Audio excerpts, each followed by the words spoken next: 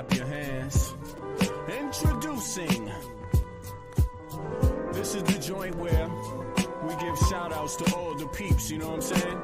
You know we couldn't do this joint without spreading some love to the ones. Yo, check it. Yeah. If I just ruled the world, I would give y'all everything.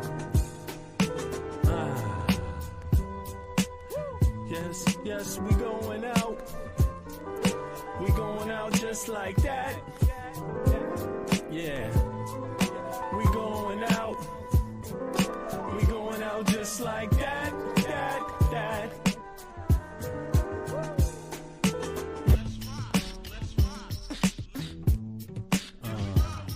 Yeah.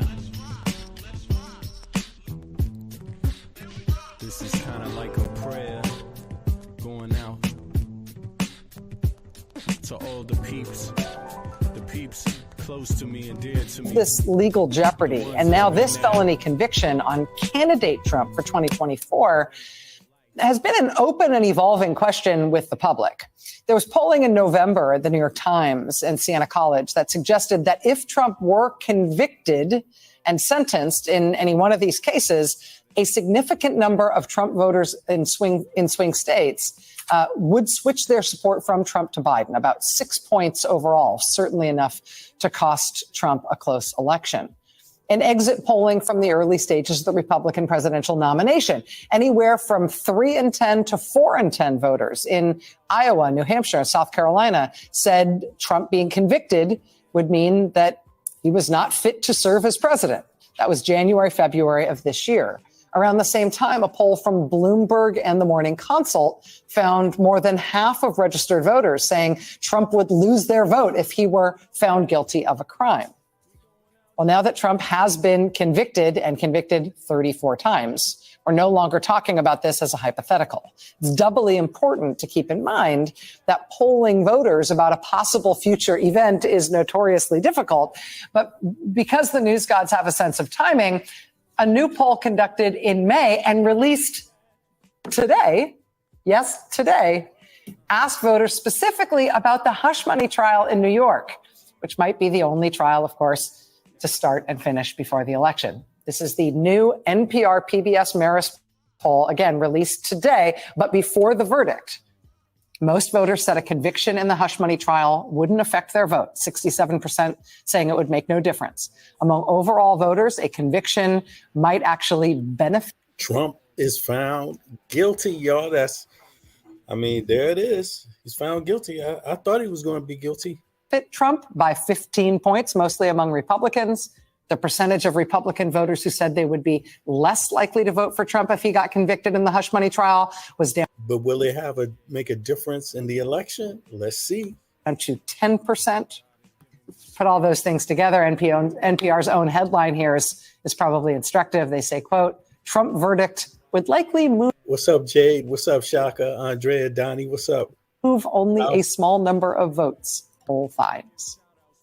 But if recent elections, of course, are any indication, a small number of votes is in a few key places. That's all you need to change the outcome. Jen, you were talking about this in terms of voters that are not necessarily persuadable voters in the traditional sense, but voters whose voting behavior might be affected by a criminal conviction. Right, and I think I want to see what the opposition is saying, because this will be called liberal media, but I think it's just CNN. You know, I don't think they so hard on Trump. I think it's Trump that's so hard on everybody. As you said, it's very hard to test a hypothetical, right? Because on one hand, some people who said, yeah, it might make me less likely, this might have happened, and they might be like, no, I still like that guy, right? So hey, Andrea, your man Trump here lost. Nah, he lost though. That's possible. The other piece of it that's very hard to measure in where's Ralph at? Polls is the emotions of it, right? And what people feel about the character. Because some of what is hard to measure is, do people look at him and think there's too much baggage? Or if he's doubling down 4 weeks from now and saying this is like a screwed up system and it's a rigged system. And got to get rid of all the judges. And we got to get rid of all the judges, and he's attacking the judge and his family. Trump wants to get rid of everything. Before it's going to be fair for him, everybody, anything in front of him has to go. then it will be fair. Only in that situation only. Are people like, this is too much, I don't want to hear him talk about this anymore? It's hard to measure that because people vote by emotions and how somebody makes you feel. Mm-hmm. So what about everybody else in the world that has felt like something wasn't fair to them, but at some point they have to say, okay, well, I can't just keep saying it's not fair again and again and again. What's this guy? And this is a billionaire guy running for president doing that. That's his game plan. But what about anybody else? If anybody else tried that game plan, would it work? Would it be allowed? Would you get somewhere? Would you get justice that way? I think that's such an important and interesting point about how he will react to it and what that will do to his campaigning ability. Right. Because it really is a problem for him, the like obsessive Jan 6 lost election grievance. I think as just as a messaging tool for persuadable voters. I think obviously it's very good for the faithful, but him doing like long riffs about Judge Merchan on the stump, I think is not that effective, honestly. Even if do y'all think this is going to make a difference at all? I mean, you know, I don't think it's going to make a difference in the voting. I think the only thing is that didn't happen is the question is what will be the case if there's another candidate that uses the same tactics in office and out of office, running for president and leaving? You know, will they be allowed to use the same platform or that Trump has put out there? You know, can they make excuses? Can they be convicted of crimes? Can you sexually assault a woman before you become president and then cover it up? I mean, where's the line going to be drawn at this point if Trump is allowed to run for office? Forget if he can even win. Look at the line that's been crossed for a person to even be able to run with that, with crossing all the stepping. You know, he's a, what do they call it? He's a habitual lines crosser. That's what he is, basically. So what's stopping the next person from being one? Even if the verdict itself doesn't move people, the degree to which he like obsesses about this publicly and consistently. Exactly. We would have already been in jail. Yes, his main campaign message, I think, is a possibility. Well, and that's where his kind of the mantra of the Trump years, which is my grievances are your grievances. Yes. I am your retribution. They could do it to me. Laura Trump today was tweeting out quotes from her father-in-law saying they came after me because I'm standing in the way of them and you, effectively. I'm paraphrasing. And that is the answer. It's a way for him to talk about his own travails and then map them onto his supporters. Well, so many of his supporters have been busted for paying hush money to porn stars to cover up their in New York. All of you standing in who New have York. done a catch and Right. He's convicted of paying hush money, basically, to a porn star, you know? And that, I mean, how much worse does it get? But it gets worse because he's also been found, guilty of tax evasion, right? Isn't that the case with Trump, with his multi-billion-dollar real estate firm? Isn't that the case? I mean, I don't know. The only thing you're missing from this equation is, can you murder somebody and then become the president? That seems to be the only question now, because Trump has crossed so many lines. And look at this. He's had all the money to do it. He goes to court, send lawyers out, with garbage defenses. I mean, I don't even think 5% of his defenses work, maybe 10% at maximum. All the rest, the 90%, were convictions, not just for him, but for his counterparts also, the people that committed crimes even before he was found to be guilty of any crime. There's a long list of people associated with Trump that were in government and weren't and just came into government with Trump that have been found guilty or just worked for his election group that have been convicted of crimes, gone to jail, prison. You see, so this is unprecedented, but let me just switch over for a second here. And because there's one other, there's not one other, it's a lot, but let's see here. There's a There's something else going on here. I want to hear some of the opposition, if there is any. Let me see here. This is an outrage that this case was brought. This is a hoax. This is a judge who's conflicted, badly conflicted. I've never seen a judge so conflicted. Remember, I'm gagged. I'm not allowed to say what I'd like to really say because you'd be very impressed, but I'm gagged. So why would I take the chance? But we do want to defend our Constitution, so at some point maybe I will take the chance. And I got to get back on the campaign trail. I'm not supposed to be here. We are so innocent. There's never been anything like it. Read every single analyst, legal analyst. I'm innocent. There's never been anything like this in the history of our country. It's a scam. It's election interference at a level that's never taken place before. And now, if you don't mind, I'm going to go into the icebox and sit for a long time. Thank you very much. Mr. Trump, will you tell Election interference that happened to only come about when Trump runs for office. It's only him that gets election interference, like the type that he's talking about.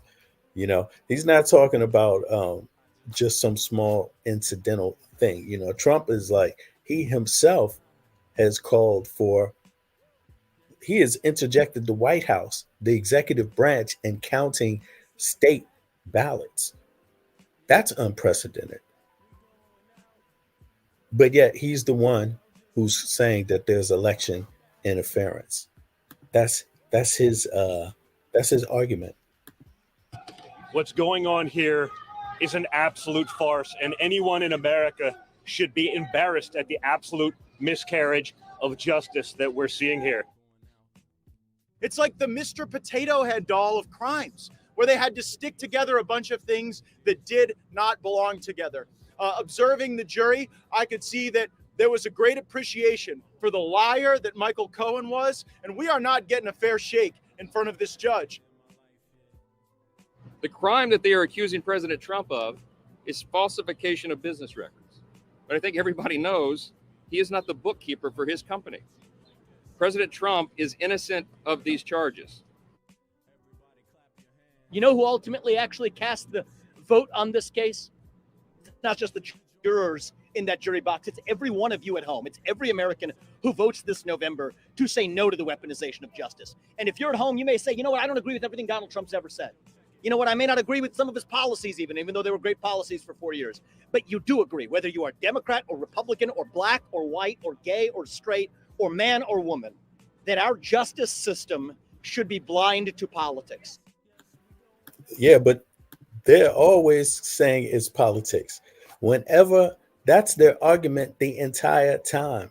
It's politics interjecting itself into governance.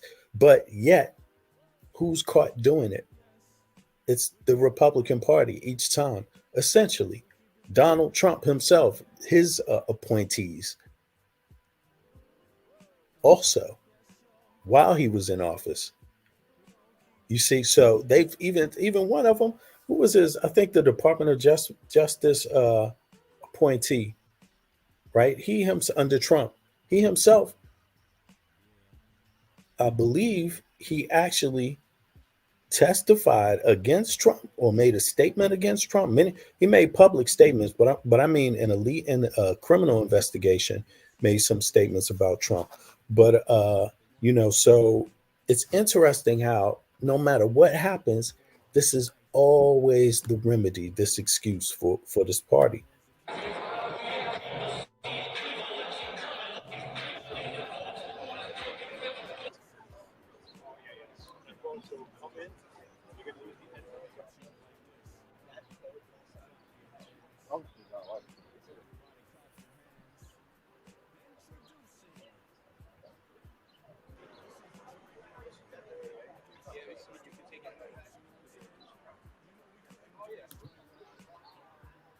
Okay, so it was a lot of people there, apparently.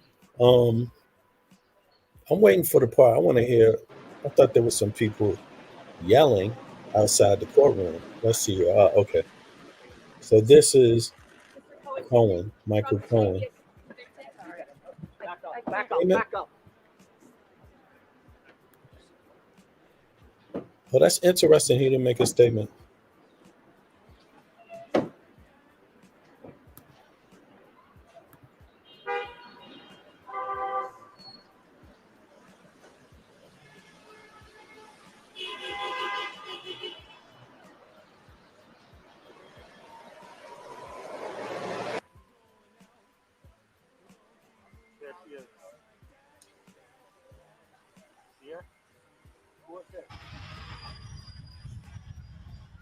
Okay, so that's Trump.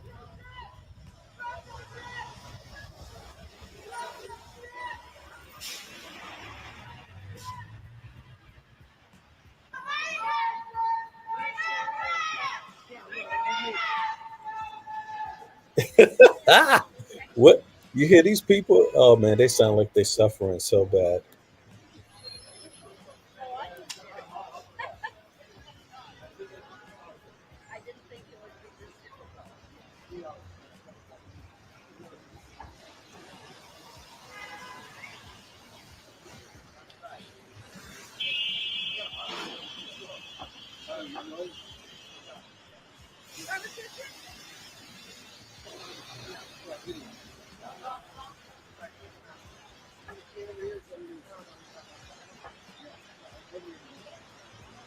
We pay for this guy's security also. You know, that's the thing about it. Everybody pays for his security. Even right now, people are paying for Trump's security.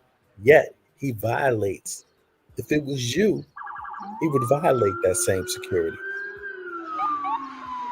He wouldn't want that security for everybody. The King Trump, coming down the street. Not the president, but King Trump. The president who would be king.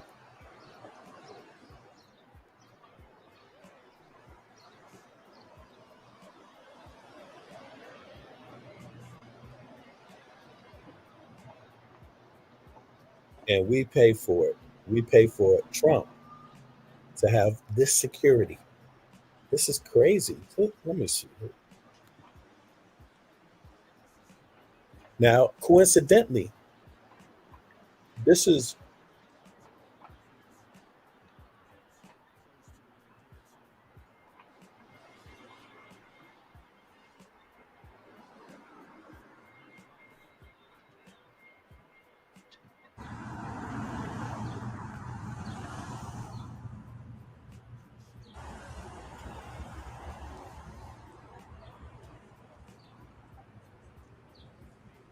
all right.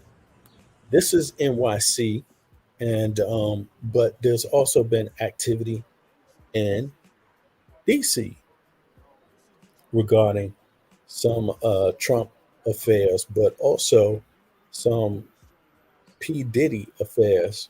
So we're gonna check over to that in a little bit. But first, I wanna check something else out here. Let's see here. Let's go back and see what the commentary was. The rest of the commentary was here. And killed to stop to suppress. Who among us doesn't have these schemes already lined up with David Pecker and Dylan Howard? Exactly. I'm here to serve for you. But that's one way where he can keep talking about it, and presumably some portion of his supporters. I'm also just really curious at a are people aware level? Yeah. Just as an empirical question, not even does it move people or not. Kan jeg ændre min bestilling? Ja, sagt. Hvor og hvornår? My sense was that a certain portion of the electorate was paying very careful, close attention to this trial. Yeah. The majority of voters were not. Mm-hmm. That there's some universe of voters who didn't know that much about it and who are going to wake up tomorrow or today to the banner headlines everywhere. This will be news that when you ask Americans a week from now, have you heard that Donald Trump was convicted of multiple felonies? They will tell you yes. They will know that. And I'm curious what that does. We don't know. Yeah, that's such an and there will be money spent regardless of how the Biden campaign spends their money on ads. Outside groups will spend. There will be a lot of money spent, I would bet, on this. The other thing that I think is kind of like interesting to watch here in terms of what Trump. Damn, so he's the first former president to be convicted of a crime, apparently, in the U.S. Trump does or what he says. I mean, he's addicted to the adulation from his core base, right? And he knows his core base loves this retribution message and loves this message of I'm the victim. So it would require him having some discipline not to seek the adulation from the core of his base in order to talk about other issues. I mean, I thought one of the most interesting things he did today, well, all sorts of things, it was quite a day for him, but was when he was returning to his apartment building, right? Yeah. And he kind of turned around and like lifted his fist to raise it to the cameras. Yeah, he did the two fists at once, which is a very bad look. It may have been like a smart move for a photograph or something, but it was like he was still seeking support or clapping from people to some degree.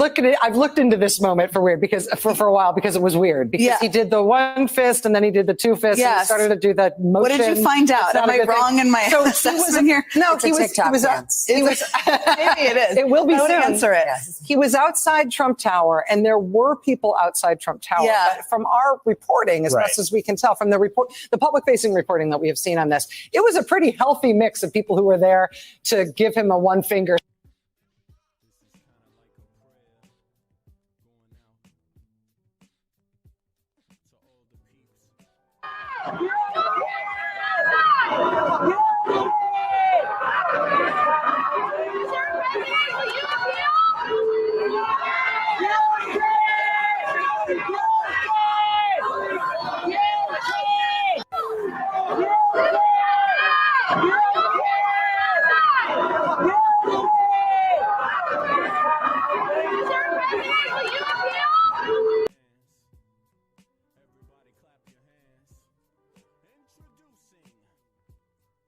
Salute, say neener, you've just been convicted, and a mix of some Trump supporters too. And so he walked up to them knowing the cameras were on him, sort of pretended like there was a big adoring crowd there, where most of the people were giving him a Bronx cheer or, as I said, a one finger salute. I heard a lot of booing, actually, a lot of booing. Sort of cheering a crowd against him, knowing that the cameras were pointing one way and not the other. Which is kind of fascinating. Yes. I mean, and that he did it, but and his crowds have not turned out to protest for him at the courthouse, except in very small numbers. That core base loves his message no matter what. Obviously, the core base is not enough to get him elected. Beyond that, he's surrounded by special interest groups who are willing to ignore convictions and everything else as long as they get their thing. Totally. Right? Whether it's Trump has a very narrow support base. It's special interest, and then it's the conspiracy. I guess they would call it the MAGA or the QAnon conspiracy groupings.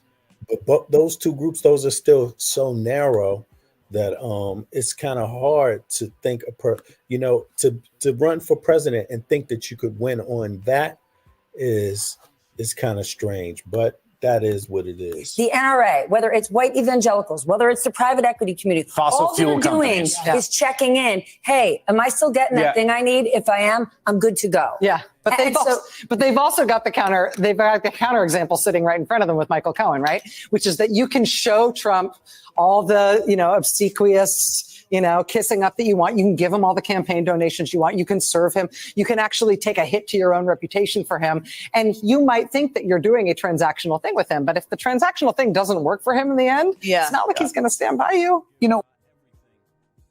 Andrea says that con man will never take responsibility for all the self-inflicted verdict he so rightfully deserves. Yeah, he rightfully deserves it, no doubt, Andrea. One other aspect of this, we talked about this on my show yesterday, the piece by Eric Levitz I thought was very smart in Vox, which is about the way the electorate is polarizing along lines of high trust, low trust, which is that people that signal lower levels of social trust towards their fellow Americans and trust in institutions are moving right and these are the people who are the least likely to vote.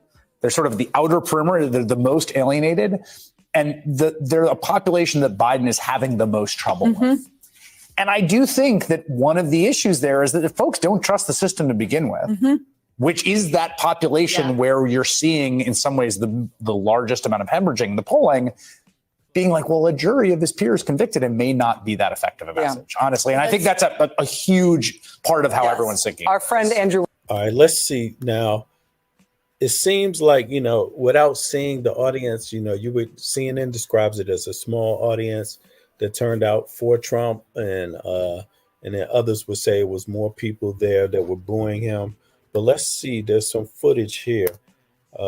Let's see what it looks like. Thank you so much for that. As you heard the retired judge say there, American history, legal history, people are going to be talking about this 100 years from now. Well, we're going to turn things over to Teresa Perillo, who's been talking to people there on the streets in Lower Manhattan. Teresa, the reaction that you've gotten from people so far?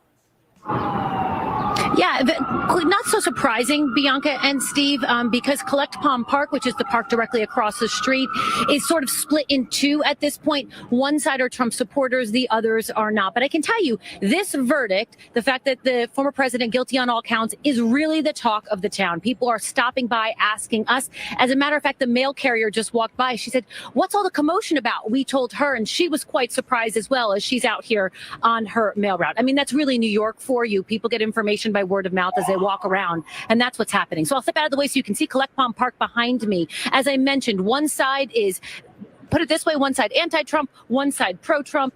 There is the side where you see lock him up and Don the felon. That would obviously be the anti-Trump side. One person told me, finally, some accountability. Another person directly behind him on the other side of the fence screaming to us, lies, lies, it's all lies. They believe this is directly tied to the former president's political ambitions, and they say it is an effort to keep him from the White House. Once again, take a listen. All I see is people there. All I see is anti-Trump supporters. So far, that's what it looked like to me. I mean, I don't see that one person saying lies, lies. It's been a long time that he's gotten away with just about anything. Finally, some accountability. That's how it feels. It's a very sad day for America. That's all I'm going to say. Why do you feel that? Because this is political prosecution, and there's absolutely nothing. Here's that person behind this case. And I hope they appeal it. I'm kind of shocked that they actually found them guilty. Why are you shocked? I mean, I have to remember, I'm watching, this is Fox News right here. So this is even a step down from CNN. People would say CNN is a little left leaning. Well, Fox is totally right leaning, and it's not even news, I don't even think anymore. Because they have some interesting footage still. People of his magnitude don't usually see the inside of a jail. And it still remains to be seen that he's actually going to see the inside of a jail. Because behind this, they actually found them guilty. Why are you shocked? Because people of his magnitude. You hear that? She said, why are you shocked? He said, because people of his magnitude rarely ever see a jail cell with. Don't usually see the inside of a jail. And it still remains to be seen that he's actually going to see the inside of a jail. So with that being said, the jury's still up, or if he's actually going to see the inside of a jail. What's interesting is across the street, there's a good mix of people who have been here every day and those who only, as they told us, came down to witness history. Now, again, for those who are saying that this is just an effort to keep the former president from. Let me see here. That was interesting. But I want to get the real audience. Let me see here. Let me see something.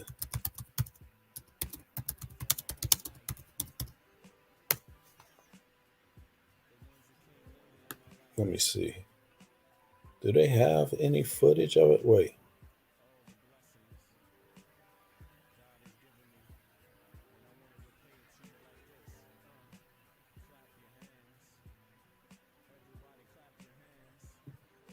Wait, let's check this out. 2 seconds. You are finally here. They're describing it from inside the courtroom. Look, okay. Let me check that one out. There we go. Boom. Gaynor, you were in the court for that dramatic reading of the verdict. What was it like? So it was dramatic, really, because around 4:15, the judge came into the courtroom. We hadn't received a note from the jury all day, really, so we thought they were going to be dismissed. The judge said as much. He said, I'm going to give them a few more minutes, and then I'm going to dismiss them, release them for the day at 4:30. Well, all of a sudden, he came back in after 4:30, and the jury had a note. Now, normally when there's a note, the buzzer goes off, it rings in the courtroom. We didn't even hear that. So that's why it was so shocking, because the judge said, we've received a note, the jury has reached a verdict, and they would like 30 more minutes to fill out the forms, if that's okay. So there was this audible gap. You know what? And that was a quick, so that's a quick return on a verdict, if I'm not mistaken. That's just what, a day to come with a verdict? 1 day, 24 hours. Isn't that it? Gasp in the courtroom because nobody was expecting it. They thought they were going to be dismissed for the day and that we'd be back tomorrow. So behind me it was a row of the public, and I heard court officers telling them, no outbursts in court, one way or the other, keep it quiet. So when the jury was brought in, the foreperson read the verdict, all 34 counts, guilty. They cut the video feed to the defense table, so we could not see the former president's reaction, because normally we can see the monitor with our binoculars. Even though we're in the main courtroom, we don't have a view of his face because he's in front of you. Yeah, right. Yeah. Exactly. So they cut the feed. We couldn't see his face in that moment. The jury, from what I could see, no expression. And all you could hear in the courtroom at that point was really loud typing. All of the journalists in there, who were nervous, by the way, because the Wi-Fi has been so spotty all day. You want to get it wrong, right? Exactly. So thankfully it worked out. We were able to update the public. When the former president walked out, he was very red-faced. He sort of awkwardly went to reach for Eric Trump, his son's hand. I don't know if he shook it or what he was trying to do, a father-son moment. And when he was walking out, he was a little bit sweaty, had a very angry expression on his face. He walked outside. We just heard him speak a few moments ago. You had that soundbite. And he said a lot of the things he's been saying this entire trial, that it was rigged. We do know sentencing will be July 11th and 10 a.m. 4 days before the Republican National Convention, which is That's right. That's right. And the defense, they're the ones who were pushing for a mid-July sentencing date. They spoke up first. And there was a moment the judge said, what's the bail status? And prosecutors said, there is no bail. There is no bail. So the former president walked out, he left, and we were immediately released from the courtroom, which, as you know, typically we're frozen in place when he's on the move. But today they let us out actually fairly quickly. Now, you've been there for 6 weeks, and you've seen this develop and really end. And a lot of people said, hey, 2 days of deliberations, maybe 10, 12 hours, that was rather quickly for a very complex case. How did you view it when it all unfolded? Well, again, it was surprising because we thought they were going home. How many hours? Let me see something. What did you say? 2 days of deliberations, maybe 10, 12 hours. That was okay. That's 10 or 12 hours. Okay, so yeah, that's 1 day. They say 2 days because it started 1 day and then it ended the next day. But that's 12 hours, they say. It's rather quickly for a very complex case. How did you view it when it all unfolded? Well, again, it was surprising because we thought they were going home, but I actually thought there would be a verdict today. You can never, ever predict what a jury is going to do. But this has been a long trial, and they deliberated yesterday all day. They had a few notes that they sent. They got readback of testimony from Michael Cohen, from David Pecker, namely about that 2015 Trump Tower meeting. That is the meeting between Trump, Cohen, and Pecker, where Pecker volunteered to be the eyes and ears of the Trump campaign. So they reheard that testimony, and they also requested a portion of readback from the judge's instructions. That jury instruction sheet is 55 pages. Right. Well, that's another reason why we're all sitting there. This is going to take a lot of time, right?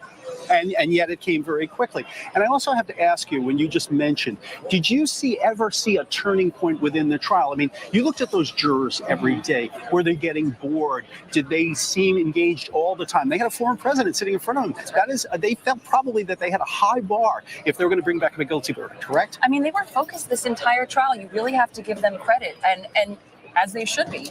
And yesterday, I noted in my live report, the judge was thanking the alternate jurors who were not yet dismissed yesterday. They had to stick around. He was saying, I know you're paying attention. I've seen you taking notes. One of you went through 3 notebooks. So they have been paying attention. And I mean, granted, it's a trial, and prosecutors called 20 witnesses. Some of them were people who work for Verizon, for AT&T, and they're custodial witnesses. They're just testifying about phone records. And, that can get a little boring in court. But, to their credit, again, they were paying attention. I mean, you have the former president as the defendant. Right. And then so Stormy Daniels walks in and it becomes a big show, right? Right. But, I didn't see, they kept their faces expressionless pretty much. So you really couldn't tell what they were thinking. And today, I do have to mention, I was thinking about it, although I could not see the former president's face in that moment, before, when he walked into the room, he was in a really good mood. Right. Again, probably because he thought we were leaving for the day. And actually, another journalist turned to me and said, why do you think he's in such a good mood? Did new phone numbers come out or something? Right. And then obviously that soured quickly. But when they said they had a verdict, he was sitting there and I saw him with his eyes closed again. And that's been his demeanor this entire trial. I don't know whether it's by design. He wants to give that nobody impression. said, We don't know. We've asked him. Was he sleeping? Was he not? Right. Other journalists have asked him and he doesn't answer that question. So he was sitting there, no expression, before the verdict was read, seemingly, again, with his eyes closed. Alice Gaynor, extraordinary. Final thoughts. You got to be back here on July 11th. July 11th? They're trying to say Trump's a coward, it sounds like. July 11th is the sentencing, right? Hold on. 10 a.m. for sentencing, that's right. Expression before the verdict was read, seemingly, again, with his eyes closed. Alice Gaynor, extraordinary.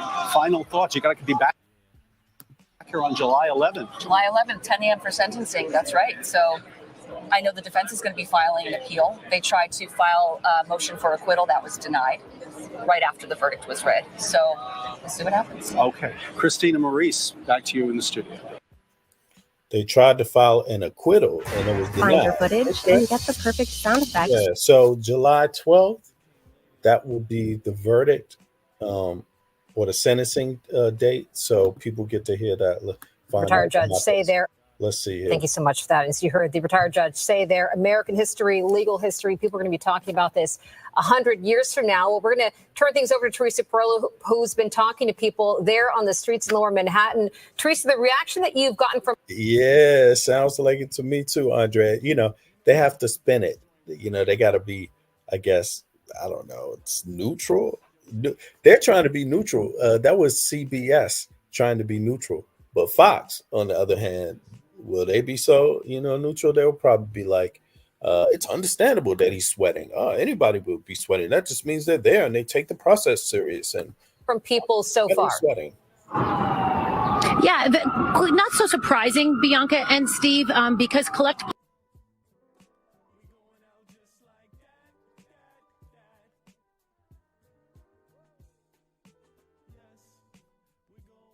Trump himself was greeted by supporters outside Trump Tower on Fifth Avenue. And that is where we find CBS 2's Dave Carlin. Dave, what is the reaction there tonight? Well, this place so busy with all of his comings and goings. Right now, he is inside. It began, of course, him going to court. Trump himself was greeted by supporters outside Trump Tower on Fifth Avenue. And that is where we find CBS 2's Dave Carlin. Dave, what is the reaction there tonight? Well, this place so busy with all of his comings and goings. Right now, he is inside. It began, of course, him going to court, then him coming back from court. Then around dinner time, he went out again and came back in. You'll see the video right now. Now, all the while, people have been here to greet him.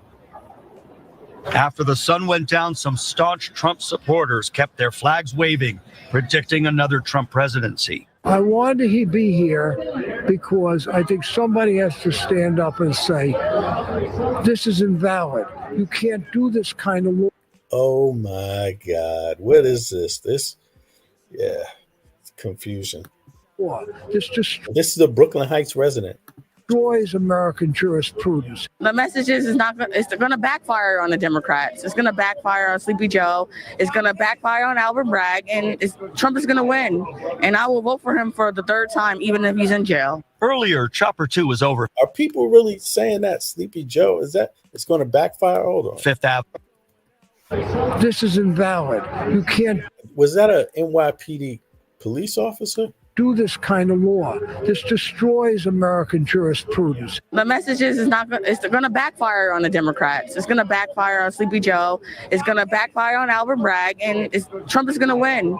And I will vote for him for the third. No, this may not be a police officer, but maybe she just has that cap on, or is it? I don't. Third time, even if he's in jail. Earlier, Chopper 2 was over Fifth Avenue and Trump Tower when the crowd was much larger, with a mix of political persuasions. Friction was minimal. That took a lot of courage for that jury to come back with that kind of a charge against him. I just think it's amazing. I think he's going to make America great again. Around 6:15 p.m., Donald Trump entered with a wave to the crowd. He did not stay long and was on the move again, only to return at 9:25. He was also the talk of nearby Times Square. It shouldn't matter who you are or what you do. If you do the crime, you deserve what's coming to you. It's insane. That's never happened before in history. So this is Except if you Trump. something that we're living, and I don't even know how this is going to turn out. I'm shocked. There is a Trump news. If you do the crime, you deserve what's coming to you. It's insane. That's never happened before in history. So this is something that we're living, and I don't even know how this is going to turn out. I'm shocked. There is a Trump news conference Friday morning. Yeah, she raises a good point, though. There seems to be one thing here. People still don't seem to know how it's going to turn out. There's doubt about, even though if he's convicted and the appeal doesn't go through, that he won't see a jail cell anyway. There's people that have been saying that. But I've heard the opposite, that no, they have a way to put you in jail. Even with security, they have a way to do it at a prison. They can do something about that. In other words, they haven't had to do it before, but they can put you in prison, and secure you from other prisoners. There may have to be some kind of special arrangement made or different arrangement, but that depends on where he is. But let's, let's let's follow up on that. If this is a state facility he would have to go to, isn't that a state conviction? That's not a federal conviction. So I'm not too sure what that means, but in other words, these are some of the doubts that are coming out from people. But then there's also just general doubts about, like, if he is convicted, does it stop him from running from being the president? Yo, Jade, you there? What's up, brother? How you doing, Jade? Well, go on. Oh, sorry, one sec. Let me turn my TV off. Sorry. Oh, I can't even hear it anyway. Your audio is good. What's up, bro? Yeah, respect, bro. Yeah, man. I'm just here showing my support, man. How you getting on? Good, man. I've been getting on good. Just, taking care of a few things, just work and stuff like that. It's been busy on the home front, so yeah. But everything's going good, though. Everything's all right, I'm going to turn my camera because I'm still in bed. But shout out to everybody. I just wanted to show my face. I'm still here. It's not an AI. It's not AI. I haven't. Exactly. I know I'm using AI so much. I'm in the process of creating an AI of myself. So in the future, but I'll let you know. I'll let you know when I'm using it. Yeah. Okay. Yeah, that's true. But Jade, what do you think, man? Why? I tell you. Go ahead. I haven't had much sleep because I was doing my lives, but I was also just felt I was working on some videos as well. But obviously this case came up, the verdict, and so that kind of gave me some more adrenaline as well. It's just yeah. Go on. Okay. Yeah. So Oh no. Well, I was going to say. Go ahead. Keep going. No. Go on, V. Oh well, I was just going to say. Look, E-Love here says Secret Service would have to be in jail with him. He's not going to jail. In other words, the Secret Service would have to be in jail with him. So that means he's not going to jail. What do you think about that? Not necessarily. I agree. I don't think he'll be going into prison. But look, but hold on, for hold on. those, But according to this comment, I mean, if the Secret Service have to be with him at home, no, then why can't they be with him at jail? Because that will be his new home. no, yeah, that's what I was gonna jump on because as far as I know, obviously, for an example, if Donald Trump goes into prison, He will have federal protection ultimately because the Secret Service will have to be with him. So the question would be, is he going to state jail or a federal jail? That's the only difference. But if he's going to state jail and the Secret Service have to be with him anyway, then how is that not doable? no, that ain't gonna happen because it's never Okay, go happened ahead. before. Okay. What I know about prison, he would be protected, obviously. He'd be protected in, say, he might even get his own cell and he'll be getting better treatment. But we all know, depending where you are in the world, but the same rules apply. The more money you got, the more money you got, you're all right in prison. If you got money, you know, no one's going to be troubling Trump. I mean, if Trump goes into a prison, he could just run the whole prison. Potentially. He's that kind, you know, because he could have his support and also the financial support, and it's Donald Trump.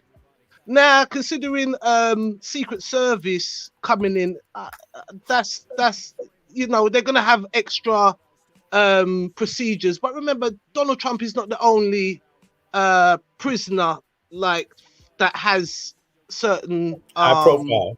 He's not the only high I mean, profile. he's nothing. I mean, you've got prisoners that, I mean, do you remember the Silence of the Lambs? Yeah. So there you go. So whether or not that's a sci-fi or it's a fictional or non-fictional, there is people that cannot be in the prison population. So I think that's it's a good, it's not a bad thing what you're saying, but I don't think the Secret Service would be. I've never seen them doing something like that. But look, the Secret Service could have. I'm laughing. Look at this. Yeah, I mean, everybody's thought of this question before. Go ahead, though. Go ahead. Yeah, because you see, the Secret Service, for an example, what kind of angle they would have. Maybe they will put one of their servicemen inside the prison as a prisoner to gain his respect and to get information. To get information. They work off information. After the information, then they apply whichever tactic is needed to either basically to, what's the word that they use, VB, the nice word, what the when the Secret Service they eliminate you. Well, not eliminate, it's another word for it basically, but I can't remember it at the moment. But that kind of situation could well happen, and it does happen. You've also got your prison informers, so and that is a part of the Secret Service. They go and pressure their family. Yo, these charges that Trump got, these are not light charges, bro. These are not light. These are felony. 34 felony charges, bro. Up to 5,000 fine and 4-year in prison. Yeah, but he won't be exactly on death row wing, will he? He won't be eating dinner with the murderers, will he? You know, he's yes, it is a very serious crime. It is a very serious crime. July 11th. How many days is that, man? That's 2 weeks. Yeah. Or no, just that's a month. A week and a half. That's this is July 11th. That's in a month, in a week, basically. Week and a bit. Yeah. A week and exactly. Week and a half. Yeah, it says a week and a half. Oh, you mean after? What do you mean? Well, 7 days, and then 7. Yeah, it's exactly half. Not quite half. 7 days and change. A few other days after. But look at this. It says, oh, hold on. The sentencing, where sentencing often takes place anywhere from 3 to 8 weeks after the conviction, right? Okay, so it's within that because that's in Manhattan. And then look, a minimum sentence for falsifying business records in the first degree is 0. So Trump could receive probation or conditional discharge, a sentence of no jail or up to 4 years for each offense. Trump would likely be ordered to serve the prison time concurrently for each count, so up to 4 years total. The judge could sentence him to anything between 0 and the max. So he could sentence him for a period of months in jail. He could sentence him for a period of weeks in jail. He could sentence him for to a sentence where he is required, for example, to go to jail every weekend for a period of time and then serve the rest of his sentence on a probation. Yeah. And then, okay, go ahead. Go ahead. Sorry, VB. Yeah, I would have. He's correctly said that, and obviously they would like to give out a warning. They want to make an example of this situation, this serious situation, but saying that, we've seen world leaders evade prosecution on even, Tony Blair is a war criminal. He's still walking around. Boris Johnson, he's responsible for many people passed away during the epidemic. He's still around. You have many different. You even had the guy in Italy, that Italian guy. I don't know if he went to prison, but corruption in politics is And not. look at Putin. Putin's still around too. Well, he's my guy, but you can't get you well. Yeah, he's my brethren. How many years he been president? Yeah, my brethren, man. Look, I just want peace, baby. You know what I mean? I don't poke the bear. You know what I mean? But so jail. It might also, as I said, remember, he could also backfire. He might be. They might not have that kind of.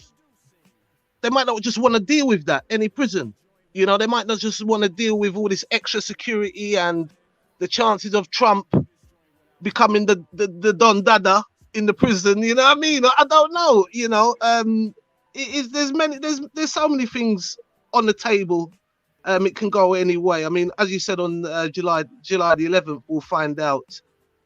My predictions are, and they're not very good at all. I'm not a great gambler, but I don't think he will be spending any time in prison, but maybe like a probation at home, and something like that. I'm more looking at how the situation with the presidency is going to go. I'm not really worried about the prison. He can't run for office if he's in prison, can he? He still could, couldn't he? He still could potentially. No, that's correct. You're right. No, you're right.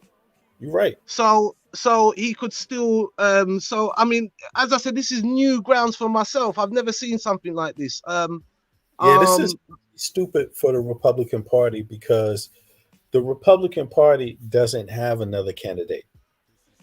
And the reason why they don't is because all the real candidates they made bow down to Donald Trump, and that destroyed them. So even their own constituency doesn't. They've moved to somebody else now because of that. So the Republicans, they haven't nurtured anybody that can run to even say they can be a president. You know what I'm saying? Great point there. Yeah. It's terrible. So they basically fumbled the election by letting their candidate be corrupt. Sorry to throw you a swerve ball, VB, but you could say the same thing for the other side. Andrea said he can run for office from prison. Oh, really? Right. So I could throw you a swerve ball there, VB. I'm sure that you're gonna knock it for a home run anyway. But just another angle, because there is gonna, I always try to think of, like, on the other side, on both sides, but to each spectrum. So I'm going for a spectrum on the Democrat side. Now, the Democrats, some people could say, well, they ain't got no one. apart from Joe Biden, or who are they going to put in? Same thing's happening in this country here. We have Richie Sunak, he never got voted in, and Boris Johnson got booted out, and now you've got basically people that were not even in line to become like a prime minister are in those positions. You've got Keir Starmer is the same thing. So that same situation, what you said applied to the Republicans, I think that applies to most governments across the globe. We're in a you think political instability. You think the Democratic Party, you think they don't have candidates that can run for president? I think. No, you tell me. I think don't they know. have a candidate. They don't have a candidate that can run against Biden, and that's just internal stuff. But well, if VB, Biden wasn't there, they got plenty of people. Okay, Go but ahead. for an example, you imagine. Now, I'm not disrespecting Biden or anything, but his age and stuff like that. That is the key. Yeah, but to you Biden. know, in party. But Hold you know, on, in VB. Let me party just. politics. Okay, go ahead. Yeah, but one sec. Yeah, because I'm just gonna say something because what happened is right. Mm-hmm. If someone else was good enough to take his job, they would have put him forward, because Biden is not the Republican Party. He's just a politician. Hold on, you mean the Democrats? If they had somebody better than Biden? Yeah, you're saying No. that they have people. You know why they no, but wouldn't? You know why they wouldn't? It's because Biden because they haven't got is anyone. already.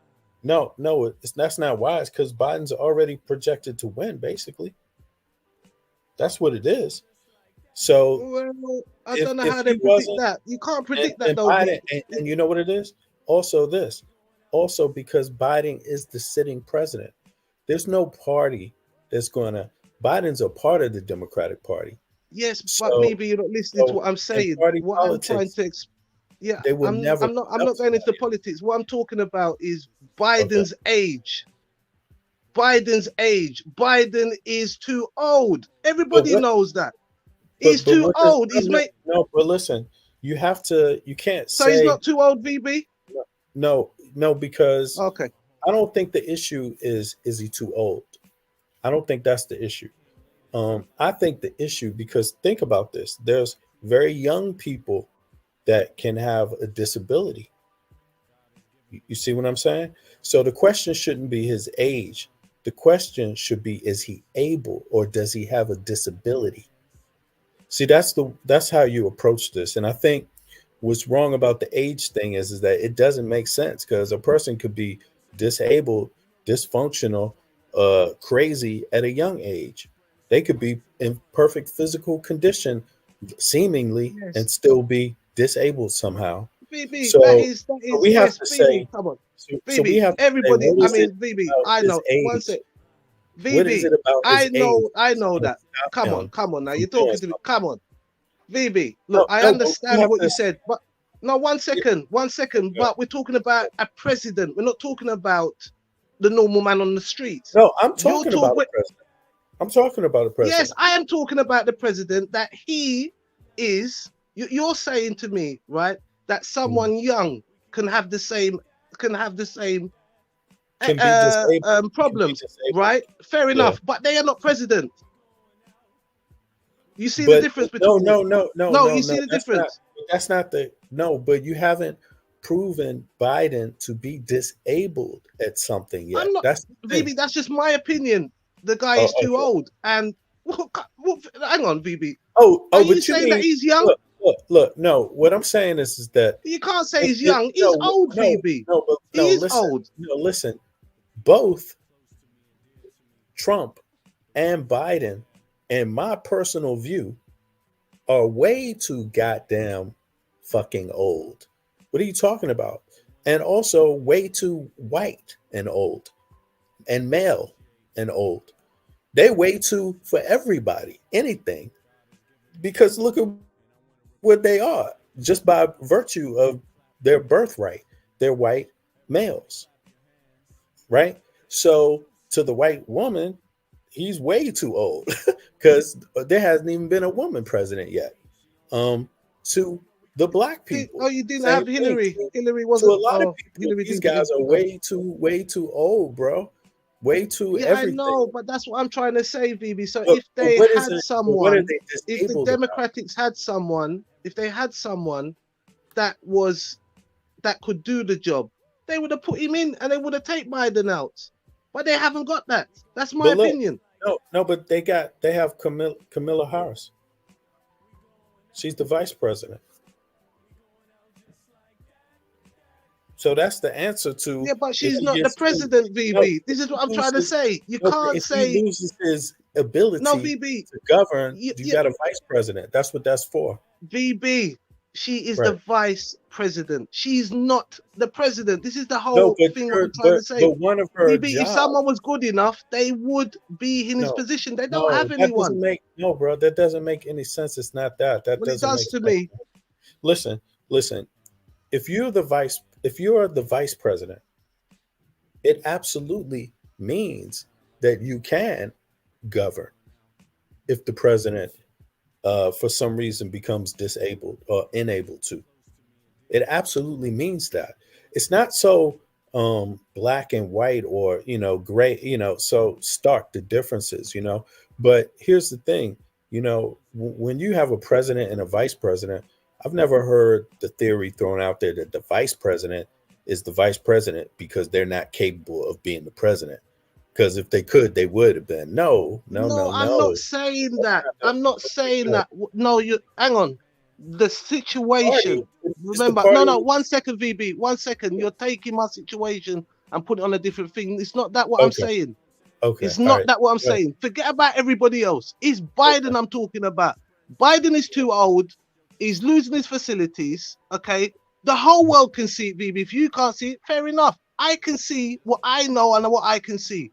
That man is too old to be the president, and listen, President Biden is. Hang on, you're cutting me again, VB. Okay, You're cutting me.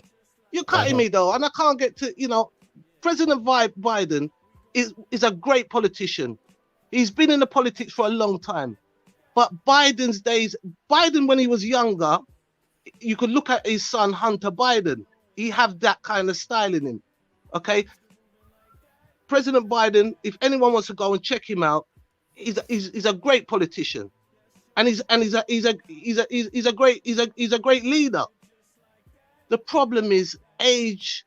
In this world, what we're looking at, this is United States of America, and with what is going on now, bro, you're not. Cut me again. I'm All sorry. right. I know I cut you off, but I have to, man, because you're missing a few things that are there. They're in order. Check this out. There's a procedure for this situation. At any time when there's any president where there's people around them that conclude that this person is not able to govern, that's what happens, bro. Right. Let me tell you why they don't apply that now. It's very easy to work out. They don't have no one, VB. You're correct. You make. That's exactly what I'm saying. They ain't got no one. No. They don't. They don't trust Camilla. If they did, she would be president. No, they don't trust her for that.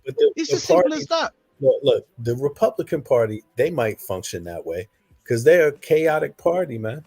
That's how they do. Look, they break ranks all the time. Trump is a rank breaker. He's not a traditional Republican.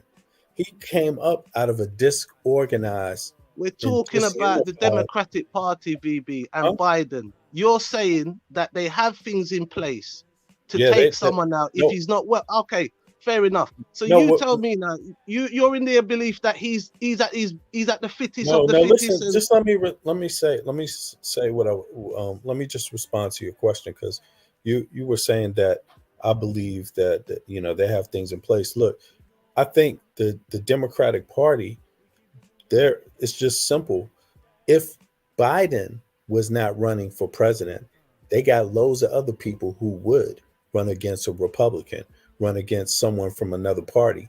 That doesn't mean they will run against their own sitting president. That's what I mean by party politics. So the Democrats, they're not going to do that. You see, but the Republican Party, they're a little different party, because look at how many times they've been breaking rank already. When you're in a party, When is it heard of that you run against the sitting president? You know, they already had their primary. They didn't produce anybody, but that doesn't mean that if Biden wasn't there, somebody else couldn't beat Trump or couldn't beat another opponent. That's what I'm saying. Well, okay then. So you show me who they have, please. Can you show me that now? Who it is? So Oh, they got. Oh yeah, who they got?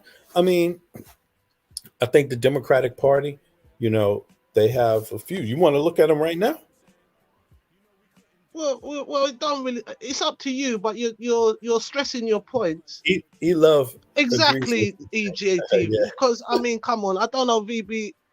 I don't. I mean, the whole world can see. The whole world. You're going against. I mean, the whole world can see Biden is too old, and they're worried. They're very worried. What's going on? They're very, and I tell you what's quite worrying as well is this relationship between him and Trump. It's becoming about him and Trump. And it's not about the people of America. Now, for me, I'm all the way over across the waters. But look, you think it's becoming about him?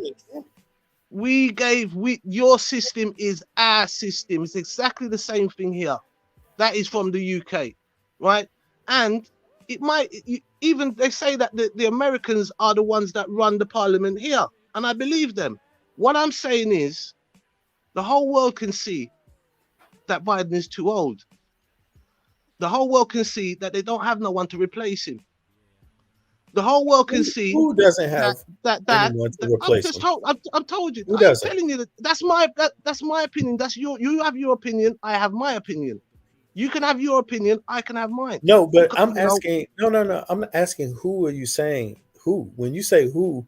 When you say everyone knows they don't have anyone to replace him. The world knows, VB. The world. Are you saying the Republicans can't beat him? No, VB. Okay. As I said, I'm all the way in the UK. I don't know what's going on in America. Okay, on the road. I'm just asking you, who is it? Are you saying the Republicans can't beat him, or the Democrats? I just said to you, you're not listening. I said the world said it. You're not listening to me. I just said it about 3-4 times. The world can see. Yes, VB. Yes, the world. The world. Jay, the world is looking at it. The world can see Biden is too old. I heard you say that. What I'm asking you is a question. I'm asking you a different question. Sorry. You didn't. You got to hear me, man. I'm asking you, who doesn't have someone that can replace him or beat him? Is it that?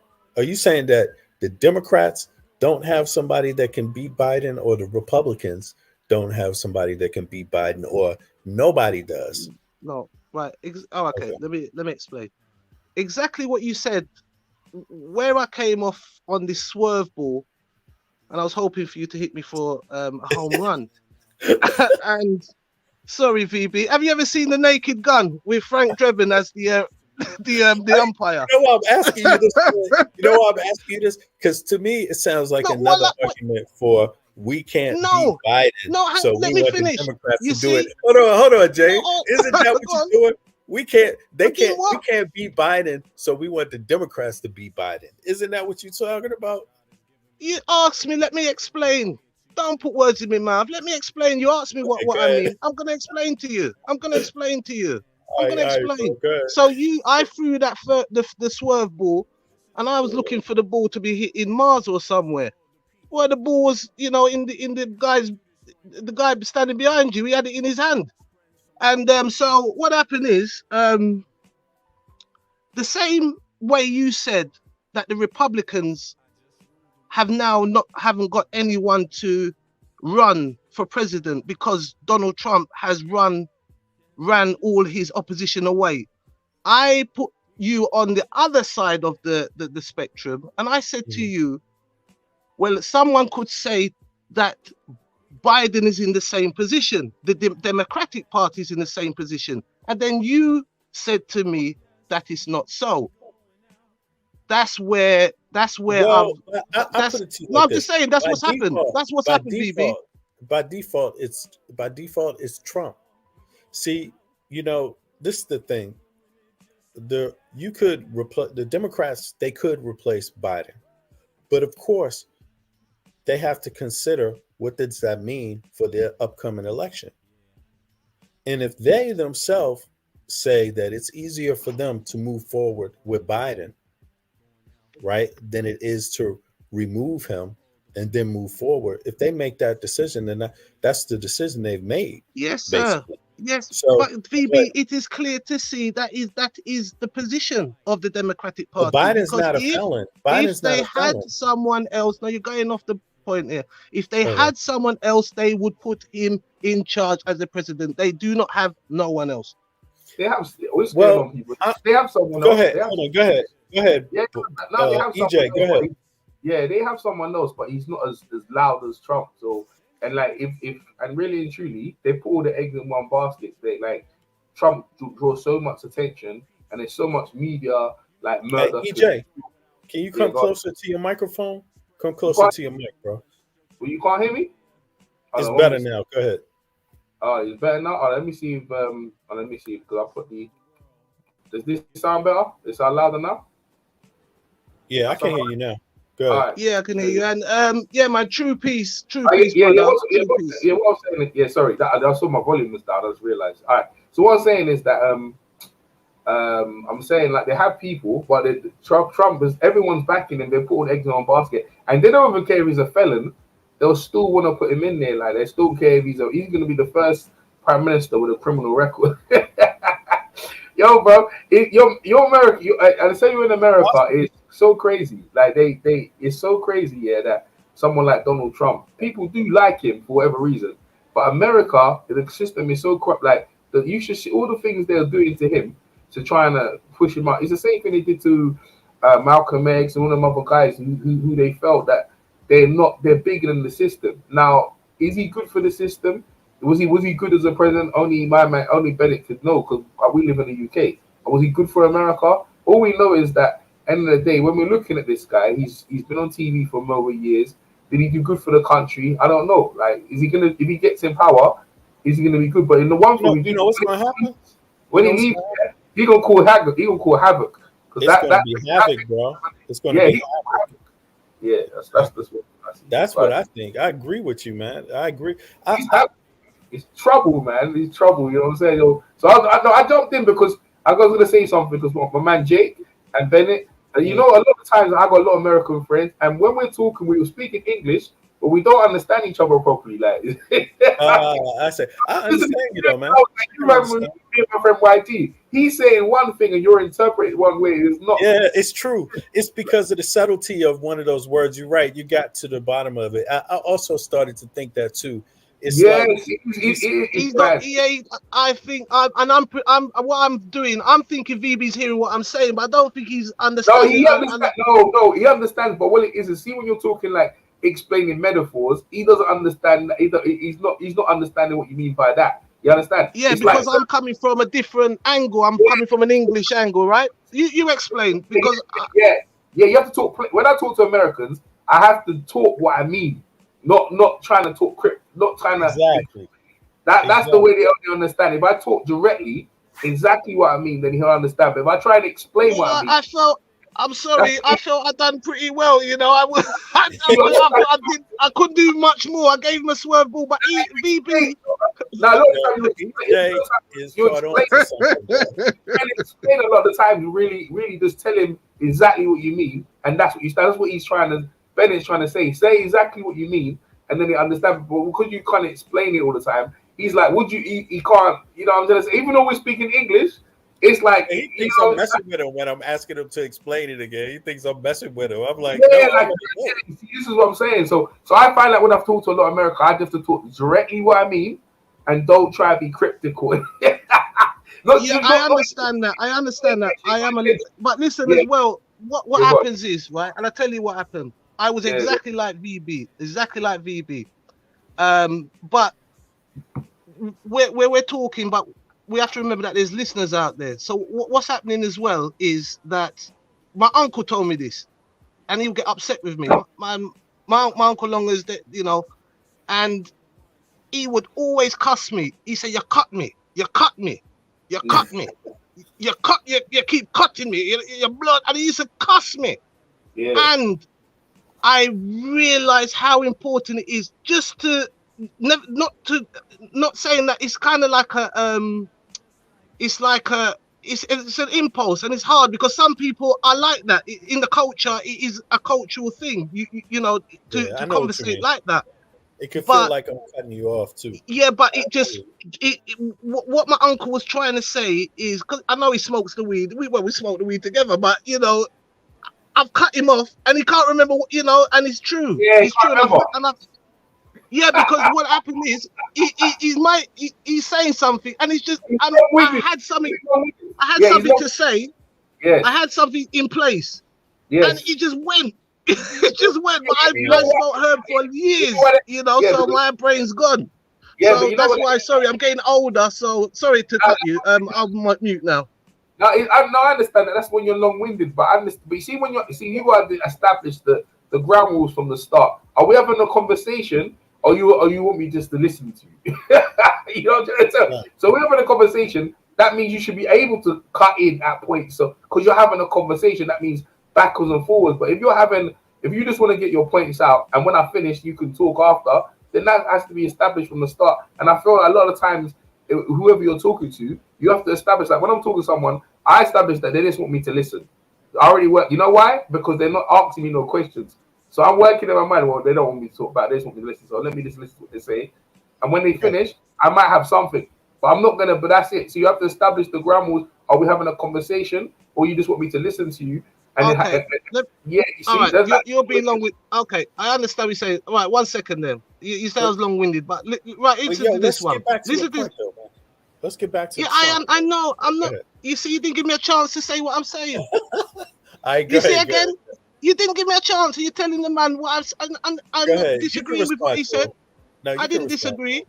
No, but you see, again, you cut me and I had a thing. Now listen to this. Now, I spent 7 years in Jamaica as an English kid. I went to Jamaica when my mum and dad told me to go. Well, I was going to Jamaica. I remember going in the shower, and I thought I was going to die. I was a young kid, grew up in the UK. My mum and dad took me from this country, said I was giving trouble, and they took me to the heart of Jamaica, not into Kingston, but into the rural area. I was so frightened. As soon as I got off the plane, I was at home. And shout out to everyone that I lived with. These people, believe you me, that they built me. They built this person that you're speaking to today. So I've not just lived in one country, and I've traveled quite a few countries in the world. But one thing I did in Jamaica, and I had to do, was listen. I couldn't even talk. Believe you me, when you have certain elders around and they're talking, no one's talking. They listen. They might nod their head and are true, you know. So for you to say that, that's kind of, I think that is kind of a way that we've adopted, and it's not the right way. And I think that is why a lot of the times people can get into argument, because you must listen to what the man is saying. Let the man speak, and then you speak after. Or you know, I mean, I understand that you can interject, but that kind of interjecting, to be honest, that is kind of like the way, I'm not sure how it is in Africa. I've never been to Africa, so I'm not sure how the conversation is, but I think that kind of remained kind of like a African trait that the Jamaicans used as a discipline. And that kind of thing is kind of a learned behavior that we've encountered, like many of our other ways. And all I'm saying is, I think in that way that my Uncle Long has said, yes, people might say he's a bit of a dictator and he just wants to talk. But I could see the importance in it, because I could hear what the person is saying. All right, well, I hear you, bro. Now, look, is it okay? Because let's get back to this one. This shit about Trump, though, for real. Like, because this is the central point here. This is what we want to discuss. Trump, is he going to be able to do this? And you were saying before, Jay, you were saying that the Democrats, they don't have enough people, right? That could take over if Biden doesn't run against Trump, there's nobody else. To some degree, because of the circumstance, Biden is the sitting president. So, you would have to get a Democrat that would want to go against Biden as the sitting president. You'd have to find a Democrat that would do that. And in my thinking, in the Democratic Party, that's not likely to happen. Even if you had someone that felt like they could run or would like to run, they would not necessarily run against the sitting president, right? If he's a Democrat. But I totally agree. But problem. I think that's more their problem than anything else. But go ahead. Go ahead. Yeah. So what I was just all I was doing. You raised it actually. I didn't say that initially. You said that the Republican Party have Donald Trump has chased away all the opposition. So I put to you that someone could say they haven't got anyone to replace Biden. That's why Biden's in charge now. Yeah, but Biden's not going to jail. He's not going to jail. I'm going to finish up. What I was going to say, right? And what it was is that the Democrat Party and the Republican Party is bigger than Biden and Trump, and it's starting to become a thing of Trump and Biden. I think, in the best interest of the people, whoever's going to coming up needs to think about the people. Exactly like in this country, they do this kind of like now we've got this thing playing out with Richie Sunak and Keir Starmer. It is not about them, and they are just politicians. Yes, they may be a prime minister, but there is a party. There are nobody bigger than the party. And Donald Trump has learned a lesson that we must be aware, right? Don't think you can go against these people like that. There's people that are running the show behind the scenes. That man that you see in front of us as a prime minister and stuff, Explain that. What is Trump saying now? Hold on. I might have missed what you said, but it sounds to me like you were saying Trump represents like the idea that let's get who's behind the curtain. That there's somebody. No. What I said let me explain. Okay, go ahead. There's a lesson to be learned from what's happened to Donald Trump.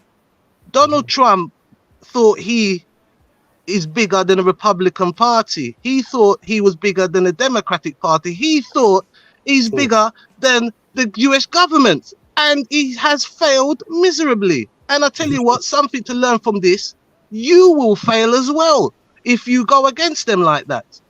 You must be ready when you're going, and it's an impossible thing, to be honest. You're going against the establishment. Right. The way I look at it, but that's the lesson to be learned. So what have I said that's wrong?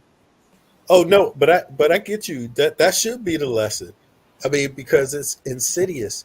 You can't go against the establishment the way he's doing it.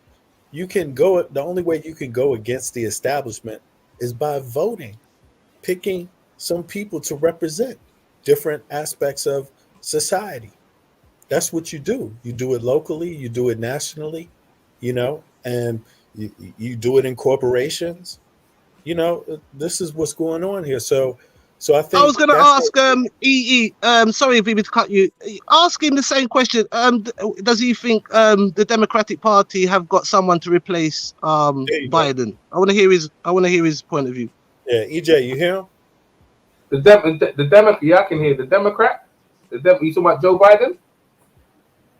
Yeah, that's what we was talking about. And when you came in, you started talking about Trump. Could you talk about Biden, please? The position of Biden's position. Well, Biden's trying to fight for another position, but I'll tell you what, if he goes head to head with Trump is going to roast him. Like everything you just said about what Trump thinks about himself, that hasn't changed. Like, I mean, was it November the 6th or whatever day when they rushed the I mean, that has never happened before. The man's got his own gang, bro. The man's got his own gang, his own crew, and he's proven that when he's in power, his power is maximum, and all power corrupts, and that's what they're frightened of. The establishment is frightened of letting someone like that control the country. They can't have it, bro. Like the guy is lethal, bro. He's lethal because you know why? They can't control him. They can't tell him what he that because all the people who you got a lot of presidents and you got a lot of people around them. They influence you. What Trump does, he doesn't. If you don't do what he said, he fires you. So now they realize they can't control him. So because they can't control him, all these charges and trumped up charge. I mean that's what it's called, trumped up charges, criminal record. They're trying to get the people against him. But the more they do is the more people on it. Now you're asking me who's the next person if it's not Joe Biden, Kamala Harris. But if they're not, you see what what you're dealing with. They're all puppets though. They all talking in the same language, or what he did is wrong, and they all talking that politician language. So really and truly, Biden's the only one who's off the cuff. He's old enough, but if you put him in a head-to-head with Trump, Biden's gonna get roasted. This is what it is. I mean, Biden's a better president. He's a better president, but in my opinion, you don't listen. Look how he dealt with the man. Killed off the whole Republican Party by himself. Went toe to toe with Obama. The man. Yeah. Listen, he's got a mouth. He's got a mouth like a black guy. So anyway, if you're the thing is that it doesn't work, man. It doesn't work because to your question. 1 minute. To your question, initially. And it'll be Kamala Harris, but she ain't got no chance. No chance at all, like Vince McMahon said. No chance at all. That's it. Go ahead, Ben. Go ahead. Right, but look, in terms of the U.S. politics, right? When they say that what's different about European politics and American politics is that American politics, they've never had a woman, right? So a lot of people, if you say Kamala Harris doesn't have a chance, a lot of people are going to interpret that as being she doesn't have a chance because she's a woman, right? And then they're going to say and because she's black, right? And so the Democratic Party, they're going to mobilize people around that concept. They're going to say vote for this lady to break the establishment, to change the establishment. If you want to change the establishment, start by looking in the mirror and make a change yourself and vote for a woman instead. Vote for a black woman or a brown woman because you never had that and you got problems with that type of stuff. You see? And that would be their antidote. They wouldn't fight against that concept. They would roll with it.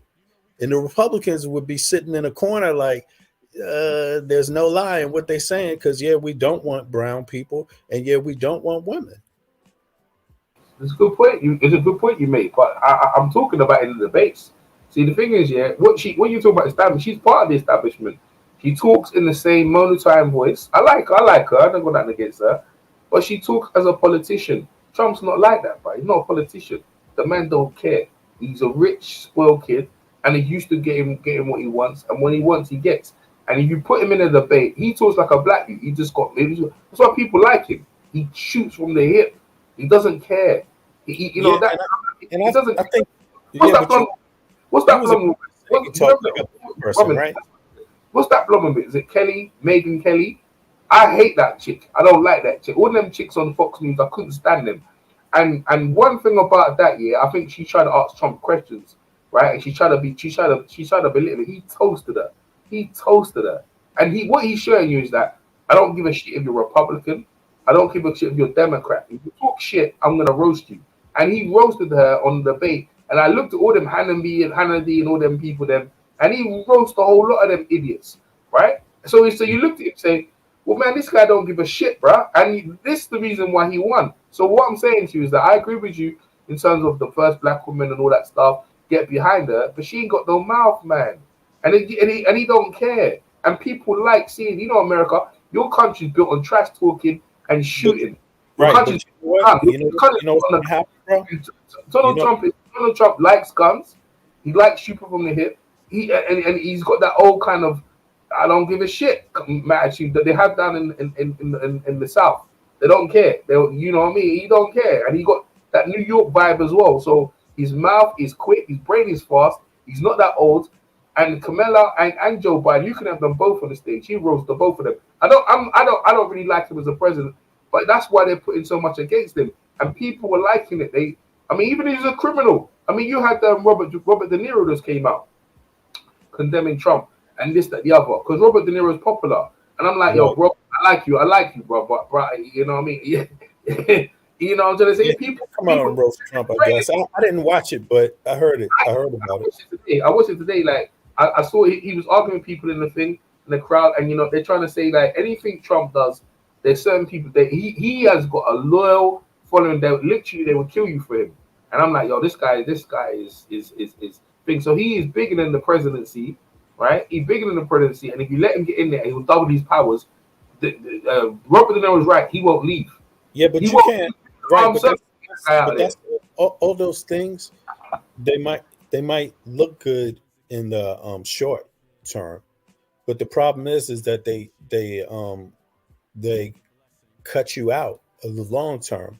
They eliminate you from the long game, you know, because criminality shouldn't be a plus, shouldn't be seen as a plus, you know, in terms of winning an election, a presidential election, or even governing. Being a criminal, you shouldn't be considered a good governing president because you're willing to do criminal activities to govern, you know. And Donald Trump, you know, he's proven that he's willing to do things that are considered criminal in order to get in a position to govern and in governing both. So he's kind of eliminated himself from the possibilities. Now, a lot of Americans, they do like Donald Trump. There's a lot that do like him. Like you said, they have he has a loyal following, you know, to some degree. His core following is very loyal. But I think it's going to come down to reasoning. And I think in this one, way more Americans, they're going to be able to reason their way through it this time around, because they've had time after time after time to kind of hear his arguments, you know, and you know, to kind of see them for what they are. And he is literally saying, hey, elect me president because I will do anything, including something criminal, to get something done. You know, he's literally saying that. That's his speech. So, you know, that's his campaign speech. And that is the most insane campaign speech you could have, because people would have, maybe would have to be insane to accept it. You know, it's like, it just don't work that way. But we're going to see. But look, let's make it more reasonable, though, because none of us know if he will be president. And I think it's possible. Right now, he's running. He hasn't been excluded yet. So right now he can be president, right? Well, you made a point, right? You made a point about he's a criminal, but you see, we've been growing up, and this is this westernized thinking of good and bad. But what they didn't tell us, there's good with bad and there's bad with good, and Trump is bad with good. People like his shtick. They like the bullshit, and a lot of Americans see you talk rationally, and this is a rational conversation. A lot of Americans I encounter, some of them very immature and they're very childish, and they like that shit. That's the first, you know, a whole new generation has grown up and they don't give a F, man. They see Trump and they say, yeah, I like that old dude, bro. I'm gonna vote for him so he can just mash up the country. You understand that? There's a lot of people like that who just loads of people who never vote before, and they will vote for him because they want to see the guy destroy the country, destroy the values of so-called America, and all the things you're talking about. It's all the stuff that we've been taught to be well spoken, to be respectful. And I see my man Andre, two old farts who wants to see it again. Yeah, it's beyond my comprehension. I understand that, but people do want to see the old war horses go again. You know what I mean? People want to see how Trump's going to get out of this situation. The man's like a wanted felony, like in the old Wild West. Wanted, criminal record. He's got all kinds of things, and even still, the man still can vote. They got a criminal record on him. He's gonna go against it. He's still trying to run. But this guy is stubborn, bro. Most people would have backed off when they got a criminal, when he got indicted. This guy ain't even backing off. Objection. May I interject? Objection. Overruled. The mentality of Donald Trump, is showing you of someone who gets what he wants. When you're super rich and you've had it from a kid, this is what you have here. He's born in America. Right. This is the thing. White guy used to get it, and the rules don't apply to the rules you're putting on him. Don't apply well, the rules apply to everyone else, does not apply to him. He got his own security team. He got buildings. He's got locations. He's got money, and he's got more wealth and more money, more resources around the world. He's good friends with Russia. You know when he gets in there, because that's enough reason why they don't want him in there. He's straight gonna get in there with Putin and lock that thing down. That whole barrier they got with Putin, stopping the oligarchs, that's gonna be done. You know what I'm trying to say? There's no way you can let this guy get in power. I'll finish. Go ahead. Yeah, go ahead, bro. I agree with some of what you said, a lot of what you said. But Jay, you wanted to interject, right? Yes, sir. Yes. And thank you. And look, I totally agree with you and VB. What I'm going to say, and it's going to be quite short, and with concerns to Donald Trump, it is a truly remarkable thing we have witnessed in history for a man that, as a businessman, we're very used to Donald Trump being on the TV and watching him on the TV. So for myself, living in the UK and lived in Jamaica, to see something like that happen is truly remarkable. And I agree with what the gentleman said and what BB said. Now concerning Kamala Harris, with what VB said. Now, so I'm going to say it's going to be very controversial now, right? Now, for example, I can talk about, say, the UK, and I think Richie Sunak is going to face that problem. We're living in a white country. We're living in a white world. Now, considering anyone for the presidency, we must not look at race or gender. What we must look at is the actual person that they are representing the people well. And I'm going to have to drop the mic there.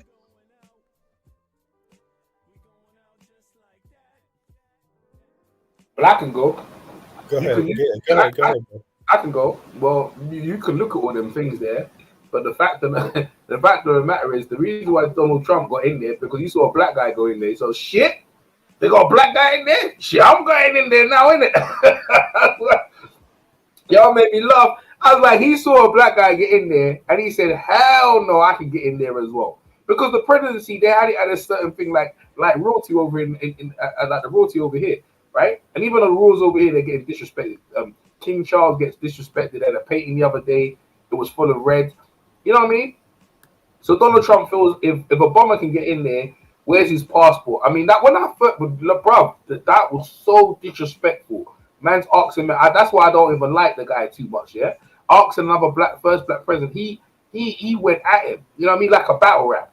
So where's his passport? And the President Obama was trying to be so clean and respectful. It made us hate Trump. You know what I'm saying? It made us hate Trump. May I interject? Nah, no, in a second. Okay.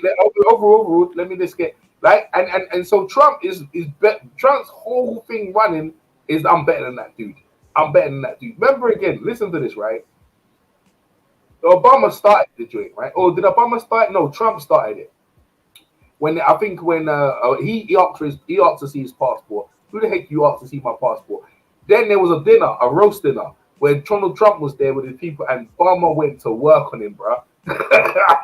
Obama went to work on him. I remember both of those. Yeah, I remember that. Exactly. And therein lies the battle. This is what I'm trying to say to you. When you look at Trump, yeah, he grew up, he's around a lot of black athletes. He's a very competitive, he likes a lot of sports, he loves his boxing. He's a very competitive guy. And when he sees someone can do it, I can do that. And that's the reason why he's in there. Now, when he got in there, these racist, whatever thing, they feel that they can control him. All these racist people around him, yeah, they're around him, but none of them can control him. And he has an affinity, and he does have an affinity for black poor people. In fact, he loves them. He will put money down with them, and this is why. This is why, in my opinion, they do not want him because they can't control that guy. They can't control him. And when he's ready, he can cause wars. He can do anything he wants, and it's worrying for most people because usually when you have a president, they're kind of balanced. They're usually like Joe Biden. He's even killed. When he's in there, he don't call no waves. Don't do nothing. Just in there, doing his thing. and keeping American carrying on, and that's how America's supposed to be. Like in the UK, we're talking about Richie Sunak. Now, Richie Sunak versus Keir Starmer over here in the UK, you got an Asian guy who's rich, and you got a white guy who, to me, come across like he didn't give a shit about black people. He cares about Jewish people, but don't care about black people. Does Richie care about black people? Not so much. But Richie, in my opinion, is giving money to he's basically funding the whole country, right? But people can't stand the conservative values, and he's a pushover as well. So we don't even know what we're gonna get if Keir Starmer gets in there because the way they're treating Diane Abbott. But I do know this year that someone like Trump, it gets into the thing. Is like people, all these puppets and people control. They can't do nothing with it. I mean, the man is battling through everything, and he's just putting everyone's. Bro, you know what? Listen, all I say to you, you put him in a debate, and everyone's getting roasted. Everyone's getting. See, that's why they put the criminal. Oh, you're a criminal because you're a criminal, Joe Biden. Look at your son. You calling me a criminal? Why? What? He's got lines for days. You know, he sits down there with the rappers and writes lines, bro. That guy. Yeah, you know what it is? It's interesting. Like, I agree with you. Like, in terms of you speaking about Trump's ego and things like that. Like, what motivates him? And also you pointed out something that was great. Like Obama, he did roast him. But that was in a response to him coming up with this birther thing. It's Trump who came up with that birther thing. What's up with Obama's birth record? Where is it? Let's see it. Let's see what it says. It's ridiculous, right? But he did that. But sorry, could I that's why I wanted to interject. So sorry, VB. That's where I wanted to stop the gentleman there and interject. And I'm only going to be very quick. Yeah. The reason why Donald Trump said that, because it is in the American law that you must be an American, you must be born in America to become a president. No, that's not why he didn't say that, man. That's not, because where Obama was born is in America. Hang on, VB. That's not what I said. No. You done it again. No, that's not what I said. No, but you're saying that Trump recited the Constitution. No, the reason why he brought it up, because it is a question mark beside Obama. How is that a question mark? If he was born in the America, oh God, there's no question mark. Who raised that? Who is he to ask that? Who is he? No, hang on. I'm not saying no. I get that. No, hang on. In the American Constitution, it says you must be born on American soil. So, if you're against someone, what's American soil? Okay, I don't know. You should know more. No, but I'm saying that's what it comes down to. They're saying, what is American soil? And of course, Obama was born on what's considered American soil. That's just it. Well, that's why he said it. But I'm not agreeing with what he said. I'm not agreeing with what he said. I'm not agreeing at all. I'm not agreeing. I'm just saying. He wasn't running though. He wasn't running for presidency when he said that. He was a normal guy. Just because a rich guy, he got bet from his friends. He got bet from his rich friends. They go, yeah, ask that black guy. Someone told Donald Trump that he's not born in America, and you can get him on that point. That's all I'm saying. Yes, yeah, that's right. And then Donald Trump, they bet Donald Trump. Yeah, would you say it to him? Because shit, I don't give a shit about him. Of course I will. But you see the disrespect he had for the black guy that he never had for none of them other presidency. But when he saw the black guy, that's what it was. And that's what drew everyone in. And everyone's like, that guy's racist. Of course he is. Of course he don't care. Of course he's racist. That was an extra burn for him. Because it's not just... Yeah, and that's what... But it's a black dude roasting him. Yeah, and also, if he can get in there, that's why I can get in there. And now he's got in there. He's in there. He's tearing up the whole establishment, man. Like, is it a good thing? And to me, America's been crumbling for a while, right? So they're looking for Trump. But Trump is, America's been the empire has been crumbling, and all they do. Trump comes in with his racist stuff. Who's the first people he goes after? The Chinese. I'm like, bro? I love kung fu movies. I like Chinese food. Why are you picking on the Chinese? I didn't understand it, but now I understand it because they're buying up Africa, they're buying here, they're buying there. They got all this thing. He sees the white people, and most white people. This is why I say they done this COVID thing. I reckon. You know what? Hold on, bro. Hold on. I gotta interject here, brother. Yo, the problem with Trump is he has no diplomacy skills. Nothing that he ever says turns out to be what it is. He's got he doesn't use diplomacy at all. He abandons diplomacy because he has no diplomacy skills. So he's smart enough to know I don't have to be a good diplomat. What I can do is I can just shoot from the hip. And that's the problem. You know, you can't govern that way. Interject. I won't be long. Yeah, sorry. Yeah, you're exactly right, hold on, let me just say this. Yeah, go on, sorry.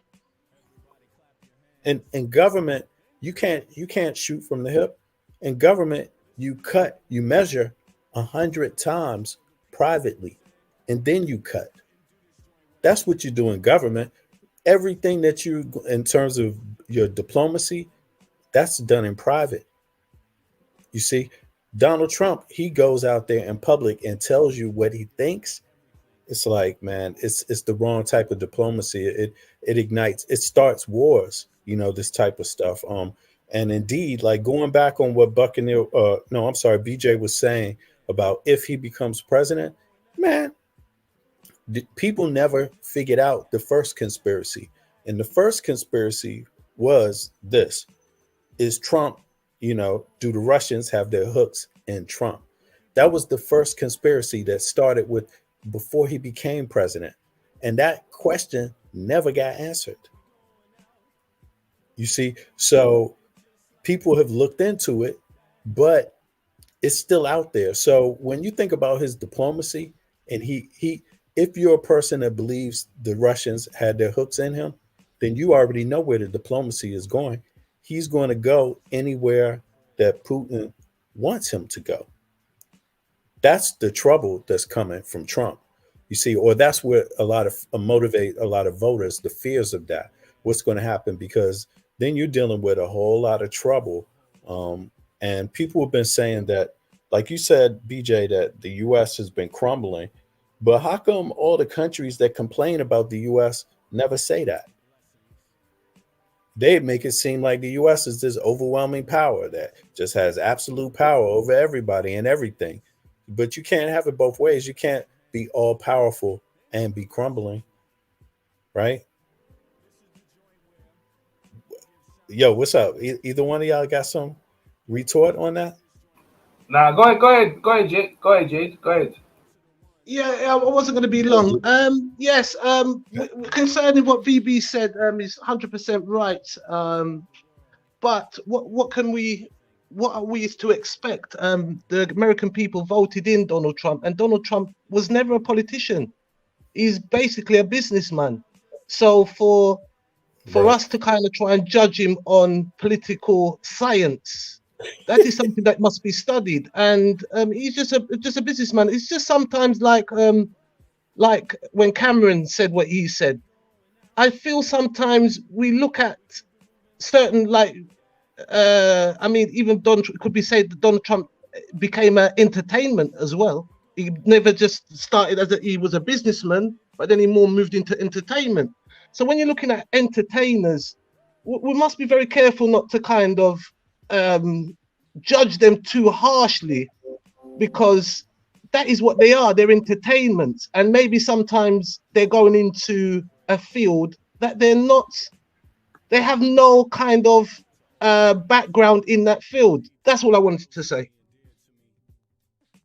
Yeah, what I'm saying is that, I understand he's an entertainer, but bro, that's what people like, man. They like, but at the end of the day, like, you know, I feel, this is just my opinion, I feel like a lot of white people feel like all these people of color, and when they see Obama in president representing their country, they worry. You also mentioned about Kamala Harris, the first woman of color. To us, a woman running the country is nothing to us over in the UK.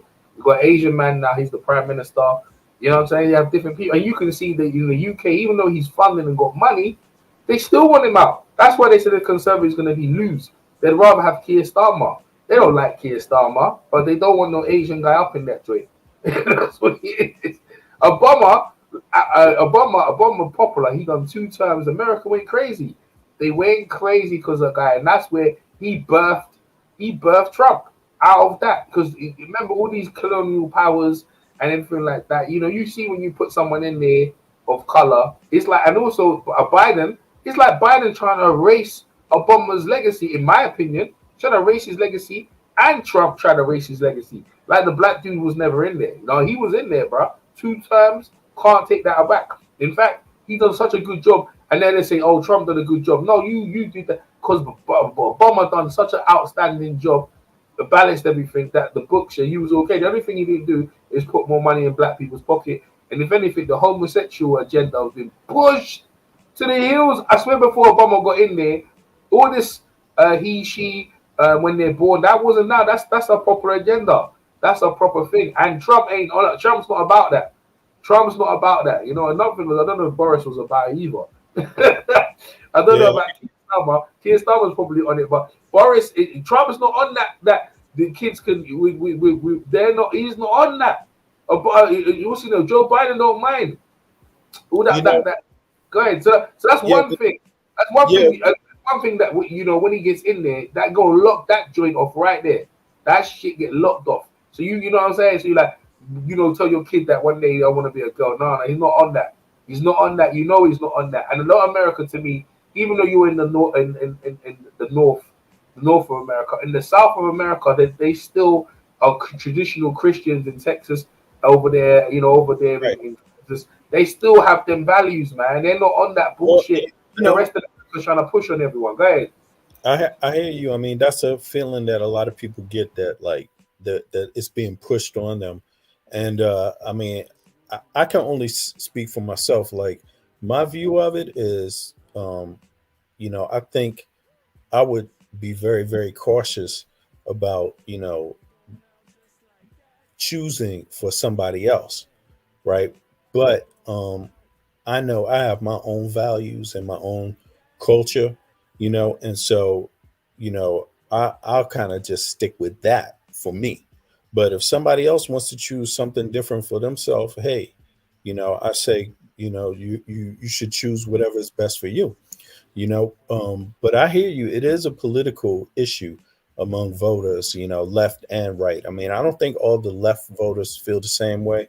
And I think the right, well, people would almost guess, you would assume that the right would be against that, but maybe some of them aren't, maybe some of them are. We'll find out. But yo, since you touched on this, bro, I was so happy you did, because this goes back to pre-Trump. This is when Trump first started, saying he would run for office, and this is Obama roasting him, right? So let's review this one again. You can't say it, but you know it's true. Good evening, everybody. What's up, Donnie? It is an honor to be here at my last, and perhaps the last, White House Correspondents' Day.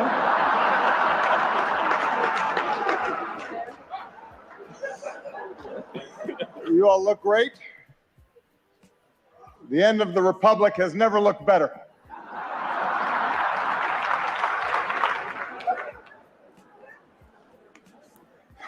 I do apologize. I know I was a little late tonight. Yeah, and that joke right there was Obama saying, you all are insinuating that because I'm black, and I'm the president, this represents the end of the Republic. That's what the Republican Party was putting out back then about Obama. This was before Trump became a problem for the Republican Party. I was running on CPT.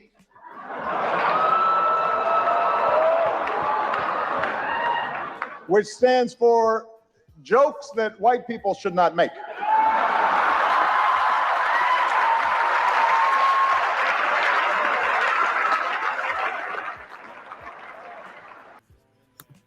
Anybody got something to say about that joke right there? Oh, this guy's amazing. I forgot how amazing he is. I forgot how amazing he is. Don't just let this nigga, bro. I've been enjoying this trade.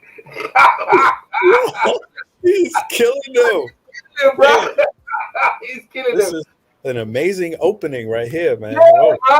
Like I forgot how charismatic he is, bro. Yo, Yeah, can I add as well? I mean, President Obama, what a great orator. What a great communication skills. What a great presence. What a beautiful specimen of a black man I'm looking at. Believe you me, when I saw Obama and the way he walks, the way he conducts himself, believe you me, he's a wonderful he's a wonderful it's just a wonderful time. But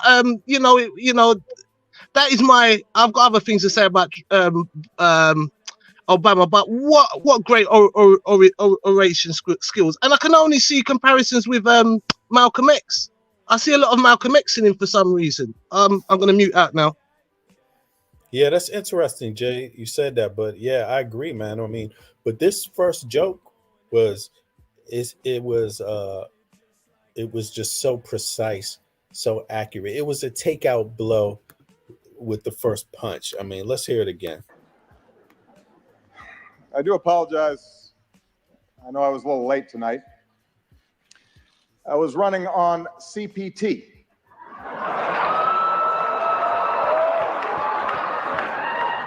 Which stands for jokes that white people should not make.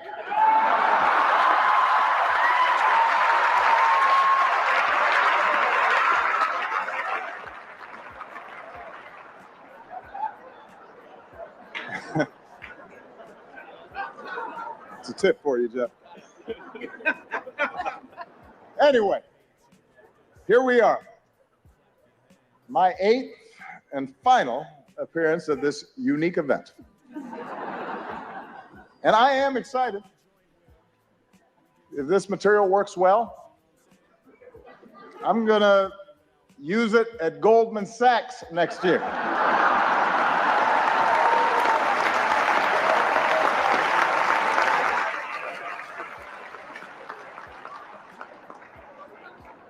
Earn me some serious Tubmans.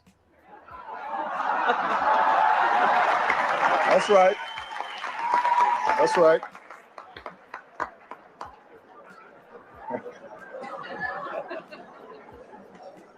My brilliant and beautiful wife, Michelle, is here tonight.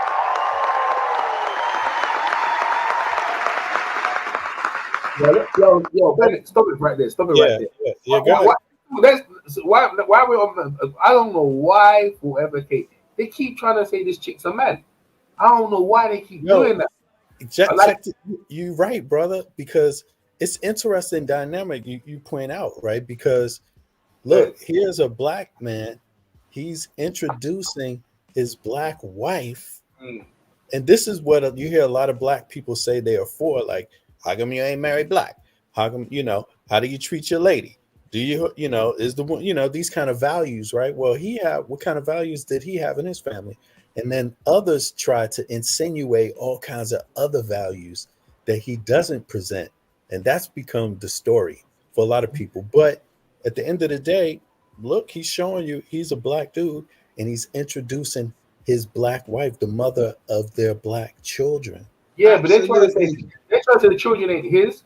They're trying to say she's a man. Yeah. And like one thing trying to let me just finish off. I said, bro, I tried to tell them, bro, what do you mean she's a man? But nah, she's born a man. I goes to the guy, show me some proof. He showed me proof when she was dancing. I think she had a crease in her, she had trousers, and it looked like she had it. But is that the proof you got? Like, I want paperwork, like documentation showing she was born a man. Because you ain't got that, have you? Nah, you got all this conspiracy theorists putting out stuff to see on the wall, throwing mud on the wall to see what sticks. And they go, oh, them kids ain't even his. And then he had a picture of the real father of their kids. I go, bro, the daughters look like him and look like her. They go, nah, it's not really. He's a man. I said, bro, I said, you. I looked at the guy, yeah. I said, you can see, yeah.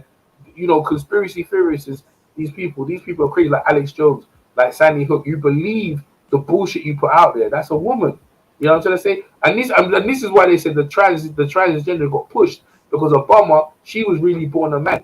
And I was like, fuck. I said, boy, that one got me though. That one got me. That one got me. Crazy, man. That That's one got crazy. me. But yeah, it got me. But when you look at that's a female. You know, they say, oh, because she's got this, that, the other. I'm like, so the America is oh man. I mean, I ain't gonna lie. Trump. He believes everything, bro. He's on all the conspiracies as well. You know, that No, guy's that's crazy. it. And you know something, that in itself is that assumption about her that is anti-female. Period. Yeah. To say that about her, that she doesn't look female, Yeah. and she's female. She looked female to me. Female to me as well, man. You know what I'm And to saying? tell her that is so crazy. Go ahead, Jay. Yeah, cool. Yeah, I'll be quick. My theory on this all, President Obama revolutionized modern day politics. His whole image has been stolen across the world, been imitated. It's been imitated by Richie Sunak, the Welsh Prime Minister, which is a black man. And one second. And also, sorry, a call's coming. I'm gonna have to go in a minute. And also, Trump is also jealous of Obama's popularity and his achievement he's made within politics. Obama revolutionized politics in my theory, and it would take a great person to try and emulate this man. He's a great politician, and I just think Trump had to go for these kind of low blows in order to try and derail such a great an opponent. And I've dropped the mic there, people. Yeah, I think so. When you review it, I mean, and when you just look at now that it's been some time, people have had a chance to, step outside of the situation again and review it again with bright eyes, and you could see how ridiculous some of these conspiracies were that they put out about the Obamas. Even something as simple as where he was born, right? Then the thing to his lady, right? Is it a lady? Is it not a lady? I heard it was a man, But the truth of the matter is that it's the first what could be called black male president and the first black what's the title that she has? When you're the first lady, that's what they call you, right? First man and first lady. It's the first black first lady of the country. And what do they got for that? Disses. Total disrespect just for being that alone. Total disrespect. And but look at how graceful they are and still sharp and on point they are. That's the irony in it. But let's hear some more, man, because I want to get to the jokes that he make about Trump. We just going back to review this so we can get some kind of fresh mind on how hurtful or how hurt Donald Trump was by Obama when he did this press. Oh, let me ask you a question. Real quick. Go ahead. So these jokes came after he asked for the passport or before? After. So Trump asked for the passport before, and then and Obama's roasting him for it right now, right? Yeah. He's about to mention the thing. Yeah. And this is what I'm trying to tell you. This is what I said to you. Like Obama, right? When it came to Trump had nothing on him. That's why I was surprised. Look, Obama, you can only do 2 terms. You can't do 3 terms in it as a prime minister. That's right. Exactly. Yeah. So the next, who was the next candidate? Who was trying to run for? Who was the guy? Who was the guy? Was it John Kelly? Biden. It was Biden trying to go in Trump that time and lost. No, Biden is the vice president. No, I'm saying when Trump ran to get into the White House, who was the guy against him? Oh, it was Hillary. It was Hillary, wasn't it? Oh, right. Oh, yeah. It was Hillary at first. Right. Yeah, they hated Hillary badly, bro. They should have, if they had a different candidate, other than Hillary, then he would have probably lost. But the people didn't want a woman prime minister, and they hated Hillary, and that's the reason why he did. That's the only reason. That's why he's in. Yeah. So Was it Hillary? at that time, I also disagreed with the party, with the Democratic Party. Like, I didn't think Hillary was the best candidate to Got more put up. money. She got the money And, though. She had the yeah, most but she lost it for the Yeah. Democrat. Yeah. And so that's worth reviewing. But I do think a lot of her criticism comes from Bill Clinton. And her just taking on that baggage from Bill Clinton. He was already perceived in some kind of warped ways with the Monica Lewinsky. Yeah, but they should have put a dude out there with some rap mouth, with some mouth, bro. And then also it's a little something to be like, I'm not for like my husband was president and now so shall I. I'm not for all of that.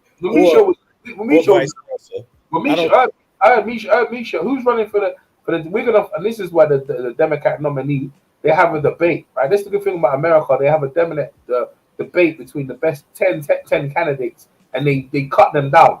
So when we're saying who's going to be next candidate, I don't know. Like, we'll find out on the next, when they have the debate and they have the top 10 candidates for Democrat and Republic, and who's got the best mouth to go against Trump. I'm not actually the Democrat have the Republic already have Trump as their number one nominee, but they still have to go through the debates, and that's where I feel where Trump is his strongest point. You put the man in the debate, that guy, bro. You know what lines he's got now? He's got lines, bro. Bro, he gonna roast everyone. But go ahead. He might run. I got this view. I think he's a very narcissistic. So I think if people are talking him up to it, he will do it. But I think the moment he's caught out of bounds or off guard, then he will retire quickly. I don't think so. No, I don't think so. But let's see. We're gonna find out. That's true. Hillary tried to get him to condemn. I remember Hillary tried to get him to condemn some certain people. They were racist. He said, I don't give a shit what you tell me. I'll do what I want. Yeah. And also, but I agree, man. It's Hillary. She preceded Trump being president. She wanted to run, and she didn't precede, but she was running. It was her time to run. She ran against Trump and lost, right? Yeah. And Biden came and changed it. Took the presidency back for the Democrats. But let's hear it. Let's hear it, because it's important to examine Trump. He is running, right? And people say Biden is old, so people don't even want to examine him. I want to examine Biden. I don't care. I want to know what his defects are. If he's too old, what's the defects? How's that going to harm something? How's that going to change the job, right? But I want to do the same thing for Trump too. I believe we need to analyze his behavior as well. Even if he's not too old, what about the rest? But this is Obama talking about Trump, because Trump started the birther thing. So Obama's going to respond to that here in the correspondence dinner here. So happy to be here. That's called practice. It's like learning to do 3-minute planks. She makes it look easy now, but next year at this time, someone else will be standing here in this very spot, and it's anyone's guess who she will be. But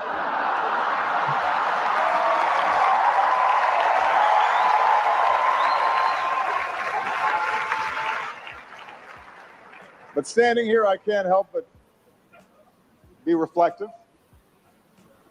a little sentimental. 8 years ago, I said it was time to change the tone of our politics. In hindsight, I clearly should have been more specific.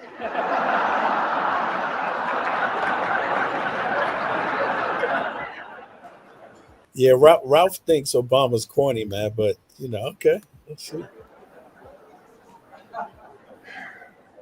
8 years ago, I was a young man, full of idealism and vigor. And look at me now. I am gray, grizzled, just counting down the days till my death panel.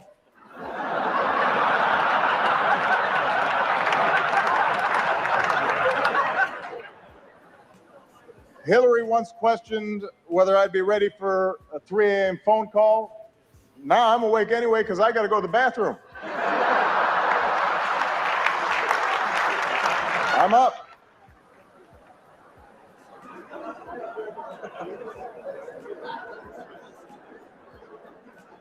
In fact, somebody recently said to me, Mr. President, you are so yesterday.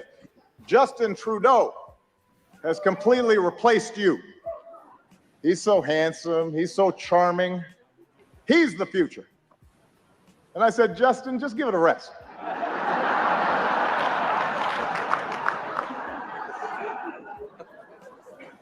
I resented that. Meanwhile, Michelle has not aged a day.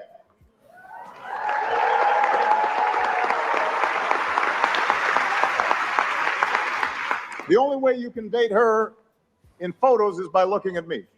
Take a look. Here we are in 2008. Here we are a few years later. And this one is from 2 weeks ago.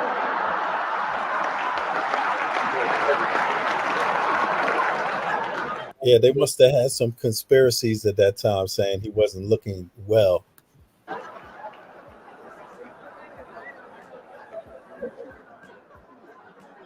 So time passes.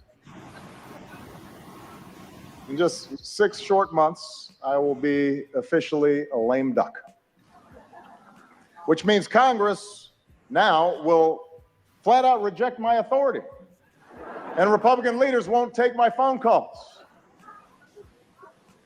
And this is going to take some getting used to. It's a curveball. I don't know what to do with it.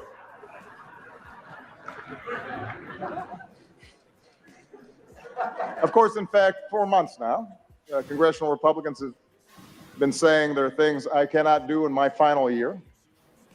Unfortunately, this dinner was not one of them. But on everything else, it's another story. And you know who you are, Republicans. In fact, I think we've got Republican Senators Tim Scott and Cory Gardner. They're in the House, which reminds me, security, bar the doors. Judge Merrick Garland, come on out. We're going to do this right here, right now.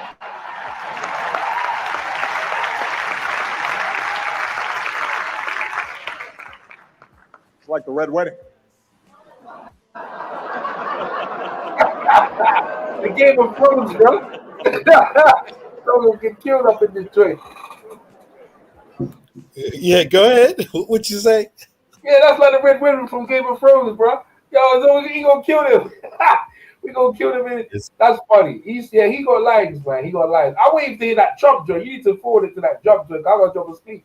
Get to that Trump joint when he starts roasting Trump. I can see you enjoying it. Get to that Trump joint, Gentlemen, sorry, But it's before not you just play, that. sorry, VB.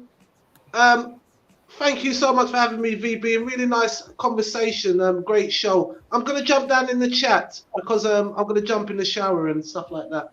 Oh, you too. Thanks. No doubt, Jay. See you Appreciate soon, guys. And really nice speaking to you all. True Yeah, peace. man. Man. Peace out. All right, let's hear it. Let's hear these jokes. Even some foreign leaders, they've been looking ahead, anticipating my departure. This is pre-Trump, so Obama's about to make some comments about Trump because Trump is running for president at this time. He hadn't been president yet. So Last week, Prince George showed up to our meeting in his bathrobe. That was a slap in the face.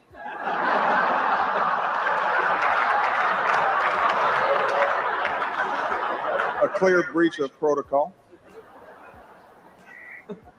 Although while in England, I did have lunch with Her Majesty the Queen, took in a performance of Shakespeare, hit the links with David Cameron. Just in case anybody is still debating whether I'm black enough. I think that settles the debate.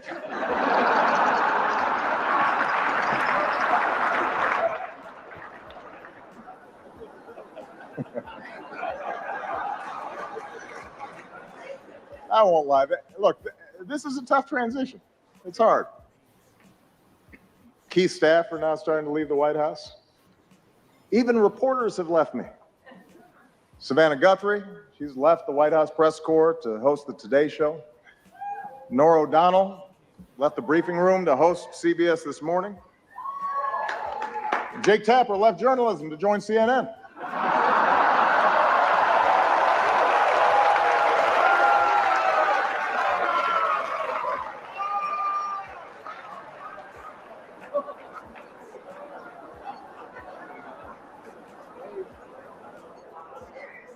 But the prospect of leaving the White House is a mixed bag. You might have heard that someone jumped the White House fence last week, but I have to give Secret Service credit. They found Michelle, brought her back. She's safe. She's safe back at home now.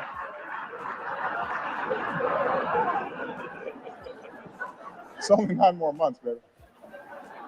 Settle down.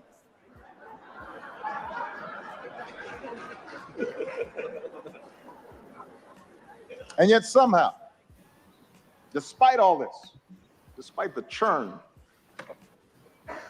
in my final year, my approval ratings keep going up.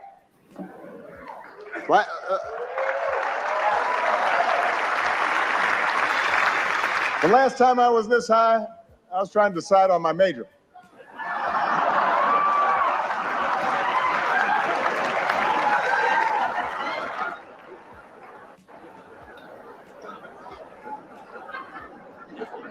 And here's the thing, I haven't really done anything differently.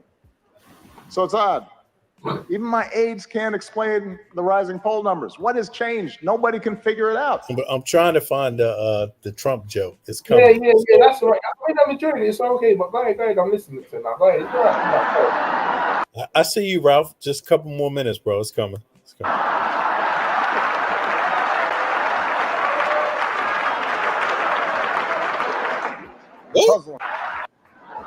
Puzzling. So it's odd. Even my aides can't explain the rising poll numbers. What has changed? Nobody can figure it out.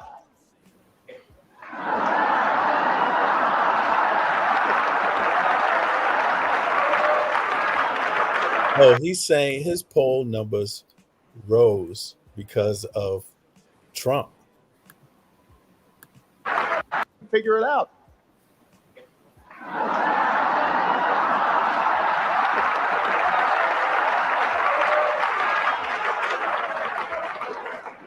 Puzzling. Anyway, in this last year, I do have more appreciation for those who've been with me on this amazing ride. Like one of our finest public servants, Joe Biden. God bless him. Love that guy. I love Joe Biden. I really do. And I want to thank him for his friendship, for his counsel, for always giving it to me straight, for not shooting anybody in the face. Thank you, Joe.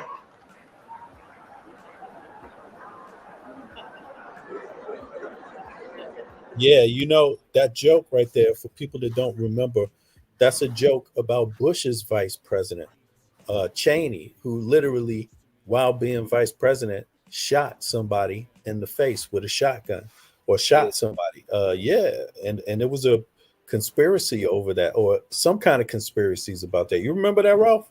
Or EJ? Nah, I don't know about that. Hell yeah, I remember that. Damn right, I remember that. And he's using it like that's some type of joke.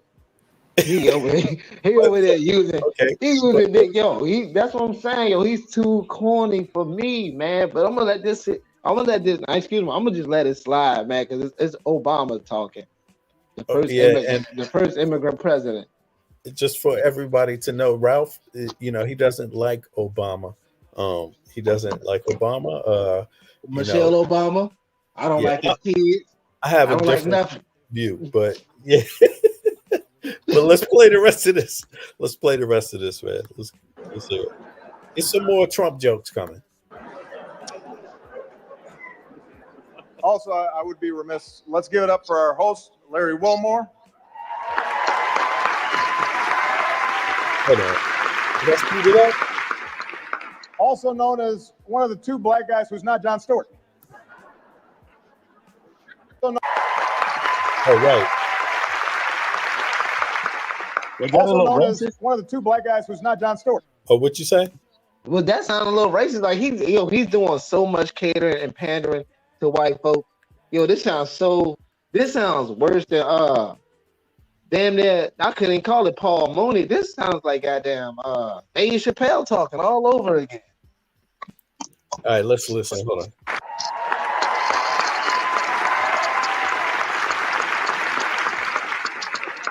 also known as one of the two black guys who's not Jon Stewart. You're the South African guy, right? Okay.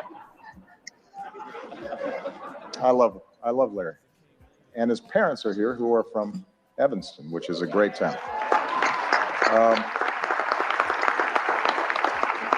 I also would like to acknowledge some of the award-winning reporters that we have with us here tonight. Rachel McAdams, Mark Ruffalo, Leah Schreiber. Thank you all for everything that you've done. I'm just joking. As you know, Spotlight is a film, a movie, about investigative journalists with the resources and the autonomy to chase down the truth and hold the powerful accountable. Best fantasy film since Star Wars. Look, that was maybe a cheap shot. I understand the news business is tough these days. It keeps changing all the time. Every year at this dinner, somebody makes a joke about BuzzFeed, for example, changing the media landscape. And every year the Washington Post laughs a little bit less hard.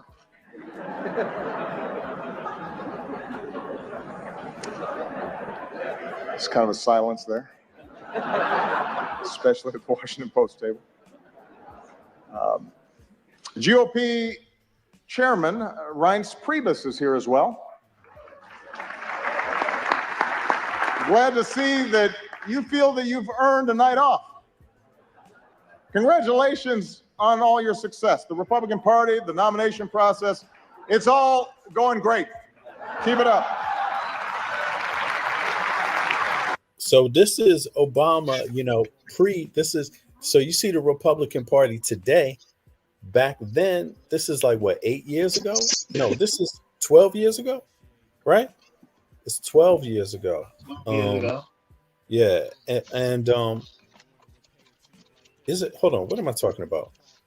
It's 8 years ago. I'm sorry, just a little over. But check this out. This is before Trump became president, right?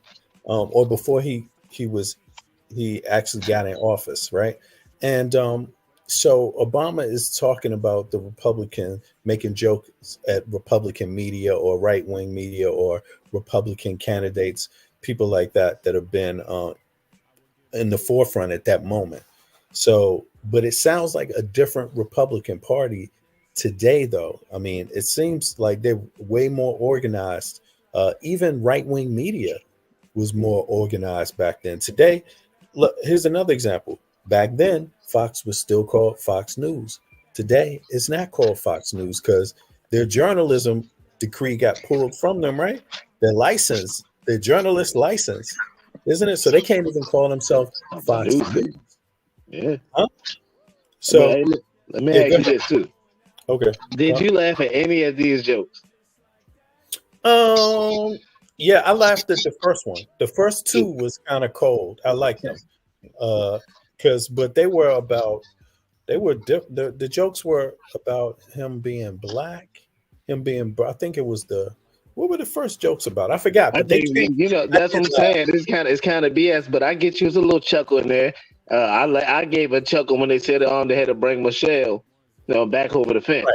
Right. Like she was a wild animal trying to escape or something, right? Right. I don't know how I could have made that joke about my wife, but but anyway, I think the joke was about how it makes people feel when they're in that place, when you don't really want to be there, but that's what the job is, Okay, I can semi-agree to that, but it's like the worst stand-up I ever heard is like listening to that's who it is, D.L. Hughley. It's like listening to D.L. Hughley trying to make us laugh. Yeah, but he ain't no president, man. I mean, he's not a comedian. He's the president. This don't feel like Comedy Hour? Well, it does, but I hear what you're saying. I think, who would be good? I don't think you would be a good comedian and be a good president. But for a president, he got some jokes. But it's not some. I hear you. Some of them are kind of corny. Yeah. But I want to get to the main part about Trump, though. But it's just interesting the time difference before the atmosphere before Trump became president versus now, and the change in the media, even Fox is not even Fox News anymore. Yeah, but in any case, let's.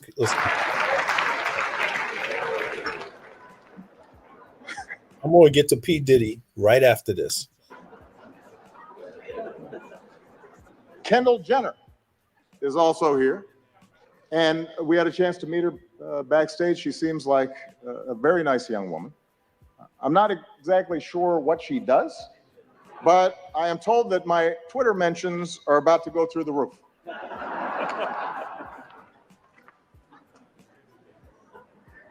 Helen Mirren is here tonight.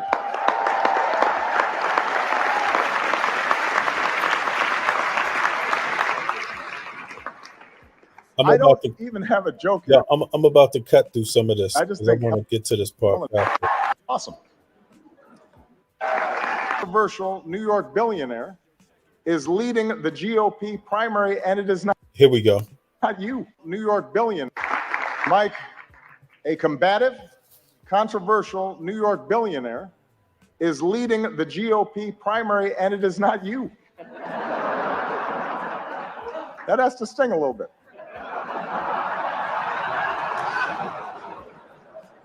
Although it's not an entirely fair comparison between you and the Donald. After all, Mike was a big city mayor. He knows policy in depth, and he's actually worth the amount of money that he says he is. Okay, go ahead. Any comment? That was a joke towards Trump. He said, should we hear it again? Ralph, you on mute, bro. Fair comparison. Although it's not an entirely fair comparison between you and the Donald. After all, Mike was a big city mayor. He knows policy in depth, and he's actually worth the amount of money that he says he is. All right, Ralph. You hear that joke? It sounded like he was basically saying Donald Trump has what he say he got to them people got in his business. Now he's saying he don't have what he say he got. Like Mike, he's saying that the other billionaire, Michael, I forget his last name. What's his last? I forget, but he became mayor at one point, and he's a billionaire. He owned the Bloomberg. Yeah, Michael Bloomberg. He owned the Bloomberg network. He's a billionaire, right? He was saying this guy really has the money, but he's not leading the election. That's got to hurt a little. He's got the money, he's got the track record, but he's not leading the GOP at the moment. But another Republican is Donald Trump. He's saying at least Michael has the money he says he has. Hold on, let's hear it again. Let's hear it one more time, bro. It's not an entirely fair comparison between you and the Donald. After all, Mike was a big city mayor. He knows policy in depth, and he's actually worth the amount of money that he says he is.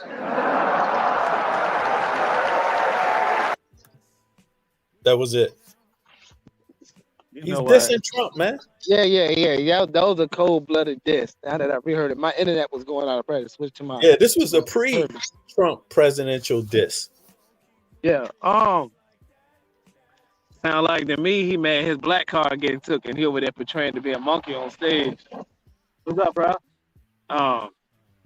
Yeah, man, he's like, I think this is a lot of hate going on. Cause if you call that man out for being broke now, Obama, you were just screaming, crying broke before you became president, and saying you're still one of the poorest presidents out there. Like I don't get how someone broke calling someone else broke. You know what I'm saying? It's like one of the biggest slaps in the face saying that Michelle Obama carried your ass. Damn near through your relationship that you became president. And now you're gonna throw a broke joke. Ralph, if your wife helped you in your election and you won, you wouldn't say nothing nice about her? Yo, I'm gonna say everything nice about my wife, but I'm not gonna be out here dogging other men when I just put my wife in the forefront. Okay, I got you. Yeah. Like they gonna say to me, ain't you the one that got your woman? Didn't your woman get you out of bind? Like we men here, we got ourselves out the bind. So me listening to him just sounds like a puppet, a sucker, a beta male. You don't like Obama, basically. Listen, the only one I like is Sasha Obama. She smokes cigarettes and she looks thick as hell. Yeah, Sasha can get it. Oh man, they're gonna say that comment is misogynistic, man. No, I ain't misogynistic. She's fine. She's smart. She smokes cigarettes. You can get it. Man, but and this is policy. We're talking about policy, man. So is she fine enough to become president? No. That's why they're gonna say it's misogynistic. You see, to become vice president, not president. I'm not voting for no woman to be president. Okay. Oh, really? Okay. Oh my goodness, man. Never. Hold on 1 second here. Sorry about this. Just to make sure. Put the viewer disclaimer thing. Exactly. Yo, it is here. Let me see. What the heck? Where the hell did I have it? Pull it up.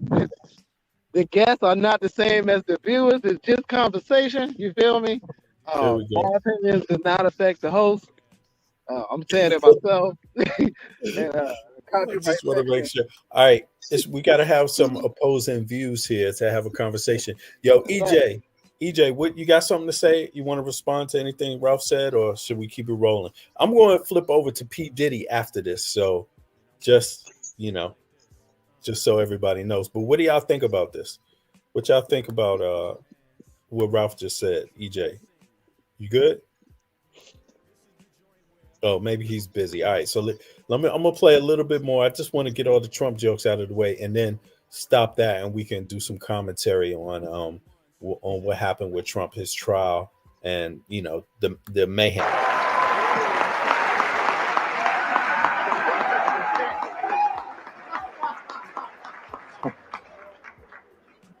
What an election season. For example, we've got the bright new face of the Democratic Party here tonight, Mr. Bernie Sanders.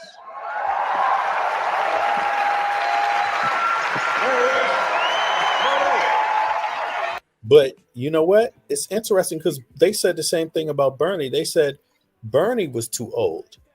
EJ, if you can hear me. People saying Biden's too old. People said Bernie was too old. But Bernie had to concede the election to Hillary, and Hillary lost the election against Trump. So the crazy thing about it is because nobody wanted that. A lot of men didn't want no female president. We all know that. It sounds biased. But look what happened. But people today are saying that they think Biden is too old, right? Well, that's what they're saying, but this guy, and if you review history, they said that about Bernie Sanders. And Bernie Sanders, he didn't concede because of his age. He just conceded because Hillary had more support. Essentially, I believe, right? Was that the case? Well, yeah, it sounded like they made him hand over his authority to Hillary Clinton. It didn't sound like from the way he talked. It didn't sound like he wanted to get off the pole. It didn't sound like he wanted to. Yeah, you know what I'm saying? But right, exactly. I didn't think Bernie Sanders was too old for this. Bernie Sanders had he had a thing about him where he was more connected to the people, so we had an understanding about him. So it didn't seem like he was old. He had more connection to the city. He's from DC. You know what I'm saying? What I mean? I like Sanders myself. I was disappointed. He was all right with me. Yeah, he should have never copped out to Hillary Clinton because I just don't see the. Yep, I guess agree, because she had a bigger name. I really think just because she had a bigger name.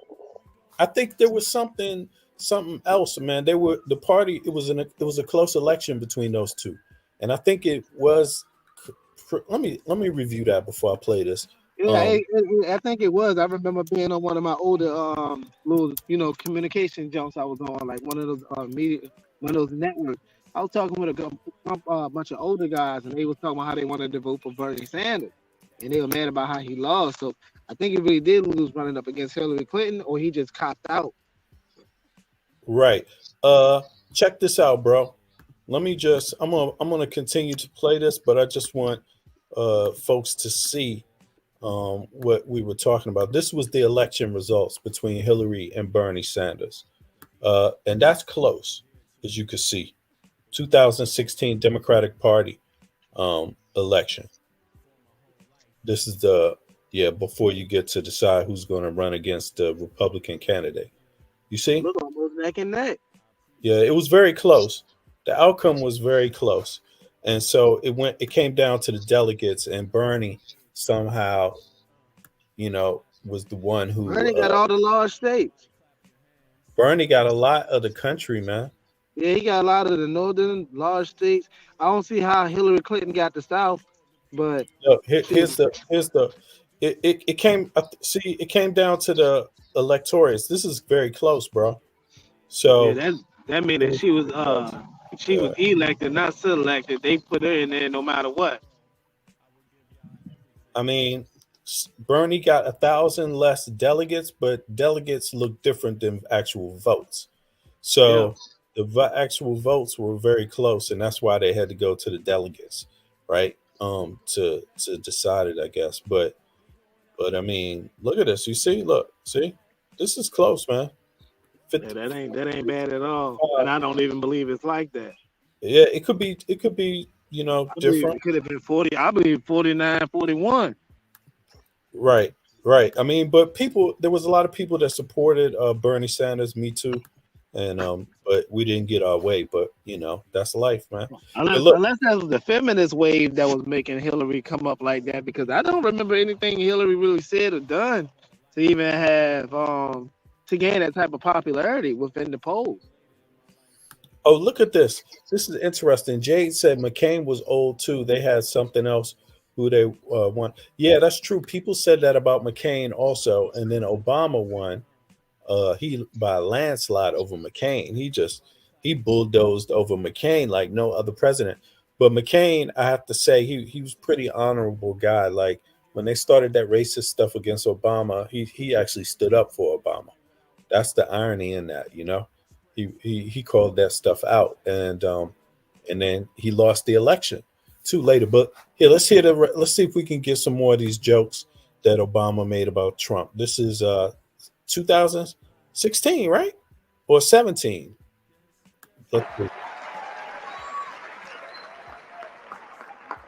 Bernie, you look like $1 million. Or to put it in terms you'll understand, you look like 37,000 donations of $27 each.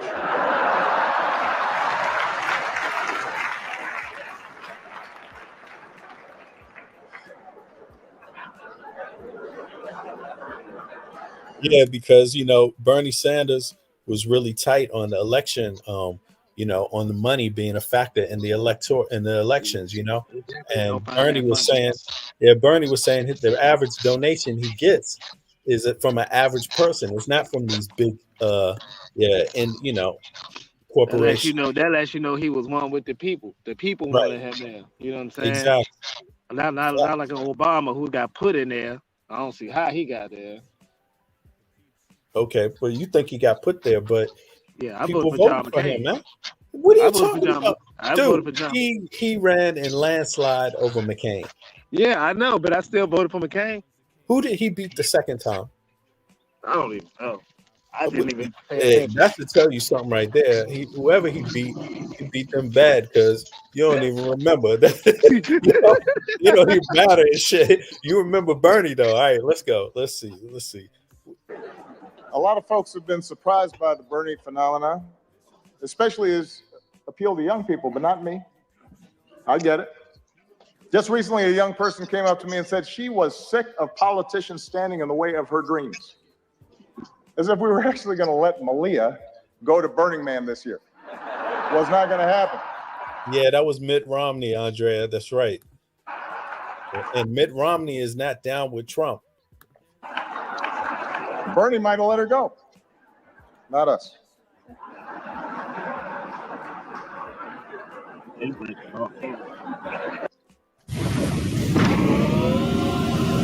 Uh-oh.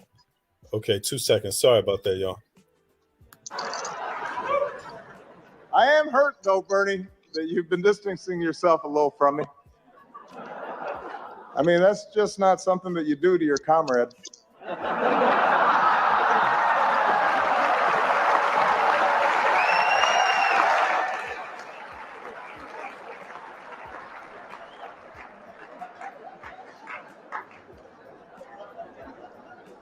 Bernie's slogan has helped his campaign catch fire among young people. Feel the burn. Feel the burn. It's a good slogan. Hillary's slogan has not had the same effect. Let's see this.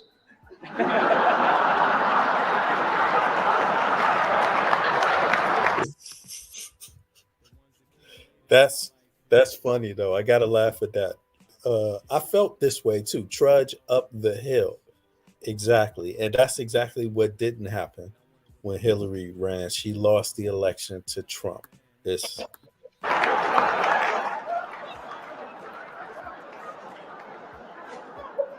yeah, Bernie got robbed. That's my view of that happening. You know, he got robbed of this election. I felt that way. Maybe he didn't, but I felt the country could have used Bernie Sanders more than anybody else actually at that time. But You felt like majority of people felt, man. Most men or most people from this area, the DC, Virginia, Baltimore area, kind of had to think for him. We wonder how did Hillary Clinton win those areas.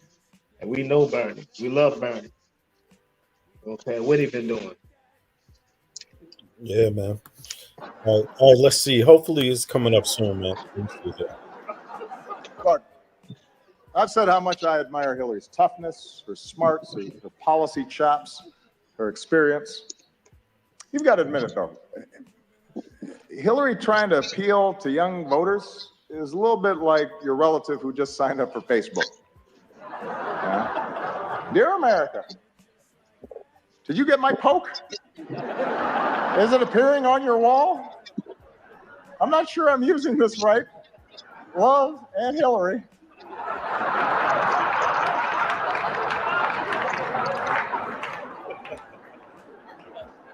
It's not entirely persuasive. Meanwhile, on the Republican side, things are a little more, how shall we say this? A little more loose. Just look at the confusion over the invitations to tonight's dinner. Guests were asked to check whether they wanted steak or fish, but instead, a whole bunch of you wrote in Paul Ryan.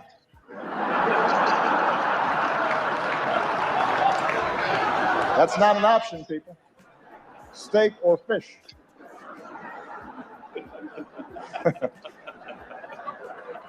You may not like steak or fish, but that's your choice.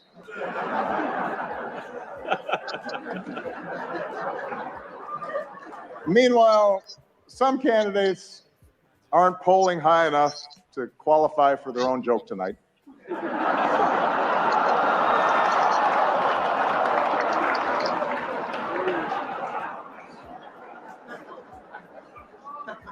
The rules were well established ahead of time. And then there's Ted Cruz.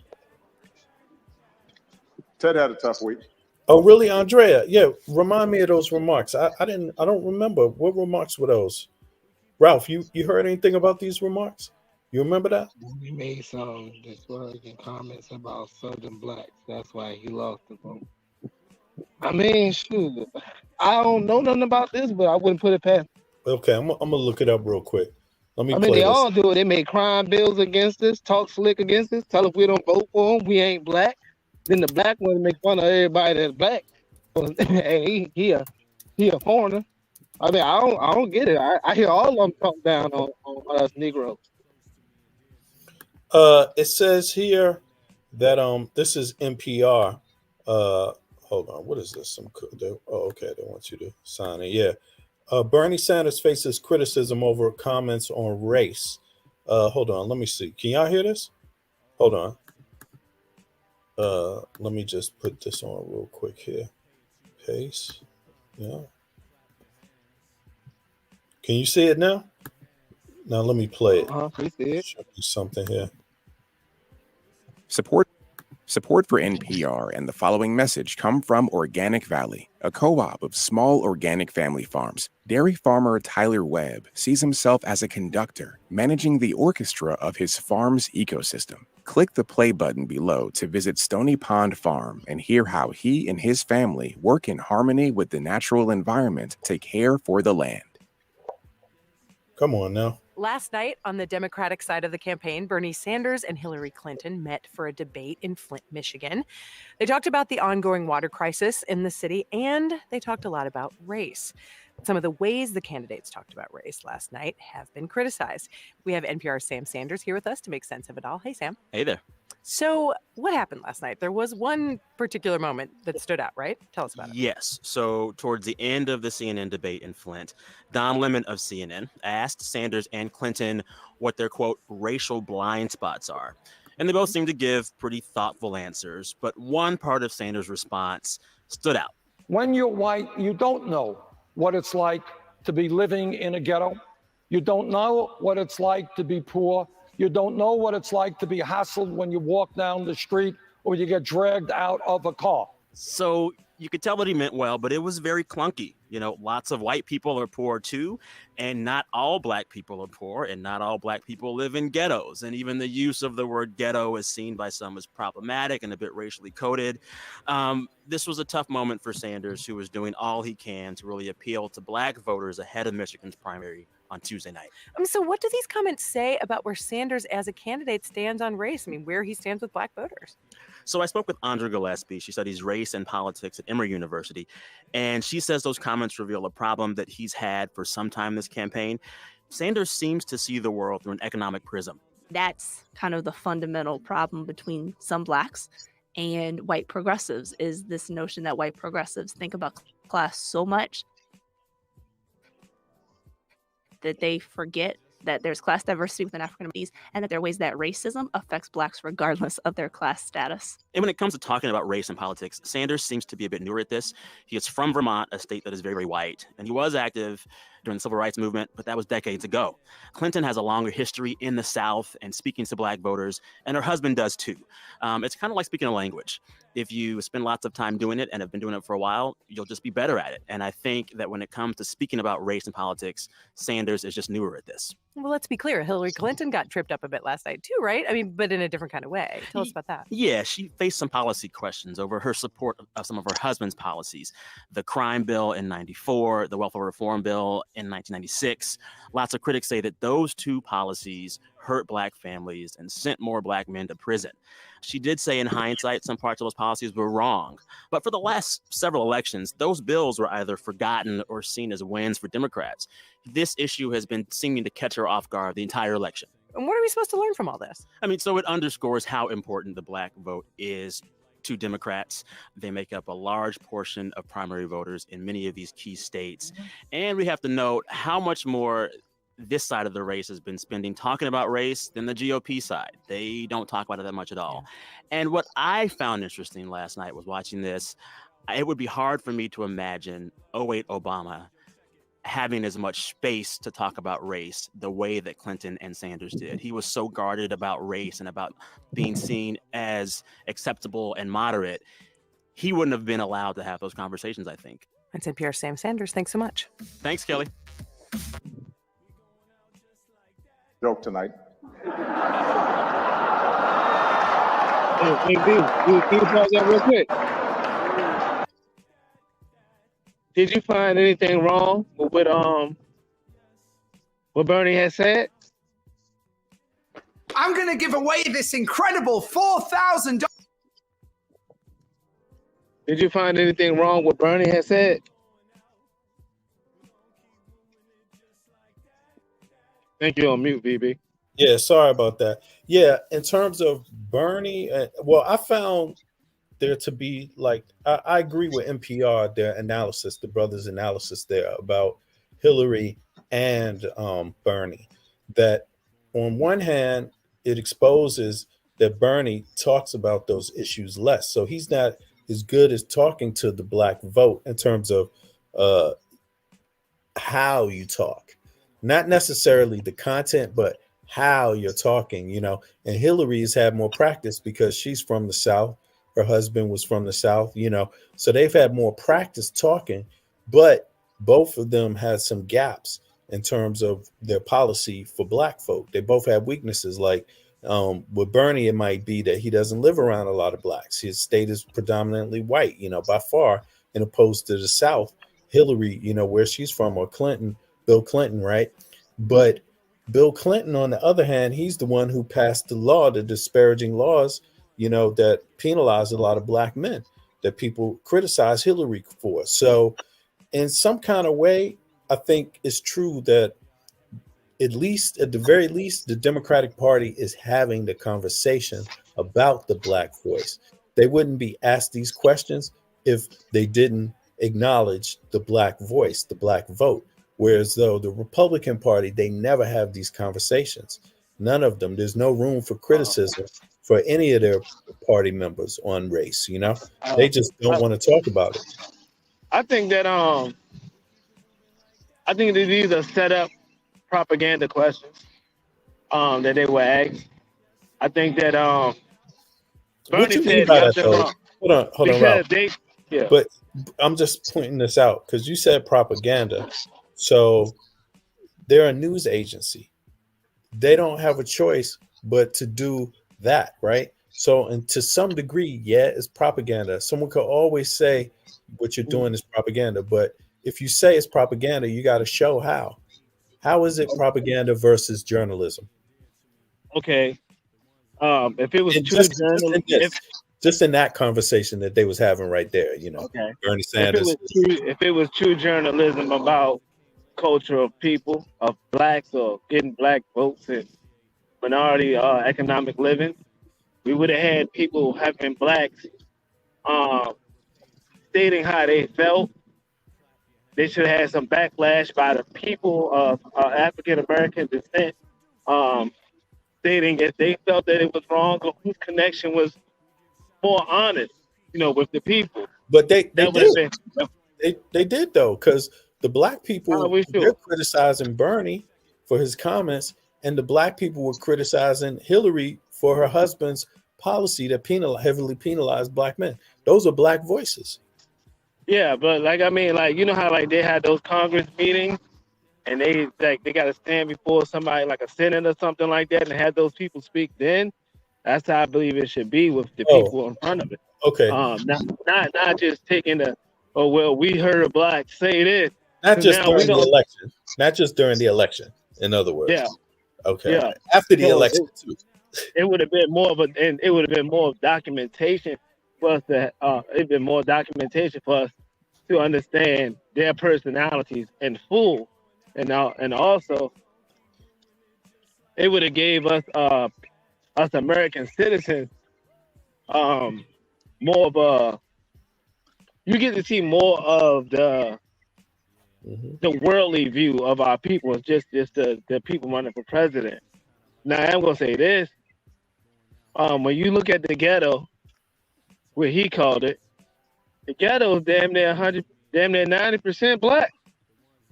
So what's the 10% of whites or Spanish is in our ghetto? Oh, I hear what you're saying. Like you were asking, did I find something wrong with what Bernie said?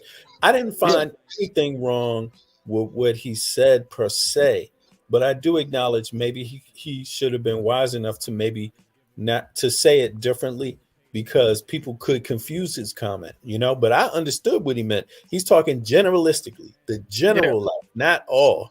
He's not saying all white people don't experience poverty. He didn't say all black people only experience ghetto life, but he's saying overall, when you look at the data, this is what the feedback is. This is what people are pretty much, this is the norm to these people.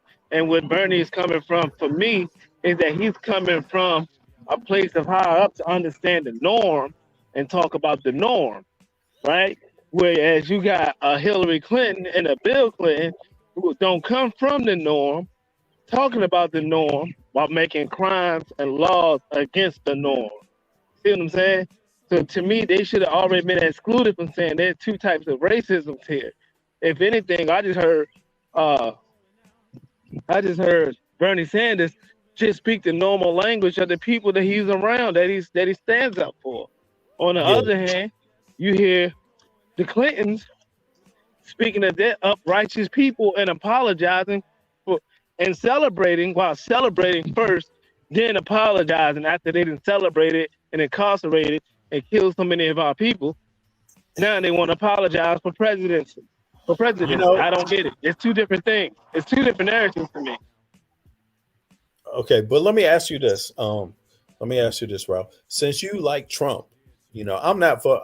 I know I'm not voting for Trump, but I wish I could say better than that. But I know I'm not voting for Trump. But here's the thing: since you like Trump, right?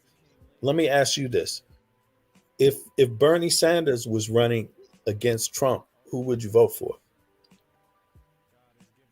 God damn, that's a hard one. Because if Bernie Sanders was running against Trump, I'd vote for his ass also. So I would probably vote for Bernie, but I don't Wait, believe stop Bernie. right I don't believe Bernie is gonna get the respect of the people, man. But I believe Trump will, because he shows the side of him what men can good morning, what men can agree to. Okay, that's interesting, man. That's interesting. Okay, I'm glad I asked you that, man. That's interesting. All right, so let's get this last Obama joke going. He's got a joke about Trump that's supposed to be really, really. He did two that was hard already, but one more is supposed to be more direct. So let's see. Then we're gonna flip over to Diddy news and everything around Diddy, all his cohorts and blah. Is this up? Meanwhile, some candidates aren't polling high enough to qualify for their own joke tonight.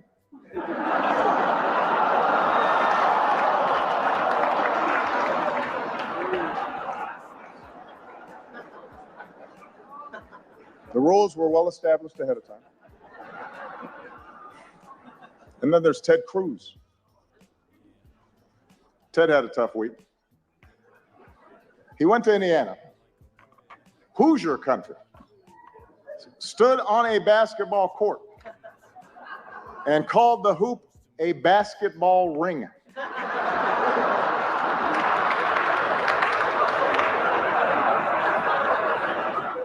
Yeah, you said. Yeah, go ahead, Ralph.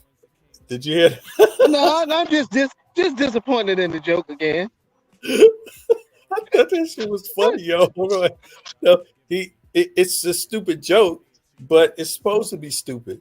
No, it's like it's so corny. It's like he like I'm for real, bro. Like, he sounds like that nerd that you don't like, but you don't want to beat up. They're like, yo, get away from me, nerd. Get away from me, peon. I don't want you near me, peon. Yeah, like I don't need your help right now. I don't need your help, peon. When I need help, I'm coming to you. But other than that, you're too corny to be around me. Like he gives me that feeling, that icky feeling all the time. He said the dude called it a basketball ring. Well, and it is a basketball ring. That's what it said. Put it in the ring at first. That's in the ringer. That's what it used to be called. He didn't turn around and made the dude sound like he was retarded or something. But before it was a rep. Ralph, it's sarcasm. He knows it's not funny. He's just picking. No, he believes it's funny. He believes it's funny. He loves it. He loves it. You can listen to him. He loves it.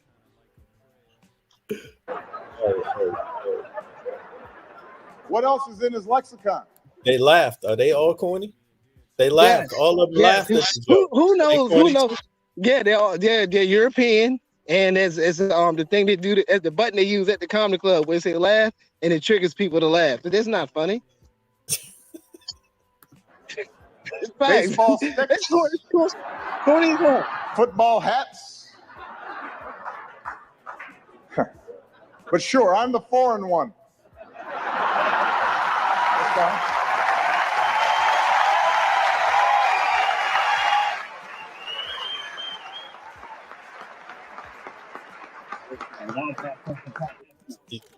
You see?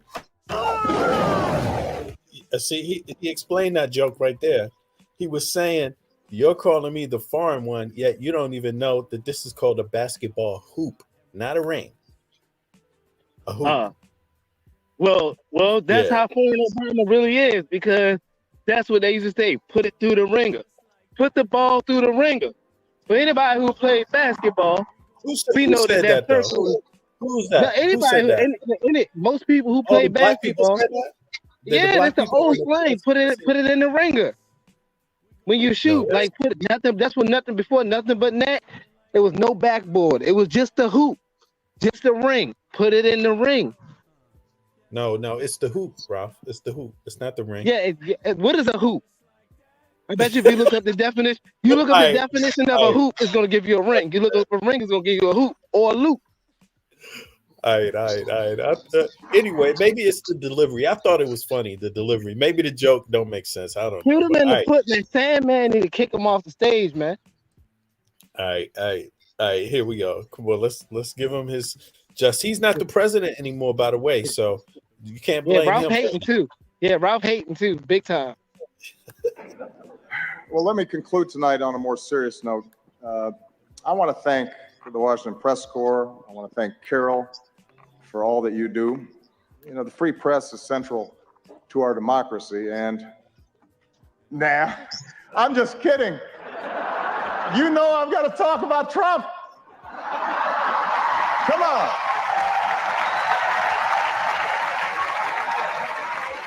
Corny. That was a corny joke. Come on, man. Come on. We weren't just going to stop about it. Why doesn't Obama just stop right here? Right. Well, but you hear him? Come on. Right, let me rewind that. Hold on. Let me see. You know I've got to talk about Trump. Come on.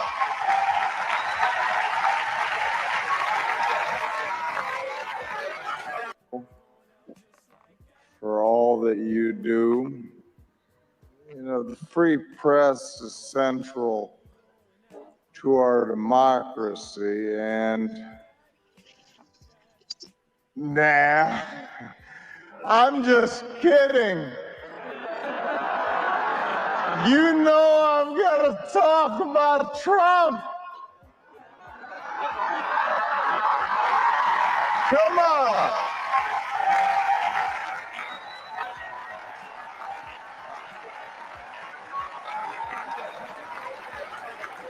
I don't know, Ralph. We weren't just going to stop there. Come on.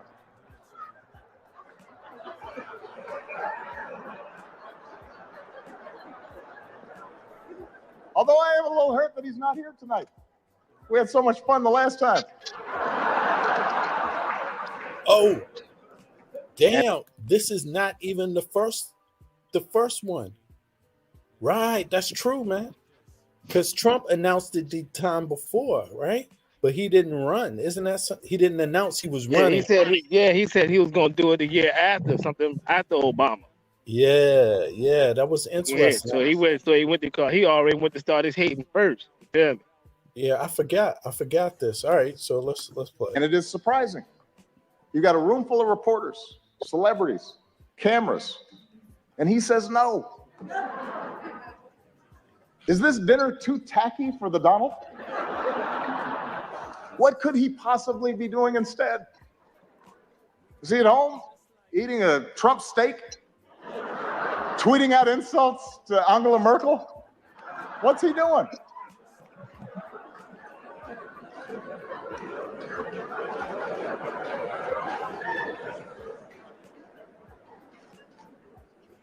The Republican establishment is incredulous that he's their most likely nominee. Incredulous, shocking. They say Donald lacks the foreign policy experience to be president. But in fairness, he has spent years meeting with leaders from around the world. Miss Sweden, Miss Argentina, Miss Azerbaijan.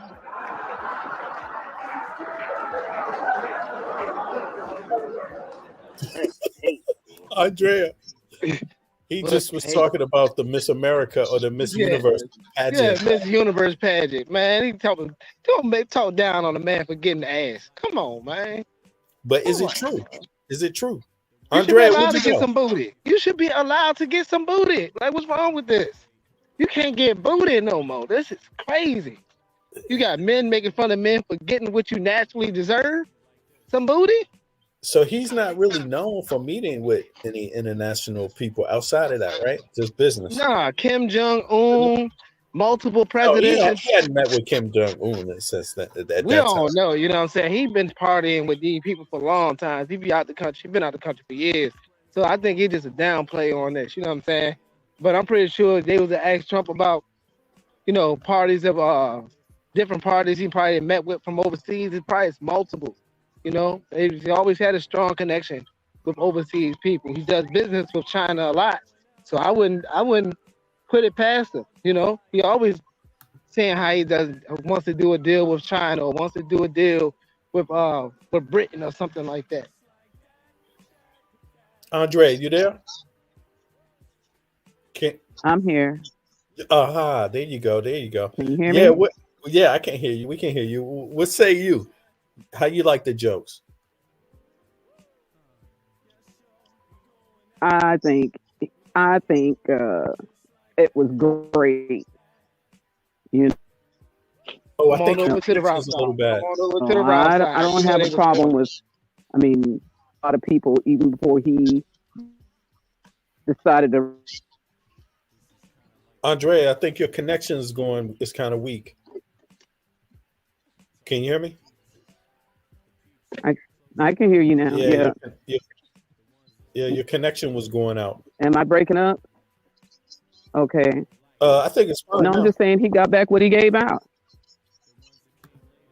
I think he got back what he gave out. He's been talking bad about people all his life. He didn't give a damn who it is. So, hey, somebody took that opportunity to come back at him, so be it. I don't feel bad for him, and I don't consider what Obama says is corny or not corny. It's just he was saying what he had to say, and it is what it is. He looked like a corny. He looked like a corny bully, Miss Andre. Are He we like a supposed bully that was being corny. like Trump hasn't been a bully, like he hadn't been a bully all these years. I think he's a victim. I think he's a victim. Same guy. I think Trump been a victim. He's whatever. a victim. He's a victim that's trying. He's a victim. Yeah, the same man who wanted to have our brothers. The same man who wanted to have our brothers executed. Stop it. I mean, it ain't no different from having that man Obama in office. But he put out a full page ad saying what he wanted. Black people getting executed. Wanted him to go down. Black people getting executed, beat down, riots. Hold on, Ralph. But we're talking tit for tat. He said a whole bunch of disparaging things against everybody. He doesn't give a damn who. Yeah, man. What about the Central Park 5? Those young boys. If I could take anything that the most thing that I really hate about Trump or dislike about Trump, I ain't gonna say hate, but it irks me is those young men that they had to go to jail about that situation and other things. That's one of the things I can honestly say. I seen the racism. Did he ever apologize? Nah, but I don't expect no white man to. See, that's the problem. We always looking for some type of apology, but it ain't gonna happen. Ralph, you said it wouldn't be no different with Obama, right? Or with if Trump was in it, it wouldn't be any different than Obama. But Obama's black though. Y'all keep calling him that. He's a foreigner. No, and his wife is black, and his kids are black. So how would that be the same? How would that be the same? People not coming after Trump because of his race, because of his color. Nobody's attacking him because of his color. But on day one, they are. They calling that man orange. They said he don't even. They didn't say he ain't white. They said he's orange. Come on. They said he's an orange little man. I even heard Andre say he's an orange little man with small hands and probably itty bitty meat. Everybody just you didn't hear. No. You didn't hear me say that. Don't be putting no words in my mouth. I have never said that. Don't do that. I don't know. We might go back to the show again, but I'm gonna take that back. No, there, you never heard. You never heard me say that. It was all right. So I ain't gonna say the meat, but it was somewhere along his area down there. Okay, you go find the show. Go find the show, and if I said it, I'll take it back. All right, cool. I don't. Because we ain't gonna make this about another man's loins. So we can. Yeah, that's what he was doing. That's what he was doing. Hey, what goes around comes around. He dished it. Now he need to stood and take it like a man. I think Obama started it with else. him first, didn't he? No, he didn't. All that birther stuff was before Obama was running for office the first time. So no, he started that shit. You can't keep changing, boats in the middle of the stream. It don't work that way.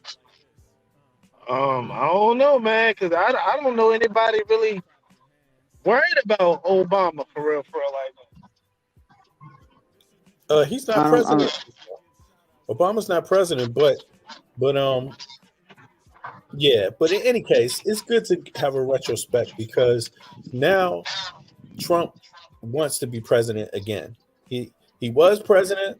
He lost his second term to Biden, and now Biden is the president, and Biden is running for a second term, and his opponent is Trump, right? And so Trump, he's been convicted of what criminal charges? He's lost civil suit on harassment and assault, I believe, right? I think it was both. And then the Stormy, what is this? The hush money thing is the one that just finished, and he's guilty on that. But that's 34 different separate felonies, all in one. You see what I'm saying? So, I mean, can Trump really run for office and win? And can he serve? Can he serve? Is this person that's capable of serving? I mean, no matter how much you like Trump, aren't there limits to any human being to where you wouldn't support them? And what are the limits? You know, so for me, I hear a lot of people they attempt to compare, Trump. When you bring up something negative about Trump, they say, okay, well then what about Biden? You know, like when people talk about crime about Trump, they pivot to crime about Biden's son, not crime about Biden, right? So, and it's a similar thing where they try to do a comparison with Obama, but I mean, at the end of the day, no matter who you like, what are the limits? If let's say if this was any other candidate and you support Trump, if this was any other Democratic candidate, would you be okay with that? With them being the same as Trump? Just change of party. Same guy, change of party, Democratic banner. Same attitude, everything. He's still saying grab him by the coochie and everything else. Yeah, but everything else, as far as the law, would be the Democratic parties. Forget how he talked. He could keep talking the same. He can do all the same. Just he would be doing it for the Democrats. Would that be okay? Maybe. For example, if Trump came out and said, you know what, all universities should be free, and everybody who paid and has a debt, I want that gone. If he was Trump, if he was doing that and running under the Democratic banner, would that be okay? Would you vote for him still if he was convicted, had all those charges? I'm convicted. I'm standing with him. Would you want a Democratic candidate like Trump, a go hard like Trump for the Democrats? Yeah. When the Democrats can get one, if the Democrats can get a man in there, not these old guys and half breeds. But at the end of the day, he needs to put his grown man drawers on and stop whining like a big baby because things don't go his way. I don't know how you consider him to be a man's man. Every time you turn around, he's whining about some shit that he did, all the shit in his pants he did on his own. Nobody put shit in his drawers, and now he can't handle the heat that that he created. He created that heat. Nobody put him in that position. Didn't Obama tell us to stop whining? Hey, but he was out there saying that shit before then. He was saying to stop whining for a long time. But Trump was saying that way before then. So, I mean, he got years. He's older than the majority of us. Stop all that. Well, I'm saying, though, the point is, you said we can get somebody to stop whining. Trump, he was whining. He's been whining from the beginning. He was whining we ain't talking about, Trump got a longer history of whining than anybody. Michelle should have been president. Michelle should have been president. He got a look. You can sit there and you can vouch for him or try to vouch for him all you want to. Don't nobody care about that big old whiny baby. Tell him to take his shitty drawers off. Maybe he'll feel better. Morning, my friend. All right, I'm gonna check in on this last video and then switch over to the Diddy news because apparently it's a whole lot of stuff been going on. It's exciting to people. People want to know what an entertainer like Diddy would face. Go ahead.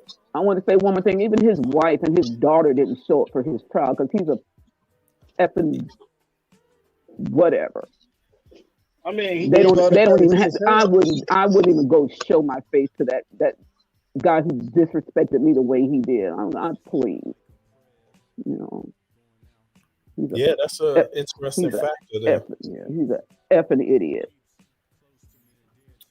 I don't think he's going to. I mean, I don't believe he's going to be successful in winning an election. I think he's going to be allowed to run, and but who knows? Yeah, well, Right? who What that knows? I mean, I'm entails. not gonna even. Yeah, I'm not gonna speculate on that part. But we just talking about what Obama was saying about him and stuff like that, which is, he dished it, and now he needs to take it. Put on. He ain't no alpha man. That no alpha man whines and complains like he does over every little thing under the sun. He's a Hey, sissy. check this out. He's a little punk. That's what he is. Did Trump do a? Did he do a White House? What did they call that? And the A White House. president. Yeah, that's Trump. Let me see. I don't recall him doing one, but because I think he put an end to it or whatever, because he didn't like it. He doesn't like to be roasted like that. Because even if they put somebody up there like Larry Wilmore, who was up there, he said some stuff about Barack. So you're still subject to be roasted, whether or not the person who comes in there is to be the comedian or whoever comes in there. You're still liable to get something said about you. He didn't want that to happen. Now he could have put some stipulations in there, but there ain't no guarantees. People take their shot and take their chance.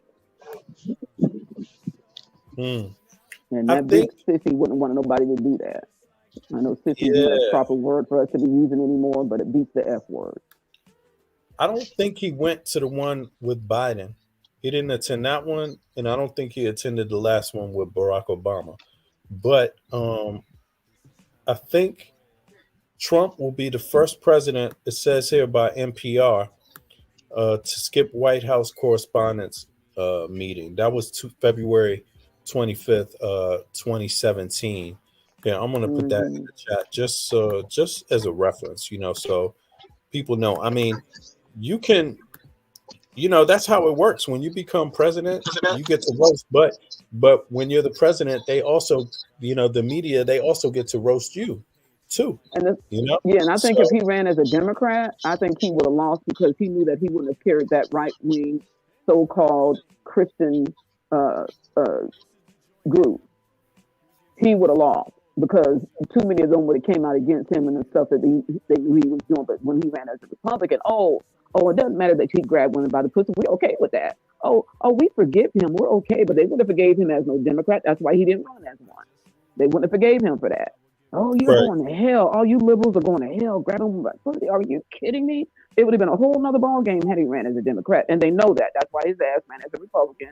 So he can get that far right Christian so-called evangelist wing of the party. That's why he did that. It's pretty much his only option. The Republican Party. Ralph, you on mute. I really don't even see it as that because, look at the times we live in. Most of the women are highly sexualized. Anyway. Women have always been highly sexualized. That's what I'm saying. That's why I'm saying that's why it doesn't really matter as much. That's what I'm saying. Women have always been highly sexualized. They pass laws to keep us from being that way. They changed the food pyramid to keep us from being that way. So no, all this, chastity and all that bullshit, that came from that right-wing so-called evangelical group of people. I mean, they want everybody to be like the Virgin Mary, and everybody, no, stop it. No damn Virgin Mary. Virgin Mary ain't real. I mean, I hear you and I understand. I totally got a good understanding of what you're saying. But as far as how would they look at women, like most of the women that tell you they want a strong, dominant man to do something like that if they like them. I mean, I'm not agreeing for just start grabbing random women and stuff like that. Now, this your woman or y'all flirting and y'all and held hands and anything like that, and that's you didn't grab it, okay? Who don't grab their girl butt? We ain't talking about, but we're not talking about if it's your woman. He didn't put no stipulation on whether it was his woman or not. He said you can grab him by the pussy and they'll let you do it. That's what he said. He didn't give a damn. He don't give a damn who it is. But I'm just saying, Ralph, Had he he lost ran the as a case. Democrat, he would have lost. That's why he didn't run as a Democrat, because he would have lost that evangelical, so-called Christian group of people. They would have called him, said he was going to hell for those actions. They would have said everything to keep that man. He would not have won as a Democrat. I'm telling you, he would not Yeah, have. yeah, I'm agreeing. I'm agreeing as a Democrat now. You got a lot of, people set in their ways, you know what I'm saying? Like that, even as far as the older crew. But this is at this time, it changed. A lot of younger people were into voting at this time. And when you get the younger people to vote who understand, who see the world different from, a maturity level of people who've been voting, it's going to always come off a little different. So for our age group, that's what we see, that's what we know. And it's not saying that it's right, but those are the situations we're put up against. But it's amazing to me, like I said, that these so-called Christian people, hearing that man said he had no problem grabbing women by the pussy. These folks who claim to be the moral compass of society said it was okay. They kind of signed off on saying we agree that's okay for him to do that. And I'm sorry, you can't have it both ways. You either going to stand for morals and principles or you're not. And if you claim to be this Christian and you're not standing up against those kind of principles, then you need to sit your ass down somewhere and shut your mouth. Because you can't go and say, I forgive him, and he didn't grab you by the pussy. How you going to forgive somebody that didn't do a damn thing to you? Trump, he had a case, a civil trial. And the civil trial was regarding, I think is it rape? Yeah, it was rape, right? And guess what, Ralph? He did not even testify on his own behalf. I'm gonna use Andrea's words on this one. Is it his fault that they didn't prosecute him? Is it his fault they didn't call him up there to do it? But he lost his the rape trial, right? Yeah. Yeah, and he didn't take the stand. So, what did you say? I'm sorry, Ralph. I'm sorry, BB. What did you say, Ralph? You said you didn't take like when you say when women get charged, it's not their fault that the judge had favor on them or they didn't have to do anything. That's what it was set up.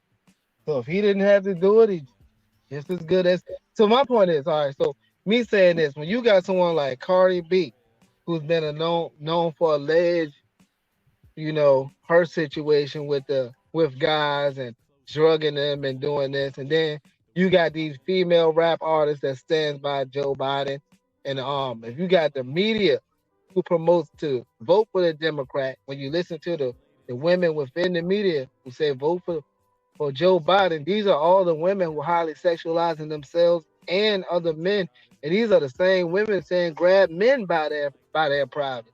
These are the same women saying take men for what they got. So now it's like, how we gonna be mad at Trump?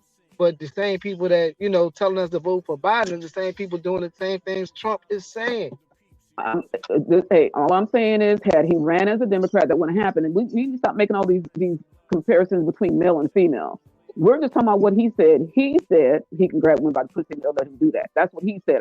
I'm not trying to bring nobody else into this discussion. All these other women who are saying is most men will not say nothing against what a woman does to them because y'all like what we do to you if we're going to go that way. You're not going to come out there and sell yourself out. Oh, she grabbed me by my so-and-so. And I didn't like it. Most men are not going to do that. So you need to take ownership, men. Or if a woman does that to you, go report her, report to the police or whatever. But if you're not going to do that because you enjoy the pleasure of somebody grabbing you, then you go right ahead. It doesn't feel the same, So I'm not trying to go back and forth about men and women, and I'm not trying to make it about that. We're going by what he said, and had he ran as a Democrat, I guarantee you he would not have won because that so-called right wing of the evangelical Christian party would not have for him to be president. It was not. Their self-righteousness would have came out and said, how dare he grab women by the pussy. But now, because he ran as a Republican, it made, we forgive him. It's a whole blanket forgiveness. We don't, everybody makes mistakes. The one is a mistake. Two is worse. But we're just going to overlook all that because, he's a man's man. He grabs women by the pussy. We kind of hope as older men, we can do the same damn thing. And you pushed us all the way down to saying it's okay for men to grab women by the pussy. Does that make them a man? Hell no, it doesn't. That's not a man. A man who does shit like that just because he thinks he can does not make him no man. And it sure doesn't make him no damn alpha man. Whatever the fuck that is these days. I mean, I'm so sick of those words, alpha, beta, simp. I'm so sick of those words. They're just so annoying and nauseating. Because that to me is not an alpha man. Not one shade of nothing. He's a punk and a coward. I'm not saying this action far as what he's saying, grabbing them by. I'm saying just being accepted by men. You know, he just having more of an acceptance by men want That's what it to is. do violence against women. That's why, you know. I wouldn't He say that. promoted Now. that violence I'm against not going to women. push the narrative with men. Well, then I'm not going to. Then don't say this about women on the other side, then, because we can push either narrative. That's what those women did. We can push either narrative, though. Most men ain't going to complain if a woman grabs them by their stuff. You just not. Name one who's come out and said a woman grabbed me by my private and I didn't like it. Name one. Who? Where? Not there. He's not there. If he was assaulted, he's not out there hollering. Most men don't look at that the same way. Even if a woman molests them, they don't look at, oh man, I'm a 28-year-old. That's how some of them look at it. Even some teenagers look at it that here's way. the thing, and what guy, if you have good relationship with women or good experiences with women, then why would you need to do that? Why would you need to confront them that way in the first place? They can confront you. They can come and let you know, hey, grab me, touch me. How you doing? They can speak for themselves. But this is Trump saying, all you got to do is just grab them by the. Come on, man. That's the worst thing you could say if you wanted acceptance from a woman. Even if there were some women that want you to grab it, they wouldn't want you to say it. But here's Trump. He's defying everybody and still getting a vote. I mean, you always have to say, sure, there might be a small minority of women that might want somebody to grab them. Sure, but the majority don't. So that's the majority is already spoken. So that means Donald Trump is with the minority on that issue, right? Yeah, do you remember, Negro Ralph? You remember that guy, and DB, the guy who was running for, I think, the Senate seat? I think he was in Alabama. And then this lady came out and said he did something to him. Then this other lady came out and said, yeah, he did. But I'm voting for Trump. I'm like, then what are you talking about? What are you talking about? How are you going to be upset about this man who you claim did something to you, but then to turn around and say, well, I'm still going to vote for Trump? Yeah, I'm like, well, then they say you deserve that then. How are you going to sit there and talk about other women and the stuff that they don't want to uphold, but then when it came to you, it was okay? She was crying and everything. But woman, I mean, sometimes I just like, shut up. Yeah, I know what you mean, because it is kind of frustrating in a way, especially when you dealing with issues like this, like that particular thing. Just grab them. And those words in itself is kind of like, you're going to pretty much lose any debate or lose any contest, when he puts it that way, when he frames it that way, because it's very clear. He's telling you, just grab him. That's like saying, you know what? I'm going to go in this 7-Eleven and I'm just going to take that candy bar. I don't have to pay for it. I don't have to ask for it. Look, I don't have to ask. Look, I'm not going to. Y'all ain't doing nothing. That's VB talking. That ain't you. I'm not going to ask nobody where the candy bars are. I'm not going to ask how much it is. I'm going to take it. V, that's a troll, man. That's a troll, man. That's a hard troll right there, man. But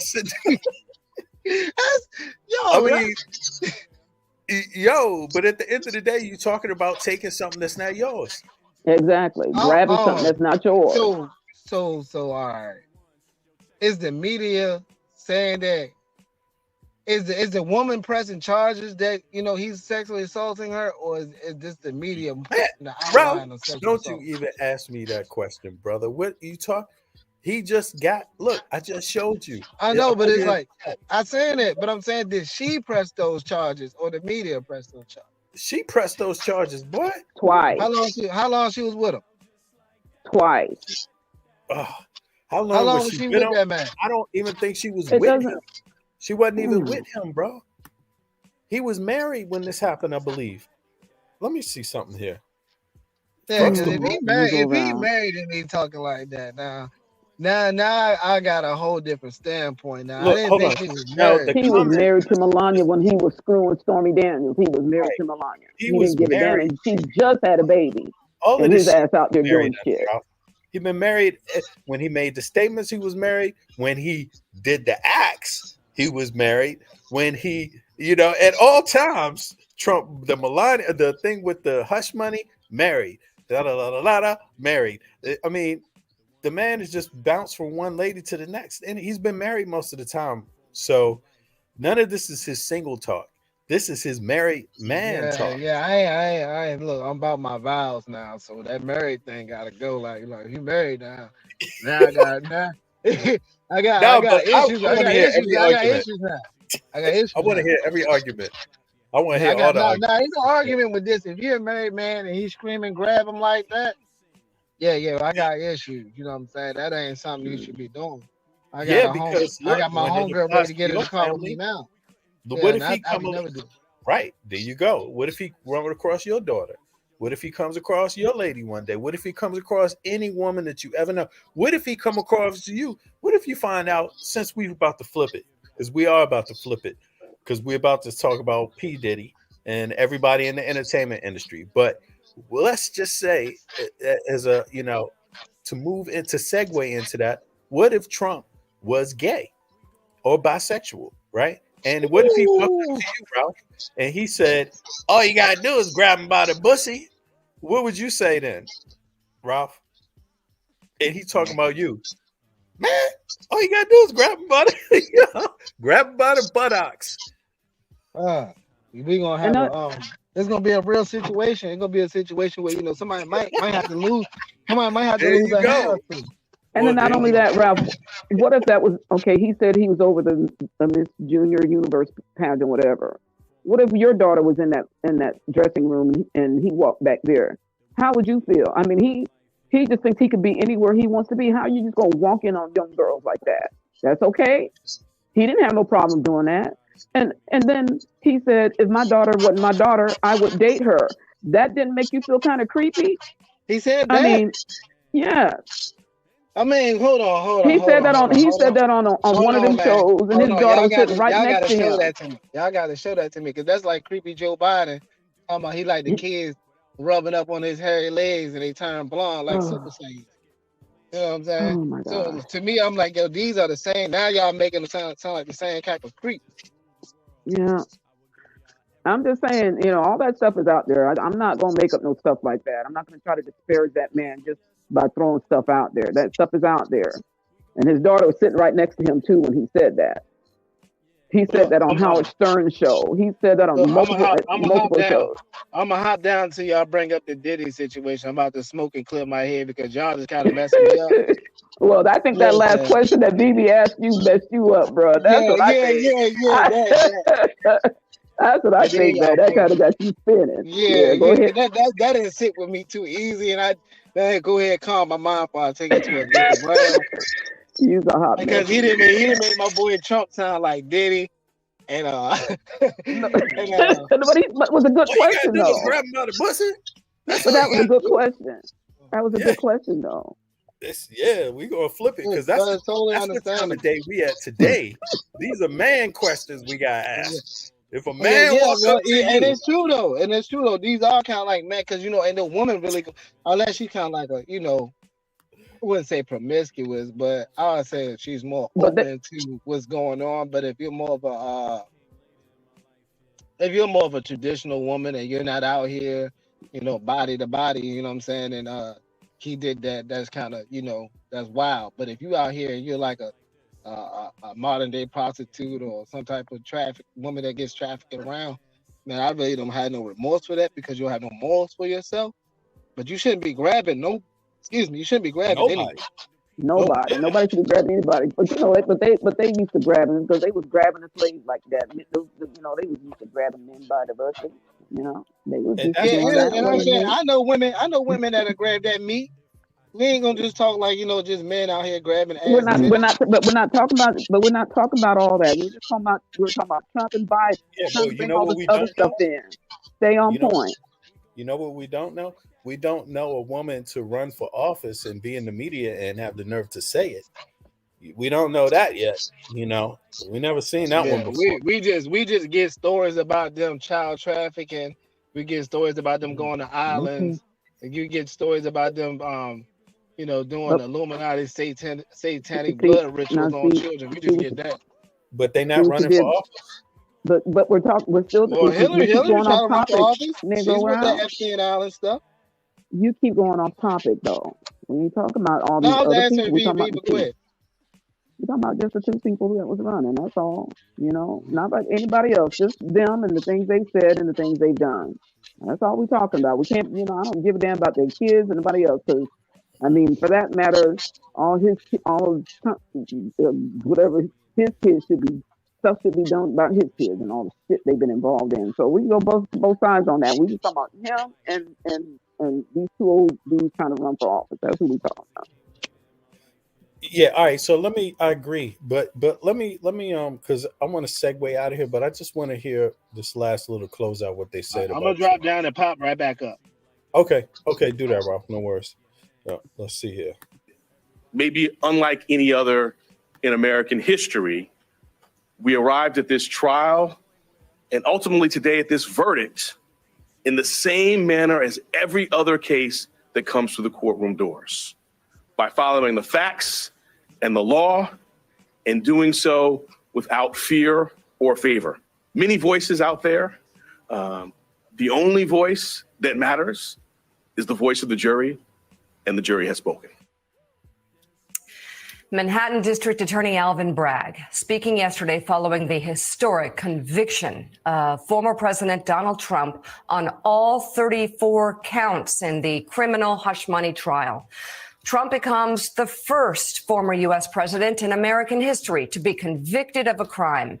The verdict was read just around 5 p.m. in a New York City courtroom after the 12 jurors deliberated for roughly 9.5 hours over 2 days. Each of the 34 felony counts is associated with a falsified business record pertaining to Trump's reimbursement of his former attorney and fixer Michael Cohen for a hush money payment to adult film actress Stormy Daniels during the 2016 presidential campaign to keep her quiet about a sexual encounter she says she had with Trump back in 2006. Trump has denied her claim. Sentencing is set for July 11th, just 4 days before the Republican National Convention begins in Milwaukee. The maximum sentence for falsification of business records is 4 years in prison, but incarceration is not a mandatory sentence. It will be Judge Juan Merchan who ultimately decides the punishment. Along with Joe, Willie, and me, we have the host of Way Too Early, White House bureau chief at Politico, Jonathan Lemire, U.S. special correspondent for BBC News, Katty Kay, MSNBC contributor Mike Barnicle, former litigator and MSNBC legal correspondent Lisa Rubin, former U.S. attorney and MSNBC contributor Chuck Rosenberg, and MSNBC legal analyst Danny Savalas. Good to have you all with us. Chuck, I'm curious your first impressions of what happened yesterday, what Americans should be looking at, what they should be focusing on as we move forward.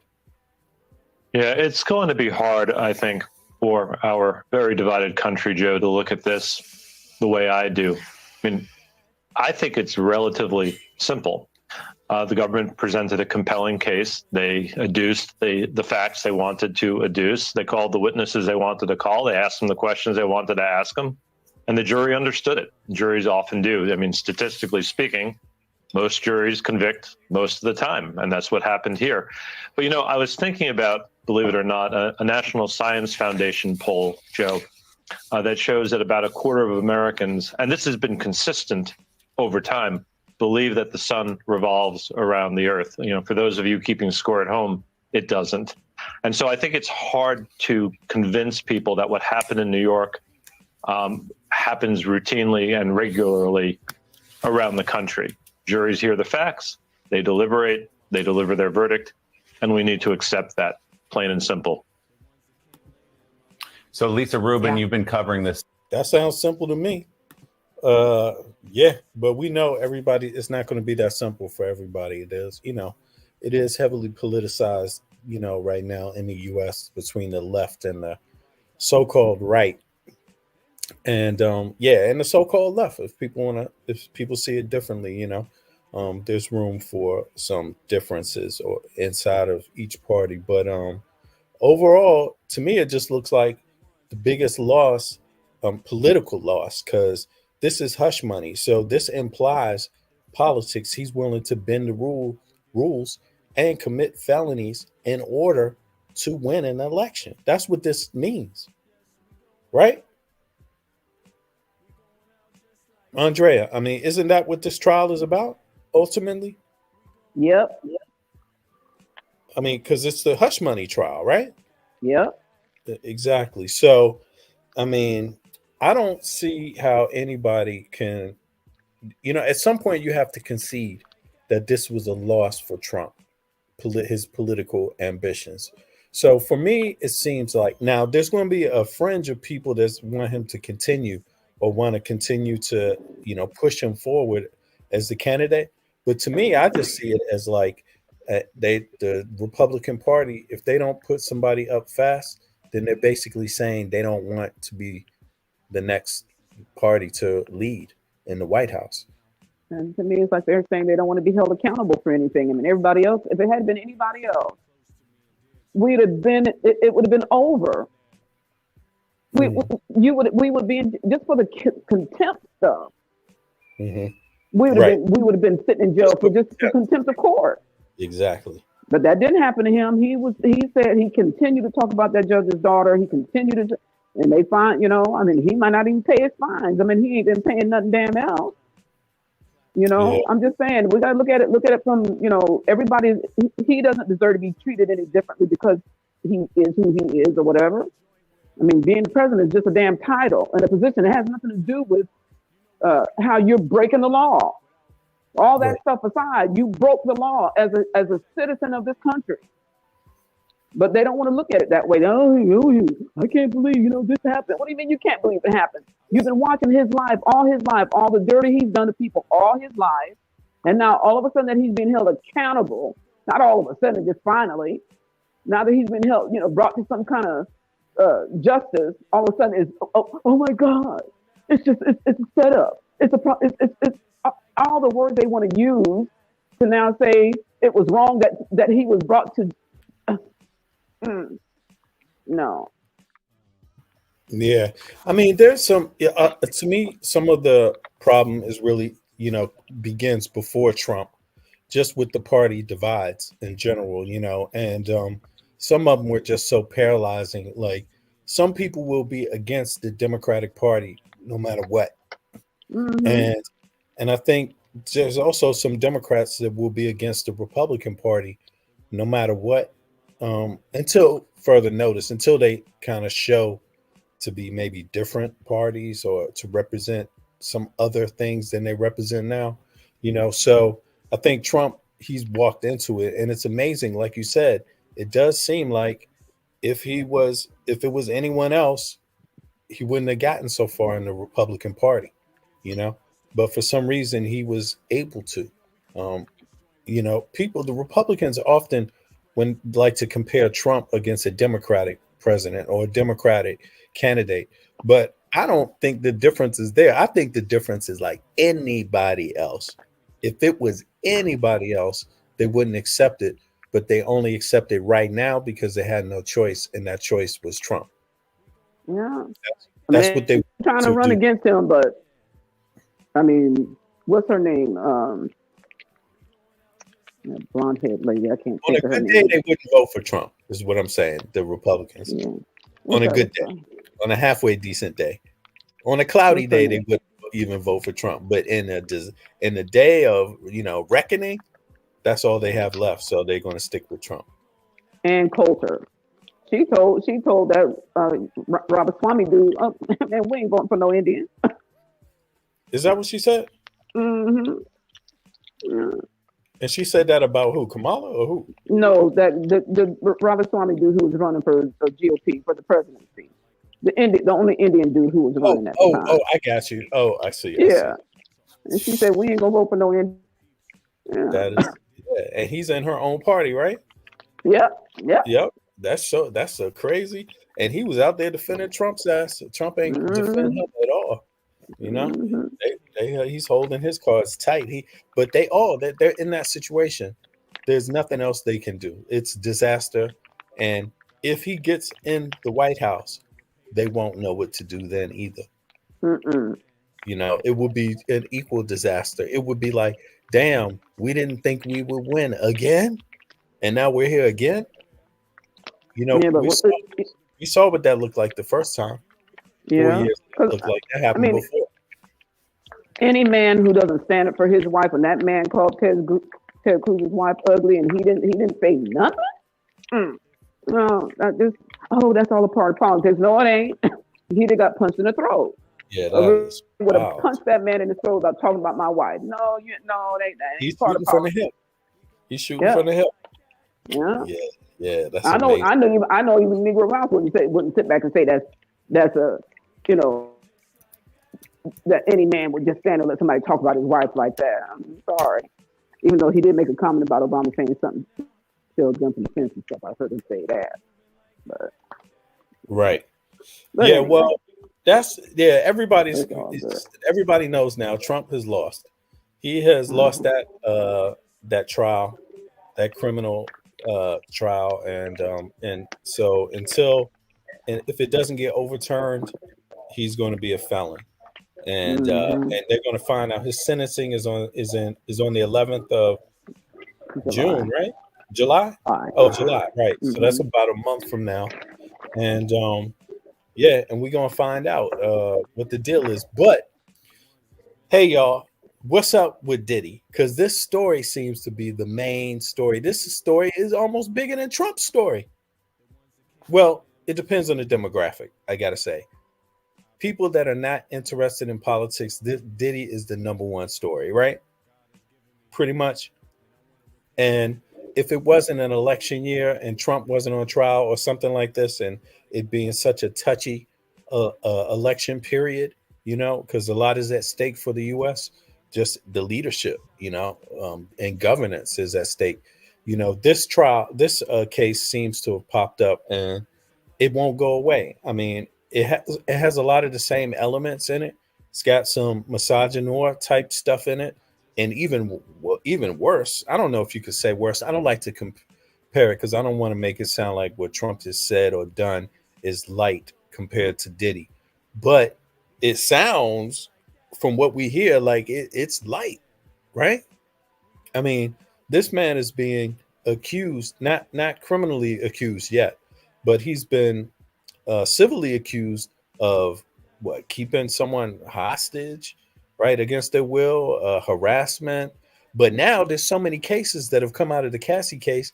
He's almost on the verge of criminal charges now. So the whole thing is escalated. It started off civil, now it's criminal. It started off with a few assaults against Cassie that he paid to keep out of the courts, and now from that, all the people talking about him, all the people speaking about them witnessing similar crimes go on with other people. Now it's turned into trafficking. It's turned into drug trafficking, also human and drug trafficking. It's really turned into a big case, and it connects with other people. Like, I used this picture for this live. It's a picture of Trump and Diddy together, I believe. Let me check that out. Didn't I use that picture? Let me see here. Sorry about that. I just want to make sure. I thought I did. Yeah, you did. Okay. And it's to show that, hey, they know each other too. They're not, these people come across each other. And so my question is, do Trump know anybody that's been to the Diddy parties? Because apparently he's been to Epstein Island too, also, right? Himself. So fair game is fair game. Has Trump been to any Diddy parties? That's what I'm curious about. And on top of it, there's one other development that's come up.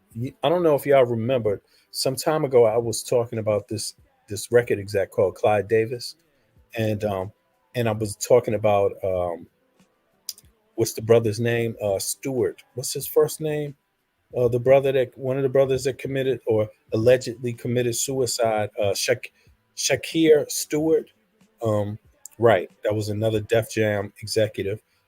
And then also this there's another executive that allegedly committed suicide, Chris Lighty. And I've always been saying, to me, it sounds like it's related to the same events, like extortion, people coercing folks into sexual acts and getting them on camera to blackmail them later.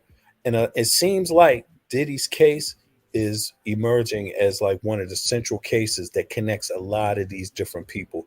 And the allegations about Diddy um, mur- uh, allegedly murdering Shakir Stewart is coming back into play. The allegations about him allegedly murdering Tupac Shakur is coming back into play.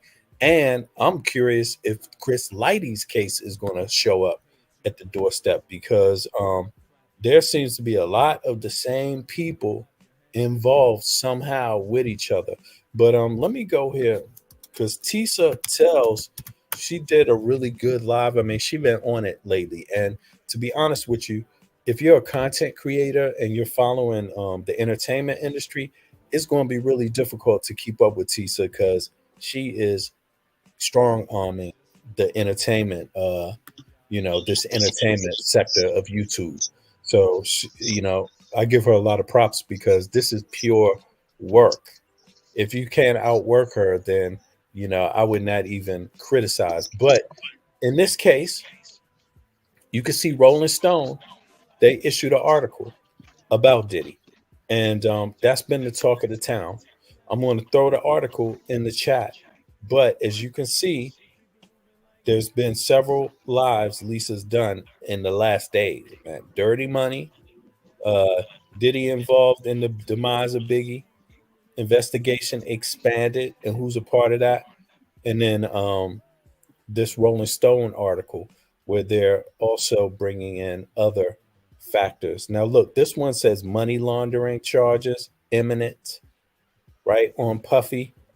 And right, it's sounding like that. Like money laundering might be one of the center pieces here, right? Because don't forget, you could be in a tight situation and get some money from somebody to do your business and then wash their money, and you might not seem like you got a lot of options, but it's still a crime. If you commit it, it still is a federal crime, money laundering. So to a lot of people that maybe don't have access to money, they would say, hey, you know what? Let me just I can take this money. Why not? I need money to get involved in business. And then you find yourself in a situation where you just took money from a mob, where you got to now clean some of their money, pay off some of their debts, do some things for them, to make their lives workable. And so that's emerging with Diddy right now. It's a Yeah, shock. Oh, you're I'm gonna gonna drop. hop in? I'm gonna hop down and I'll come back a little bit. Okay. But and then here's another interesting thing. People have been asking, they've been saying, you saw Tisa, there was one thing where she said, asked the question, yeah, what is it? Dirty Money defends Diddy. Yeah. Now here's another thing that's coming to play. What about all the rappers that ain't talking about what's going on? The ones that are silent. And one of the names that came up in the mix, I hate to say it, is Busta Rhymes, right? Busta Rhymes, Bodyguard. And I have to say, this sounds eerily connected to what is going on right now with Diddy, because Diddy and Busta are very, very close. And he ain't talking about Diddy, right? And listen to Buster's and I'm not surprised. I'm saddened, but I'm not surprised. But there's got to be many more people that found themselves in this situation. And if it is what I think it is, if Busta Rhymes took whatever that door was that opened up and he walked through that door, he's not the only one that walked through that door. You see what I'm saying? And I'm just saying, that's what we're finding out. It appears so. Allegedly, this is what Busta Rhymes' own bodyguard said about him. Now, we're going to get into Diddy, but this is a part of it, in my view. This is a new moving piece that just showed up. So let's jump in real quick. Yeah, before we go into the rest about Diddy and what it's looking like for it legally. Yeah. Super zest monster. For sure, bro. That's my thing, bro. Like, this been common knowledge, though. Like, all my promoter homies. Yeah, this is Capone News, by the way. Would always say, man, you know, we got to break some other. Yeah, he broke this story. Capone News broke this story. For sure, bro. That's my thing, bro. Like, this been common knowledge, though. Like, all my promoter homies would always say, man, you know, we got to break some other. We got to bring some, what they call them. I'm not going to say it on here. They call them fun boys. They'll say, we got to have some fun boys in the section for Buster. Because, you know, I bodyguarded for Ghostface Killer before. You feel me? And being around him, you hear things. You feel me? I'm like, damn. And my auntie, like, the biggest Busta Rhymes fan. You feel me? Like, every cookout, she playing it. All his little fast rapping, all of that. Him and Craig Mack playing that. Bro, on my soul, I'm out with a group of people. At this time, I was with Don Benjamin. You familiar with him? No, never heard of him. Model dude, like a model guy. He be doing like some rapping and stuff. His name Don Benjamin. I'm out with Don Benjamin, and the club we ended up going to, Busta Rhymes in there. So it was a little lawyer guy that was with us. And the little lawyer guy we was with, you know, he was a gay dude, super cool, feel me, good guy. Bro, Busta Rhymes wanted him in his section so bad. Like, what? Pulled him to the section, like through the rope, and tucked him off in the corner. So I'm looking like, well, he ain't come with us. Well, I know he was in the little group. So if I go out with somebody, like a group of people, I try to make sure everybody get there together and leave together. No, he stayed with them. He stayed in there with them, bro. For sure, bro. You ain't never heard about this before, have you? Bro, this common knowledge, bro. Like, if you in the mix, bro. If you in the mix, like I've been in the mix, you know this, bro. Now, the big picture allegation is that there's been people in the music industry, executives, that have been using these type of tactics on their artists, blackmail, coercing them to engage in quote unquote homosexual acts, and then blackmailing them, taking pictures, taking evidence of it, and using that later when they go against the ranks in the industry, per se, other executives, or don't do what the power brokers want.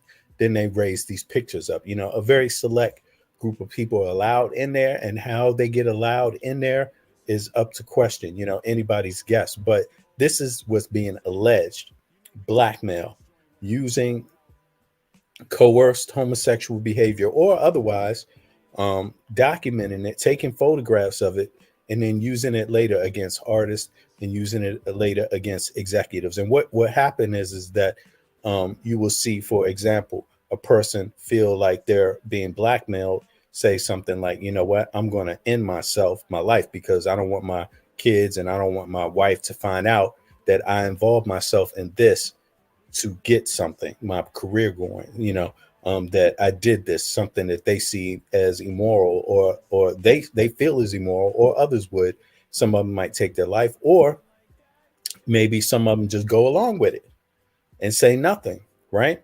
Do whatever they want you to do. Now, in this case, what makes this case interesting is that Busta Rhymes is business partners with a lot of these others in the industry. They know Busta Rhymes very well, but Busta Rhymes got a long career. Who was Busta Rhymes? He was on Elektra. Elektra was Sylvia Rhone. Elektra is a lot of the same, but he was managed by Russ. I mean, this is a small circle of executives. One company, one executive could go from one company to the next company overnight. That's how easily they cross over. One company could buy up the other company overnight. Same people working in it, the new company. You see what I mean? It's this kind of relationship. This has been the standard in the music industry.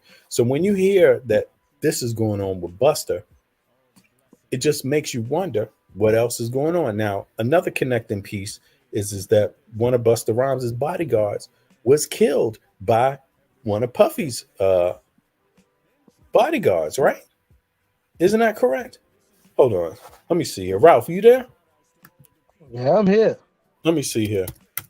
Yeah, we're gonna get into Diddy, but I just want to make sure I got That was around the time I think when he got signed to Violator, right?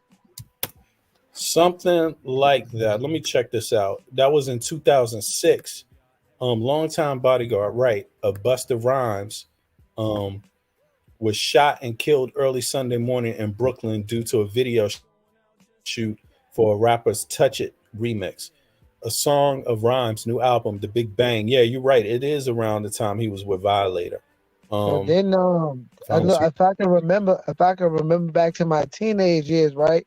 That's when that's a song with Fairmont and everybody on it, that Violator record or something like that. It's an album that they got out. It's a whole Violator album. I think Busta 50, everybody that was cut off of Def Jam.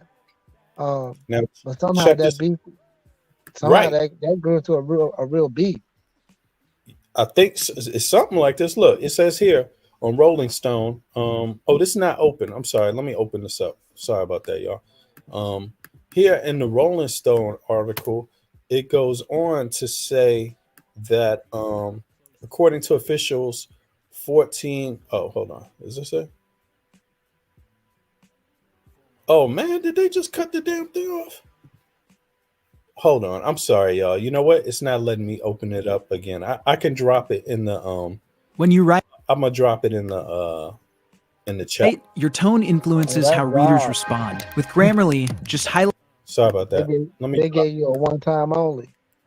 Yeah, and then when I try to reopen it, all right, but I can continue on the first page. It says here that according to officials, 14 shots were fired at 1:30 a.m. Rhymes, Elliott, Blige, 50, and Banks were uninjured, as were the 500 fans gathered for the video shoot. It remains unclear how many people were outside when the shooting occurred. Police are still trying to determine what prompted the gunfire and currently no suspects. And I do think you were right, Ralph, that this was when he was under Violator management. And there's some beef between Violator and not Puffy, but what's the other guy? Same thing, 50 Cent. And what's the other big record executive? That's Haitian descent. He's in prison right now for life. I forget it, but in any case, same guy that was in the studio when Tupac got shot in Quad Studio, right? But in any case, not Haitian Jack, but the other Haitian guy. But in any case, it seems like the circle's getting small. And for me, whatever Busta Rhymes' sexual preferences, I don't have an issue with that at all. But my issue is that within this music industry, it seems like there's a whole lot of coercion, sexual coercion going on, or straight, whatever you want to call it. There's an atmosphere where this kind of shenanigans been happening. Go ahead, Rob. Yo, so look, I know this sounds kind of, this is just my thoughts, you know what I'm saying? This is allegations that I think they kind of, from what they put in the music to us, was, because I've never been a Busta fan, and I always thought he was zesty. But the fact that the guy, the bodyguard said, when he said "on my soul," I felt that from him. Like this ain't no new information. If you really watch that video with Puff Daddy, right, and Pastor Cavassier with Busta, right, it looked like he had control over Busta. Like, wait, say that again. Acting all wild. Like he looked like he had control over Busta. Like the way he talking to him. Then, P. Diddy. Oh, really? P. Diddy. Yeah, so you watch the Pastor Cavassier video, right? He's like, everybody's singing now, Pastor Cavassier. And then Diddy come out like, he's like, get him, Busta. And he, Busta get up get up there posing, getting sexual, you know what I'm saying, amongst nothing but men. You know what I mean? And they always say, watch the bottles, the drinks, the promotion, the liquor. You feel me? Right. To get the money off of these schemes. So it's like, they use Busta for that hype for Cavassier. And Buster always looked like he wanted to engage in it because he never really sold anything. His record, right? I got you. His record. He's got a big catalog, but he's only got. We talked about that the other day. I think he only got 3 platinum LPs. Yeah. And Busta Rhymes got a lot of LPs, probably 20, right? Yo, like who's buying him? Who's playing his man? Like for him to have those type of gold chains and stuff on, and to be around this type of society where he's looked at as a pioneer. I mean, I'm for real. People put him at the top, but they really can't name 20 Busta songs. I stopped listening to him after Flip Mode Squad. Now he had a few hits, but I ain't really paid him no mind like that. We stopped playing him when Diddy Kong Racing came out. Yeah, I'm a little I'm surprised. Well, when I hear what he's saying, I agree with you. Like at some point, I was also like, some of these outfits Busta's in is kind of zesty, but lately they've been really, really zesty. Like not just a little zesty. Hold on, let me see here, because I think if you just Google Busta Rhymes, right? Yo, Busta he was Rhymes, the first like young thug for real. and you look at some of his newer outfits, you'd be like, what the hell is going on with Busta Rhymes, man? Yeah, even the older ones, when he out there talking about some woo-ha, got you all in check. I'm like, what is woo-ha? What the heck is woo-ha? And then, you know, allegedly they say he was on that hard rock, you know, that hard rock pipe pusher. You know? Oh, really? So those are alleged things that the media was saying about him.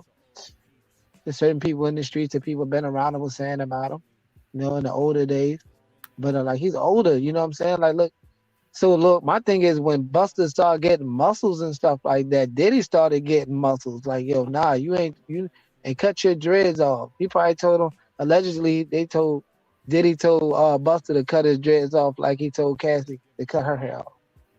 Allegedly. Oh, really? Allegedly. Right. Okay. I mean, hey, man, you know, I would not try to guess myself. I don't really know, but I do think that, don't get me wrong, it's not the flowers only, but it's, you know, I've been looking at his dressing as of late, and I just thought like there's something zesty about this. Well, it's lost though, right? But look at the pictures of him in the early, from like 90, maybe Right. from 90. I don't know. He was always extra zesty. Look at this. Then check your boy out, bro. Check him out how zesty he is next to Diddy. Look how zesty when he next to Diddy, he's super zesty. Okay, let me see something here. Busta Rhymes, P. Diddy. I'm sure people are going to start connecting the dots and being like, why ain't Busta talking about what went on in some of them parties? Because there's no way that he wasn't at none of them parties. You know, I mean, that's my guess. Yeah, I should tell it all. You know, look, everybody got their Cassie got money. A white man supported her and helped her get those feds to release videos so she could get some money. She got the money for that ass whooping, right? She definitely took that beat. She got that bread. Okay, I'm proud of you. You go, girl. Boo boo. Liberation. You got it. But for real, if the feds got to leak something out on you that they know they can't charge you for because it's too late and the hotels probably took money, or if they didn't take money, knew about this, and then released this as an assault in that state, something that's wild to me for it to get out now. And him. All right, check this out. Yeah, go ahead. Keep going. Sorry about that. Yeah, so then when you look at now, we talking about Cassie, what she endured after whatever she could have watched Kim Porter go through. Don't nobody speak up for Usher. Usher's a known boy, talking about he was fighting in the same bed with a man for cereal, seeing too much. It's the same. Where's the outrage for Usher? Ain't nobody go back and find. And this is a man saying slept in the same bed. You can still pull them charges up. But look, even if Usher said something, somebody would have been saying to him the same things. You just after the money. right? Usher don't need no money. I'm pretty sure Usher No, just I'm needs to talking say, about all back right. then. Back then, he needed money. Back I then, he mean, needed money, right? well, So I men don't needed know money. because remember Usher had the movie. He had his album was selling. He just wasn't getting paid. He wasn't even getting paid for it. I mean, And he so he was one needed of the the top money or sellers. what? He ain't need He the was- money. It was in a way he was in a spotlight where he was going to become what he was going to be. Like, so even though he didn't get the money started off, like he was one of the R&B faces that was definitely played a lot on the radio. He was one of the So, artists who definitely got so his promotion. if he spoke up, what I'm trying to figure out is just if he spoke up, would people accept him speaking up, or would they say he was after the money? I mean, he kind of did speak up, didn't he? He said, basically, I was, groomed. He basically told people how his parents gave him off to Diddy, and he was groomed. I mean, I don't think people would say anything, bro, because from what I'm getting out of this myself is that it's men and women involved in covering up these things, and it really is like a cultural thing, in the sense that some people in some people's cultures they okay with this type of stuff, and other people's culture they're not. They don't see it as okay to be harassed at work. They don't see it as that when you go to work, there should be any type of you shouldn't be people shouldn't be trying to date you. People shouldn't be trying to have sexual or personal relationships with you that way. When you're at work, That's you're where it goes. But that's what happens now. So now that women are allowed to work, that's the threat we got to deal with as men. And I ain't saying it should be in this situation, just men on men, but when you go to work, that's what most people find their person to cheat with on the job. They talk about it all the time. That's my work wife, my work husband. That's my little fling at the job. Or wherever they going, when they open up that marketplace, this is what we got to deal with. And I know some guys can't handle that. Some women ain't gonna be able to handle that because now you got to find a real person that's about you. But the child grooming stuff is I mean, different. a lot of the people that were involved in this, they all, I guess in retrospect, they saw bad things happen. But in the beginning, when they were younger, they didn't see things the same way. I think a lot of that is what's going on because people accepted a lot of this stuff. And, maybe some of the victims also question themselves. But for me, I'm not interested in that because I don't think it's so innocent. I'm interested more in the coercion, you know, in the actual coercion, getting people drunk, trying to expose them, to extort them, an intentional act, a complete intentional act. You see what I mean? And that's what Puffy's been accused of, and that's what is allegedly others accuse some others of. But P. Diddy's being accused of extortion people. At least it hasn't happened right now. It's not in the criminal case, but in the public sphere, that's what people are saying. Like they're using tapes. They said that about Mark Curry said that he alleged that about Shakir Stewart tapes. And this kind of thing that you're hearing, it seems to just keep popping up. But let me play what they say here about Busta here real quick. They all in the room together. I go to Daddy House studio and I'm fucking with Diddy and Q-Tip and they was in there doing some shit. Y'all messing up the bag. Y'all messing up the energy. I don't like when I talk to these dudes that run these streaming platforms. Busta Rhymes recently got his flowers at the BET Awards, and the rap icon took his time to smell the roses. The multi-platinum rapper, songwriter, and record producer was honored with the Lifetime Achievement Award Sunday night. The award recognizes industry pioneers who have made a notable impact on culture and entertainment. Busta was introduced by comedian Marlon Wayans, who praised the rapper as a brilliant musical force. The most beautiful part about my life, I've been truly nurtured by some of the most incredible women in the world. Every song this man has done, he's been a part of other people's hits and been stealing hits for years, Wayans said. If you know Busta, we are all happy for Busta in this room because everybody knows he deserves it. He's a good brother, a great dude. Receiving the prestigious honor proved to be an emotional moment for the rapper. I'm going to wear it on my sleeve. I do want to cry, Rhymes said before dabbing his eyes with a hand towel. Delivering a lengthy acceptance speech, the woo-ha got you all in check. Rapper attributed part of his success to his Black cultural heritage, but at the same time, he didn't forget to point out those he felt were taking advantage of young rappers. Let me show you how to do this. And then the young boy said, of course, OG. You know, we salute you, OG. A lot of greatness from our people and our culture is by default because it's just the magic that we have, Rhymes said. I just am grateful for the blessing that has been bestowed upon me and this gift that I have been given. Yo, was this kind of low? Can you hear that, Ralph? Yeah, it's good to me. I mean, you can turn up a pitch, but it's all right to me. Is this too? Oh, here it is. Sorry about that. All right. Used to burn as a passion in my soul. Rhymes added, it's just me trying to do my duty to continue to advance the culture and continue to contribute in a significant way. I see so many people in here that I have known and grown with for a long time. You're watching me grow, and I love y'all, and I know y'all love me. Rhymes also thanked his peers in the hip-hop community and poked fun at his over-affectionate demeanor. I'm a real giver of love, he said. Sometimes I know I might overwhelm y'all. I want to hug you, and I won't let you go. I'll shake your hand tight. I speak to you from a place that I really want you to know. I mean what I'm saying.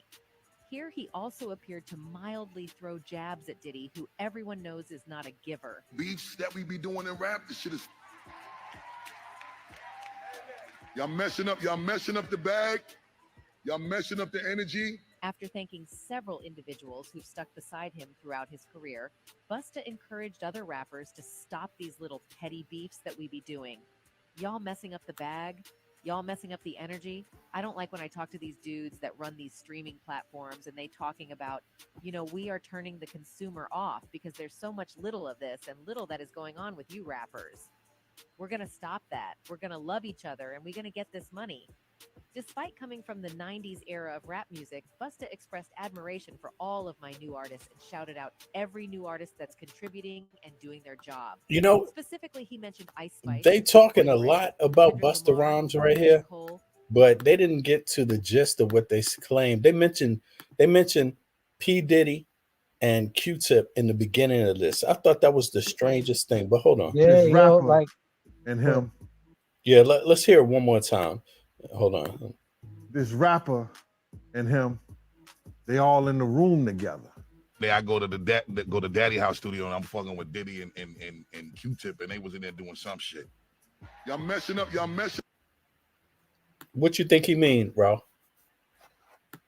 It means like I don't like Tribe Called Quest either, like Q-Tip and all them. So like I really thought they had like this flamboyant swag about their situation.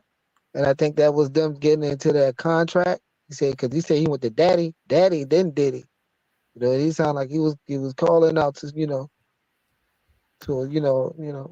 whatever he was reaching out to. Yeah. So for me, I mean, me just listening to, Busta Rhymes and that lingo that they use up north, they call it dude, Daddy and, Poppy and to me, that's very, very uncomfortable. You know what I'm saying? Because me and my father don't even get down like that. When I say when I call him Daddy, he look at me, he said, boy, he be like, man, ain't you grown? I heard something, and you know what? I think there's a complication here that people are having sometimes. And I had the complication too, myself at one moment, and it was like, when people think of gay, you don't think of men with wives and kids at home. You don't think that. But these types of persons essentially are very much so like that when they're men.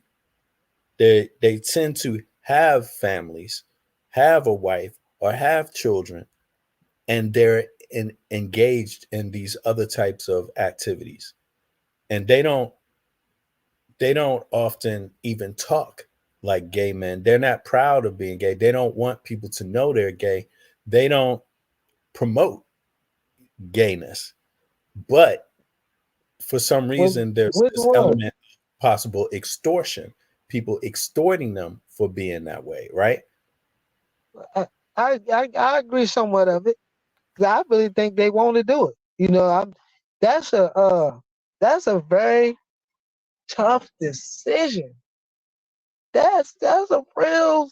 Either you was already like that, or that I believe for me to be heterosexual, I believe that that God made me a way where I feel that I'm comfortable being, and I know that I'm comfortable being.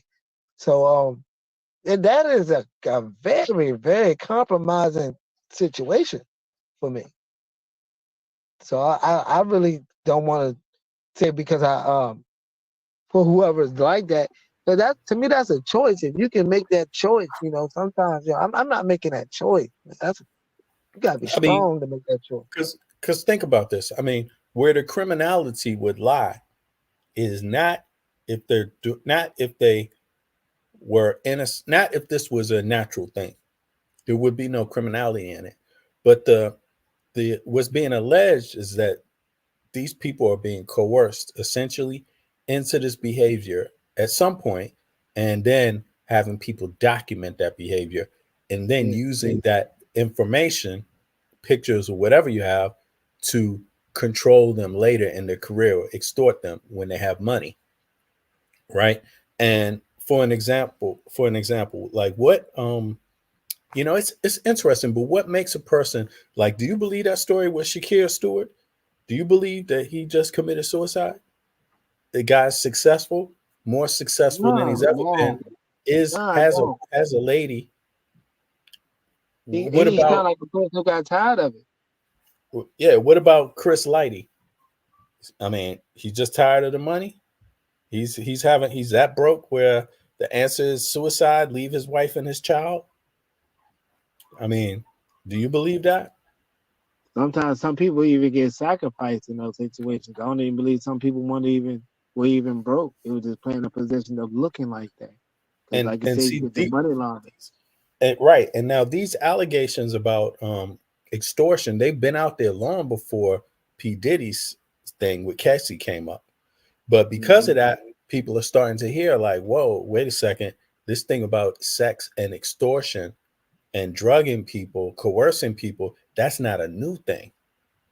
Now they're figuring out like, wait a second, people been talking about this the whole time, but there was no real example to look at. And here now you got Diddy to look at. You see, now somebody is being taken to task on that kind of behavior. Somebody is getting sued. Now somebody's possibly any day now going to be criminally charged with something. I mean, you did you know, like, what was it, yesterday? Isn't that when or 2 days ago? Is it yet? No, it's yesterday. I think Diddy, they just had a grand jury. Let me go into that real quick. Hold on. Let me play this and then we find the grand jury. Just do it. Just do it. The key, like a lot of times we sit around the Nike slogan, like, what are you waiting on? Like, execution is key. Like, a lot of times we sit around and we have these ideas or we have these voices that we want to be heard, and we're sitting around waiting for people to put us in position. Why? When you can just do it yourself. Yeah, we don't need to talk about it. We be about it. Be about it. Yeah. Bad Boy Records. Yeah. Young bro know my purpose and his purpose. Keep elevating. What's your name? King Salih. King Salih? Yeah. I get a record recorded and I'm here for King Combs and I love what you're doing for the community. Don't stop. Because listen, everything we've been through, bro, is for a purpose. I just came home and it's an honor. I ain't been home 10 months and I got to meet Diddy. Yes, sir. Yeah. Go. No. Hold on. Check it out. Come here. King. I got this new movement that I'm starting. And it's called Let's Go, God! Let's go, God! We got it that way. Let's go, God! Yo, so to you, my brother, let's go, God! King Charlie. I enjoyed myself tonight, and it's an honor to meet you all. Thank you. Love you, and thank you so much for everything you did for the community. Thank you very much. This shit crazy right now. This shit. Yeah, I gotta cut the music off. I don't want to get no strike. But hold on, let's see here. There's That's more to crazy. this. That's Huh? crazy. That's crazy. This is not. Let me see something here. Yo, that's crazy what I just witnessed. Diddy shows love to street performer after Busta Rhymes dismissed him. This is recently. You see? Hold on. Seconds. You don't even owe us that.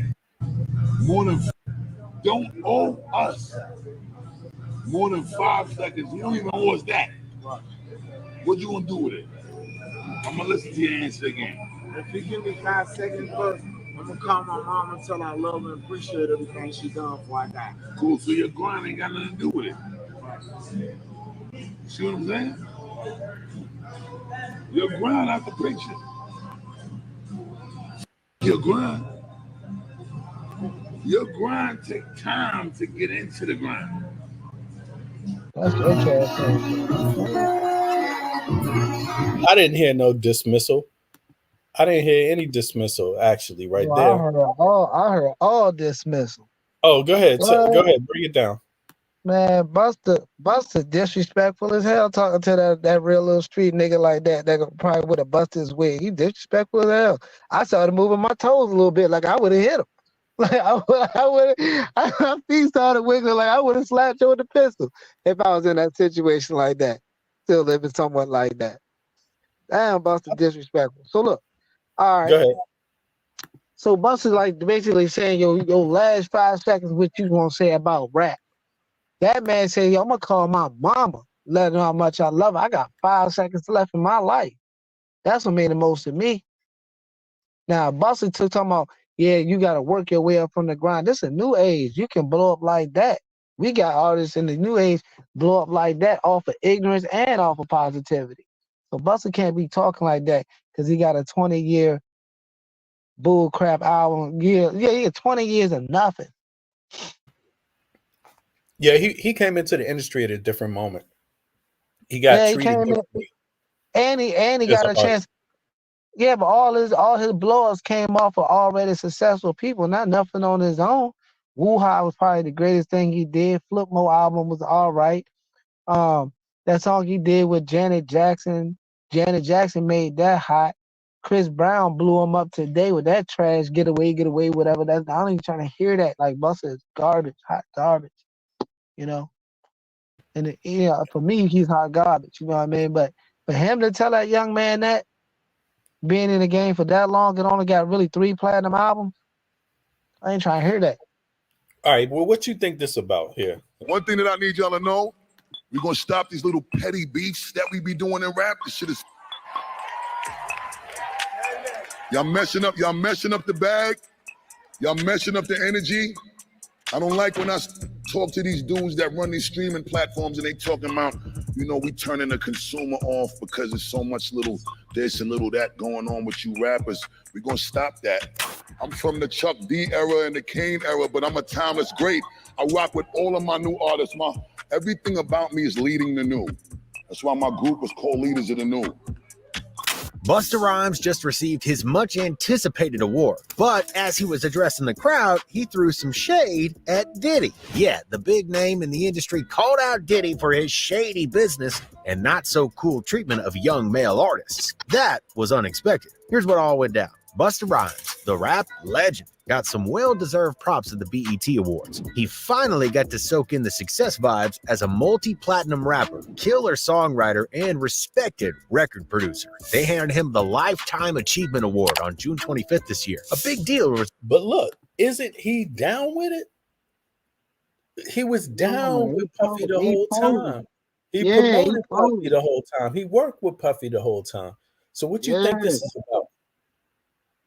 Cause he posed in a way he talked to them little sweet street niggas right there. Them niggas look zesty as You know what? They look zesty. Do you think he got whiff of what was going to happen with Diddy and just decided I gotta separate because because he feel like maybe if he is that his zestiness will get exposed. Yeah, right. he had to. Like I believe, like I say, Busta ain't no coercion. Busta is zesty. Like the way he talk is zesty. You know what I'm saying? The extra. You know what I'm saying? The extra. You know what Yeah, are you I'm going to saying? coerce him? But look, no, the coercion, that's not a good thing, brother. Coercion could be drugged. This means you're not aware. It's not your choice. I don't mean Nah, like bro. That's the just one. Nah, I asking you put a an few excuse times. for some. I put an excuse out there for some other people. I can say I feel it's coerced or been in the city, but not Buster. No, Buster's a.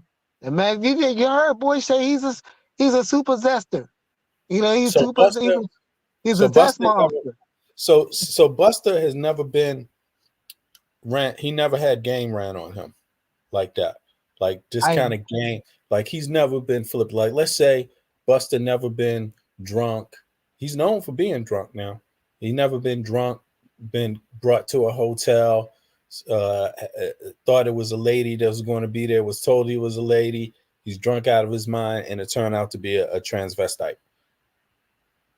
They Nah, he never, ain't never they don't been have through nothing games like like that. that with Buster. Buster ain't like that. And then Nah, they take Buster. pictures. Then they Buster. I mean, think about it. Buster Rhymes. I'm not saying it happened. I'm not No, saying that. I get what you're saying. I'm getting, and I He understand that drinks too. a Cause lot. now Because I'm look who picturing they different. run game on, bro. Look who's down with this behavior. Look at how widespread that behavior is. Like, why couldn't Buster been got? Because I just don't. This is my opinion, and I agree with you. Said it could. What if it did happen to Buster, right? But I don't believe that would have been a setup for him. And it sounds super zesty saying this, but I believe like that's when he said he went to go and see Q-Tip and the other person at the crib, whatever. I mean, he going with it. The sausage that he don't want nothing. I never seen him with no girls. Like I never really seen him like with no bad Joan on his side or like promoting like misogynistic, and that's a good thing he didn't really promote that for as much. But the way I seen him is always him hugged up on men, like he want the bros. You got to get a certain kind of bro for him. Yo, bro. Look. Oh, okay. Speaking of that, this is a tape of Q-Tip and Diddy. Hold on. Here it's coming. So feel the music, nobody gonna reach on you. Feel the music, feel the music, feel the music. Come on, let me hear you say party. Come on. Let me hear you say party. Let's turn it up. Hey, this is a Get it, girl. Give me, hey, oh, because of Get it, girl. You got anything to say about that? Yeah, get it, girl. Do you have anything to say? I don't understand, man. I'm like, Get it, girl. You got it, Miss Thing. Get it. Hey, temptation pose.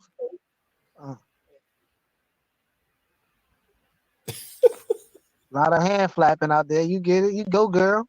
a lot of wrist bending, And a lot of gyrating. a lot of flexing in the wrist.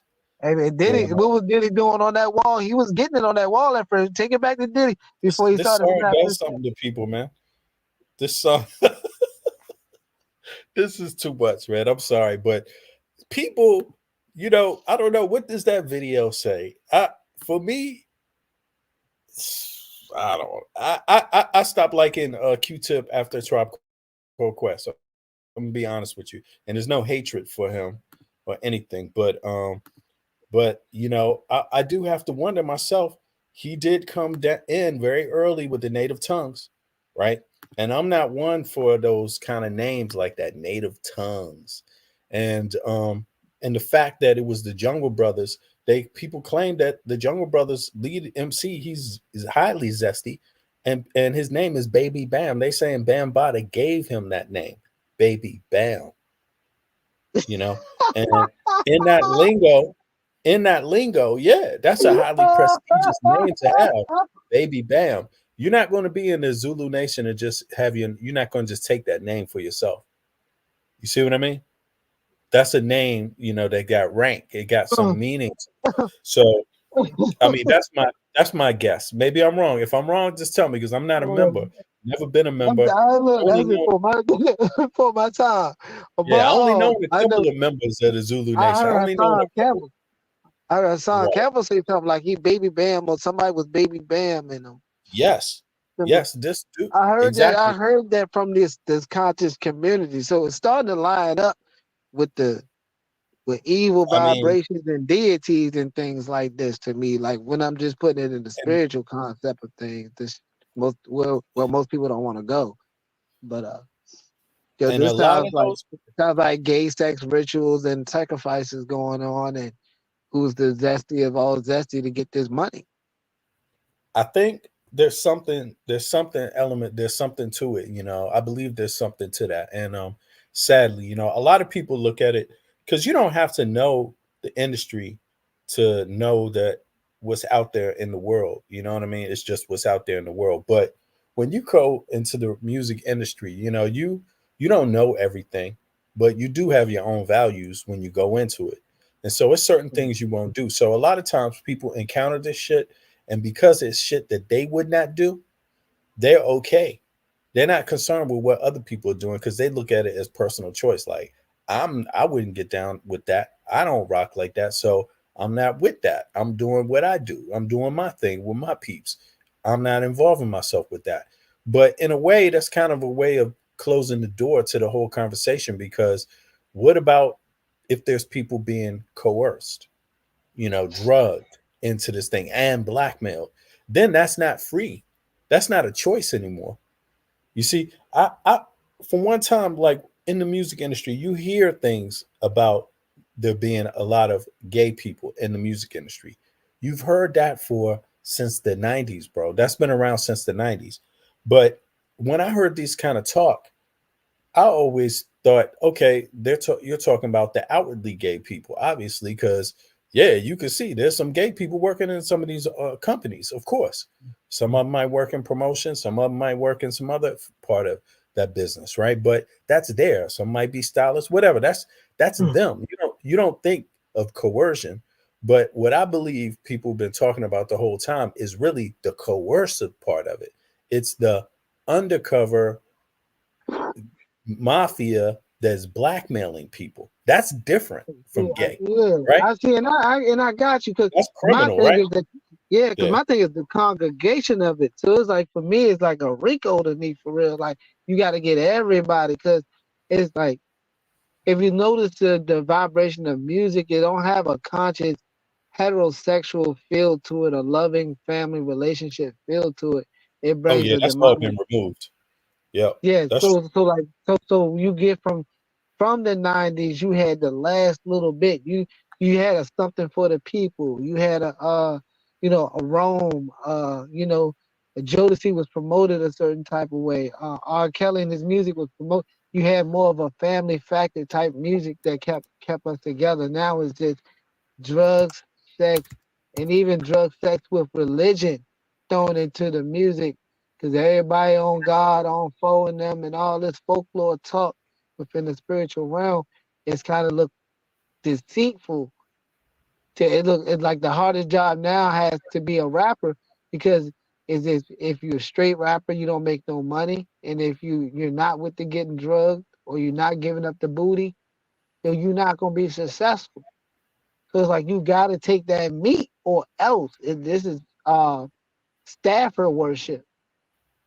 This is monument worship.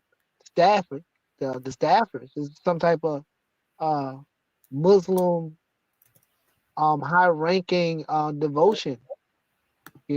A Masonic devotion, right? With this, so it doesn't right. seem like it's uh I have to drug you. No, they tell you it's gonna be drugs in it. Pick your poison. Because you're gonna do all these things to get here. You can walk away, but you're gonna do this if you sign. Mm-hmm. Mm-hmm. So Yeah, now and it's a so choice. So now the choice was hard to say, are you gay or not gay? You well, know what I'm let's saying? ask the question. Look, let's ask the question. Yeah, exactly. I agree with you, Ralph. And look, let's ask the question.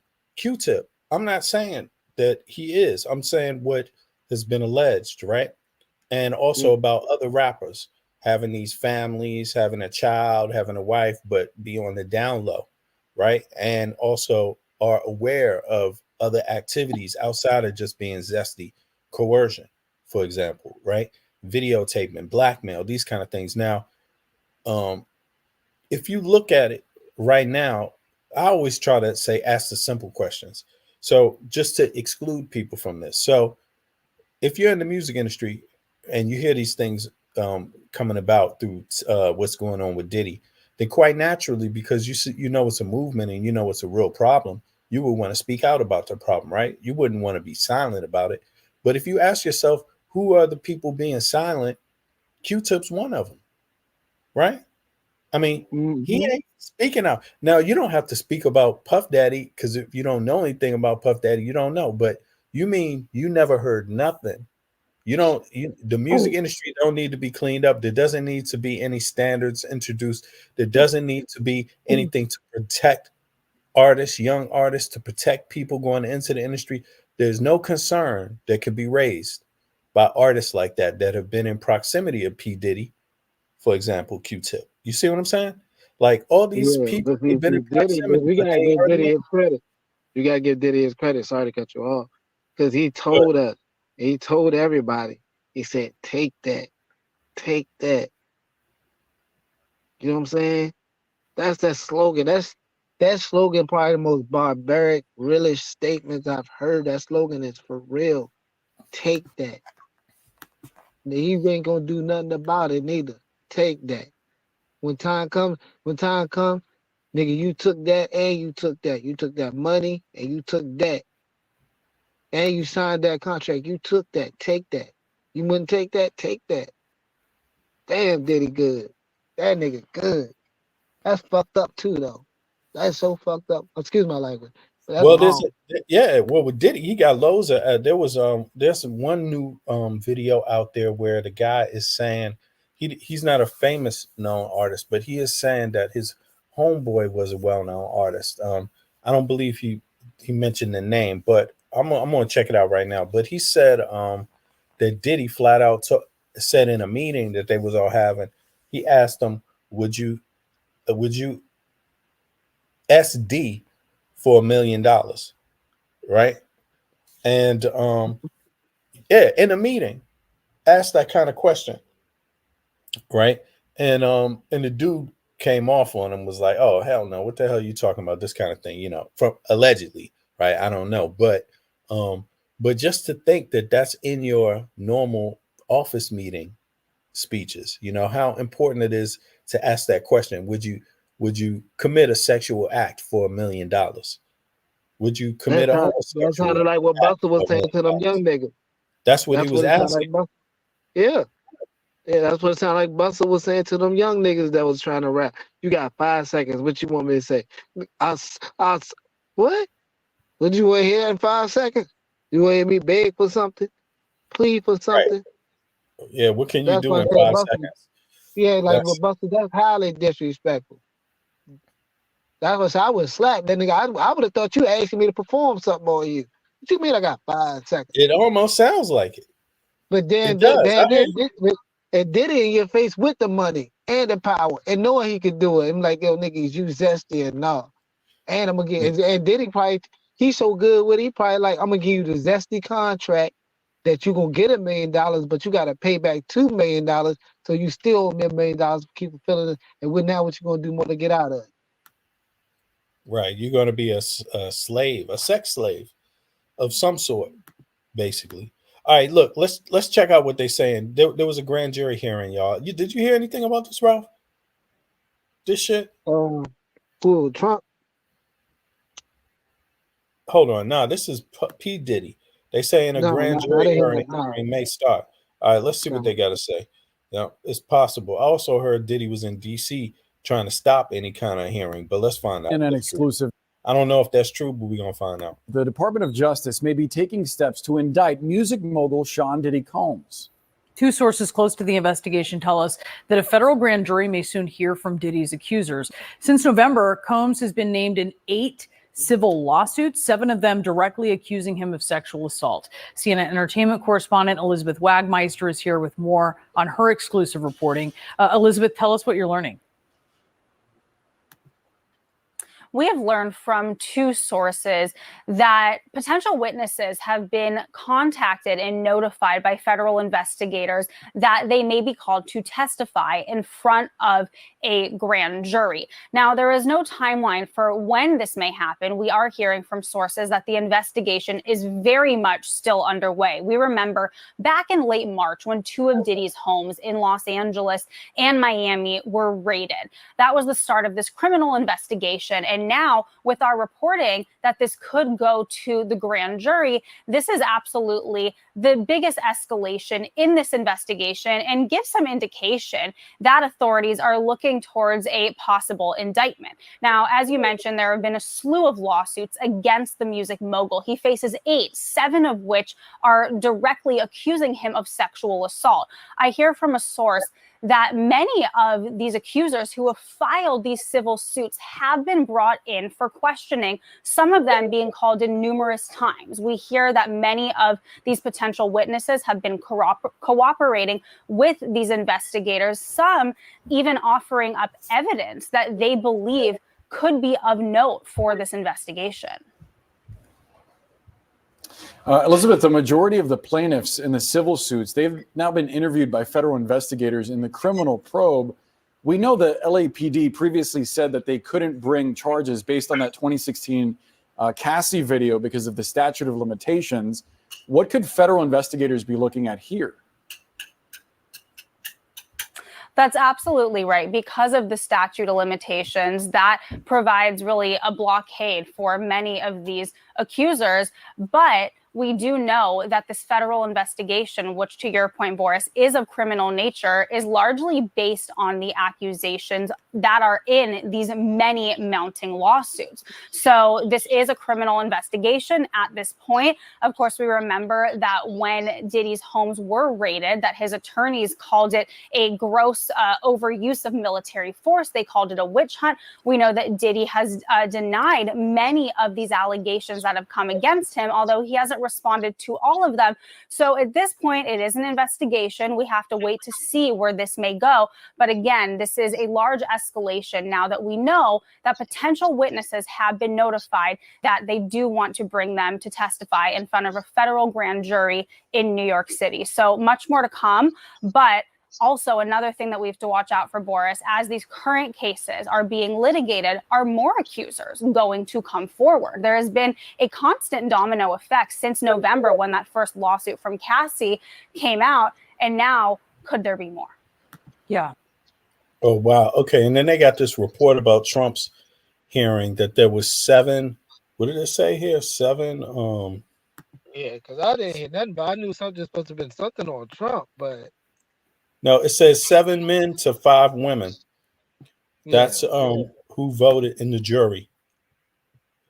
So 7 men found Trump guilty.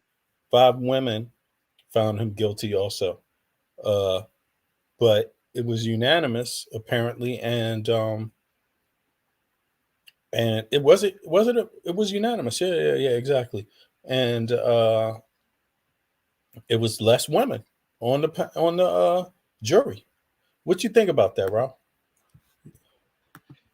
see, that's what I'm saying. It looks fishy out What's here. up with the manosphere? The manosphere let him off the hook. They didn't let him off the hook. They convicted him. The manosphere. Hey, look, this is what I'm saying. People don't look. You should be calling Andrea up here. Okay. Yeah, where's Andrea? The manosphere. Don't be calling me now. I'm the one that told the manosphere is going to lay the law down because real men don't want that type of crap. Now we understand what type of woman you're dealing with. Maybe the penalties would be different, but these women are saying, "Look, most of the women I done know, they told me, hey, why didn't you grab it by it?" So I'm just saying off my experiences. I'm just, hey, but these. This is what I'm saying in general. Most of these women understand this is a deal. They're dedicated to a job. Most men have morality towards their job or type of lifestyle. If you're dealing with men, You talking about FBs and boys and Right. childish behavior? Yeah, okay, you got it. Y'all can have it. Yeah, you talking about them, but when you talking about people, like when I put this ring on, I mean, even before I put this ring on, I started acting right. You feel me? But at least I was talking. I was saying what was going on, and I didn't, properly communicate. But I did right. But now the ring on, I do right. I gotta hold myself to what I swore myself to do. I want to be Right. one of those guys. I'm gonna convict you right. I'm gonna convict you righteously. I'm not gonna just look at your bad. But if you just show me all bad, I gotta convict you righteously bad. Like you gotta get the measure of your stick. That's why I Right. have I hear no you. remorse for Cassie because I look like you now that she's 30 million up and paid to be silent and can't speak on nothing. And the feds saying they don't really have nothing. Who are you The talking about? grand Cassie? You saying she yeah, can't speak on nothing? Cassie, how you know yeah, that though, man? Why can't she she? If I she, said it was what does she signed. have to testify? I think that they would have had her up there. I think she actually can't speak on that situation again. No, she That's can, what was bro. settled. Mm-mm. Nope. She can speak on it again. She can speak Okay, on it I think I said I as think I seen something when she said she's not allowed to speak on Puffy in that situation again. But if she can, that's cool. But I if don't she think needs she to be can speak. I don't think she can speak publicly until they know what's going on with the trial. If after a trial, then I don't think it matters. But we can check up on that. yeah, But because check this out. Oh, go ahead. Go ahead. I Yep. mean then you wouldn't need to have victims and witnesses. You can go right to the source. That's how I look at it. I mean, but they got a lot of witnesses now, man. Apparently, a lot for many different things. I don't know exactly what they're witness to, but there seems to be a lot of people coming forward from a lot of different angles. And I would suspect it would be the best thing for somebody to do, even if you were associated with Puffy.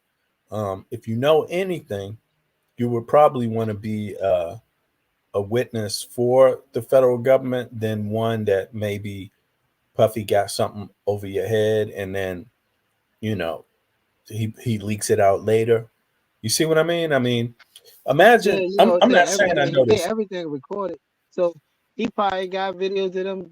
They rich Right. people. They got So why so wouldn't they look, yeah, snitch? Why yeah. wouldn't Like they talk?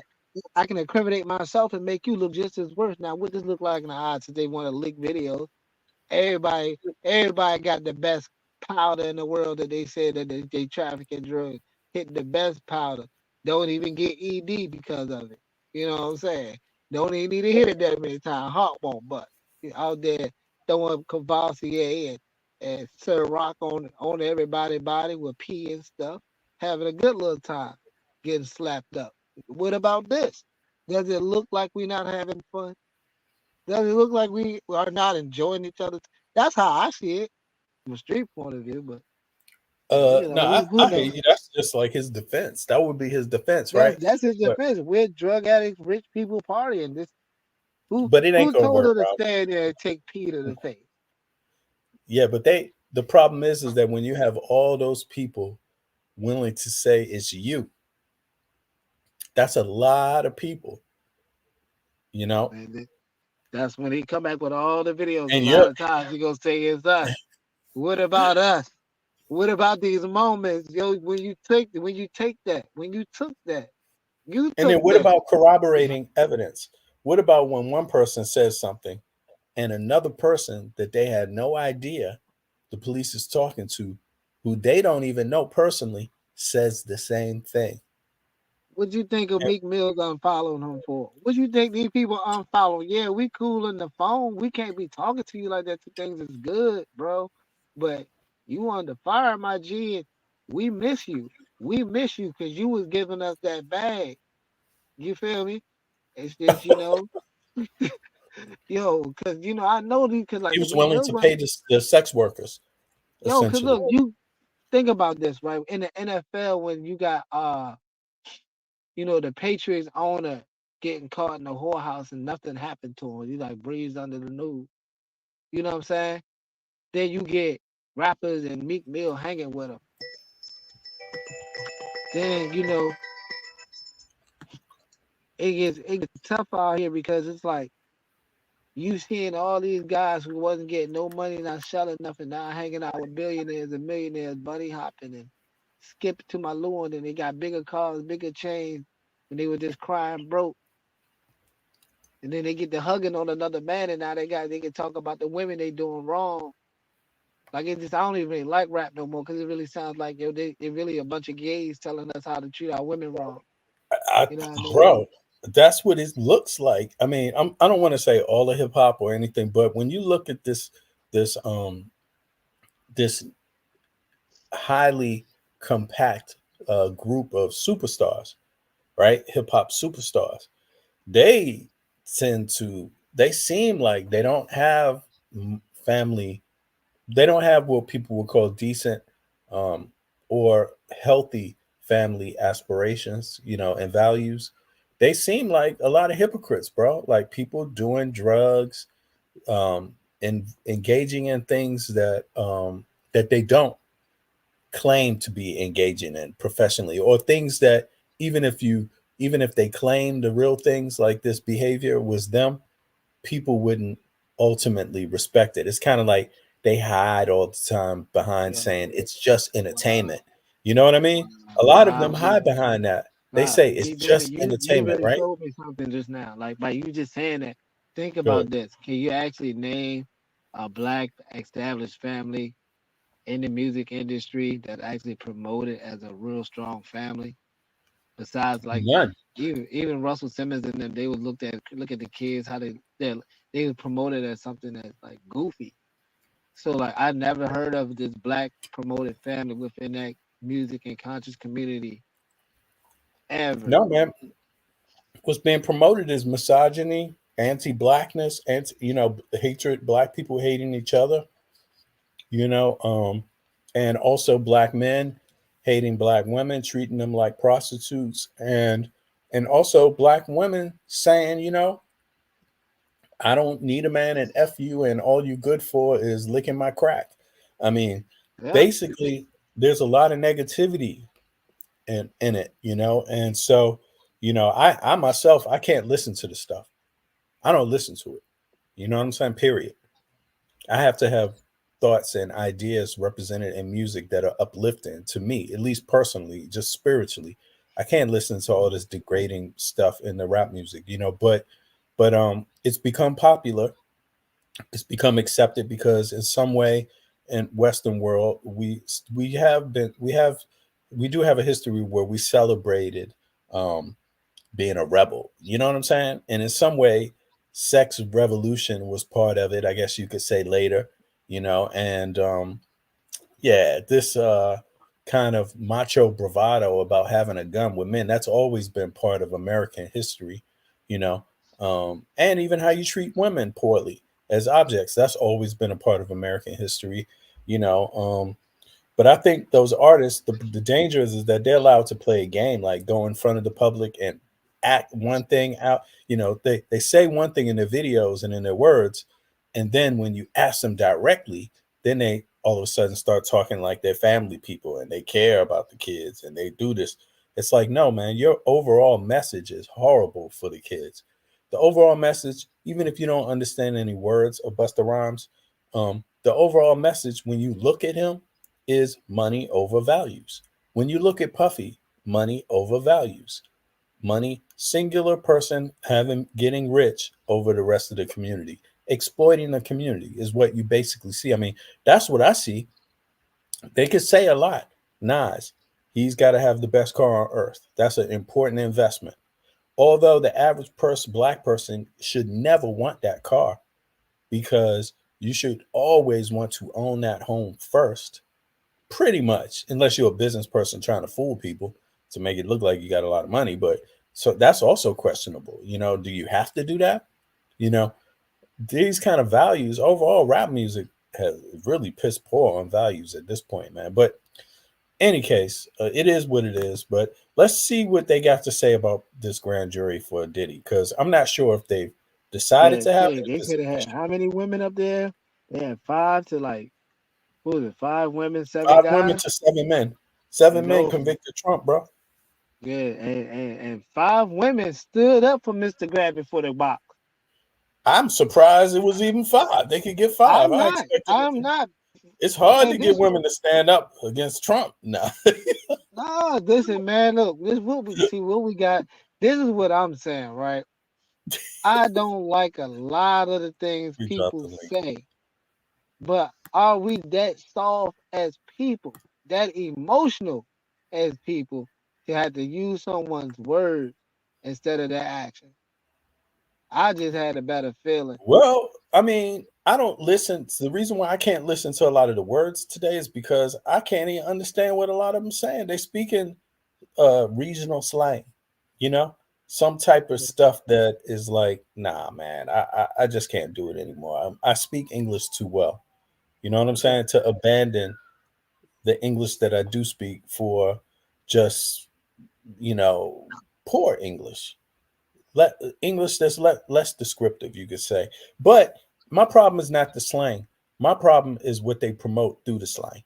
So if they was promoting something positive through the slang, I would get it. But nah, man, to me it seemed like a bunch of excuses, making excuses about why you got a drug deal, making excuses about why you got to exploit women, making excuses about why you have to talk bad about women. And women also making excuses about why you know, if you don't want men seeing you as a sex object, the worst thing you could have almost is a woman coming out saying, "Hey, look at me, I'm a sex object," right? Yeah, But that's what happened in separate rap. it. You gotta separate them. Yeah, that's what happened in rap music. Then you had the women. Just when the people started questioning, just when women started questioning that sexuality, is it appropriate? Should we be seen as sex objects? Aren't we tired of that? Then some women rappers come out and say, "Hell no, girl, get out the way. Eat this crack. Shake that booty." You know, all of this stuff, man. All the same stuff. You know, so it is a moral question and a cultural question. Americans got to answer, but myself, I'm not for it. I'm for don't show it to everybody, or it's not special. That's what I'm Yeah, for. it You know what I'm ain't saying? special if everybody can access it.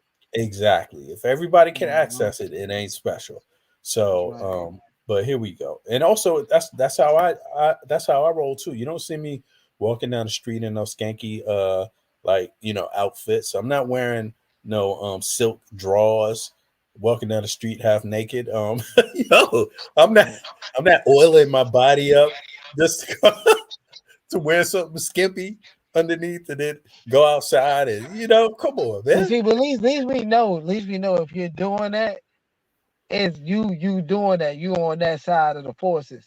You know what I'm saying? But like when women do that, they want to, you know, make excuses for my personality has nothing to do with what I look like. Now Yeah, that's I don't want to confusion. tell women what to do either. I don't want to tell Yeah. them what to So do. I can express how I feel though. Like yeah, when I but see, see it's better women, to shut up though and just yeah, look at it. Yeah, it's better to yeah, just shut up and look at it because like what you gonna get? You either gonna get the right wrong conversation or the wrong right conversation. It ain't gonna go right. It right. It ain't could gonna be, go the way it's supposed to go. yeah, yeah, exactly. It could go either way.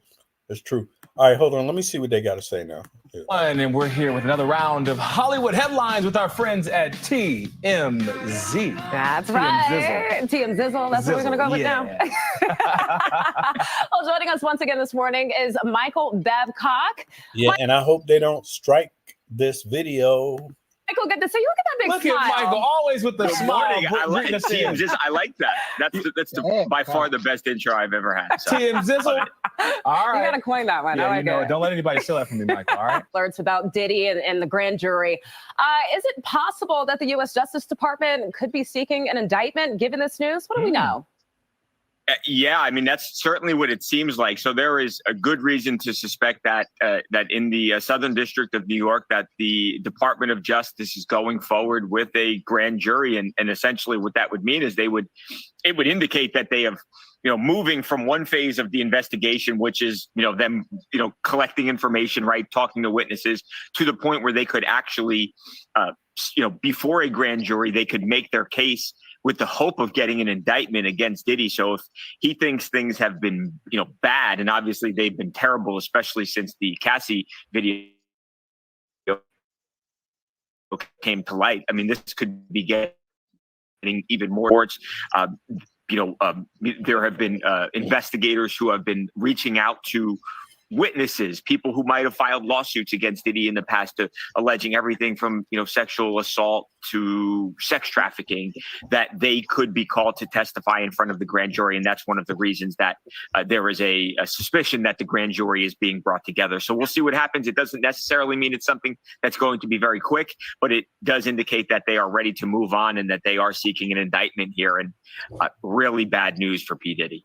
Yeah, it'll be very interesting to see what comes out of this and what we hear on these grand jury stands. Yeah. All right. Yeah, and the saying goes that they didn't indict a ham sandwich in front of a grand jury, so it's many times fairly easy to get an indictment. So yeah, all bad news for Diddy. Absolutely. Yeah, it also brings me to wonder too, given the raids and videos that may have been discovered, if there's more evidence that we don't know about just yet that may have led to this. Yeah.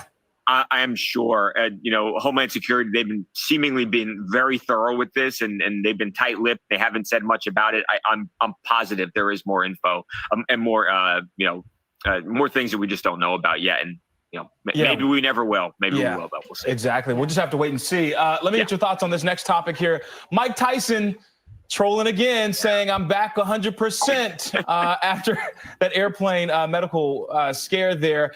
I want to talk to you about this. The question that we're all right. Yeah. So now they done with Mike. So actually, there's no grand jury yet. They still looking into it. People suspect it's going to be a grand jury. That's basically it, right? Ralph, you there? Oh, and what's up with L Boxing? You still there, bro? Yeah, okay. It looks like they don't have the grand jury set up here, but check this out. It's interesting that that Fox got TMZ here, right? But let me see something. Tisa tells. It's funny they got a dude named Babcock up there talking about it. Babcock. Yeah, I hear you, bro. They got some interesting names. But check this out. She had a few lives on this. Now you see federal raid in Los Angeles. Okay, damn. Oh, that's 2 weeks ago. Okay, my fault. That's why I thought that was new. But they say here, look at this. 2 days ago, 1 day ago. I'm trying to find the one from 1 day ago about Diddy. Where is that at? Look, here we go, bro. Want to become? Here we go. This is what I'm talking about. It's starting to get real with this Diddy case because now Shakir Stewart's name has come up again, and he's one of the people that's alleged to have committed suicide, as I was saying earlier. And look, I was saying this months ago, like their stories sound like extortion stories, and it's been insinuated in the public that they were extortion moves. What the details are, nobody knows, but it's been alleged or put out there that it sounds like the picture people, right? And that's where I'm saying that some of Diddy's, he's being accused of similar acts, right? Now, look at who brought him into business. I mean, you got, and I'm not saying that's the only factor there, because that shouldn't be the only thing that matters. The same people that brought him into business brought a lot of people into business, and they don't all turn out the same way, you could say. But let's look at it for what it is. Diddy was brought in by Andre Harrel. Andre Harrel was brought in by Clive Davis. Diddy hops off of Uptown and hops over to Clive Davis to start Bad Boy Records. Right now, it's been some things alleged about Andre Harrel, R.I.P., although he's passed, right? Russell Simmons also has been a part of the dynamic where you could say, how did he, who are one of the people that a person like Puff Daddy would have learned from? I'm not saying Russell Simmons has done any of these things, extortion or anything like that. But again, when you ask questions, right, look at who's speaking up. When you ask these questions, when the light is put on Diddy, look who's speaking up. Look who's not saying nothing so it's versus like who's saying something. it was allegations Kamora Lee Simmons was underage when he got with her, right? So Right. Exactly.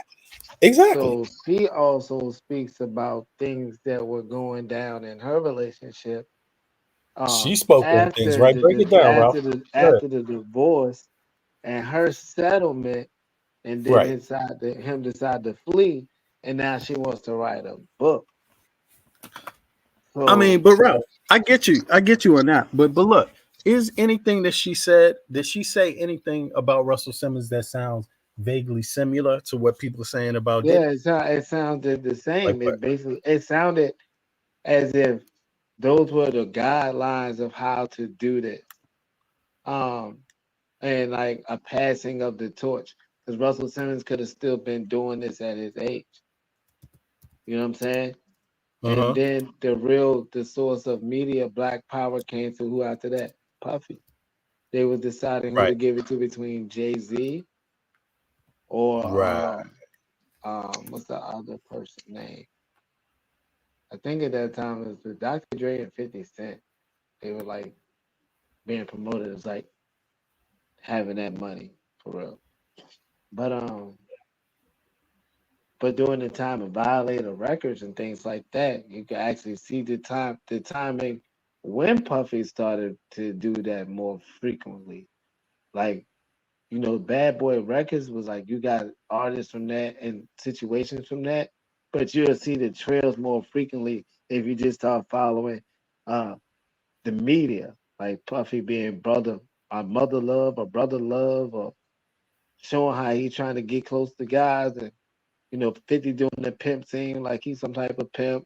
Dr. Dre on some high tech extortion, take all day for his projects, the mastermind.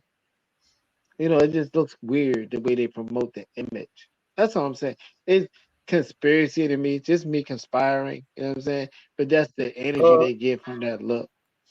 right. But it's not only you conspiring, brother, because check this out. I mean, look, this is what people are saying. I mean, you're just backing it up. Now, here's Gene Deal saying something similar. Come Hold on. with me. 2 seconds. Gotta let that, yeah. I Yeah, didn't I prepare never any knew these video. bodyguards and stuff like that. I just gave it from what they gave us in the music. Like I'm just Right. catching up to who these bodyguard people and stuff are now. Like what? They was really talking this like live through the music and interviews, hugging, dapping people up, making people look scared. Like or in the basement or when they were showing these shows where they had to go out with each other. People really look scared out there. I mean, these bodyguards, they're saying what has been the same thing the bodyguards been saying, people have been talking about on the underground, and the insiders been talking about it. People in the know about it. It just didn't make it to the main public. But a lot of these things they're talking about, people have been alleged. I mean, 20 years ago, no, 30 years ago, what, 25? Yo, almost 30. Yeah, 25, man. In 96, 94, I mean 94, 95, I was hearing about this shit when I was living in New York, working on some music there.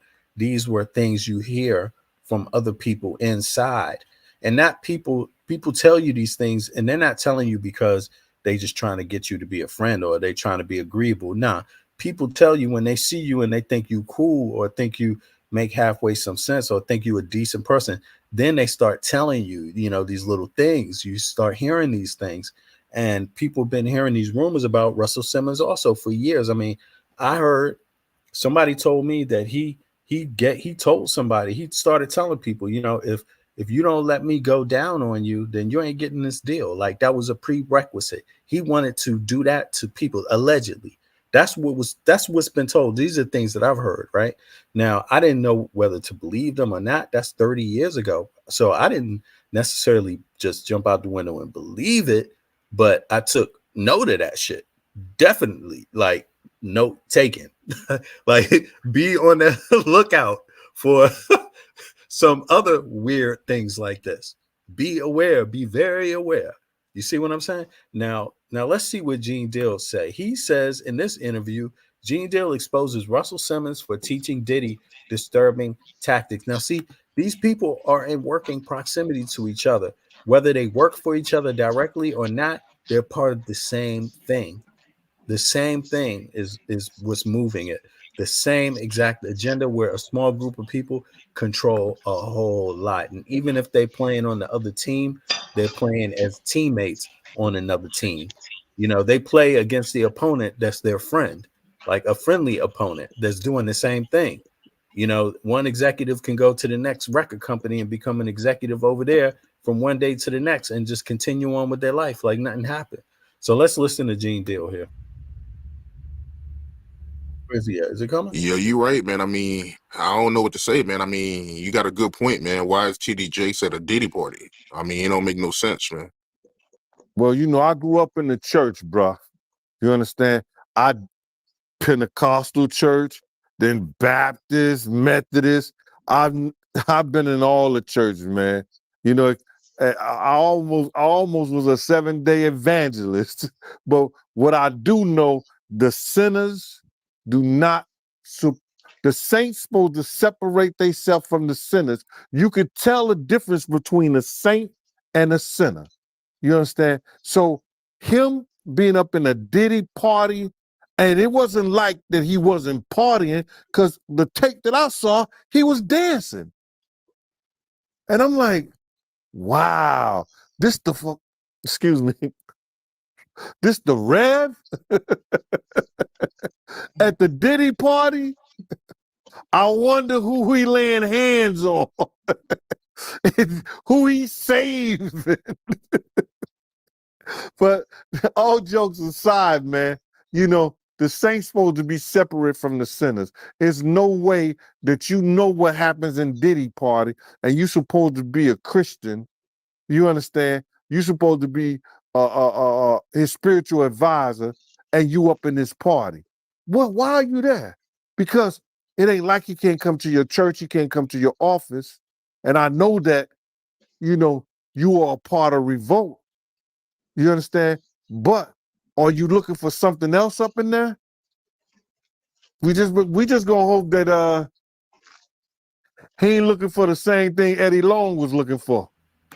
You know it. But even if it was about Revolt, that's questionable too. Even if it was that, like, so what if it was about Revolt?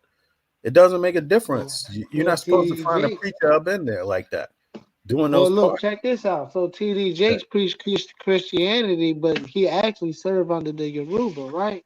This is funny, right? Now, also this. You serve under what? The Yoruba, the Who the hell? Orishas. Yeah. TD TD Jakes? Jakes, you can look him up. Yeah, he Don't even preaches. He matter, man. preaches. Yeah, but listen, check this out. No, just Yeah, check it go out. ahead. Though. I So ain't you can look it up. You know what I'm saying? He talks about that. You know what I'm saying? Go ahead. But not only that, right? TD Jakes is so wild, right? He know the Bible preaches that that's being unequally yoked. So you can't be in the midst of doing gospel and rap or mixing it together within the street without putting it in God mentality. So that is being unequally yoked. So he can't even be in the midst of those dancing and coercions like that. You can't even be around people, you know what I'm saying, doing those type of deals. Right, exactly. That's what I'm saying. It shouldn't matter if he's at Revolt or not. It don't even have, it's the behavior that's supposed to make them distinctly different, But let's see what he say about Russell here. And Diddy, right? You've been knowing him since the beginning. Like, what happened, man? Like, what made him get into all this freaky stuff? Like him making his girl look up BBCs and him making male prostitutes smash his girl. Like, what happened, man? Like, I'm sure he was a normal dude at first. Like, what made him get into all this weirdo stuff? Bro, one individual is not here to defend himself, and that's Andre Harrel. Russell Simmons was one of his mentors too. What is Russell Simmons going through? He's going through women saying that he was abusive, women saying that they raped him, women saying that he drugged them. If you learn things like that from the people that you're around, the people that you hold high regards to, then you're going to become what they were. And with the fact that you taking drugs and everything now, it'll go rapid on you. And that's what happened to him, bro. I seen Puff smoke. cigarettes, smoke weed on camera, and that wasn't the same dude that I knew. So I'm looking at this dude like, yo, all he did was go to the third to the fourth power with this shit. He had it in him because he learned it from the beginning. All right, now what does he mean by go to the third and fourth power? Like, can you hear me? Yeah. Does it mean that what he learned from wasn't already heightened and toxic and criminal highly, or is he just saying what you thought was already bad and horrific and people talked about going on? He took it to an extreme that nobody else could imagine at that time. I mean, because I don't want to make it sound like It that sounds he like both. Sound like both for real. You know, it sounds like he's yeah, maybe saying both, right? like he's Okay. going to okay, this level one type. Like we can deal with that. That's just them having a little fun and he slapped her around. They were tweaking off the jump. You feel me? Then the Right. next time it's like, okay, well she got packs coming in and he's still whooping her and they turning up. Like, oh, it's level two. Level three is like, oh, you smacking her and a homegirl up. You know what I'm saying? Oh, both y'all ain't coming back with my. Well, but listen. Here's the thing, though. See, when I'm looking at this, I'm thinking like of the industry, not, and I'm looking at Diddy as being a member of that industry, one of the higher ups of that industry. Russell Simmons, one of the higher ups. Andre Harrell, but many more. And by the way, I don't even want to leave out the other ones that I've been talking about, saying, how come Lara Cohen is silent? How come he got nothing to say about it? He doesn't know anything about any behavior like this. What about like people talk about Jay-Z now? Jay-Z's silent, right? He doesn't know anything about this behavior. And I'm not talking about knows about Puffy. I'm talking about knows more about this behavior outside of Puffy parties.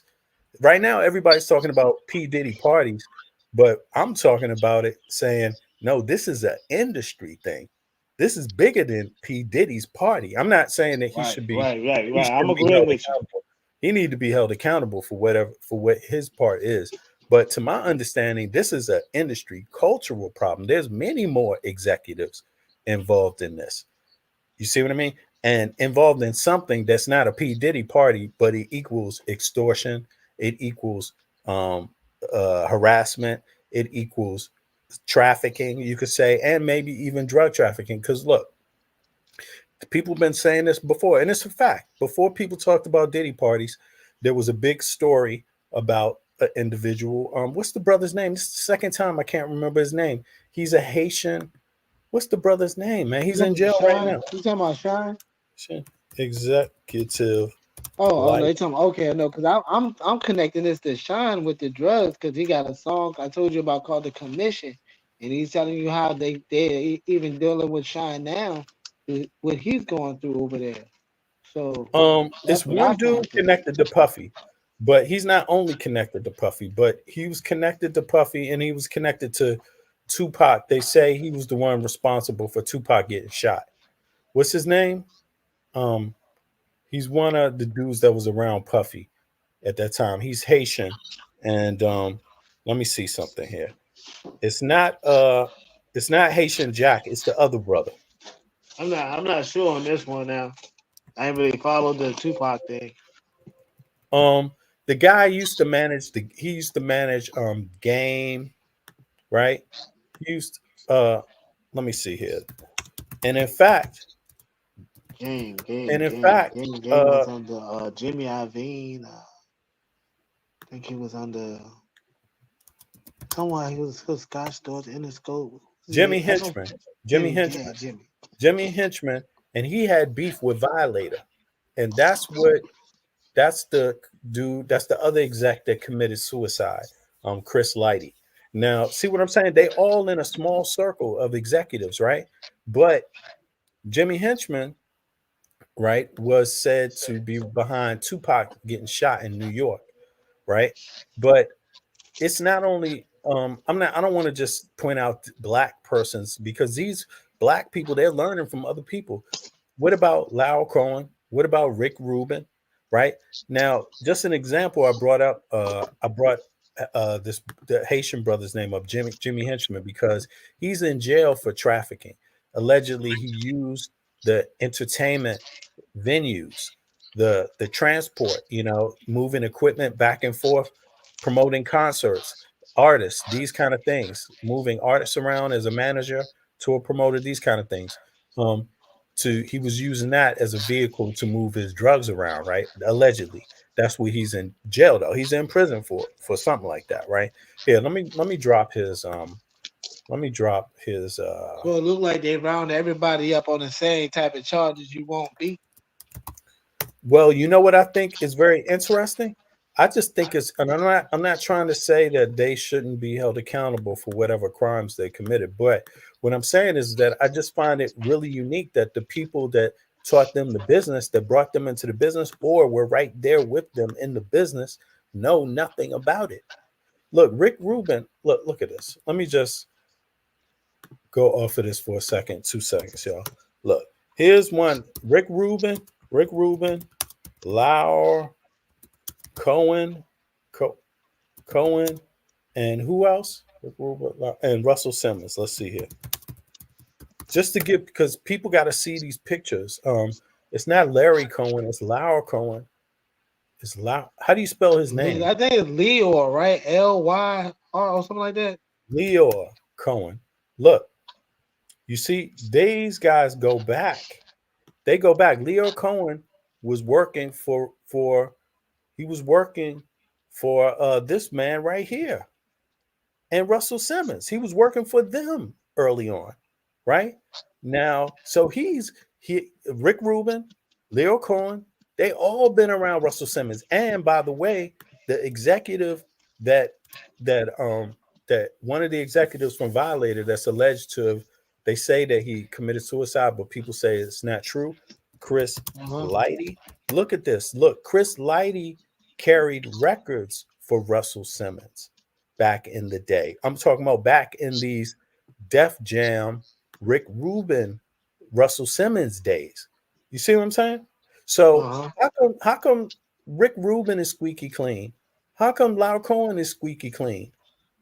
How come they know nothing about this, but really they're irreplaceable in the industry? They're at the top. Not only are they at the top, right? They're dead in the center. And nobody's connecting them to anything, right? But besides the fact, I don't believe that the guy's dead too, because that's around the time when people started saying they were making clones. Look at what they say about this dude. What's the guy who was down with Whitney Houston again? Who put Whitney on? I'm not sure. Definitely not sure. Not a big Whitney it's fan. Clive Davis. Look at this. Look at this. I wanted to say him, but I'm not a big Whitney fan. Right. Oh, yeah, but I wasn't a big fan of her in that way, but I do like some of her songs. But let me see here. I respect her as an artist, but let me see something here. Whitney Houston and damn Clive Davis, right? Look, you see how Whitney Houston died, bro. These people, they know who Clive Davis is. Clive Davis, what is he saying about Diddy? Feel like a cash out, like somebody cashed out on her. Like it don't look like they try. You know how everybody try to put it on Bobby got her doing this, doing that. No, that's a lifestyle. Like people gotta understand that. Like Whitney ain't no joke. Whitney ain't no joke for real. You seen that video right there? Have you seen that video with Whitney Houston? No, I haven't seen that. I just know her character, her sassiness, that shoulder roll, that neck movement. She'll cuss you out in a heartbeat. Look at this. That body language. I know that body language. Yeah, I remember seeing that. Her passing off that letter, looking scared like she ready to die. I mean, I'm like this. I don't know how many months that was before her passing, or how was it months? Yeah, it was not too long, right? It's within that time.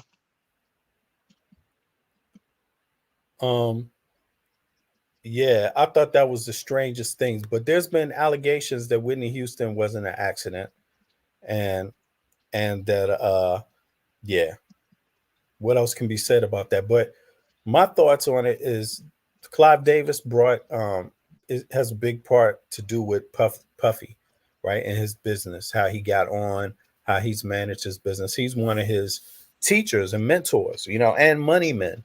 Russell Simmons is one of his mentors. Um, and it just seems like in this group of people, persons come up dead in the weirdest way. And I think that's the bigger story, personally. Me, I think the other story is what is the tactics that are being used, like this extortion moves are being used by these executives. Um, and what I mean, and then this coercion move, getting people drunk, getting them to commit sexual acts, and then videotaping them or recording them to extort them later, to control their contracts, to keep them locked in and slaves to the industry, to get them to sign bad record deals, get them to sign bad publishing deals, you know, this kind of stuff. And when they don't go right, sometimes people get killed because they don't accept the extortion. You see what I mean? And when you don't accept the extortion, then people are even said to have committed suicide or said to have accidentally drug overdosed, you know, these kind of things. And I just find it strange that when you look at all of these people, all of these execs, there's not one white executive caught up on this list. We worried about Jay-Z going down. Jay-Z's already connected, right? But again, his main one of his, That's those people who those people who look at it like that. So like I say, black people want to always be concerned with who owned and who started hip hop. I want to know why it's even being promoted. And those are the people who have this major who connected. owns it? Like right. Why aren't they pushing the narrative? Like all of these things that happen in the same group of people. How come a certain type of person will not be accused with real life murders on their hands? See what I'm saying? Real life murders. You know what I mean? Look, this is the guy. He's one of the leading record execs in hip hop, right? And I just have to ask the question: has he heard about these parties? Is he quiet about these parties? What does he want for the industry, the music industry? Does he want the music industry to be a safer place for artists, a safer place for for people? Does he see this issue of rape or extortion as being a problem in the industry? Where does he stand on that? It's funny how these people don't say much, but in case you haven't heard him speak about these things, listen to how he speaks about Dame Dash. This is Leor Cohen. He probably speak down on him. Have a cup. Huh? He probably talks so down on Dame Dash. Like he probably got no respect for Dame Dash. Check this out. Check it out. Yep. Ironic, right? Ironic, huh? Dame Dash hold his nuts too hard. You know what I'm saying? No homo. Like he really stands strong. Like, yo, I do what I want to do. I'm a black man. You can't check me. It seemed like Dame Dash has been saying he knows about these things, but he's not going to be snitching, but he's just going to keep his distance from these people because he know what's coming to them. It sounds like to me that's what Dame Dash is saying. And like he can't say much else because he'd probably be out on the fryer long ago. He started dissing the industry 20 years ago, right? And they put him out. They tried to break him. They tried to break Dame Dash literally. They tried to break him. And he was the one calling out Laura Cohen for being a culture vulture, but for also giving artists, introducing with Jay-Z this 360 deal, which is basically slavery type record deals. You see none of your profits.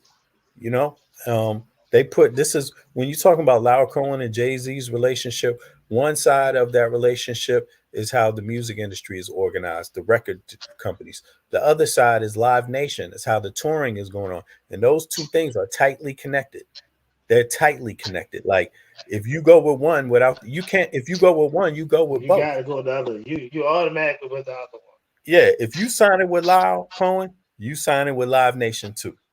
If you sign it with anybody affiliated with Laura Cohen, you signing with Live Nation or Jay-Z. You know, these are like in the industry the way it is right now. But if in case you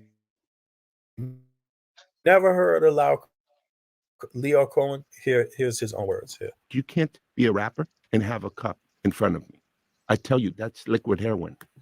You're junkie. You're junkie. Any rapper come right now, they come with a thing, I have to tell them, because to me, I don't want to be, I feel my silence would be complicit. With all the artists that you work with? I think that's real, though. It doesn't matter if I work with them or not.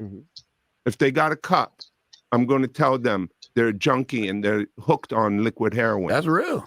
Would it concern you enough to not work with someone if they were, say, they were in the middle of negotiating with you? Would Yes, that go make ahead. you say, okay, I don't know What- that I can do this deal? What? If you felt like they had a drug problem? No. You see? He said no. That's but he's right. gonna call him a junkie, but it ain't gonna stop him from working You with ain't them. gonna How stop him. ironic. That's like what I said. Yeah, that So junkie he's might got not the have a moral car, but he's high still a ground, junkie. right? But look, Yeah. he's working with junkies though. He's like he's like the slumlord. That's what he's like. He owns the slumlord property. He don't take care of the property. You leave it beat up, but then he complains about the tenants. One thing, yeah, because one thing you know about junkies is junkies know they have to work to provide for a habit. That's the loyalty of a junkie. True. Now, the morality of a junkie might be different. That's why you want to get mad. You say, damn, you a junkie with no morals? You go just break up the house? Damn, it's all right to be strung out, but look, don't mess things up strung out. Then you got me But ticked wouldn't he off have too. wouldn't he have a better argument if he said, look, clean yourself up, then I could work with you. And Why would you wouldn't take that- your money away? Well, Why would you give your money away? They junkies. You have to view them as junkies until they prove they not junkies. So now yeah, you but at least giving they your wouldn't money be to making another yeah, but dealer. but Ralph, they wouldn't be making no junkie videos then. They wouldn't be making videos high talking about take a Percocet. Can I smoke some weed? Give me some lines. They That's making every rap videos. video. Give me some Percocet, ecstasy. Molly Now that's Percocet. the industry that he's ushered in the junkies. That's what I'm saying. Yeah, that's where the It's money him. gonna come from because the junkies make the music. The junkies make the best dance move. They steal the dance moves from the junkies and they put them in. That's where you think a nigga spinning on his head came from? That nigga was high on his head. All right, Ralph, man. That's funny though. But it could be. I'm not saying they wasn't smoking no weed or whatever. Man, Some niggas of them got might the have been junkie doing some strap. stuff. They got Whatever. the fiend walk, man. What The you fiend mean? walk. No, that's today. Today they Yeah. got the fiend walk. That's how degenerate. They not breakdancing no more. Today is just like walking like a fiend is a dance. That shit is total. All right, but let's hear more of Leo Cohen. He doesn't like the junkies, but would he stop working with them? No. It's And you part of get the a cheaper math in price. my Huh? And you get a cheaper price. Right. That's what Leo Cohen is about to say, apparently. Hold on, let's hear it. Let's hear If it. you felt like they had a drug problem? no. Oh, you meant that strong. It's part of the math in my brain. He's saying no, but it don't sound like hell no. No, he said no, because he said the math in my brain. I'm not throwing away my money. Why would I give my money to another dealer? I gotta ship around to another record label. He sounds like R. Kelly. My body's telling me no. You know, he's conflicted, but he will work with them. He will work. You gonna work? I'm gonna work with you and give me that money, but no, Yeah. hell no. He I'm didn't not mean gonna no turn that like shit no. He didn't mean no like no. He meant no like yes. But my body. Because money is like a drug to him. All right, let's see here. And power. So why not? Nothing good happens with junkies. Okay? Because remember, Well, was he telling the truth or not? He was telling the truth. Nothing good happens with junkies. That's true. We could have told him that, but goddamn, we didn't sign the junkie for $1 million contract. It's like, we didn't tell the junkie we want to work with you for 10 albums, But any case, junkie, the definition of junkie means you have to hit a wall to get better. Now, there are many people who. That's what the music industry needs to hit a wall before they get better. Have been able to hit the wall and walk away. A lot of them don't. So, you know, I don't. He sounded to me like he's saying a lot of them don't. And how do I know this? Because, man, they come back begging for me for money, and I just say, I'll buy back your publishing cheap. You know, that's why he ain't going. They always going to get. They got one more publishing deal.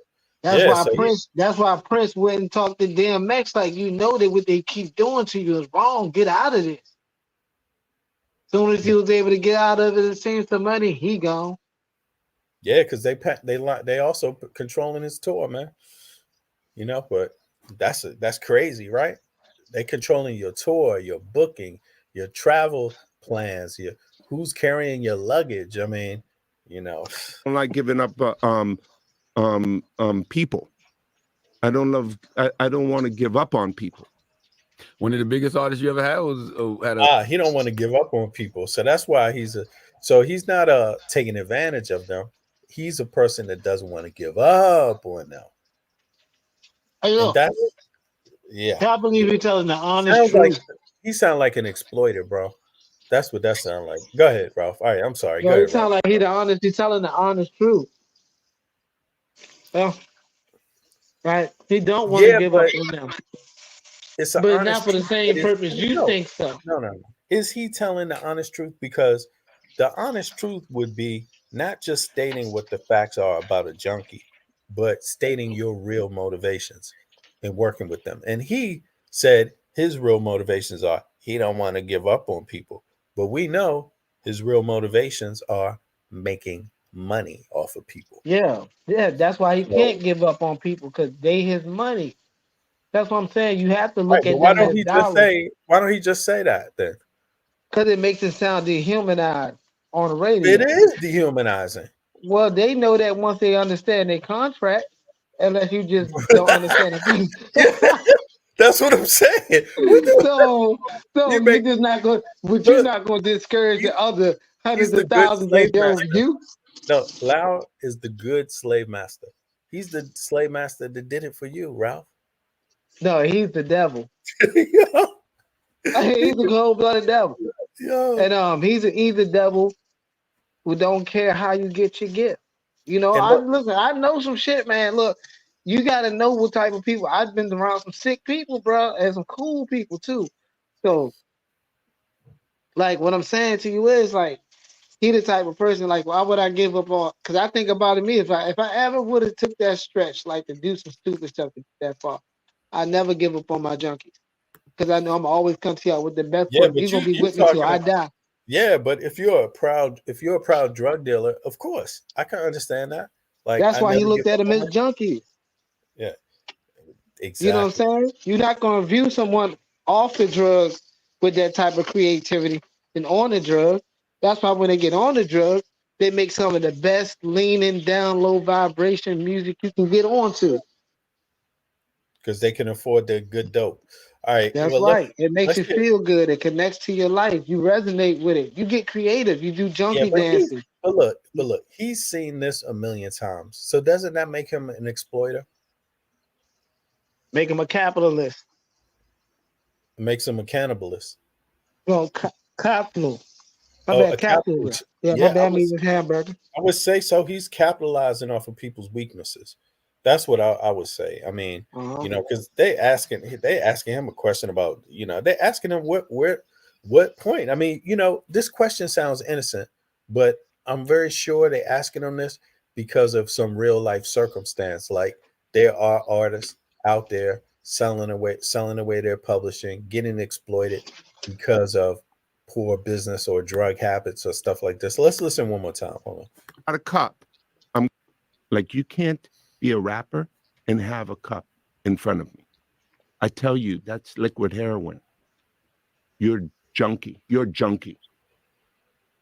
Any rapper come right now, they come with a thing, I have to tell them because to me, I don't want to be, I feel my silence would be complicit. With all the artists that you work with? I think that's real though. It doesn't matter if I work with them or not. Mm-hmm. If they got a cup, I'm going to tell them they're a junkie and they're hooked on liquid heroin. That's real. Would it concern you enough to not work with someone if they were, say, they were in the middle of negotiating with you? Would Yes, that go make you ahead. say, What? okay, I don't know What? that I can do this deal? What? If you felt like they had a drug problem? No, Would it- no, no, no, no. It's part of the math in my brain. Nothing good happens with junkies. Okay, because remember, junkie. The definition of junkie means you have to hit. Look, everybody he worked with is alleged to be a junkie. Russell Simmons. He worked for Russell Simmons. Who else? Rick Rubin wasn't a junkie. Who else? Puff Daddy's not a junkie. None. Like, I don't understand I think they let him off too easy with that, because they're asking him for a specific reason. They're not just asking him just because random question to this guy. We don't know if he's ever heard anything about this, but let's just say you got some artists that are junkies for some reason. We want to ask you this. Nah, they asking him for a reason because they know about this, right? And this is his answer. A wall to get better. Now, there are many people who have been able to hit the wall and walk away. A lot of them don't. So, I don't like giving up people. I don't want to give up on people. One of the biggest artists you ever had had a real bad drug problem, DMX. I'm so sad. DMX, there's two people inside of him. And the Earl is one of the nicest people. I put him up in Lake George. Earl loved being silent with a fishing pole. I shit you not. He just would stay on that dock hours and hours and hours and hours.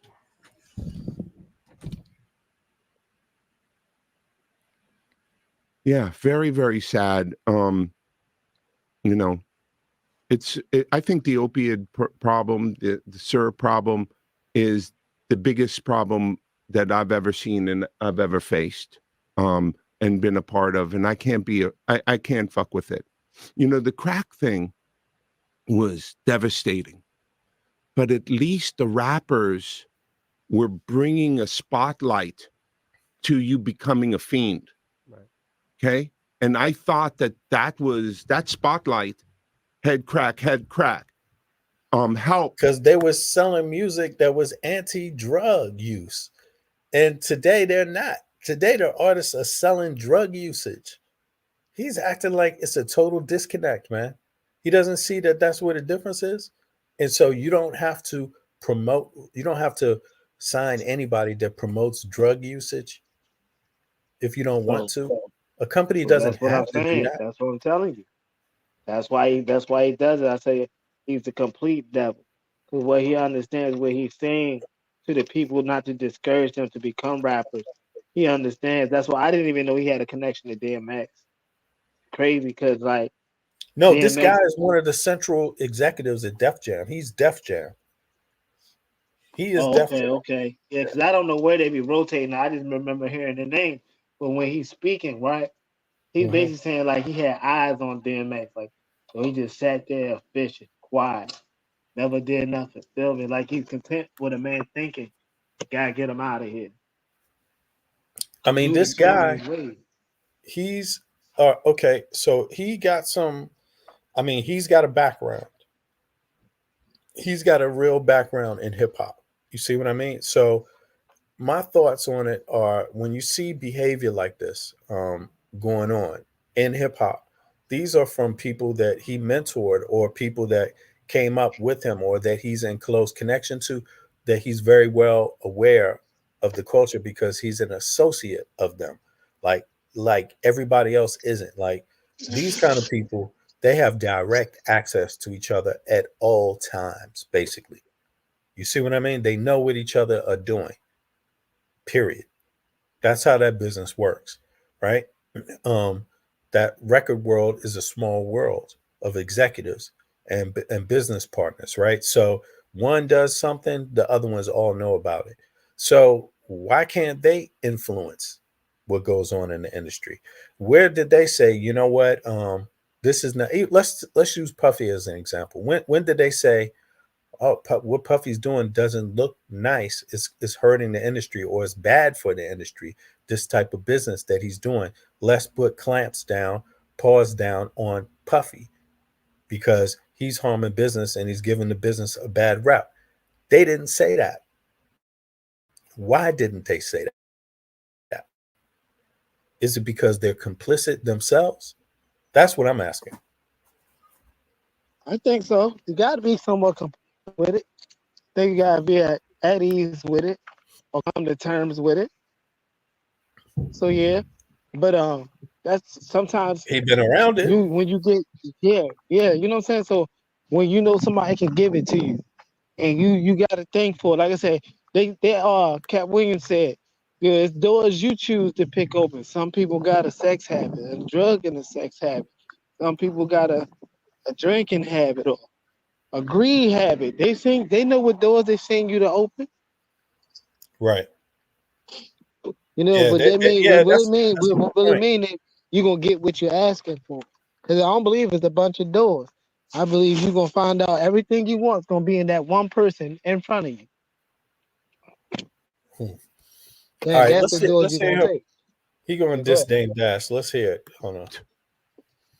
Even though it was harsh and really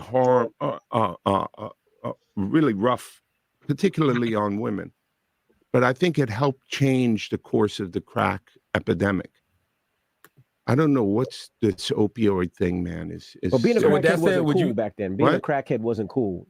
Now they seem like they're making it cool to be drinking lean and syrup and It's to the be on most these dangerous. pills. It's the most dangerous thing that's facing our society.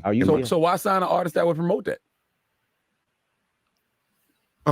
Because I already answered that question. You weren't paying attention. She asked me talent or issues, and I said talent. But I have to. I can't give up on people. But I'm saying that's hypocritical, though. You're saying the it's opioid problem's a problem. opportunistic. Yeah. I got people to feed. I got a business to run. Yeah, you hear that, Rob? I knew it. I told you. You got it. It's all you're not. Listen, you're not a human. You're a dollar bill. Right. So Look, if he's aware of a person like Puffy behavior, and if he's aware of that behavior at all, even in his own company, in his own, circles, if those people are making him money, he's telling you right there, he's leaning on the side of the money. That's right. Right? That's right. So basically anything could go on as long as it's making them money. Yeah, What's up, RP? yeah. Right? So It sounds like it's me. So he basically saying, he telling you straight up, like, I can open any door you want. It ain't the door you think it is. You might be at a party where you open the door and you seen that, but look, you here with me and let's talk. I open whatever door you want right here. Right. This is us, man. I got to tell you, man, I just find it so we have to watch one person who knows all about this stuff, but they get passes, bro. And this is the crazy thing about Puffy. I mean, I'm going to be interested in seeing who he brings down with him, but I'm almost 100% certain he ain't bringing down no white executives in the music industry. That are aware. You know what?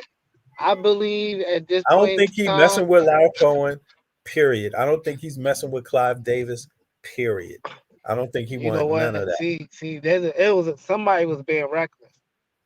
See, demons got demons. Somebody was being reckless. You see what I'm saying? Mm-hmm. Yeah. So somebody got to somebody, or somebody got mad at somebody. There's no loyalty in demons. Right. You know what I'm saying?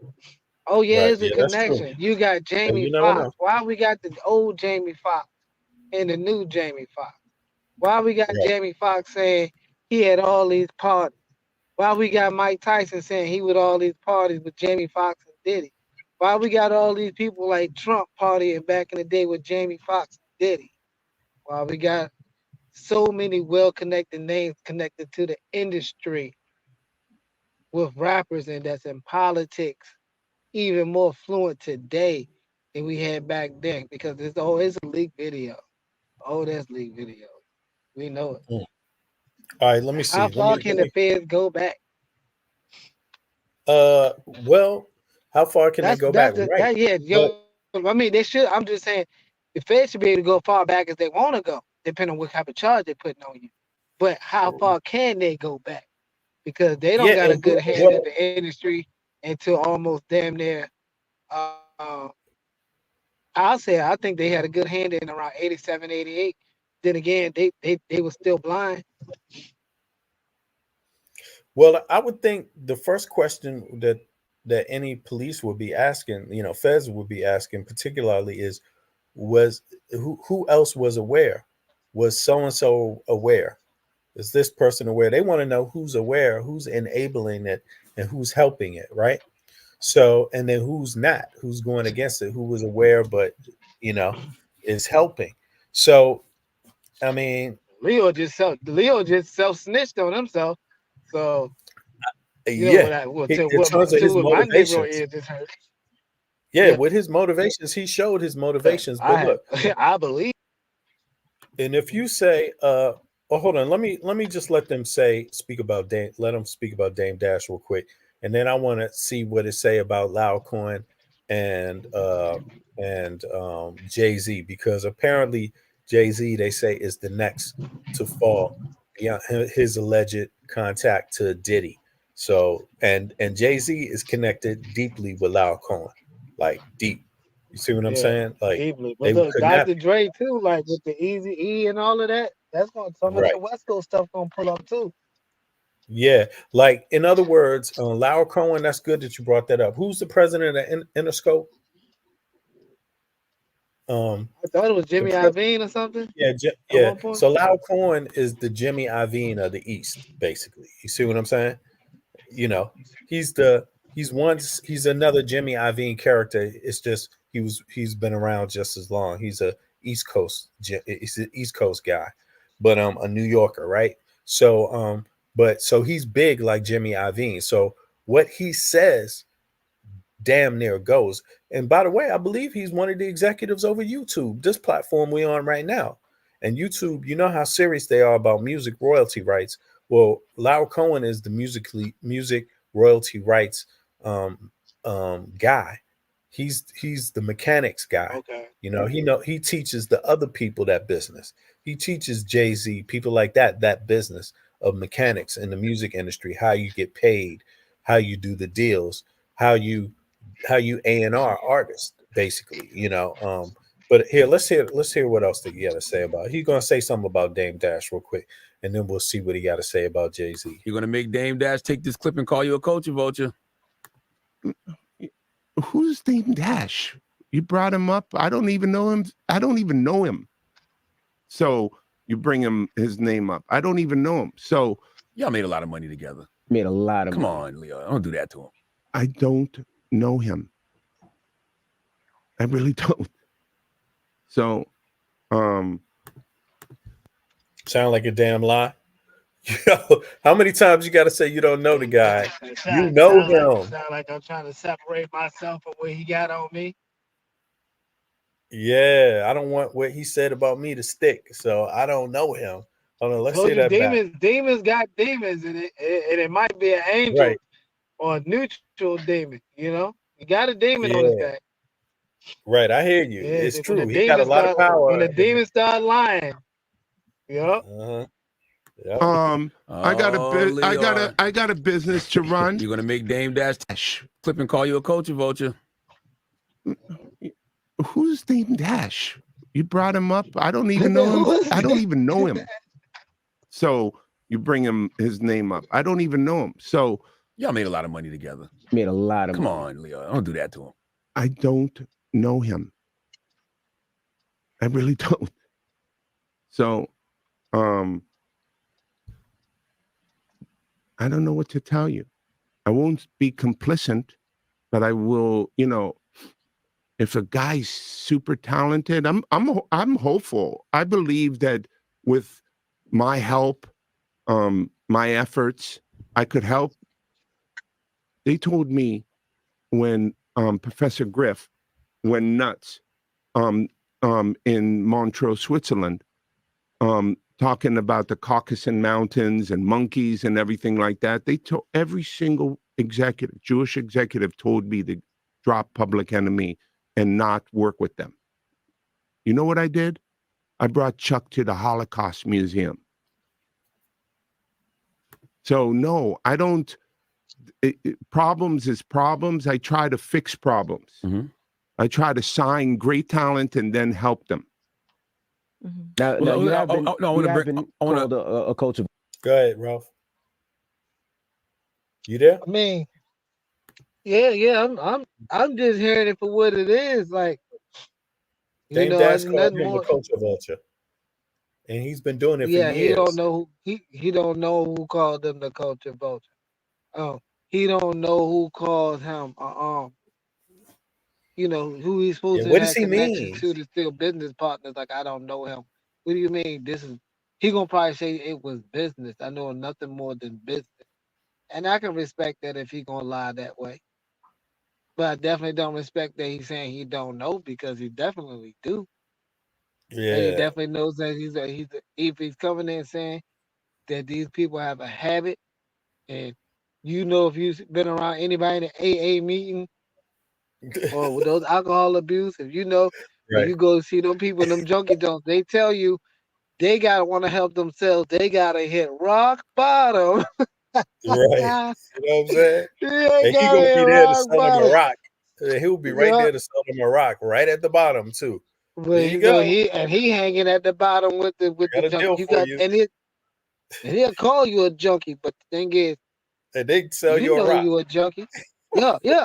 I'm gonna give you. No, I ain't gonna sell it to you. I'm gonna give it to you. Fuck, I'm gonna sell it to you for? You already owe me. Here, take this as a gift. Yeah, damn. I Oh, think you ain't so. never had it this good. This like when you got blow. You know, shit. Like, you know, shit. Hey, you ain't never had. Look at that show. That joint glossy as hell, ain't it? Look at it. But I like fish scale, don't it? Man, go ahead and hit that jump. Boom. Straight up. Hey, bro, I got 50. Straight Mexican. I got 50. Okay, shoot. I'm gonna throw Yeah, you a he little bit is more that too. kind Tell of. your homeboy. Yeah, but he talks like that though. He does. I'm telling you, I'm giving you the game from a person when you gotta look at people. He got a drug dealer's man. That's why he say he called him a junkie. He didn't call him an addict. He didn't call him a partier. He called him a junkie. A Yeah, junkie that's is the a worst prophet. Now, version in of my that, right? Baltimore slang, when we talk junkie is a prophet. Yeah, I know what you mean. That's a and he, you know, it's ironic because I wonder, does he have anybody close to him that's a junkie? You know what I'm He saying? don't I'd do be drugs. curious to know. Nah, he No, don't but do drugs. He's squeaky no, clean. He don't give a damn about him. no, but anybody. 'Cause I'm curious about that because, you know, since he speaks on it that way, I'm just curious, you know. But here, let's hear. He's gonna say some more about Dame And help them. No, I don't. Problems is problems. I try to fix problems. I try to sign great talent and then help them. Now you have been, called a culture vulture. I'm going to say Yes. that. Now, how do you respond to, because people have called you a culture vulture before? I'm 37 years doing this. So there's good, you know, oh boy. So when you're 37 years and continuously inventing yourself and winning, people don't, there's a small subset of people that don't like those people. That their fortunes may not have reinvented themselves, that are upset. But like I said, I don't really pay attention to them. You know, the first time that I ever heard that Dame Dash had an issue with me was my daughter called me up and asked me, who's Dame Dash? I don't pay attention. People feel like you broke up Rockefeller. That's what they say. You got in Jay's ear and told him get away from Dame. I think you got to talk to Jay and Dame and Biggs, Tata. You know, I I don't know what to say to that. So I always have an expression. You say we're friends. Mm-hmm. And I said, man, you gave a shitty interview, and you said, man, I thought we were friends. We're not friends any longer. You know what I say? We were never friends in the first place. If we can't survive that. 100%. So if their partnership couldn't survive, then what's, how could, if it was me or anybody else, that influence should be able to right break that up. Yeah. There you have it. Yo, I mean, oh, Ralph, I see Ralph fell down. Wait a second. 2 seconds, y'all. Hold on. Let me see something here. Let me share the other screen. Here we go. Oh, no, this is not the right one. It's daggone. Let me see here. Boom. Right. Now,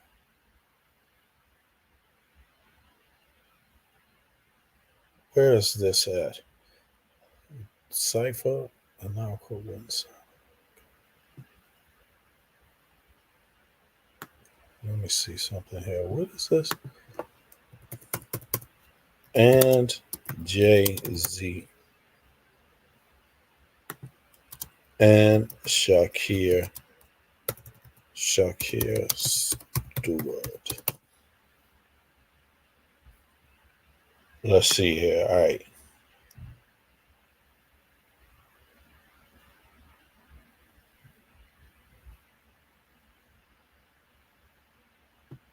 Here we go. Back to this one. Now this is Tisa, and she bring up Shakir, and also I believe Jay-Z in this next clip to be somehow connected to Diddy. How long is this going to take? Yo, take care, man. Thanks for letting me come over, man. Appreciate it. Take care, my friend. Oh, you there? You there, bro? Yeah. You too, man. You hopping down? Did you want to say anything? Nah. It's pretty chill, man. I'll check it out, man. Thanks for letting me come over, man. I'll see you again another time. Take care. Thanks, man. I appreciate it. Yeah. Be cool. Be cool, man. Good to see you, bro. One. You too, man. Take One. Okay. Peace. Bless. Now let me see here. Is this on now? All right, here we go. Let's see here. Baby, it's a lot.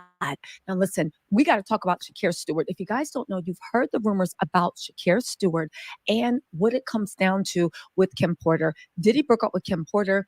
Kim Porter was dating Shakir Stewart. Shakir Stewart was a very high level prodigy for seeking out the stars of tomorrow. He signed, I believe, who did he sign? He signed Sierra. He signed Beyonce. He signed some of the biggest names in music. And he had an eye for talent and an eye for beauty. And now you see how he's closely related to Jay-Z, Beyonce, Def Jam Records, by the way, like Lyle Cohen is, right? Set his eyes on Kim Porter. Unfortunately, Diddy was not happy about that. I have a whole expose about that. I'll put that after the video. But let's talk about the way the Rolling Stones pretty much confirmed what has been whispered about for years, that Diddy had something to do with his murking. Don't believe me? Just watch this, okay? First of all, we need to acknowledge a few things on Shakir Stewart, right? First of all, this was back Queen Bee on Twitter just said in November 17, 2023, and everybody, they was listening, but they didn't hear her though. They said apparently Kim Porter had a thing with Shakir Stewart, and Diddy lured Kim to a yacht party where he allegedly laid hands on her and broke her nose and called a surgeon to fix it. That's when her... All right, I'm going to flip it over here real quick so we can check out, just get some background so everybody knows who the Shakir Stewart is that she's talking about here. This is the Shakir Stewart, right? And this is the new Rolling Stone article. They mentioned Shakira in it also, right? Now, Shakira committed suicide some years ago, allegedly, but people have always said that it was not really a suicide, that they suspected foul play. Now, you see, he's an island Def Jam music group. This is when they were merged, but he's Def Jam, right? Was a U.S. record executive in the number of companies, the latest being Def Jam. At the time of his death, he was the senior vice president of Island Def Jam Music and the executive vice president of Def Jam. So this was a big time Def Jam dude, right? He's in it with Lyle Cohen. They know each other, right? They know each other. Diddy knows Shakira. So that would tell me that most of these people know each other. And it can't be that one knows everything. They know all kinds of stuff. They're all engaged. But then the other one is not engaged with anybody, knows nothing about nobody, nothing that goes on. Right. So that'll give you some background just on who she's talking about right now. So let's keep playing. Nose change. There's also a picture of this. This then also beat up Shakira Stewart on another occasion. Shakira Stewart was also the guy that also turned up deleted by a self-inflicted bang bang wound. So what did the Rolling Stones article have to say? And you guys, I am going live to get into the Rolling Stones article later. And baby, you know I'm going to give you the fun dramatic reading. Honey, if you don't like theatrics, still come. You might. So you see what I'm saying? Ever since Diddy got exposed, this exposure thing has been going around, exposing more people. But I'm just asking a question. How is it that none of the people like Lyle Cohen, Rick Rubin, even Clive Davis, none of them can be implicated? Don't you find that kind of fishy? Like, don't get me wrong. If Jay-Z is implicated, fine. If Beyonce is implicated, fine. Great. Anybody's implicated, fine. But in my mind, it's starting to look like there's some limitations to who is going to be implicated in these acts.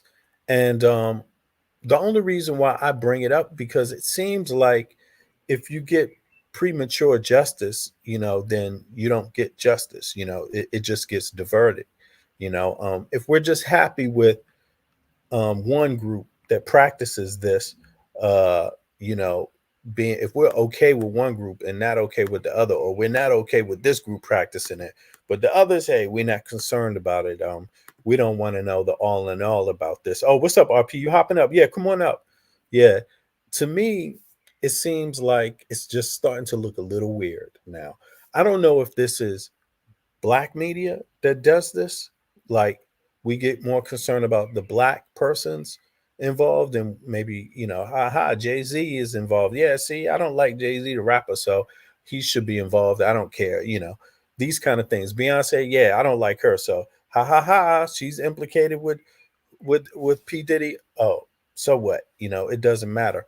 But to me, it seems like, in terms of the executives or the big artists, so far I haven't seen any of the European types really be caught out there. And the behavior that we're talking about here is very bad behavior.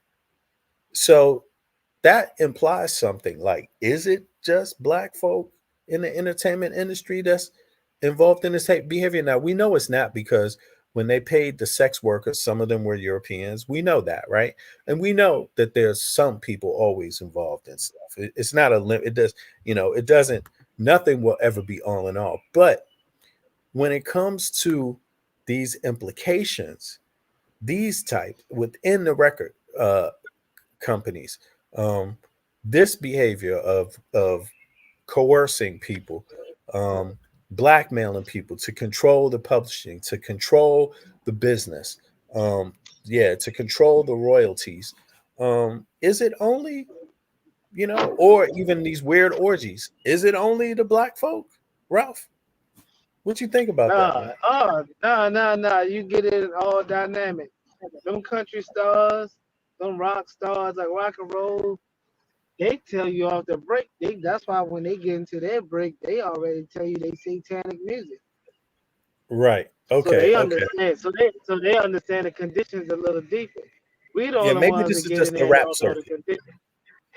Yeah, so like Okay, I even the got country stars, the country, even though, because you got gospel people who got to get it too. See, the gospel know they're supposed to stay within the home of the church, not a prophet. That's why it's unequally yoked. If you can you. even Right. say to the Okay. degree of showing this, you can even say this to the degree of showing your church on TV. It's unequally yoked because now you're getting into the entertainment of Well, glorifying your God.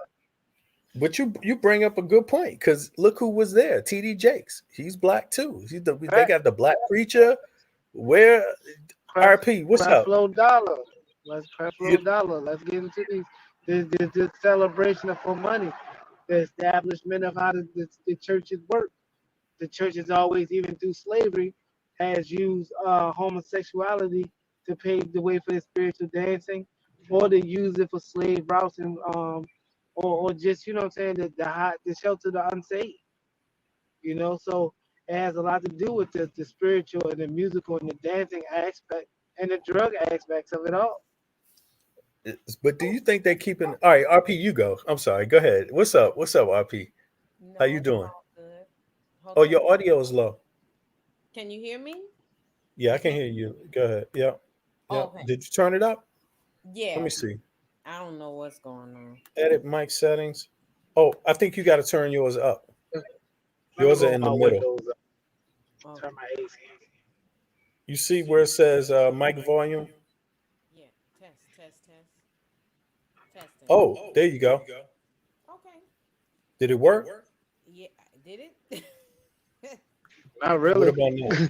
Oh, give me a sec. Okay. Oh, I took off this one. And then now it should be good. Then you do got some people get into the rock and roll though, and they don't, you know, they're not Satan worshipers, but they're understanding. But then again, they didn't think it was gonna be that tough. They didn't think it was gonna be that rough. You feel me? Right. Yeah, but it could be that. It could be that. I just got curious because, so far it seems like it's being described like almost like it's just black folk, pretty much. And Cassie passes for black, right? Oh, go ahead, RP. Oh, you can hear it now? Yeah, I can hear you. Go ahead. Yeah. Perfect. This is So I wanna again hotep everybody. Hotel. Greetings. There's a couple things that I'm just come out and say it. At the end of the day, this is my stance from life experiences, reading books, listening to lectures, looking at how people do things, thought, speech, and action. Everything literally goes back to white people. And this is diversion. Whoever coached, mentored, because mentoring has a very specific function. It came from Greece. And to be a mentor is to teach a young man or a young boy your trade and also have that young man as your sexual partner. I do believe Clive Davis came out not too long ago and said he was bisexual, right? Facts, yes. Okay. And so you mentioned him in alignment with Puff Daddy, who is a suspected homosexual. Also the same. Yep, exactly. He was mentored. Mm-hmm. There ain't no way out of it. If you are a mainstream artist where we see your face and you are talked about like Clorox and Lysol and toothpaste, Right. somebody tried something with you sexually and it either didn't work or it did work or something happened or there was some other exchange that occurred. Like I had watched a video. I'm not even much trying to say this particular person did that, but like Jennifer Hudson family, that whole thing, like how her family, you get where I'm going. Yeah. Yeah, go Black ahead. Look, it's listen, even worse. y'all, It's worse than that. let's just get this out the way. We don't run shit. I hate to say this, we participate. We participate in shit. So the system, it unfortunately, white people run entertainment. That's an area of activity. And because of that, they get other benefits from running it. But at the end of it, it's also power. Power, the most valid power you can have on somebody is the mind. So they're playing games with our minds right now with these diversionary tactics, talking about just Puff Daddy. The one thing I want to put out, I'll mute after this. Don't mute. Keep going. You're on fire. Go ahead. Okay. We were listening to a book. There's a book club on this radio show, Context of White Supremacy. And it was about Death Row Records. And they kept talking about this throughout the book. They would talk about, what's his face, the guy that was in charge, Suge Knight, talk about Tupac, talk about these people, that people, LAPD. But there was one white man hanging around. And I just looked his name up, Brian Stevenson. Not Brian Stevenson, I'm sorry. Where's his name? Dang it, it's gone. I can't remember his name, so I have to apologize. But if you get that book about Death Row Records, they're gonna talk about this white guy. He was an attorney, and he helping set up these agreements and this and that. And it's like, wait a minute, that's the most important person in the whole thing, the attorney. When you talking about you said the guy's name was Brian something? No, I got it wrong.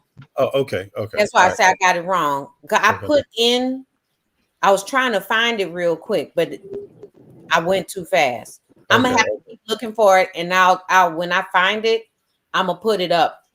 Okay, yeah. Let me see. But Keefe D, he's arrested now. Yeah, that's the guy they say. Is that David Kenner? Oh, David Kenner, right? The lawyer, exactly. The lawyer. Yeah, go ahead now. Now I know yeah, for real, exactly. The other white guy, where's he? He's not. His record isn't blemished. He's not culpable. He's not responsible for nothing. He's just all these other criminals around him. And he's in the middle of all the criminals. He's there when the changing the money happens. He's there when everything. He's the lawyer. He's fighting for all of them. If he would be the guy going to get the person out of lockup if they got charged with something like that anyway. He'd be the lawyer, right? But when it comes to being involved with Tupac, nothing. We got a nothing ball there. Just we wouldn't suspect him. We wouldn't want to know what's up with him. Where is he in the story? He's gone. White people in entertainment are the facilitators of high crimes and misdemeanors. There's no way out of it. We're not going to ever find out all the people that are aligned or have made this room for Sean Combs to do what he did. Right. And I also want to say something. I don't want to be too controversial. Unless he was born a sociopath, a psychopath, things happen to this black young man to get him to the point where he's a piece of shit. I just keep that in mind because unfortunately, we don't know. I used to want to be an entertainer and I got prompted with certain things. It was like, okay, yeah, no. You know what I'm saying? So I'm not famous. But there are other people that'll do it. Yeah. Because they feel like they're desperate or they feel like it's just this one time and I'm gonna be able to do this, and this. You find this rationale that'll make a reason for anything. That's why rationale ain't good. Logic is the best, right? Yeah. So this antennas too, and your fear. Like yeah. But that white guy that we just saw, you just seen the mastermind. Of course he gonna say he ain't, you know what I'm saying? That's what they do. That's what sociopaths and psychopaths do. And those people are truly they're in the innate nature of them people. Speaking on that, RP, I had a. That's what I told him. I told that man is a mastermind. Go ahead, my baby. Go ahead. Oh, well, like when you heard Cohen speak, right? Like you said, Ralph, you said he admitted it himself. It's about the money. So if money is supreme, then you will be willing to go. Everything else is secondary to that. So what happens if you have a person that you mentor, like a person like Puffy? But by the way, Lau Cohen, I believe he worked for Russell Simmons early. But we know Russell Simmons wasn't the money man. He ain't have the money. You know, Rick Rubin, I think without Rick Rubin, Russell Simmons wouldn't even exist. He's the original one that inherited Russell Simmons his bag of tricks. He saw that and was like, okay, I can work with this. I can make this happen. This can help us make money. Boom. But I think without Rick Rubin, it wouldn't happen. And then Lyle Cohen somehow takes over all of it, right? But in any case, they're all in proximity to each other. He's already stated that the money is supreme to him. The ends justify the means. So when it comes to knowing something about what goes on, you would think he would know a lot, but he skates. And I'm just curious about, like, is there something about responsibility I'm not getting? Like something about responsibility, like, is it okay to be in business? Know that people you're putting in business are doing things like this, or business associates are doing things like this. Is it okay to know it and yet do nothing to stop it yourself or discourage it yourself? Is it good enough to just say, hey, I made some money and I'm not directly complicit, so it's up to you what your morals are, not me. I'm just in it for the money. I've been informed by white people. Okay, so this is how I learned it. When there was the industrial accident or purposeful mishap, I don't know, because they do so many experiments with chemicals and bioweapons to the point that you don't know if it's on purpose or not. But when the company that was doing, so I can't remember the chemical, they were in Bhopal, India. That company was acquired by Dow Chemical Company. And so people were looking for Dow, which is a very notable company. I think we all have heard of Dow by now. What country was this? In Bhopal, India. I believe Okay. it's Bhopal. So I mean, this stuff, it was in my mind, the injuries I see and the birth defects are equivalent to like Agent Orange. For real. And so people were looking for Dow to make it right somehow, like help us clean it up, pay us for our injuries. Dow said that's an externality. Are you talking about this? Is it recent?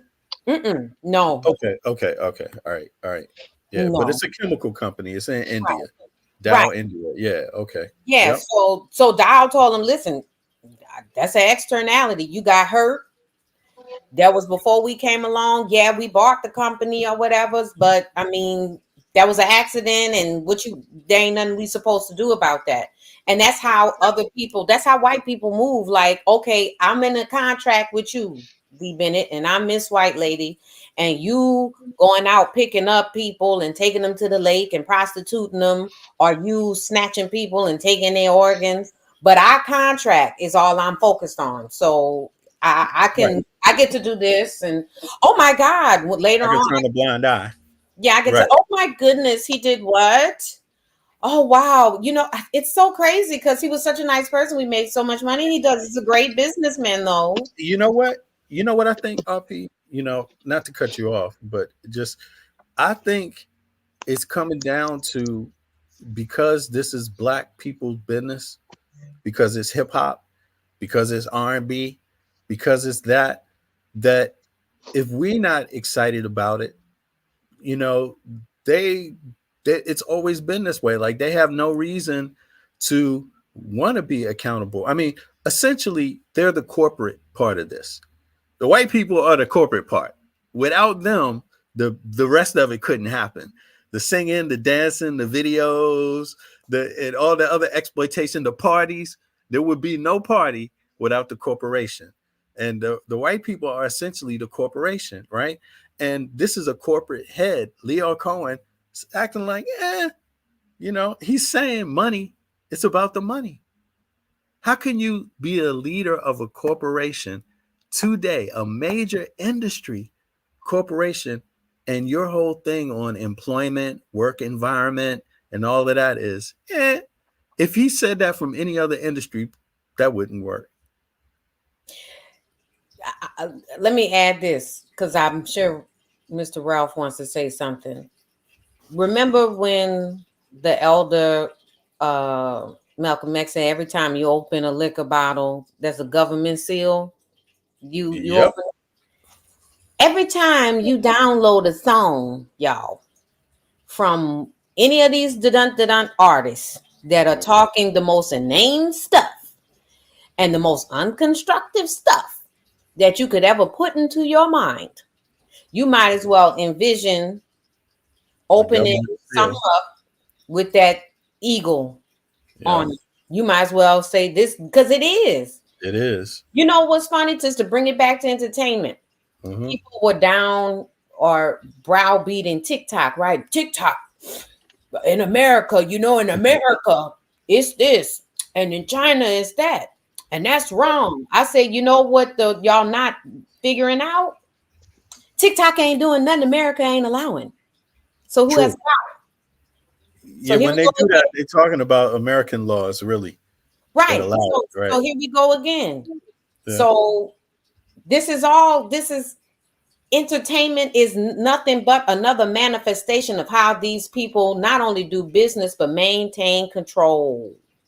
And it goes back to the government because at the end of the day, a lot of this crappy music shouldn't even be on the radio in the first place. So who does that go to? The FCC? Yeah, and look, Diddy was the dude who was like, vote or die. Music, you know what I'm saying? Like, you'll get like a certain situation, like you can't say male genitals or male sexual parts on the radio, but you can say anything about a female's sexual part on the radio.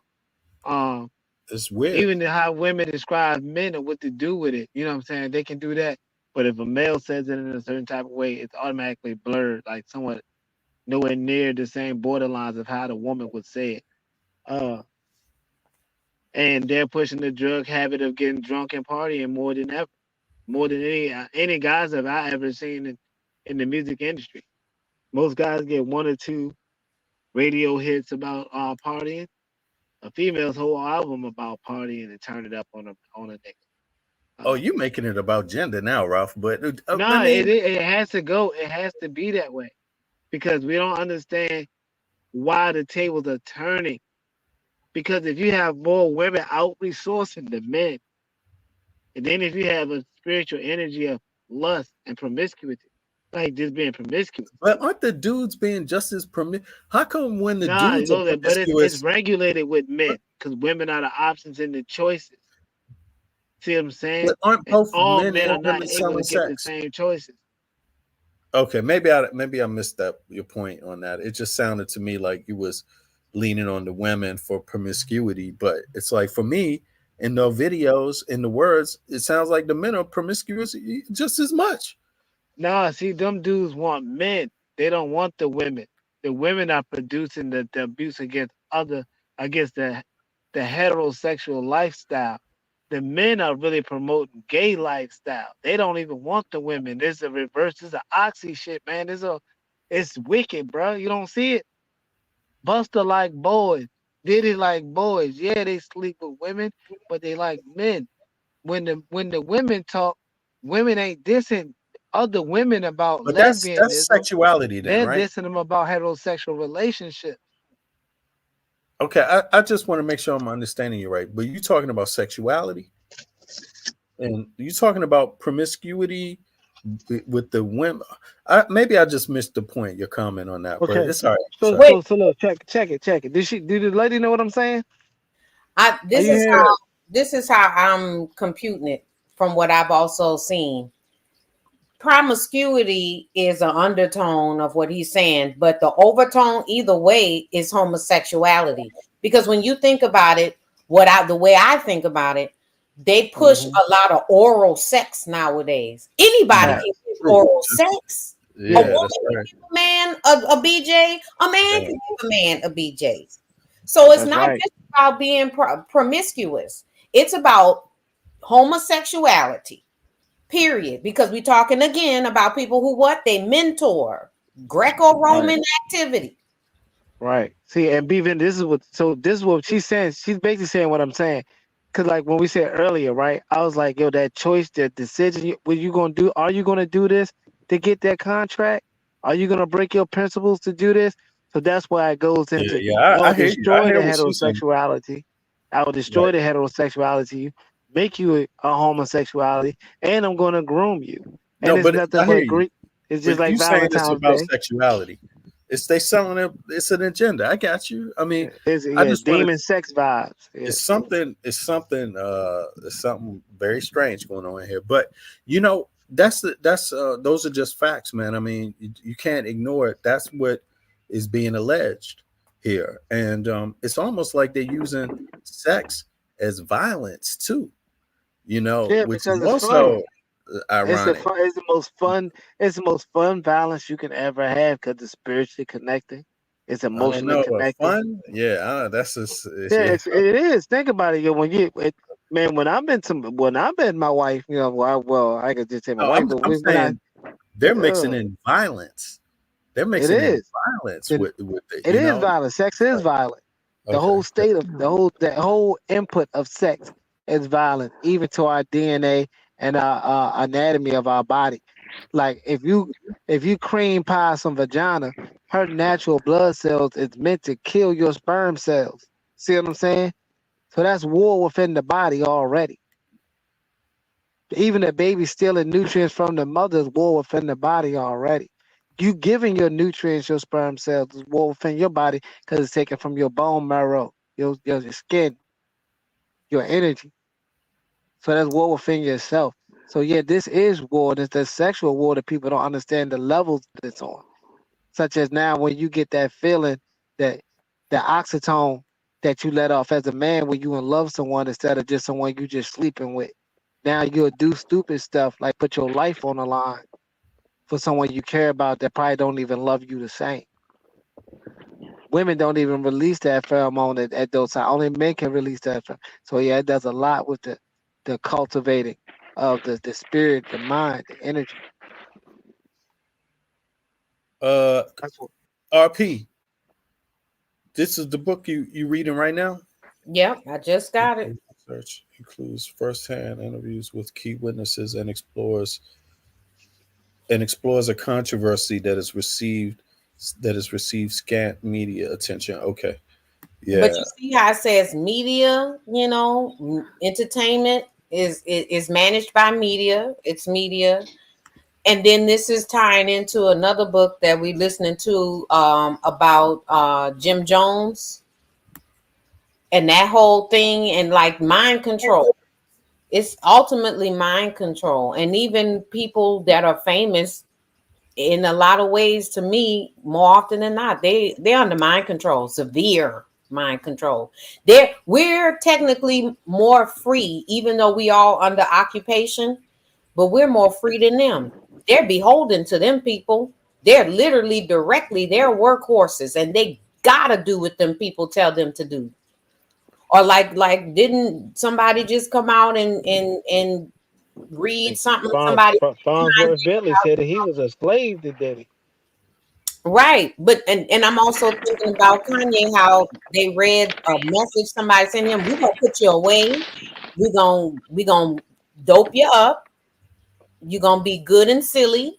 Keep it up. That's what that man told him. Keep talking, and your ass gonna be out here drooling. With Yeah, them it's little white it's arms starting strapping to. behind your back.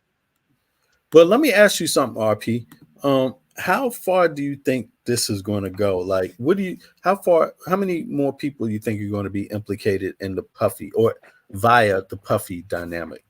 You think it's going to go to past media people, or do you think it's going to go to politicians too, or what?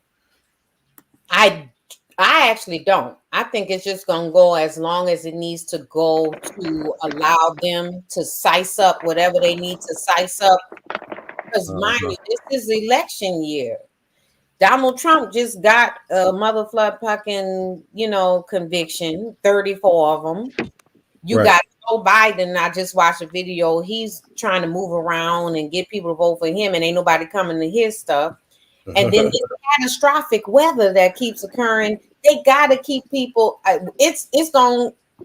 add as many more people as they deem necessary to do whatever the hell they doing. Because I'm not saying this didn't happen. I'm saying it's also psychological, it's cognitive warfare. Because there's other stuff we really need to be paying attention to. I don't know if y'all know this too. There's a young woman that was dismembered by a white supremacist, Maxwell Anderson.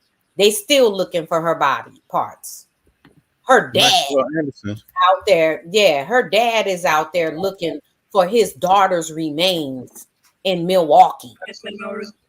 And we talking about Puffy. I'm not saying Cassie ain't a victim of violence, but we got other people that probably need a little more help and attention right now than, you know what I'm saying? Cassie good. She got $1 million plus settlement. So this is diversionary tactics as well. So Yep. whoever else they got to throw in this fire gonna be in there. Yep. That's in Milwaukee, right? Maxwell Anderson, that her case, right? This is the one you're talking about, right? Yeah, and this mother flood pucker, because I was looking at his picture. I said, what the hell is that on his arm? He got the dang tattoo from Silence of the Lambs on his arm. Oh, really? Hold on, let's see this.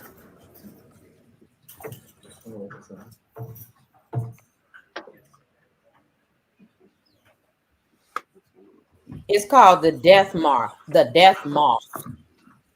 It told me. Because it looked, I was like, what the hell is that? It looked like a fly with wings with goggles on and a skull. I was like, what is that? It's called the death what? The death moth. Moth. Anything show up here? Death moth. Okay, nope. Well, let me see. Who Andre, you there? I'm here. Okay, let me go ahead. I'm gonna look for it right now. What say you? I'm gonna look this death moth up here. What? I'm agreeing with RP 100%. I'm agreeing. I think it's a distraction for us to get caught up in some other, stuff that doesn't even hit the tip of the iceberg of what is happening to Black folks in America, or around the world for that matter. But here in particular, since that's where we are. But this stuff is just so ridiculous. I don't even get myself all caught up in what these other people are doing like that, except to the degree that it's hurting our community, right? At the end of the day, when he was, Ralph, I just have to disagree. When you talk about, sex is violent and all that kind of stuff, the only reason why the woman's body fights off sperm cells is because it's foreign to her body. That has nothing to do with a war. Anytime something gets introduced into your body that is not part of you, it's going to try to fight that stuff because it considers it an invader. So I don't understand why we use these terminologies that sound like what the language a man would use. War, violence. That's the language you would use to describe something that naturally has in our body. Naturally. It's not some foreign, it's not something foreign that we don't know anything about. Biology teaches you that. Anything that's foreign, that's not part of your natural body, your body's designed to fight that thing off. That's why there's so many sperm that get in there at one time. So at least one of them might hit the mark. For one egg. We ain't talking about the plethora of eggs that are in a woman's body that she's got available when that time of the month comes around. It doesn't work that way. Answers and some. Right. So I'm just the words that we use to describe a thing I think are very important too. We can't just keep using these words that conjure up this violence because that's what it sounds like. It's always, the war against children, the war against women, the war against drugs, war against it's this constant bombardment in our minds because everything to be something that has to be violent when it's not. Some of the stuff is just a natural progression or a natural thing that happens in nature. We're no different than the other animals out there. It just happens in nature. Now, we're not talking about somebody going out there murdering somebody. I'm not talking about that. That's not natural for a human being to say, I'm just going to go oust somebody. That's not natural. That's something in the gene pool broke somewhere. But all that other stuff when it comes to biology, that stuff it's not violent. It's not war. It's not none of that. It's just natural for our bodies to reject foreign to a woman's body and vice versa. If something were to get into your body as a man, it would fight that thing off the same way.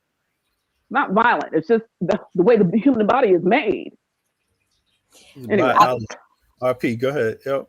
I just wish he could be on because I really like what Miss Andrea is saying. And I also want to throw out, I think we just don't understand how much we've been, mind boggled by the terminologies and all that these people have put on us. Like you said, not what, like it's selection. It's not just natural selection. It's like a divine selection. If you have all this spermatozoa that can't penetrate this egg but one, then that means that's literally a divine interaction at that point to say, Right. yes, these two combinations should combine. But white people at war all the time, and we got the terminology. I think we haven't reconciled that. Yeah, I know what you Yeah. mean. Comparing the two, I was a little lost on that at that moment, but Yeah, yeah, go ahead, Andrea. Yep. no, because I was going to say, if you listen to white people speak, they speak just that way. Okay, if we hear the terms, sometimes I would hear some of my white friends say, "Girl, we had a knockdown drag out." I'm like, "Girl, what you talking about? He put his hands on you?" No, we just had an argument. Well, call it that. A knockdown drag out means somebody got their ass whooped. We got into an altercation, and so it's those types of words that they use to fuel all this energy out here that doesn't need to be out here, and we're getting caught up in the same words. We're using the same terminology to say the same thing, and that's not what it is. Call it what it is, so we can be on the same page, because there's a big disconnect in how we see a thing and speak a thing compared to how other people see and speak a thing. And so we're getting caught up in their language, and now we're doing saying the same types of words that have nothing to do with what they mean. War doesn't mean what happens inside your body. How does it become a war in your body? Your white blood cells do what it's supposed to do. Foreign something? Let's get in there and take care of it. I just wouldn't compare what Puffy's doing to what, conceiving a child is, or making love, or just love in general. I wouldn't consider sex as war. But what my point is that they're using sexual violence. That's, for me, that was the point. Like, and that's a horrid thing, because like we were talking about the Greeks and war, they use sexual violence too. I mean, that they would, that's what they did to demean their enemies. And that's a different point, which is true. I mean, yes, there is such thing as sexual violence, but that's like when somebody's doing something that's not loving, right? So that action becomes violent. But when you're in a relationship with somebody, unless both y'all just get off on having that kind of hard, rough sex, hey, knock yourself out, bro. But that is not normal. When you love somebody, you're not going to do all that kind of stuff like that. You're not going to hurt them. You're just not. Unless you're that's your one of those. definition.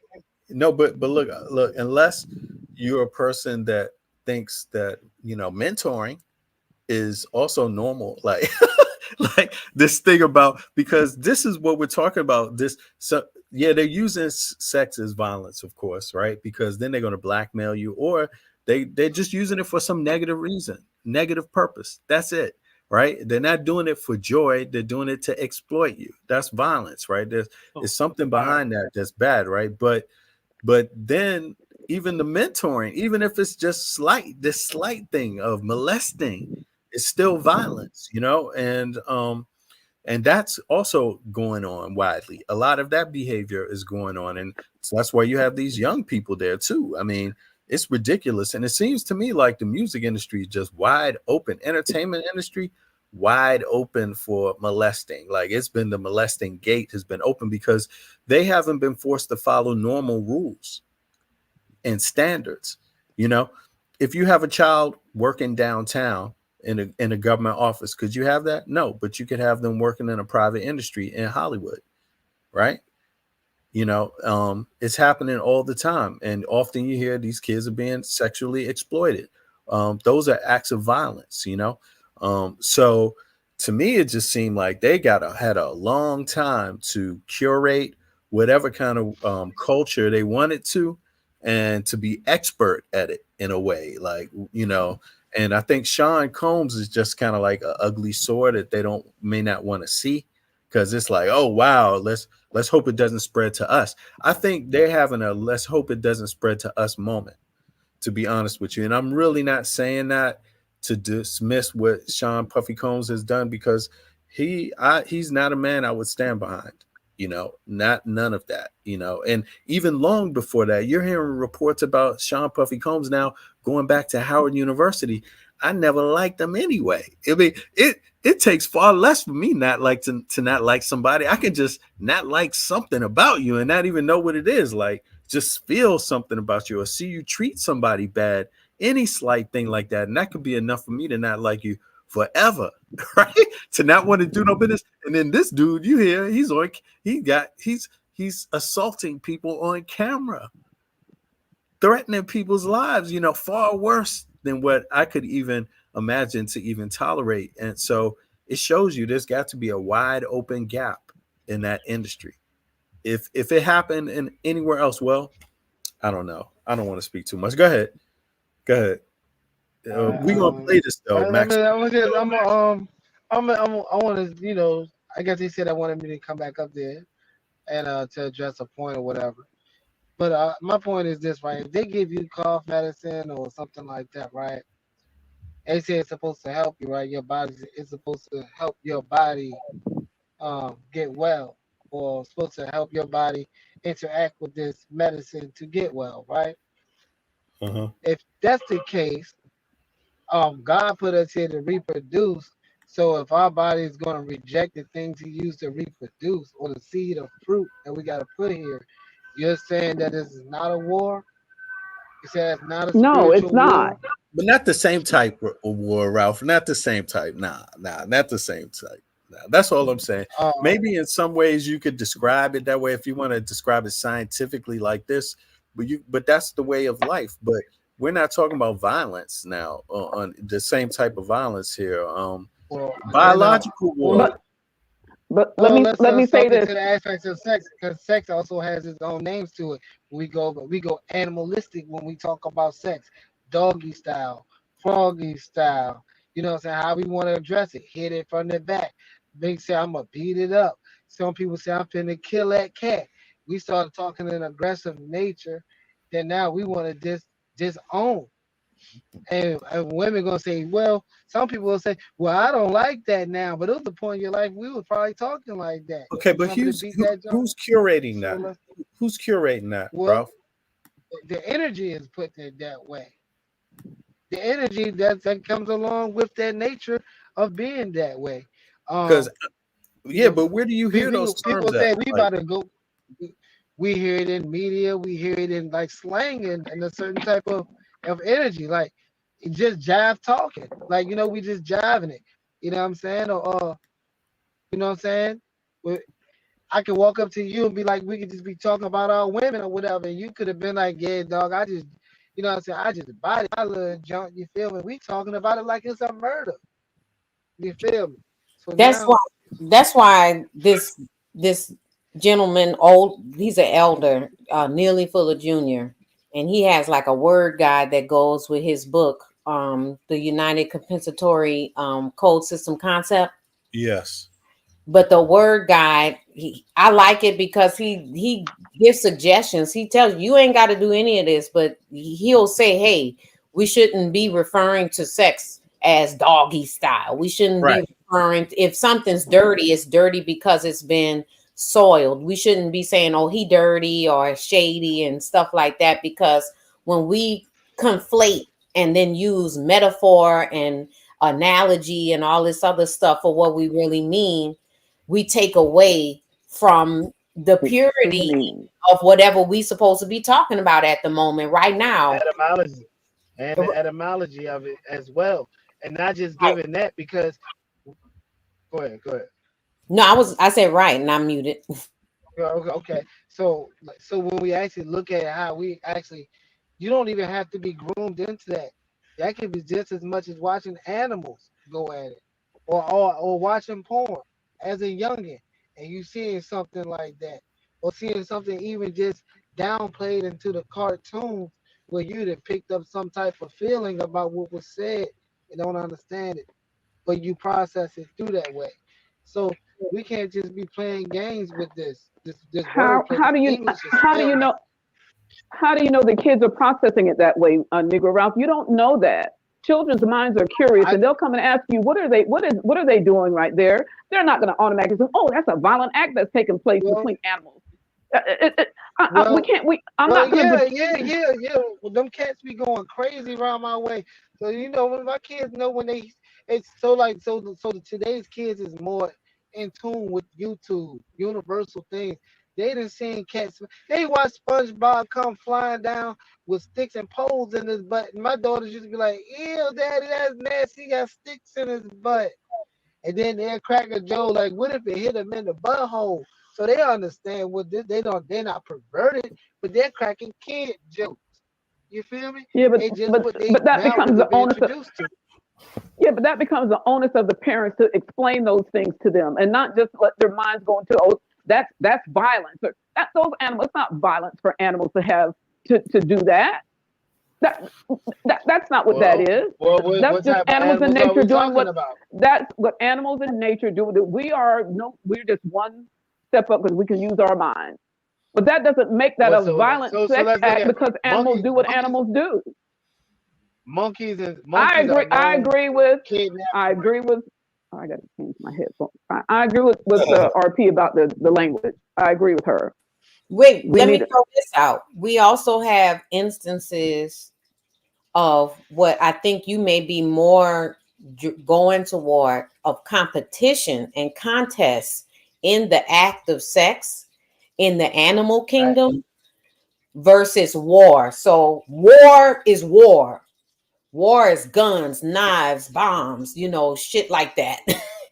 So if we move away from that and say, okay, well, then it must be some type of contest, just like with the sperm entering the womb to enter into the ova. It's a contest that's happening at that moment that the body says, hey, wait a minute, like Miss Andrea said, what is this? What's going on? But one particular spermazoa is going to win that contest. It's not necessarily war. Right, because it's designed to work that way. Right? Yeah, It's but designed to work that way. Not Because what if fully. you have a weak sperm? That's the whole point of it. It's like That's biologically, why it's you will get aligned that way. that's why you will get a strong egg. You will get a strong egg if you have a weak sperm. So just like if we're going to use No, the no, animal no. kingdom, The sperm that's going to survive is the strongest one. That's what they're right? saying. They could all be weak as crap. But if you got a woman who's more accepted to getting pregnant, it's going to be easier than someone who has an average body who it takes it just as. So like I said, let's use the animal field, right? A lion, right? Lions will sit back. You'll say they don't got guns, they don't have that, but what they will do is override their king and pass on their genetics. They will kill each other's kids and start war within each other's families to keep going. Let's go to monkeys. Monkeys will kidnap. Oh, I hear you, but You you're know, using it for a euphemism, basically. so yeah, so look, I mean, otters do kill families and use necrophilia and all those types of pedophilia things within their lifestyle. I can break down the animal kingdom fathers who do these things very, very well. So when we talk about the bestiality of things and the animality of things, and then the personality of people and things, it can go hand in hand. Dr. Dilbert Blair got this thing called God, Man, and Beast, that we're all one and the same. It's just how we use our terminology, our brains to equip to what the situations might become or will be in the act. Now, we yo, can't Ralph, stop it. you just want to use the word war. I get you. That's Yo, I because it understand is, because that Okay. sex becomes a spiritual war. Because it all turns into a spiritual war. Because no All matter right. what you're doing this with, you're looking for the best genetics. And if you're looking for the best genetics, that's male and woman, to produce your children with, you're looking to survive. What are you looking to survive of? What are your survival? Go ahead. I want to ask you a question. Since we're talking about nature, we're getting into nature. So moving away from the animal kingdom into, say, for instance, the elemental. You have the sun, right? Helium and hydrogen. It's an act of fission, right? It's volatile. And sometimes with animals, they act volatilely among each other during their contest for survival, right? Would you term acts of nature, say for instance, a volcanic eruption? We have this lava, it's underneath this opening. The opening is under pressure. It releases in again a volatile way. Is that lava at war with the surface of the earth at that time to cause that eruption? Would you apply it? It's a surface. Yeah, it's a that lava is at war with Earth or wherever that pressure is. It's at war to make it erupt or explode. See, the word erupt is the word saying something is wrong here. Okay, an explosion is a dynamic act of something. And if we're going to compare a woman, Mother Earth, to a woman, what would we call that? A period. And that's getting rid of all the bad. So that's the war within yourself getting depleted for you to clean yourself up within. So now let's go to, because people don't understand the difference between being feminine, divine masculine. So now when we look at the earth, when you say let's bring up this rock tone, this mountain, or these diamonds, the things that can sit within that lava, what could be, as far as the minerals of that earth, would be what? The seeds of the earth. And that will be sperm. I tell you what, you gave a good, what do you call it, dialogue on that. So I wouldn't use it personally, but now I understand. I do. I understand. Yeah, Ralph, you're gonna stand on that word. Yeah, I'm saying. That's okay. When I talk, I stand. You feel me? But I'm glad you called me back up. My phone is hot as hell. I'm about to go order me something to eat right now. But I'm gonna hop back up. I'm gonna hop back up if y'all still down. All right, stay on. I'm free, man. I'm gonna do this today, man, and then but let's keep it going, y'all. I appreciate the energy. I'm gonna let it cut off. I'm gonna let it cut off on me. Hell with that. I like this. It's all good. It's all good. Appreciate everybody that's hopping up. But let's keep the dialogue going now. RP, she brought this issue up of the distractions. I do believe that it is, the most popular story in the news media is Puff Daddy. It may even be more popular than Joe Biden and Trump. I'm curious to know. Did more people watch the Trump hearing or the Trump hearing or did more people have been watching Puff Daddy? What are the results? I'd like to know in terms of America, and I wouldn't be embarrassed if somebody told me more people watch P. Diddy, because Trump and Biden is boring. It's boring to watch. I mean, it's no diss. I'm voting for Biden. I'm not voting for Trump. But I could totally understand anybody that said they're disappointed that these are the only two options. And I can understand that. I agree with that. I tell you what, I would watch if they were going like they supposed to, their war dialogue, their debates. I would watch that through and through because the debate. We're gonna watch that. Yeah, I'm that's right here. And if I gotta go to work, I don't give a damn. I'm going to stream it while I'm at work. I'm going to stream it while I'm at work. Go ahead. All right. I didn't watch the court hearings because I'm gonna be honest with you. I'm in court right now. I'm helping the elderly person now. I'm courted out. Okay. All right. I don't need that. You But got jury duty already. Look, I went to school for graphic design. I didn't wrote memorandums, motions to substitutes. I am tapped out. But I have watched like TV, hip hop media. I like him because he talks about what's happening with Biden. So I'll pop my head in and out. Yeah. I did watch the Puffy situation when it was first starting, but I try to get like as soon as I see that's where they're going, I'm like, nah, I'm good. Because it's too much. Plus, on top of that, I don't know if y'all talked about the young lady. She seems very confused. Carisha, aka Young Miami.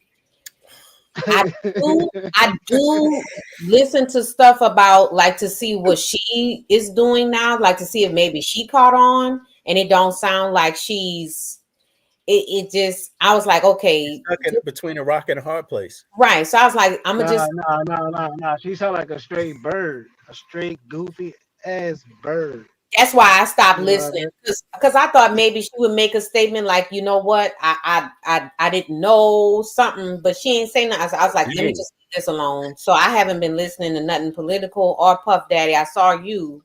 You was talking about who's in the background. That's why I started listening to this because I'm like, that is what needs to be talked about.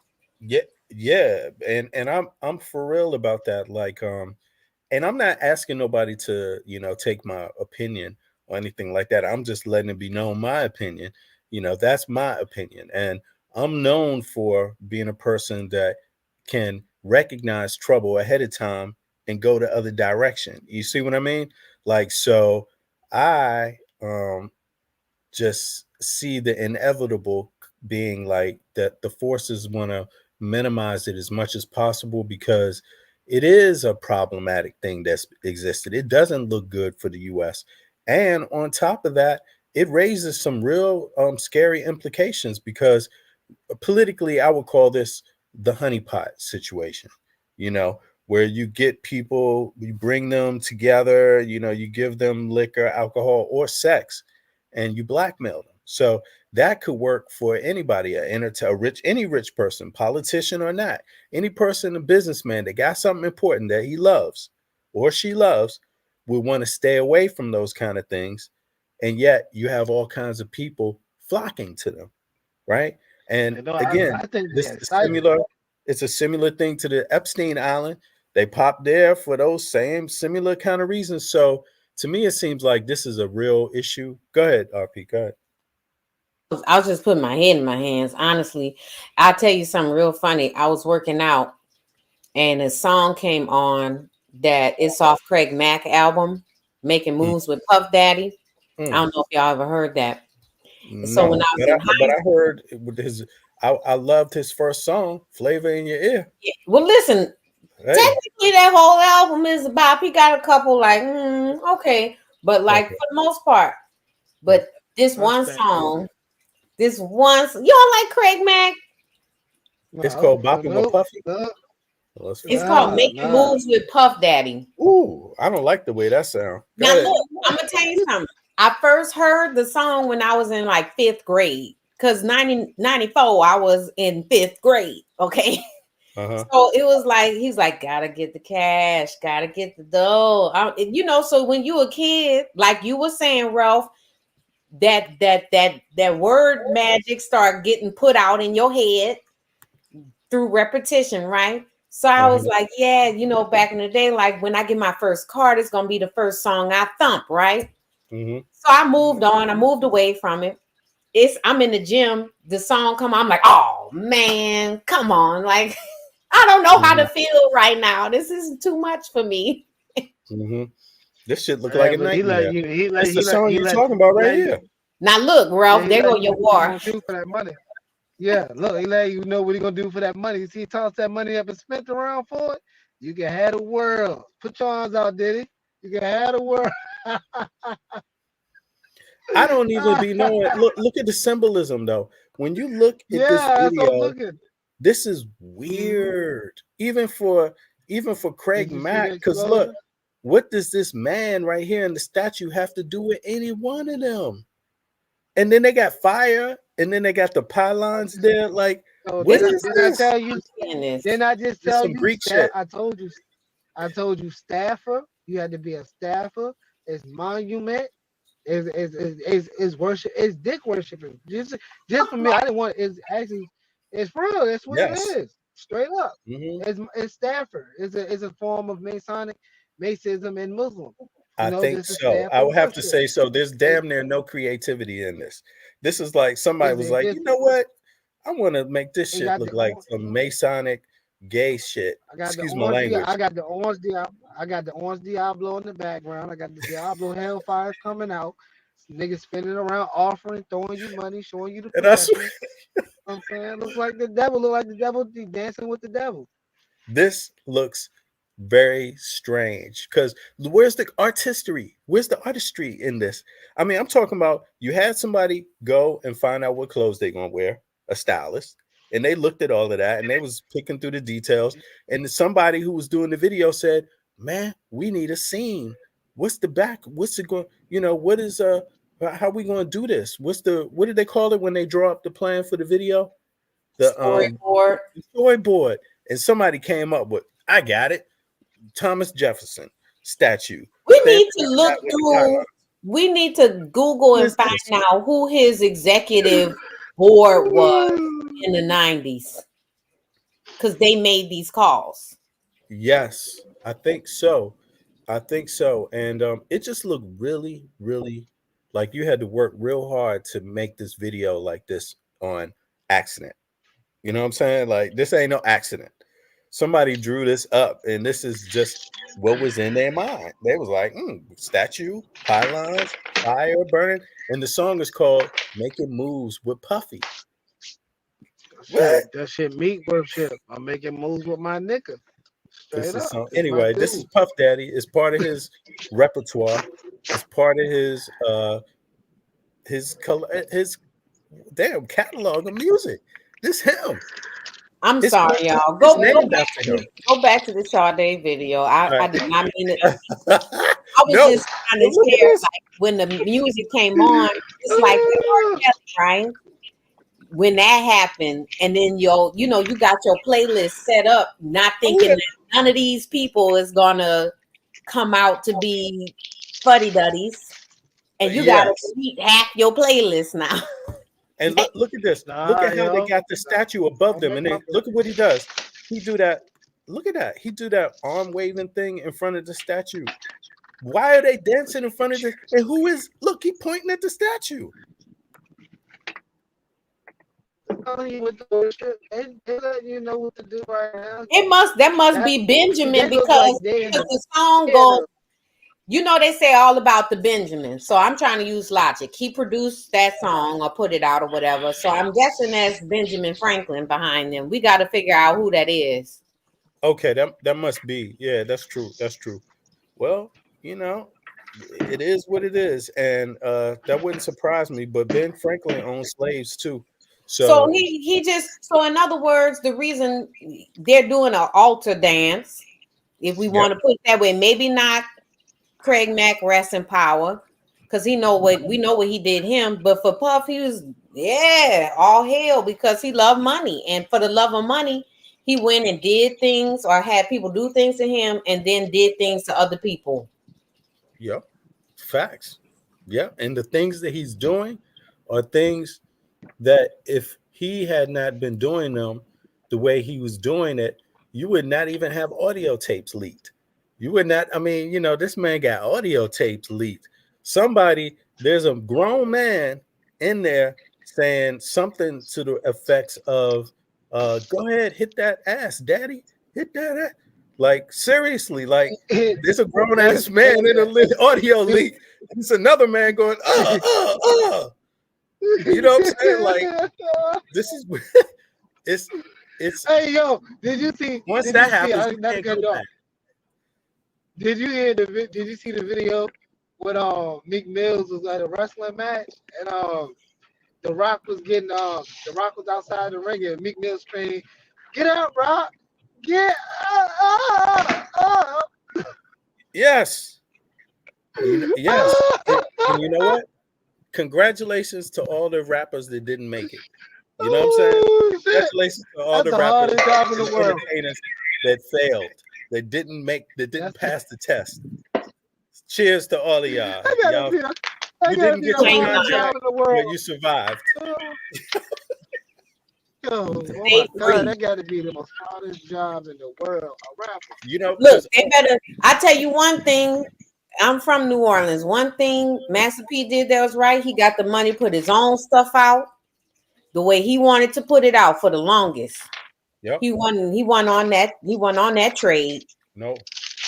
Yeah, straight up. I like him. He marched to a whole nother drum beat. Apparently, I like him a lot. I appreciate that what he did. He sold his own music, and then he just used the distribution, and that's it. And then he excelled beyond that. In his business, and he didn't play the slave game. you know, the slavery game with them. And, you know, it seems like Puffy picked up a lot and sells that idea. That's his format for business, like somehow to pimp people out, contractually have their hands tied, you know. But let's go back because we got like you said, there's this other one. Here we go. This happened, and this is they say he's a serial killer. That's what they say, right? This dude Maxwell. Hold on. Why is it changing? The guy who killed that lady, Right. who murdered that lady. Right. It's this guy. Sorry, it's coming up now. Yeah, and they say he murdered many other people or suspected. Right here. Let's let this play for a second. Here. That's gripped the Milwaukee area for more than a week now. Good evening. Thanks so much for joining us. I'm Jessa Bryce Beck. And I'm Amanda Porterfield. This morning, Maxwell Anderson was charged with murdering and dismembering 19-year-old Sade Robinson. The charges link two stories we've been covering for more than a week: the missing woman, Robinson, and body parts discovered in several locations throughout the city and county. Prosecutors now say at least two of those body parts are Sade Robinson's, and officers are looking for more of them. We have team coverage for you tonight of this breaking news. CBS 58's Taj Mahal and Bryant McRae will have details on the investigation, but we start with Adam Reif live from Anderson's South Side home, breaking down the new information tonight. Adam. And this home is where prosecutors say Maxwell Anderson killed Sade Robinson after the two went on a date last Monday. A few blocks away is where Anderson was taken into custody a few days later. In moments, you will see new video of that arrest in progress. Now, let me ask, this lady that was looking for her body around the lake, right? Isn't that right? For some time. And this story first broke, what, a month ago or something like that? I remember seeing this. And the first thing I thought was Lake. Yeah, it was the guy who's last seen her. It's the guy she was on a date with. And now they know for sure. So so I see. This case is bringing into light the story that has simmered in the shadows for days. While a concerned family was looking for a missing woman, body parts were turning up all across the city of Milwaukee. And now we have more information on why. Sick son of a hurt my baby. Sheena Scarborough did not hold back. Sick son of a Her hatred for Maxwell Anderson was evident from the moment her daughter's alleged killer walked into the courtroom. Prosecutors say Anderson and Sade Robinson went out to two restaurants and bars the night of April 1st, then returned to Anderson's home on South 39th Street. They say at some point that night, Anderson killed Robinson, dismembered her body, then drove her car around while he scattered the body parts in various places. The allegations in the complaint are abhorrent. It is the highest level of violence imaginable. Anderson also ditched Sade's car and lit it on fire. He spoke just once during Friday's hearing. Do you understand the maximum potential penalties? Yes, Your Honor. Anderson's attorney first tried to get the homicide charge thrown out. It's so funny how you could chop somebody into pieces, but then say, "Yes, Your Honor." All nice. You know, it's like, come on, man. Well, you may as well chop her up too, because you're going away for a long time. But And there's nothing in here that says that she died at Mr. Anderson's home. Sade's mother again lashed out. So I'd ask you to dismiss that count before we address. Anderson's attorney then alluded to Anderson being innocent. Had Mr. Anderson been involved in this horrible tragedy? You hear these arguments, RP? These arguments are crazy. His lawyer is going to get him thrown. He's going down for a long time. Did you hear that right? Hold on, let's rewind it. I really heard some absurd stuff. hurt my baby. Sheena Scarborough did not hold back. Sick son of a baby. Her hatred for Maxwell Anderson was evident from the moment her daughter's alleged killer walked into the courtroom. Prosecutors say Anderson and Sade Robinson went out to two restaurants and bars the night of April 1st, then returned to Anderson's home on South 39th Street. They say at some point that night, Anderson killed Robinson, dismembered her body, then drove her car around while he scattered the body parts in various places. The allegations in the complaint are abhorrent. It is the highest level of violence imaginable. Anderson also ditched Sade's car and lit it on fire. He spoke just once during Friday's hearing. Do you understand the maximum potential penalties? Yes, Your Honor. Anderson's attorney first tried to get the homicide charge thrown out. And there's nothing in here that says that she died at Mr. Anderson's home. You hear that? So what? That's like, duh. You know, right. He's looking for a technicality. Well, it wasn't in her home. It was under the porch. You know, so. Sade's mother again lashed out. So I'd ask you to dismiss that count before we address. Anderson's attorney then alluded to Anderson being innocent. Had Mr. Anderson been involved? He's a very demanding defense attorney. Just go ahead and throw that out before we even discuss. We ain't just. You want to get to the main part? Oh, who was that? I would like a watermelon. Hold on, this is Ralph over there. He ordering some watermelon. Good for you, Ralph. I want some watermelon too. Amen. For the watermelon. Let me go check this horrible tragedy. We would expect one to flee. But bail was ultimately set at $5 million. Sade's family had been searching for her ever since her disappearance. Authorities used phone records, surveillance video, and home security video to close in on Anderson. He was arrested Thursday, April 4th. Friday brought some answers for the family, but also more questions. Do something like this to my beautiful baby. She hurt nobody. And little closure. Me and my family would never be okay. Imagine trying to bury your niece with nobody for the service. And prosecutors say there are still missing. Yeah, not being able to bury your niece. And what about her dying too? And just dying a horrific death. You know, it's like just terrible. I mean, but they say this guy murdered 19 people, or they suspect him for 19 people.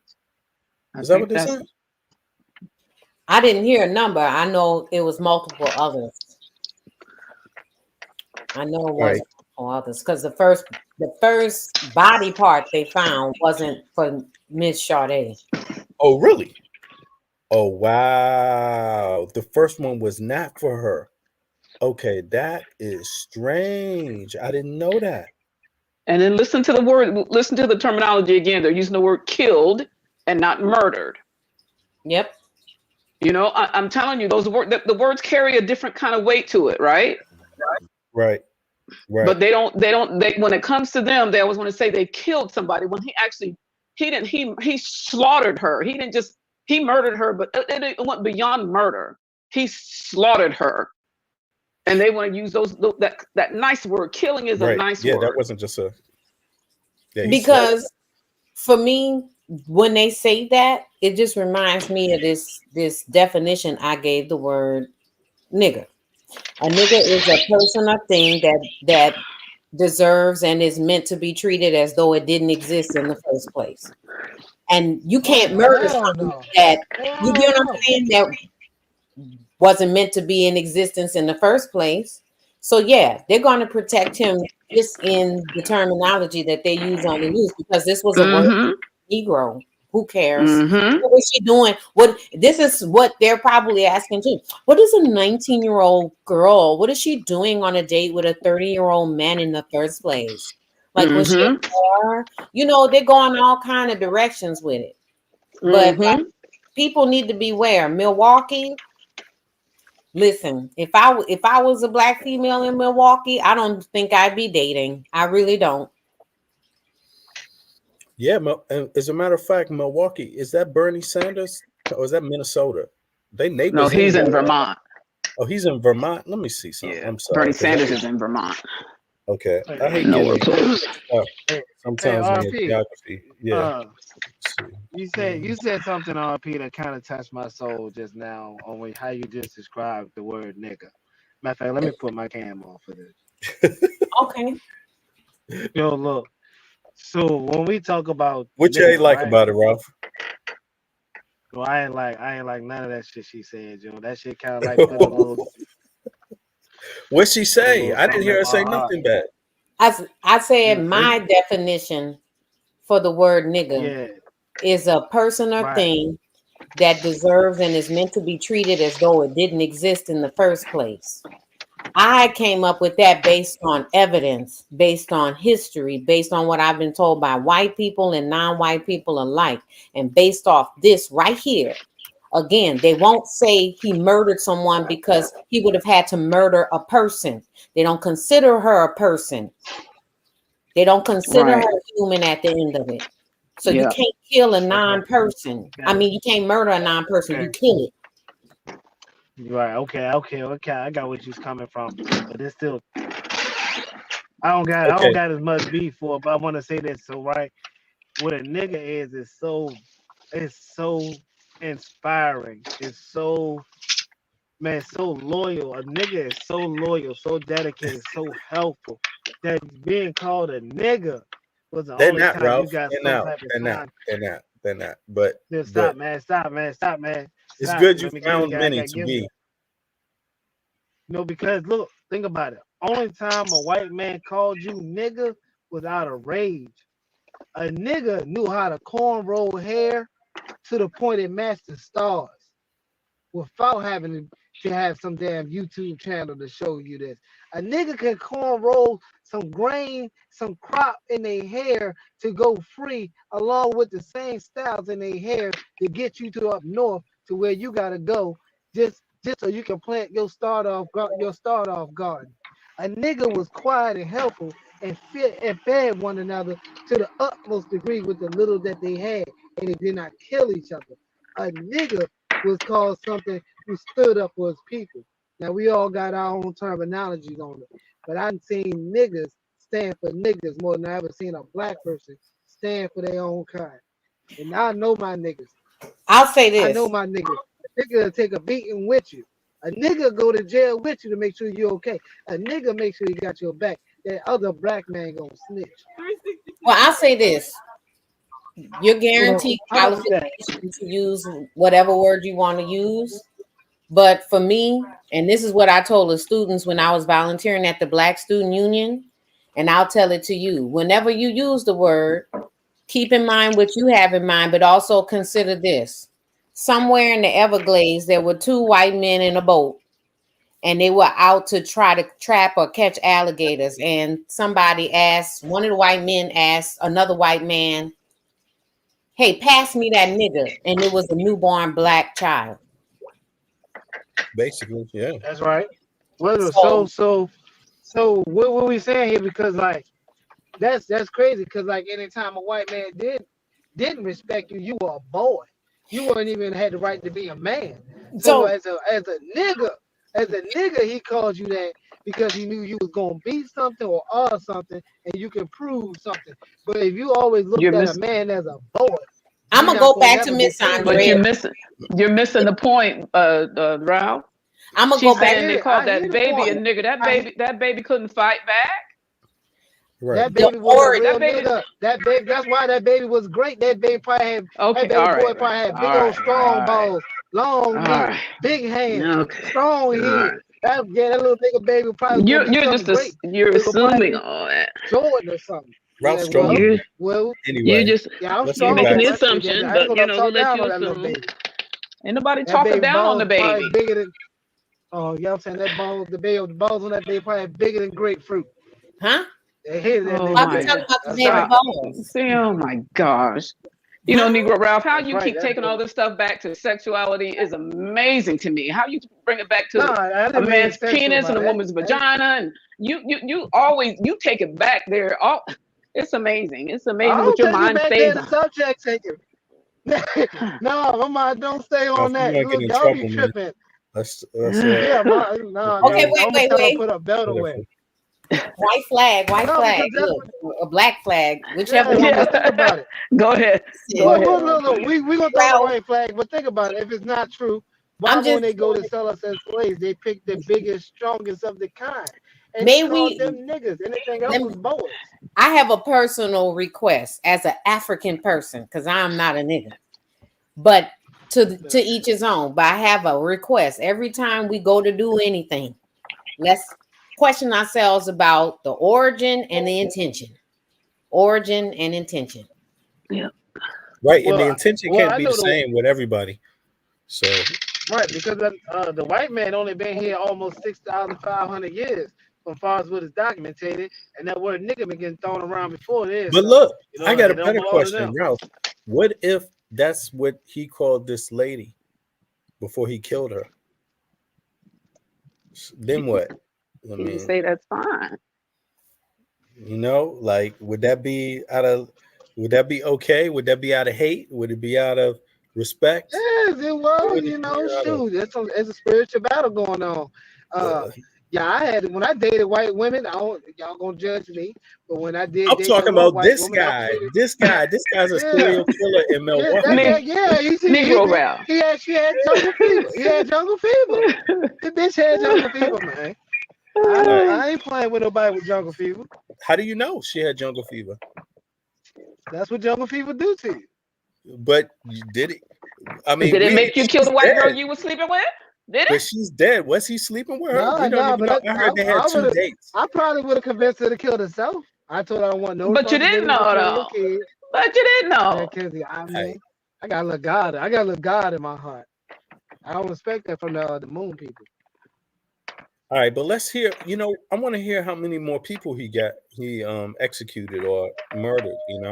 Surveillance video and home security video to close in on Anderson. He was arrested Thursday, April 4th. Friday brought some answers for the family, but also more questions.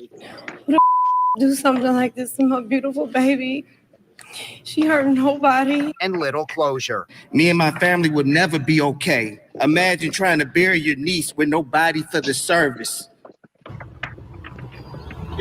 And prosecutors say there are still missing body parts as they continue to look for all the human remains from Sade Robinson. Maxwell Anderson will return to court 1 week from Monday. Live here in Milwaukee, Adam Reif, CBS 58 News. Such a tough story, Adam. Thank you. And we have been working to get answers to this story from. But who said he's a serial killer? Somebody said that he's killed other people. He might just wanted to kill her. Who knows? You know what I mean? She probably told him. Prosecutors' blood in the home of Maxwell Anderson, not the victims. Okay, I think that might be why. Hold on, let's see here. Yeah, here we go. Skip. Let's see what they got to say. Affiliated with this case, but he said this could be in an effort to be fair. It could be strategic. But what we do know tonight is this does not change any charges. Maxwell Anderson is still in jail tonight, and he is still charged with killing and dismembering Sade Robinson. State of Wisconsin versus Maxwell Anderson. Maxwell Anderson in court Monday accused of killing and dismembering 19-year-old Sade Robinson after a first date on April 1st. The next day, investigators discovered Robinson's severed leg near Lake Michigan in Cudahy. Authorities later searched Anderson's Milwaukee home, reporting blood on a bed and on the walls leading to the basement. An amended complaint now shows that blood does not belong to Sade Robinson. That's why. So they got blood on his walls, blood on his bed, and blood where else? But they say it's not her blood. Investigators discovered Robinson's severed leg near Lake Michigan in Cudahy. Authorities later searched Anderson's Milwaukee home, reporting blood on a bed and on the walls leading to the basement. An amended complaint now shows that blood does not belong to Sade Robinson. It just indicates that the preliminary DNA analysis supports the conclusion that there is no support for inclusion of Robinson's DNA in the blood or swabs that have been tested. And in some of those, her DNA has been excluded. If it's not hers, could it be his? But right now, we don't know. We just know it's not hers. I think it's a logical question to ask that. And right now, we don't know anything further than it's, at least as preliminary tests go, not hers. 12 News legal analyst Craig Mastantuono says the prosecution amending the criminal complaint is unusual, but he can only speculate about the reasoning. Why he included it, whether it's strategic, could it be another person? Let the defense and the public know that the state is being impartial. It could be any of those things or a combination of those things. Does that information change anything? No. So the big picture, whether there's probable cause to move a case forward against Mr. Anderson, remains intact. A court commissioner determined there is enough evidence to move this case forward. Anderson entering a not guilty plea. So, Christian, we know the blood does not belong to Sade. Do we know if it belongs to Maxwell Anderson? According to our legal analyst, because of the nature of these charges, it's possible that a blood sample from Anderson would not be required. So that way authorities would not have it on sample in order to rule him out for this. But that don't sound right. I mean, they need to know if that's his blood. No. They need to rule him out. Unless it's a whole heap and a lot of blood that Dracula or somebody. No, it could look to them like another murder occurred, and so maybe that's why they're not in a rush to find out if it's his. Because if it's a whole lot of blood, then they would be like, okay, maybe it's probably not him; it's probably somebody else. But in any case, it sounds weird that they would say this, like, because you would still want to rule him out just procedurally, you know, to find out if it's another victim. First of all, you got to know if That's there's white. another That's white. victim. Nah, And that's secret. That's secret for saying that's white woman blood. That's white woman blood, bro. I was oh, going to you say the think so? same thing. Okay, maybe. Who knows? You know, That's there's why. something fishy though. It sounds like maybe It might be they white onto boy something. blood. Well, maybe the media, maybe the police didn't comment to the media about what they know about that yet because of the trial. Maybe that's got something to do with it. They might know something, but they haven't released it. But let's listen to that again real quick. Let's see. Belongs to Maxwell Anderson. According to our legal analyst, because of the nature of these charges, it's possible that a blood sample from Anderson would not be required. So that way authorities would not have it on sample in order to rule him out for this. But they did say that this blood does not belong to Sade Robinson. That's what we do know tonight. Wow, that was a whole lot of help. But yeah, that sounds a little strange, but people going to find out, because there's no way that blood is not going to be examined, and there's no way that he is not going to be not ruled in or out by that blood sample. Yeah, go ahead. No, I won't. I'm sorry. Oh, okay, yeah. But this is going to be an interesting case. Also, you know what? I'm just curious. Why did people say something about him killing someone else? Other people. Where did I hear that from? I mean, maybe people are jumping the gun because of the type of crime it was. Dismembering, putting the body around in different places. That sounds very serial killer like. Would you do that for your first murder? I don't know if I don't remember where I heard it from, but I heard that the first body part that they found didn't belong to Sade. Maybe I extruded it for the blood. So I'm sorry about that. But no, that's good. You good. Nevertheless, here's the thing, like you said, why wouldn't his blood be required when this is capital? It's murder. It's murder. Yeah, you got to know it. You got to find out whose it is, and you got to find out that it ain't his too, or it is his. Either way, you got to find out. It can't be we don't know. There's no reason why we would want to know yet. Nah, you're going to want to know whose blood that is, period. That's the moment you find a mass of blood that somebody else's, the first thing, and you found that blood because you was looking for somebody else who got killed, the first thing you do is assume there's another victim. That's the first thing. So let's test that blood to find out, is it the perpetrator's blood or is it another victim? That's the easiest way you answer that question, by testing the blood. Getting a blood test from him, it's something fishy about that answer. But, maybe they already know it's not his and they suspect it's another victim and they don't want to talk about it because it might mess up their investigation or their questioning of him. People go crazy when they think that more than one person has been killed, or if there's more than, or if the killer's still on the loose. And Milwaukee is, from what I understand, mostly non-white Black people. You know what I'm saying? And they probably don't want a certain amount of animus that's probably already there against the police and this and that.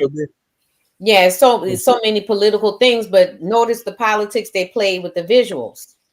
Told his ass, put your hair in a ponytail. Don't you come out here looking like no wild ass woodman no more, looking guilty. You see that? This next hearing. So they're definitely doing things to move him away from guilt. Even if it's just Sade they get him on, they don't want to necessarily reveal in the media that it's more people, and they don't want people looking at him so harshly anymore, because they listening. They know he looked like a wild one right there. Yeah. He looked like he would bite your face off. True. But you know what? I just thought of one thing here. Because Andrea, you and Ralph, you said that it sounded like code for white woman. But what if it's code for they suspect it's another black person, and they definitely don't want that to get out. Like, I was starting to say that, but I was gonna also say, I'm not saying it is this though. person, I'm just I'm just asking. saying, yeah, this is what I'm saying, because yeah, because I thought it was cool for white woman, right? But then I started look at this picture of this guy while y'all was talking. He struck me as a stone cold killer, like murderer. You know what I mean? Like he hurt animals The only thing and that's shit like worse than that a too. stone cold murderer is a stone cold racist murderer. That's Yeah, basically it but I'm in looking at. America, right? I think he got, because look, somebody said they found a body part, right? But it was a wrong, didn't belong to her, right? So that means he Yes, actually told, I remember that. or somebody told, he told Man, on the no, wrong listen, body part. He don't even know who he yo, Ralph, killed. He forgot who he Ralph, killed. Like, it's on the yo, wrong Ralph, body. they were looking for this girl, and the search brought them to a lake. And in that search, they found somebody else's body part first. That means someone else had been chopped up and And then dismembered, multiple people was in that body. and body parts been And thrown around that same lake. Body parts been thrown around the same area. So you would induct or deduct that, okay, could this be the same killer? That did he use the same MO? Did he go to the same trick bag to get rid of the body? Did he kill someone else and dispose of the body there also the same way? Like arm here, leg there, body part somewhere else, type of thing. I mean, I could see how they would suspect he had instantly. That would be the first thing you do. That's investigative. That's what you do as an investigator. And then you rule it out. You go search and you prove it wrong. well, Then if you he was can rule it black, out. if he was not, if he was black, now if he was black, you automatically guilty. But look, what if That's in your that body. You town, tied to both them bodies. but check this out. What if in that town, some other black person came up missing and they never solved that crime 25 years ago? And it's just been sitting around, or 3 or a month or a year ago. And they just Yeah, couldn't that figure it body out because decomposed it's a that black person. They can't find out who did it. Who would want to kill a black person? We don't know. I mean, how many times has that happened where just because it was a black person, nobody's interested in finding out what happened to them? This might be the lucky case, the case that brings attention to, wow, is there something else going on in this town or in the state with young women or black women or women of color or other types of women? Do the police have a lack of attention for these kind of cases? Are they, do they Let me have the resources? Yeah, go ahead. let me say this. I very much am sorry for anyone that's got to live in Milwaukee. So years ago, someone I knew, without telling too much and revealing who this is, told me that it was their birthday. And I want to say this like 3 years ago, I was told this story. It was their birthday. They wanted to do something different and daring. They were in Milwaukee with some friends, and they got the bright idea of looking for scorpion shots. They Googled it and they were told to go to this hotel. They got scorpion shots, literal shots of alcohol with scorpions in it. Went to the hotel, went to the bar, asked for scorpion shots. The hostess or the waitress said, "Follow me." Okay. They were led to a room that was in a downstairs area that had pictures of animal heads, animal headed people, some Baphomet looking stuff. There was a table of some people there that were already dining or whatever, saw them there waiting to be seated. Next thing they know, this person in their company, they were given free drinks. Some free drinks here on us. So I was taken aback because this person I would consider very streetwise, and their danger detector normally would be like, nah, this is no good. But it was their birthday and they had already lowered their limiter or whatever. So they went, took the drink. After a while, started feeling fuzzy. Said, nah, I need to recess. Went up to smoke, went back down. And after that little bit of meditation that person did, told everybody else, let's go. By that time, they were about to get plied with another drink for free. and they had an invitation from the party sitting at another table to sit with them, eat with them, drink with them, whatever. Mind you, this is a part of the hotel that's in a basement that has pictures of animal-headed people in Milwaukee. Do what you will with that. Animal-headed people. My thing is, I say this: we don't understand white people well, and there's certain things that we do understand, we just don't want to accept because it's truly disturbing. It'll make you not want to. It'll make you want to go to war, like Ralph was saying. It'll either make you want to bust some stuff, or it'll make you very introverted. But there are people just like that movie Hostel, and they look to set people up to torture them, to do experiments. I had to set some kids straight not too long ago in school. They were like, yeah. That movie Saw. Ha, ha, ha. And I'm like, what you laughing at? And it's like, yeah, you ever seen that, Miss RP? I said, do you know that's based off real life? That's all off. The killer was called the Toy Box Killer. He had a trailer where he locked women in and he tortured them to death. Oh, you know what I'm saying? So if we really knew what was going down, like, again, you either would react in the most volatile way, or you'd be like, you know what, I can't go outside. But Milwaukee is that place. Milwaukee is that place. They go, You seen RP? Did you see the video with that young kid, young black guy? He damn near beat up the whole police force. No. They pepper sprayed him in Milwaukee. They pepper sprayed him. They beat him with the batons. He took the batons out of his hand, like started whooping police. Like he had literally like 15 police on him. He been tased. The taser couldn't drop him. Like he was literally out there breaking police jaws, like punching them in the mouth, like dead ass slapping them down. Like he really like taking the whole police to war. This is an article on missing people in Milwaukee right here. And they say it's over 4,000 since what year was this? Since 2020, 4,814 women between the ages of 18 and 99 have been reported missing to law enforcement. This is in Wisconsin. In Wisconsin. Isn't that literally like 1,200 plus per year? Yes, that is.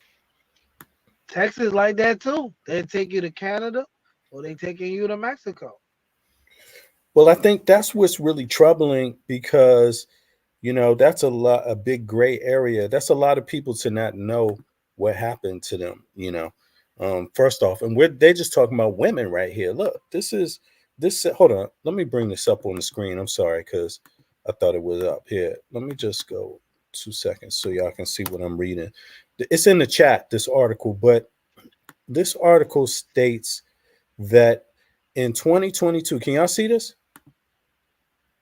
Mm-hmm. You can see it, right? Okay. It says in 2022. Right. This is only two. What?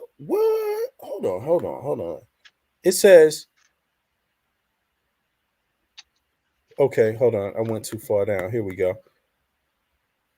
500. What? Missing persons reported. Okay, this is the national crime. Okay, here it is. It's underneath it. Since January 2020, 4,814 women of ages 18 to 99 have been reported missing to law enforcement and entered into a nationwide database, according to Wisconsin Department of Justice. But look, these are women. This is just women. That's 4,800 women in those 4 years. So it said women of color, and then the women of color. Well, it says women of color after. I don't know if all of these women are women of color. All right. Well, look. It goes on to say that to talk about women of color, families missing women of color face additional barriers. There has long been a discussion of the disparities surrounding missing people of color. In 2022, Black women and girls made up approximately 18% of all missing person cases, despite accounting for about 7% of the population. So it's double more than double, according to the data from NCIC and U.S. Census Bureau. Okay. Then it says indigenous women face higher rates of abduction and murder than the national average. Many people feel that cases of missing indigenous women are overlooked and others go unreported in the data. While 98% of children reported missing to the National Center for Missing and Exploited Children are located within days, the majority of those who are not are black. Damn. They don't look for them. I'm gonna tell y'all something. Now, reason why I really just like it was here. Mm-hmm. First, it's two-part. My son, he went missing last year for a second. Oh, I'm sorry to hear that. That must have been because terrorized. It was. Mm. It was due to cannabis use, Mm. and they're steadily setting up all these little pitfalls, booby traps for us to get just caught out there, And to me, it has a purpose and a place, but when it's commercialized and commodified, is something wrong with that. Again, government seal, right? So my son tweaked out. I went to the police station to file a missing person reports. They put them in a system, leads. It's called leads. They didn't want to do it. They did not want to do it. And that's why I'm talking about it, because of what you said. This is not talking about black men, because I bet you it can't be counted as a statistic if it's not reported, if the report is not taken. Right. You know what I'm saying? Yeah. And what you're saying is absolutely legitimate. And, we got to really be on guard. That's why I said, if you in Milwaukee, black male or female, actually, you got to travel in twos if you can. Don't do no extra, and keep your head on a swivel and stay sober, because Milwaukee is that place. I can't remember who told me or where he got the stat from. It has to be validated, but they were saying there's no place with a higher per capita for serial killers than Milwaukee. Okay, let me see something here. Let me just check that out real quick. I did put this article in the chat. Go ahead, keep going. I'm just going to look up what you were saying. That's it. Like we to what's his name? The guy was just on that Negro. What was it again? Negro Ralph. To Mr. Ralph point, right? It is war, but we more prisoners of war than we are combatants. You know what I'm saying? Yeah. At this point, just based on evidence, I'm talking about in a social sense. These people are predating us. They're predating us in a variety of ways, whether we realize it or not. So a lot of us will never admit it. It's not supposed to be that way. To Miss Andrea's point, we're supposed to be in balance with things and nature and people. But because white people are in charge and they don't believe in balance, they're literally attacking us. And this is a method, making us go missing, getting us out of our minds, making us pay attention to stuff that don't matter and getting off guard. But we got to be more than careful right now. We got to make very strategic decisions about what we do with our lives on a daily basis, because you could not go your behind home that day. Jeffrey Dahmer was from Wisconsin. Yeah, Milwaukee. This man had cut into a little boy from Laos. He had kidnapped a boy from Laos, was torturing the boy, and cut into him. The boy got away because he said Jeffrey Dahmer went into a trance. He was out naked. The police was like, "Where you going?" And then some black girls was like, "That man trying to kill him. He crazy. He be getting people." That was the one that got away. That one almost got away. That's somebody else you thinking about. Oh, he didn't get away? Oh, wow. No, this one didn't get away. The boy from Laos. So Jeffrey Dahmer snapped out of it, came down, was like, "Hey, that's my lover. Don't mind him. We was having some rough sex." There's like, "All right, go ahead, go on with your bad self," and gave him that man back. Milwaukee. Yeah, they got a bad reputation for catching serial killers. They don't catch them well. In other words, if it's possible to catch one easily, you know. But When I moved from New Orleans to Illinois for a bit after Katrina, I looked on the Southern Poverty Law Center hate map, and I saw Wisconsin was dotted with mother flood pucking hate groups. Within a year or two of me living there, the Ku Klux Klan had a march on the capital of Wisconsin, which is weird because the Ku Klux Klan was established in Indiana. oh, but you're not right about this though. Milwaukee's they're not high up on. They're not Okay. that highest. It will. I'm gonna keep looking, but go Yeah. ahead. It appears that it's not so, but go ahead. Keep going. No, like I said, it had to be validated. But I will say this: I know what I heard on NPR. I think it was like 2006 or 7. The Ku Klux Klan showed their face on the Capitol. These people, a lot of these people are very much cannibals, serial killers, cops, you name it. You name it. Yeah. Well, I feel sorry for anybody that's been affected by one of these people, evil people, because it is terrible how you can just kill people this way with no thought for their lives and no concern for their family members, the people that they're hurting, because they're just killing at will. There's nothing, it's not monetary even. It's not to eat.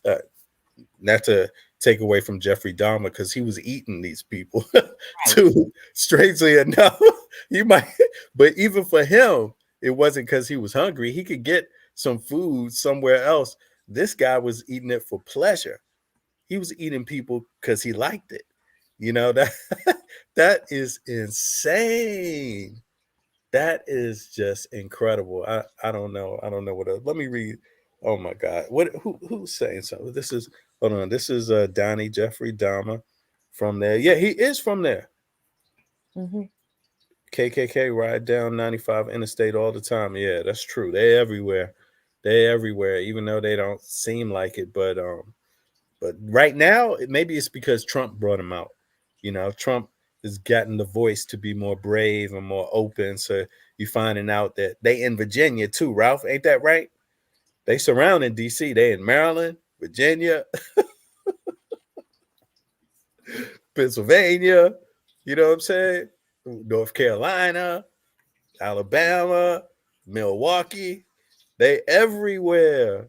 They're everywhere, But and who's to say maybe this guy was down with the Klan too? Who knows, right? I mean, this Joker looks like he could have been down with the Klan, but I wouldn't put him past. I wouldn't say that he has to be. Look, Jeffrey Dahmer, he seemed pretty liberal, right? So I mean, Jeffrey Dahmer, he was gay, and he hung out with people of color, but he just ate and murdered them. That's all. But he was liberal. I'm sorry, that's my dark humor coming out. No, not like this. The guy with the radio show I told you about, Context of White Supremacy. His name is Gus T. He goes by Gus T. Renegade.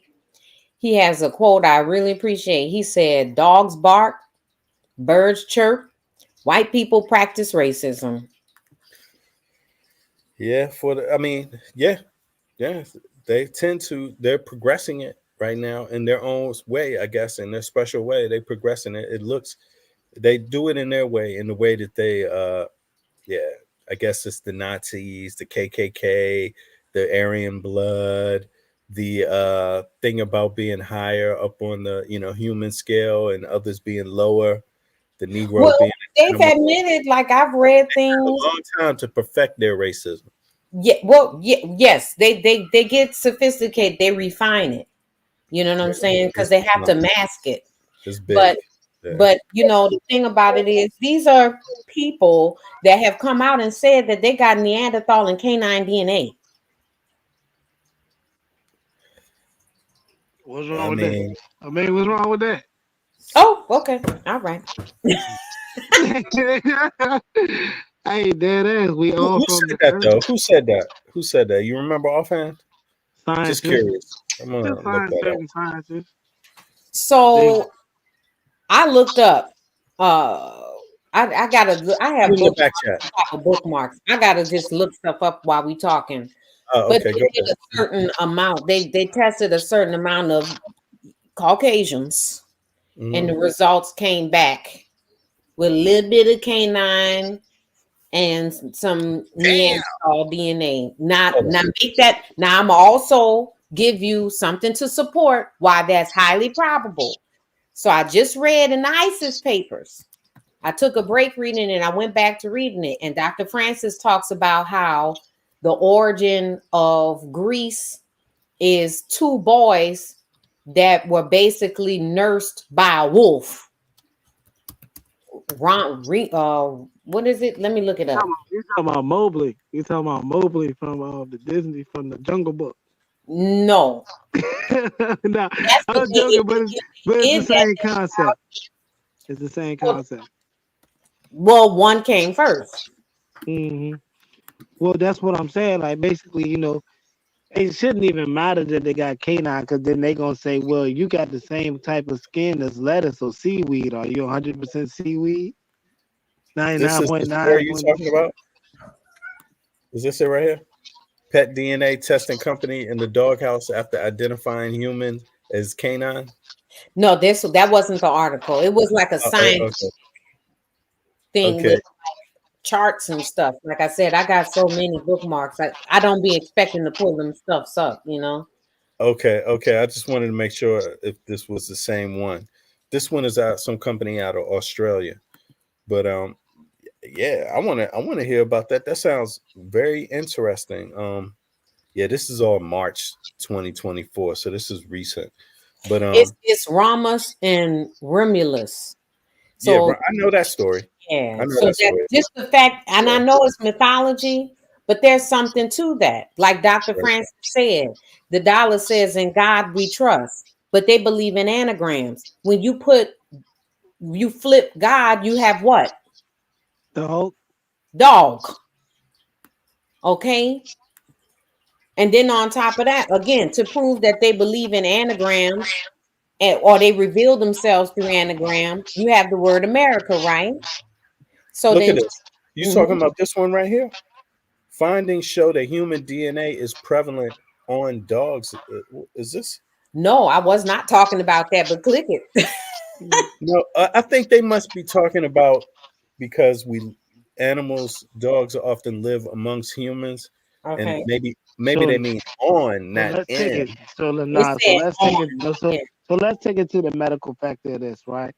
So, Europeans, Arabics, and the most Caucasoid or lighter skin, lighter hue descent, they're actually able to grow a tail, a monkey or a dog-like tail. I think that's within 15 or 19. It's between 9 and 15%. Um, in the white race, and like 2 or 3% within the black race. So you actually can find more white people born with a demon, monkey, or dog tail than any other race of people. Hold on, let me see this, man. Now you can pull Humans that. Now that's a fact. You actually pull that up from the medical industry. You can pull that up. with tails. Let's see here. Born Is with this a tails. real Humans thing? born with tail. Born with as a baby. Yep. And what do they do when you're born with this? They cut them off. Usually when you're dealing with a white woman, right? So my first experience when I had sex with a white woman, excuse me to bring it back to sex, I realized that she had that long tailbone. Don't And tell I was me, like, bro. yo, this Come joint on, was stop hurting lying, me. I was bro. like, Are you serious? yeah, I'm trying to tell you. So my first interaction with one, she had this enlarged tailbone I'm hitting it jump. I'm like, what the hell are you stabbing me? Like, it's uncomfortable. I'm like, Are you trolling, Ralph? Come on, man. What you talking nah, about? Are man, you serious? I don't troll, dog. I mean, But this is I real. troll when it's Apparently, goofy. Yeah, this is a real thing. Look I'm at this. telling you a real life story. That is. So like, my wife, Go ahead. even my wife is so. I don't even want to put my wife onto it, but she understands. Like, so I'm dealing with this white woman. I'm like, yo, this bone, her tailbone was so hard. It wasn't like a normal black person's tailbone. It was like it was longer when I touched it and pushed down. I like this bitch like a 4 inch fucking tailbone. What the hell? And then she actually told me that she had an enlarged tailbone at birth. Yeah, this is damn. think it's up to 16% of American European DNA, but I think it's larger than that because I'm starting to see it look kind of different on mixed breed women. But have you ever seen this on a black person? Nah, never.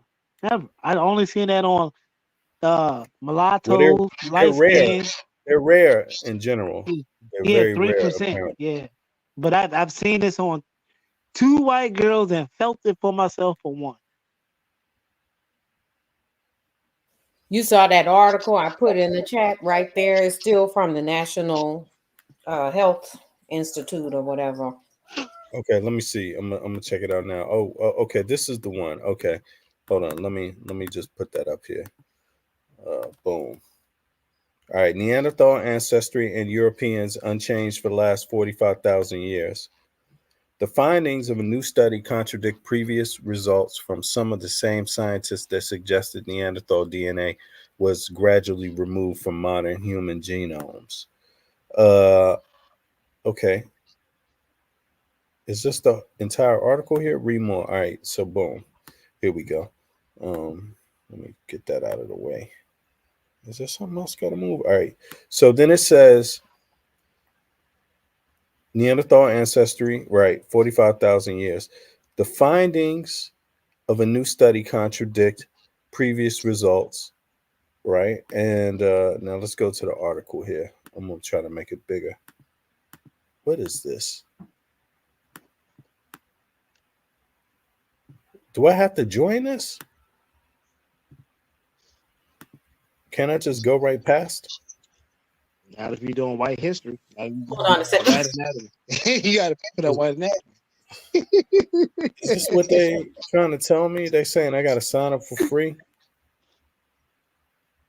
and then I don't want them to I don't know what they want me to do. Yeah, I don't know what. Showtime. All right, let's see here. Please choose. Would you like to receive updates? No. All right, here we go. So never. Now let's go back. All right. Yeah, I hope y'all can see this. Neanderthals, modern human closest evolutionary relatives, have been extinct for thousands of years. But due to the interbreeding between two groups around 55,000 years ago, remnants of our long lost kin remain in the genetic material of individuals alive today.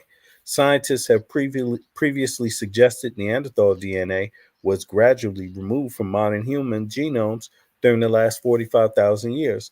But a new study published last week in the PNAS reports that Neanderthal ancestry in Europe likely experienced a quick purge from modern human genomes, but then held steady since then. Okay, what does that mean exactly? Neanderthal DNA makes up approximately 2% of the genomes of present day people of non-African descent. Researchers believe that Neanderthals intermingled with modern humans as they emerged from Africa. Several studies suggest that Neanderthals may have harbored sequences that were deleterious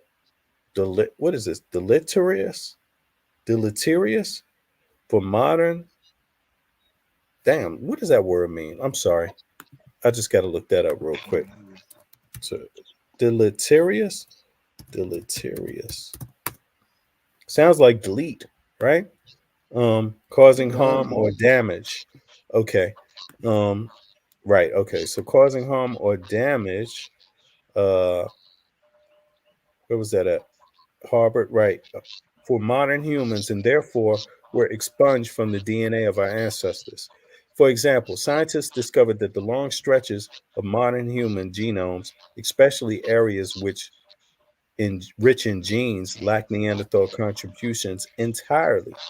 Damn, long stretches of modern human genomes, especially area rich in genes, lack Neanderthal contributions entirely. Evidence that the Neanderthal communities were much smaller than human ones have led researchers to believe that weakly harmful variants which would have been quickly removed from bigger groups, which with more genetic diversity accumulated in Neanderthal genomes. When populations are smaller, natural selection isn't as strong, explains Benjamin Vernot, a population geneticist at Oh, that Max. explains GB.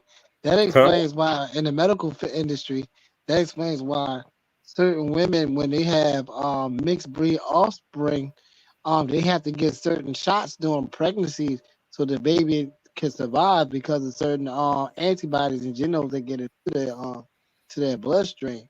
So it Do is a they? certain type of European. Yeah, it's a certain type of European who have trouble giving birth to African American or Negroid babies with strong DNA, such as people who have less than like 23% of European DNA. Oh, okay, I never heard of that before. Let me see here. Russell Brand done a video on King Charles' portrait with the devil image once flipped, cropped, and yeah, look at this. Our what? Our spin has a tailbone. Our What you spine. talking He about? made it say he Oh, said our spine. spine is Negro. Oh, All spines, all human have a tailbone, but the fact I said is the enlarged tailbone, which so increased are you with from saying the it comes from? Are you suggesting it comes from monkeys or dogs, Ralph? both. See, Both. that's why you get the Yeti and you get the Bigfoot as the Yeti, and then you get the werewolf. You know what I'm saying? As the lichen. So like we get into folklore, you get I'm dead serious.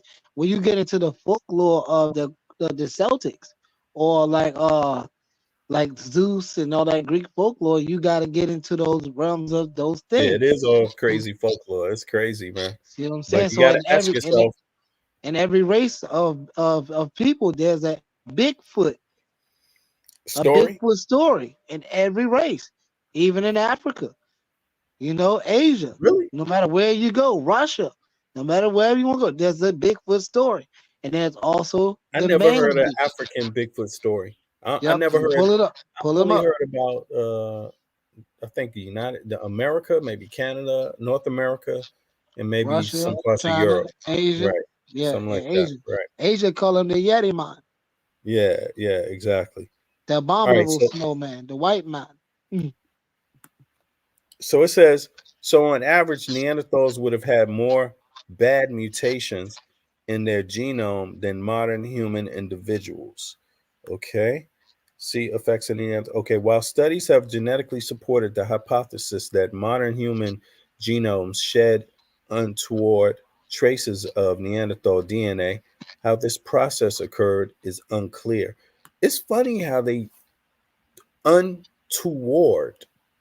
Why did they use that word? Hypothesis that modern human genomes shed any untoward traces. What's another way of saying that? I'm hiding this. Let's go behind, go see. I'm like, what is yo, RP? Do you understand what they mean when they say this? While studies have generally supported the hypothesis that modern human genomes shed any untoward traces of Neanderthal DNA, how this process occurred was unclear. What do they mean when they say that? There's only one way to me to mean untoward. It's a negative. Untoward traces.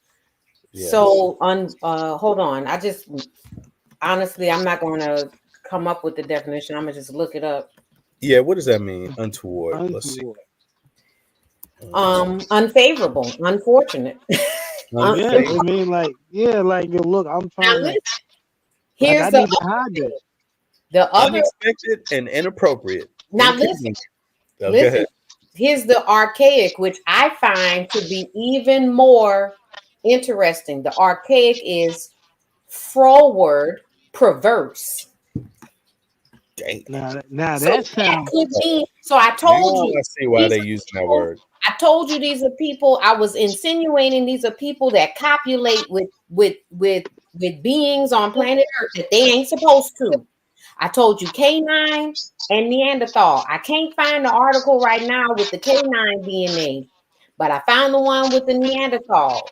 So either these people are originally Neanderthal and they was messing with dogs, or something happened and they came from, like Dr. Weldon said, they came from human people, African people, became their own little thing because they was trapped in Europe in the cold, and then started to do a whole bunch of other funny business with other living creatures. I don't know which because I wasn't there. I just know look how they act. Yeah, it sounds like a little bit of both. We did a thing on the Green Sahara, and on the Green Sahara, we were basically saying what type of people would have been roaming Europe and whatnot, and all that area that's going up towards that way, right? And it would have been predominantly people of color. Now, if we do the story, y'all gonna say, Ralph, what you talking about here? So just bear with me, Ralph. You know you always talking crazy. Dracula and the All right, wait a werewolf. second. I just gotta show people something. It's a comment in the chat here talking about Donnie, but it's from somebody who just opened this YouTube account and joined May 9th. So that's just a few days ago, right? A week ago, 2 weeks ago, something like that, right? So this is a new account. It's anonymous and unidentified, So I just wanted to show people that. So because of that, because they coming in the chat and they're talking, this way negatively, and they don't even want people to know who they are. They don't use their own real name. Then I'm going to block this person from the channel. Then they can go and make a new one, right? And so they feel like, showing people who they are or speaking up for themselves. But in any case, there you go. I just wanted to say that because sometimes people, they use the chat in the wrong way to take out grudges and petty things that somebody don't like Donnie because they had an argument a long time ago. So they made up an account to come back and argue with him some more. So anyway, back to the news. That's so petty. So you get like Dracula, right? So like, let's look at the movie Underworld. The movie Underworld shows you how Dracula is basically like of the night, a moon god, a white man with his godlike powers of evil. That's who Dracula that's his name, what it represents. But he also has a brother, a half brother, which is Lycan or dog werewolf. You mix those two together, you get a hybrid. The hybrid look what? More humanoid, more smaller, than Transformers not. Didn't need to eat as much meat. You feel me? Then we look at what the Bible says about these type of deities, these type of things, these type of creatures, these beasts of the field, of the earth. And now you go into what the Nordic beliefs. The Nordic beliefs actually gives you those things such as, Thor, Dracula, Zeus, and things of that nature that goes along with the white culture and race. Well, sorry. So when we looked at the Green Sahara, when you look at the Green Sahara and you look at the caves and the mountains that are around those areas, and during the time of the European settling into Earth, it all lines up with this is their culture of death, of killing. So I have a friend that's native, and he talks frequently about the native people having a part of their awareness, skinwalkers. Right. Okay.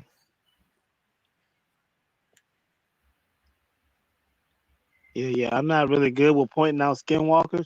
I just know like certain people feel like they don't have a soul.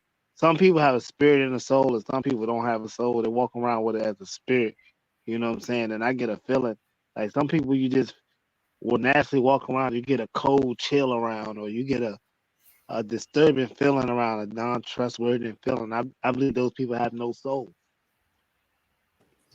Well, in terms of this, we got on this because we're talking about Milwaukee and the serial killers, and this was kind of like a sidestep here, but it is interesting, some of these findings. But overall, RP, what do you think this suggests? These findings? They ain't human. Okay, all right, I got you. And Dracula's form for but Transylvania is the Romanian, also Vlad as a impaler, oh, inspired you reading Dracula. it, Ralph? Yeah, so as an impaler, that would be somebody damn near the same as somebody who's dismembering you. Like somebody Yeah. impaling you will be sticking something up you like a shish kebab.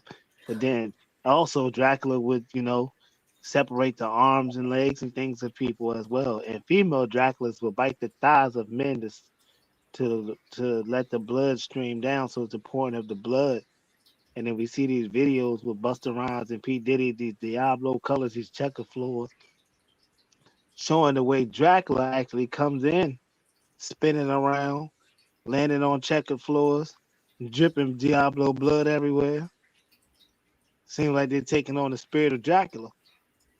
I mean, and Dracula just showing himself to be the Neanderthal he is, right?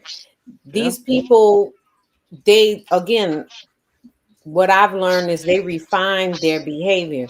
Some of these people need direct consumption after a while. You can either like consume a person like by consuming their soul by murder. You can consume them by eating them. You can also consume them little by little, just the extraction of time, right? Knowing that you have the ability to literally make this person's life like wither away after a certain period of time through hard laborious work, through persecution and oppression, right? But you can also consume someone through what you were talking about. Sex in itself isn't violent. But when these people engage in the act of sex, they turn it into violence because it's no longer about sex and soul creation and embodying a soul. It's about annihilation and consumption of that other person that you're dominating. Yeah. Yeah, Yeah, domination. it's the control and domination. That's why you get BDSM, things of that nature. Um, and let's do a deeper look on Valentine's Day. Like when you first got on here, you said basically, to be a groomer means you have to take someone under your wing and show them the ways of your ways.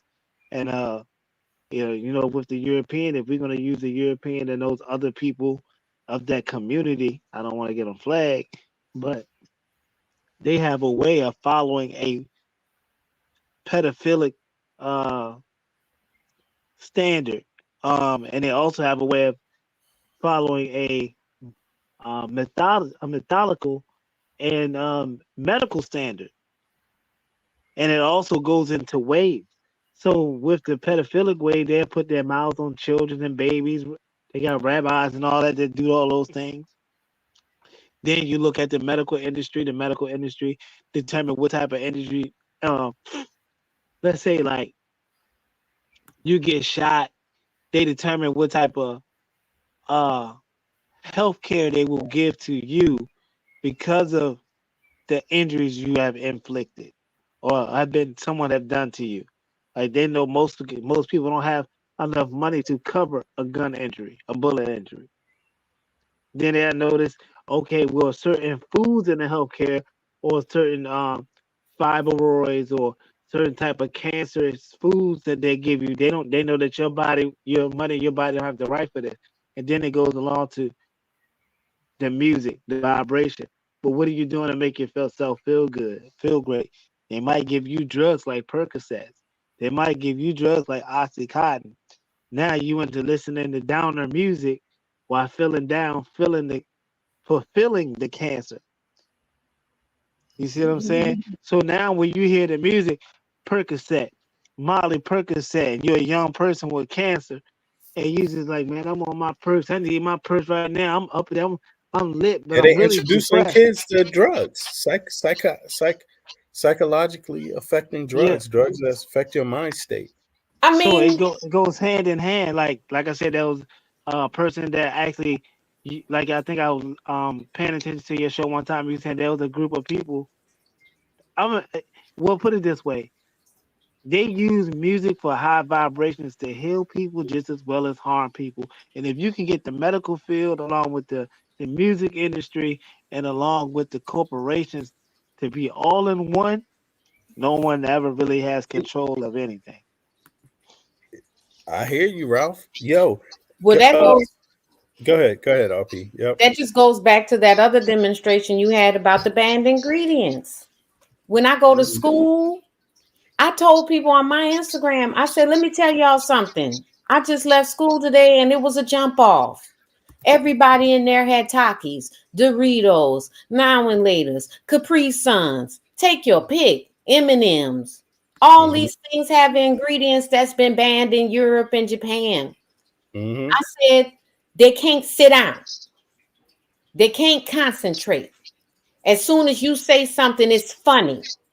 How am I saying that means you're behind, you're a little behind, and I say that with love, is stuck in a euphoric state. That's being high, last I was told.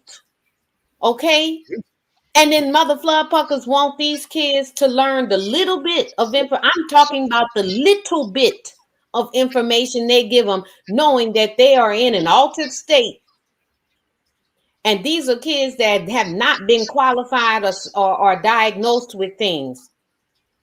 But I'm telling you, all of this, what you're saying is true. It all ties into the medical stuff, the music, the this and the that. We have to understand it's long game. This is all long game. We have been gamed. We can ungame it, but it's gonna take some people look at some people they get on my head, they get at my throat, they be like, well, they only look at the right now. They don't care for the future. That's why I say there's certain things we do as niggas that we gotta really gotta get back to, because this accepting of being black, this acceptance of being African American, these new terms or whatever, realize they don't have no substance. They have no real culture. It's mixed culture. Once you become black, you become a shade. To become a shade of something, you must be the background of something. You must be the layer of a foundation instead of the creation of foundation. You see what I'm saying? In Kemet, they refer to themselves as black. Kemet means land of the black. The origin of the universe is black. Black is in the universe. Like you can't get away from it. Like white is the absence of light. It's true. It's still a shade. It's still a shade. It's still a contrast. There's nothing wrong with that. Yeah, there's nothing wrong with that, but they try to act like because that word black exists, or in that concept black exists, they try to make it seem like it existed, but not when it comes to people though. They couldn't have seen people that way, but you give everything color names. Everything has a color name. That's just whenever you need to put it in context that way, you refer to the color of it. That's just all it is, and people are no different. These people don't want to say, but they say it. One of the most healing colors you will ever look at besides blue and green is black. When you go to bed, you're supposed to be going to bed in pitch blackness to give your brain a chance to sort out the information it's received, to go through your body and figure out what cells need to be put out and gone to fight illnesses and cancers. You can't do that in no sunlight. You can't do that in small amounts of light. It won't happen completely. People are also afraid of the dark because you got to deal with yourself in the dark. All right? Ain't nothing wrong with the dark. And that's why they try to put the negative energy on darkness, or say darkness is of evil or something like that. Now, it's of enlightenment, but that's what I'm saying. The aspect of using these words when it comes to human race and figures, we look at it different. That's why I say niggas. Like niggas is different because niggas deal with the astronomy, astrology, the physical, the spiritual, the earthly matter of things. I'm not seeing that within black people today. Now, if you're talking about Kemet was taught that. They were taught that the word was a body. It was work of a body, work of an art. It was work of building. And I'm not even big on Kemet, but from what I do understand, when people do try to give the teachings of it, these laws or whatever they call Ma'at or whatever, it all goes into some type of righteousness in the dark, or some type of creativity in the dark. And then, so we take the Bible, we take the Muslims, we take the Bible, the Quran, Buddhism, Judaism, all these things, you'll get enough. From what I said, it's a 7-headed dragon, it's 7 real religions or whatever. You get a body of work. All of these things can be looked at differently. Okay, but where does being a nigga come into that? Because Well, you the just nigga part of it is the nigga started it. It's not until we get intertwined. people refer to themselves as niggas. Yeah, the Nagas. You got you these Okay, that's people. not niggas. You know, That's not these. Nigger. That's not Well, Ni. look, that's just bad. That's just bad European spelling. Oh, That's just Nija, spellbound. Lord. Nah, Ralph, nah, That's come just on. Nah. spellbound. We already talked about that. That's We not did bad this. spelling. That's That's not bad just bad spelling because, like I said, there's multiple ways to spell nigga. You know. I see what happened. We're playing phonetics. Little Yeah, Scrabble. just the white man came up with Yeah, his but and and everybody else any got their other own one. right. But words don't work that way. Just because they're similar, spelled similarly, or may have some of the same similar letters in them, it doesn't make it the same word. Well, okay, you say that, right? All right. Yeah. Beyonce got I'm talking about bootylicious. naga, and Yeah, nigger. it's how you pronounce it, right? So everybody know. No, They no, say because they're called they never Arabic. They're meant the called same Arabic. thing. They're No, called Arabic. What Ralph. a saying, nigga. Ralph, they never meant the same thing. Naga meant something in Ethiopian, in traditional Ethiopian languages, What in did it mean? Eritrea, Tigrinya, Amharic, some Somali language. So That means something different. Naga is You're something different, calling brother. out, but you're calling out black folks now. You're calling out people of color. You said No, but you said the it's not Ethiopian. just black folk. That's a word that means something to them. It's not. It means Facts. something specific to them. Nigger does not mean the same thing. It's No, not it spelled means the same. It's not it the means same something to region of white the folks world. that It way. ain't the same people. Hold on. Let me say this real quick. So nigga was also I guess you could say, I don't know what the term is when people's tones change when they move around, but you have Europeans who were using necro, the Latin for death, black meaning death to them because they're afraid of blackness. Necro got converted to Negro, okay, and they were referring to us as that. And then Negro, talking about these country Bama one tooth Joe Bob and them people after a while turned Negro and the nigga because they was lazy. The niggers, right? The And so spellbounding. that's That's not right. to conflate that for nega, because I'll also let you know nega, Nega, is Korean for I am. So Right. you know damn well them people in Korea ain't saying. Oh, yes, they are. Them people in Korea. Them people in Korea worship that black meat. They black staffers. They look. I'm trying to tell you, they black meat worshipers. They worship that black woman. They are the Tartarians. The Tartarians.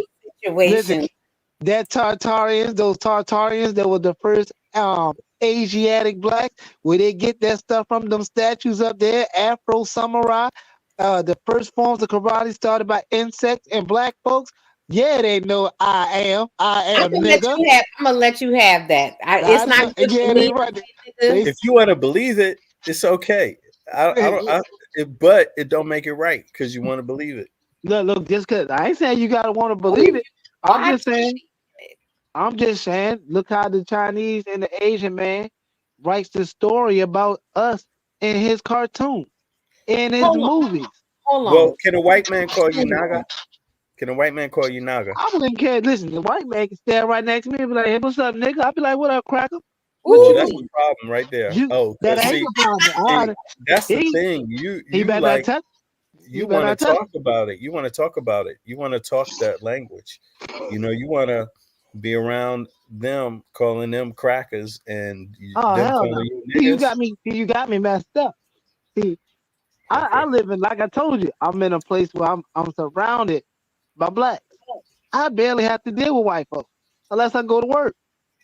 Now, when I'm at But my if you job, had, I do. but come on, look. I'm talking about every white person.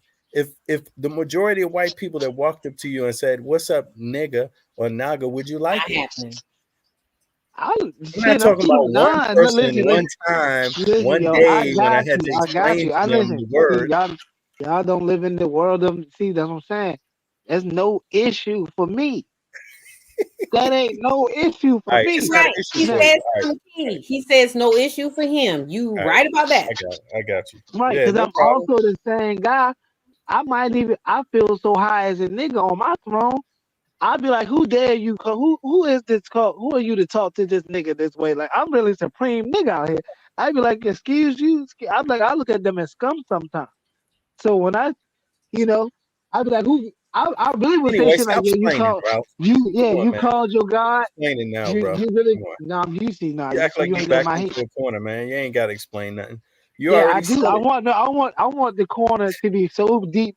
I want my back against the wall so deep that I realize I only can't fight my way out. You know? Because yeah, You look, want I'm Puffy to really put with it. hands I'm on really you. with the shit. That's what it is. I'm You really with want the Puffy shit. to put hands on you. You want to be all the way back in the corner. Yeah, I'm really with the shit. It's like, yo, I really believe when you call me nigga, I really look at myself as a god. When a white man used that N word on me, I realized he gave me acknowledgement today. Something All he right. probably never would have did.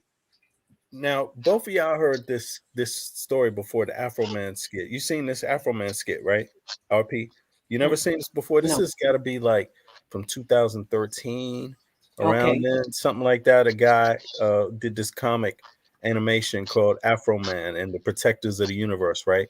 So he talked about, what was going on with the importance of Black history or African history, us knowing our history, and the importance of the religions, ancient spiritual forms of Africa, Kemet being one of them, right? Or one of the centers for that religion, right? And so check this out. He talked about the conspiracy.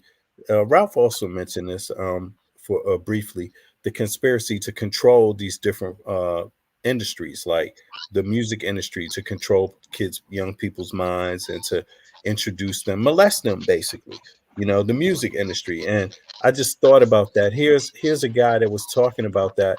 This is like 20 years ago. People were saying the same thing, and now we got Puffy today, and we're seeing that was masked as Black culture. All of that was masked as Black culture. Now we're seeing it's something else.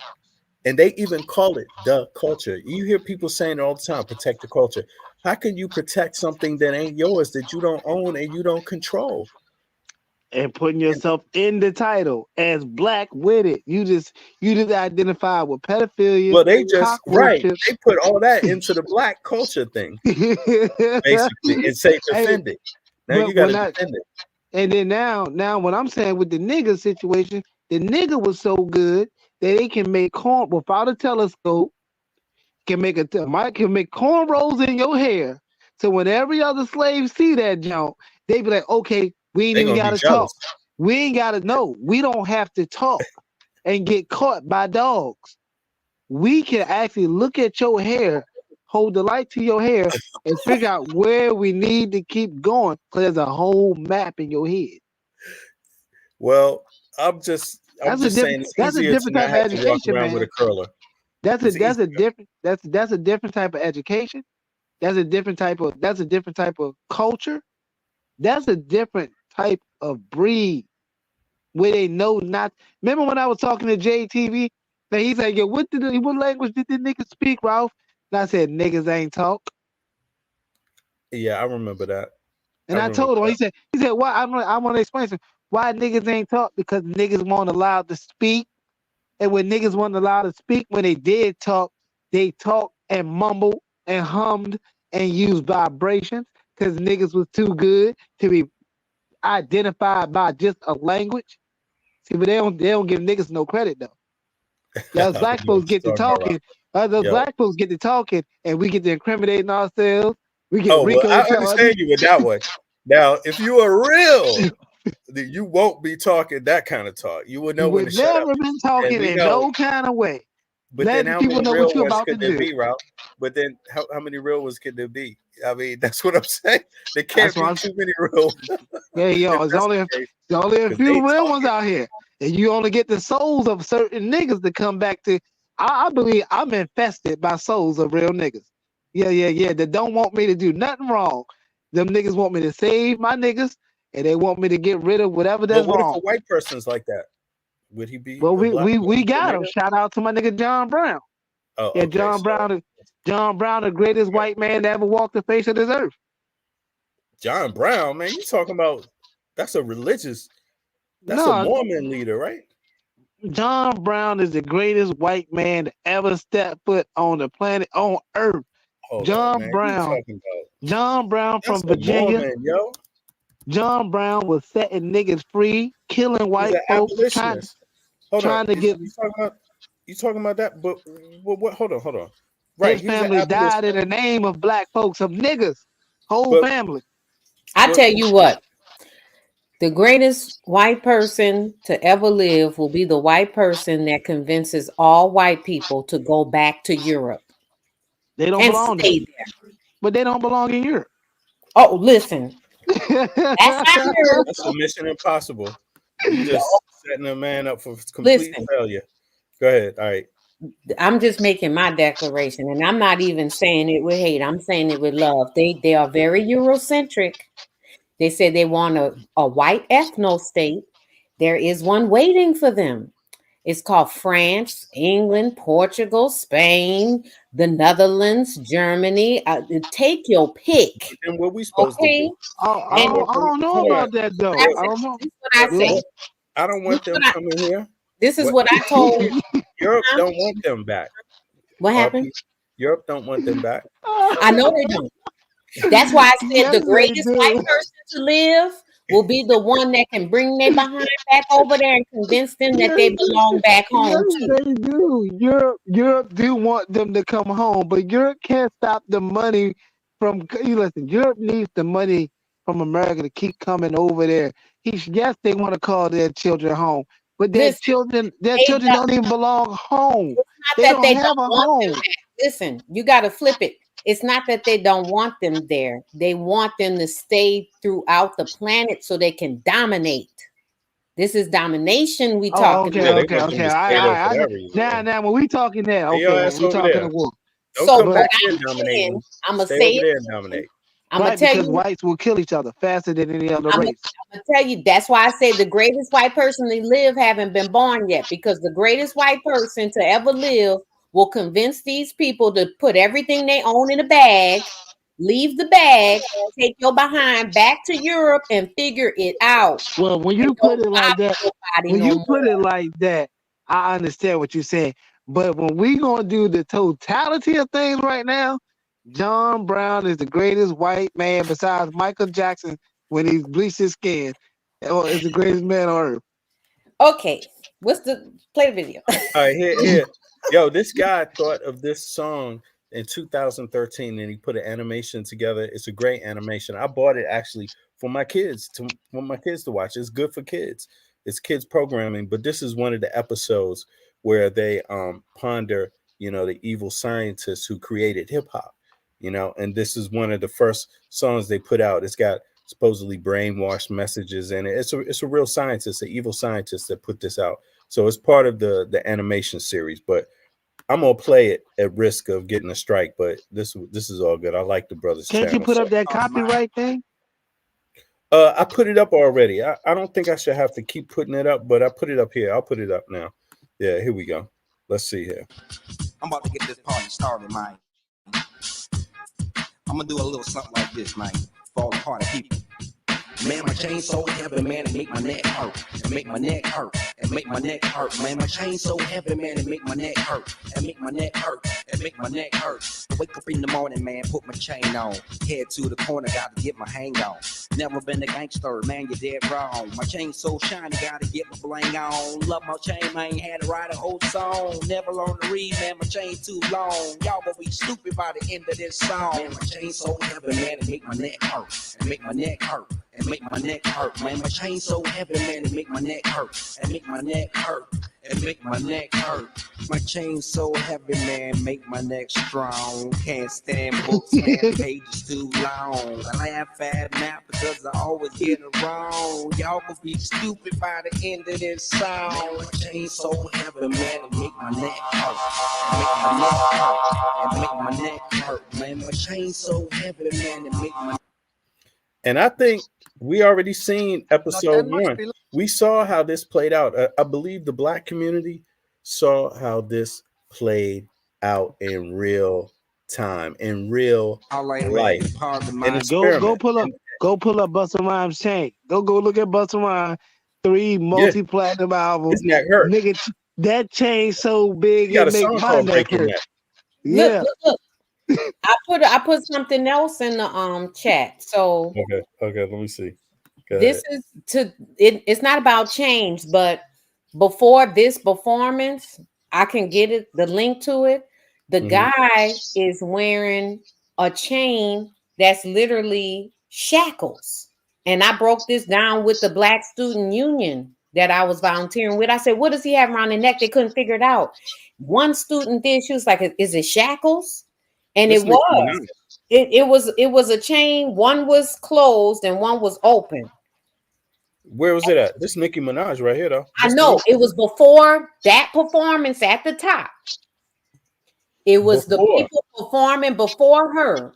He had the chain with the shackles on. But then if you look at this video, since we're talking about hip hop and mind control, just mute.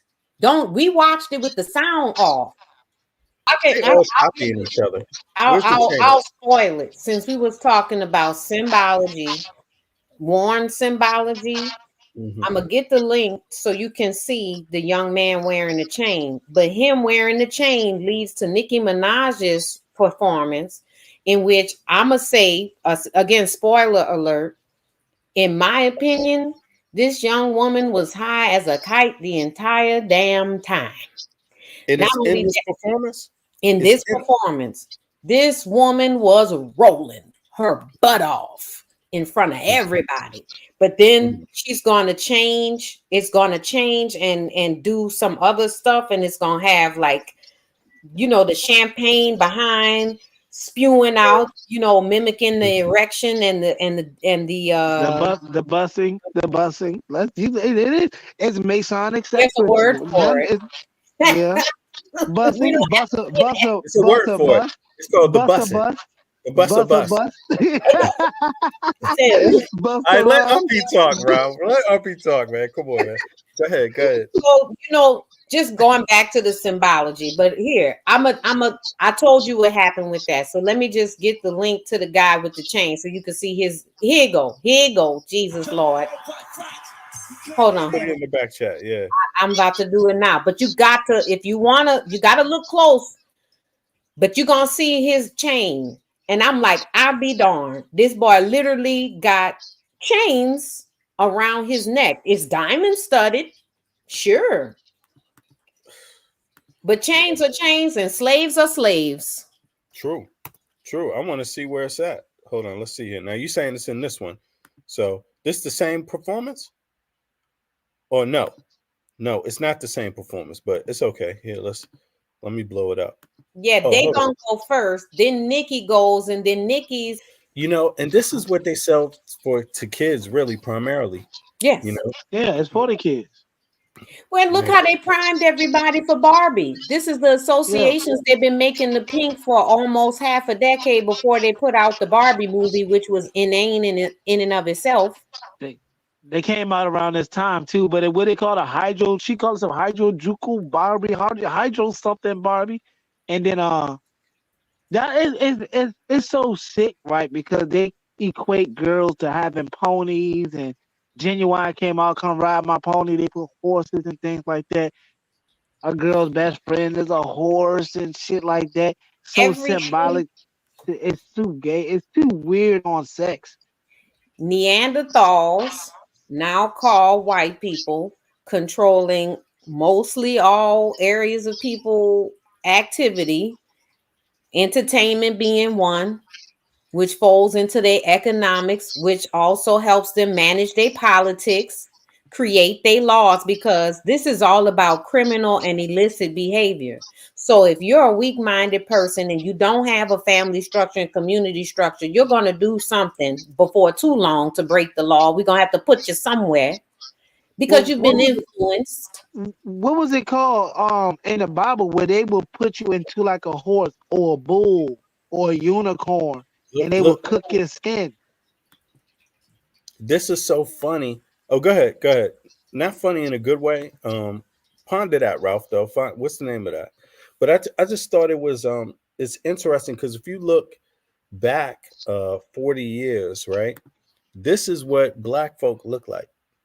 And if you look at their clothes, just how they got down, look, they had afros. That's a natural haircut, an afro. That's natural hair. They had cornrows. Look at this. Look at that braiding. That's Look, and she got the beehive honeycomb. She right. going flexing on You know them. what I'm saying? This is what black folk look like just in the 70s. Nina Simone said something very pivotal in this performance, which is why they got her. They ruined her. She said, "Are you willing to live for freedom?"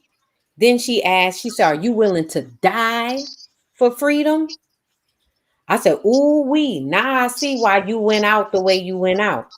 Because she said it was her duty as an artist. And so I'm sure these other people would agree to that too, to make sure people understood what was going on in the world and how they were supposed to react and respond to these injustices. Yeah, we do things to bring our spirit up and keep our souls, you know what I'm saying, intact and give ourselves reasons to live, but we need to make sure we're not confused about what's going on too. So they had to discombobulate with the music. We musical, rhythmic people. Yes, exactly. It's interesting. It doesn't seem like it's by accident. It's a great observation. And I'm sure, they could see that and just thought, I mean, come on, look at the industry today. Look at how it's progressed and what it's progressed into. You can't really say it's an honest progression of blackness, because look at what the people looked like before that. Before that industry was huge. It was emerging. These musicians, black musicians, were emerging at this time as huge artists. They were just beginning to emerge. So you're getting a glimpse of what they actually looked like at that time. This is what they look like. This is what they was into, right? They was into this stuff. Imagine all these people in this venue in Harlem, not one person fighting each other, not one person get killed, not one robbery, not one any of those things, because everybody was like, being together is more important than exploiting each other.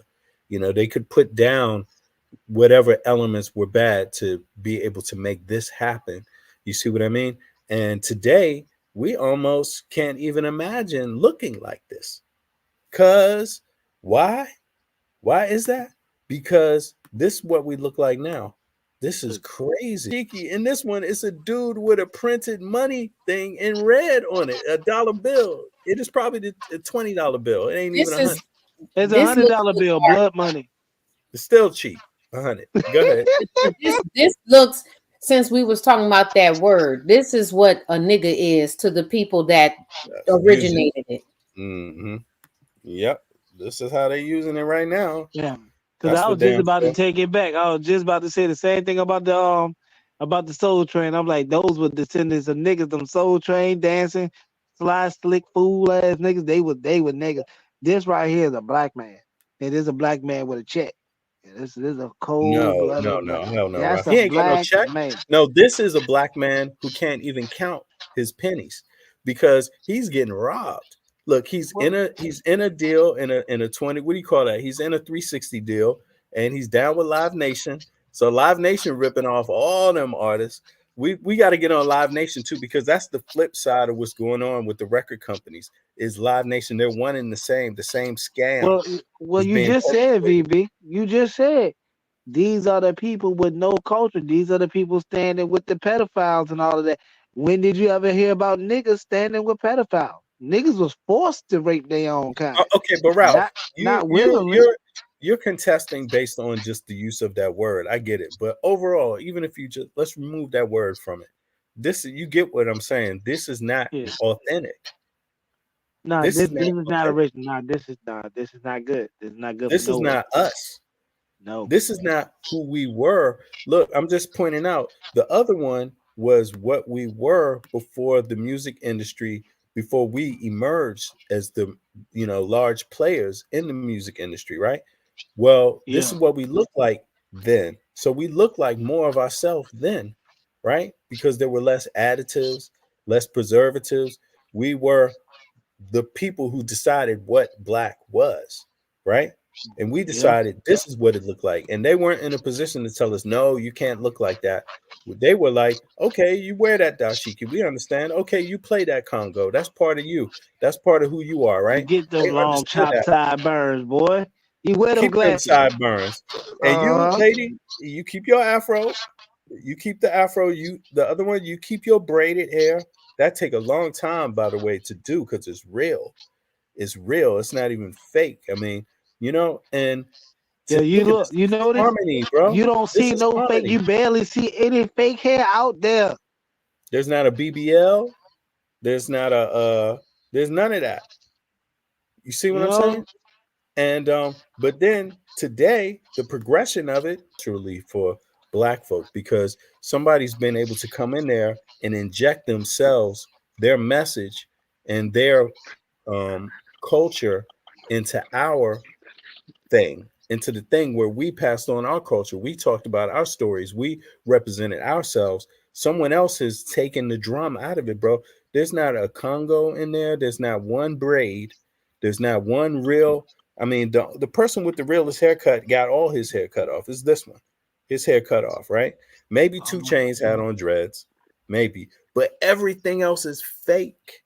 There's nothing connected to who they are. Not one ancestral trait. Not one. You remember what they said at Cadillac Records?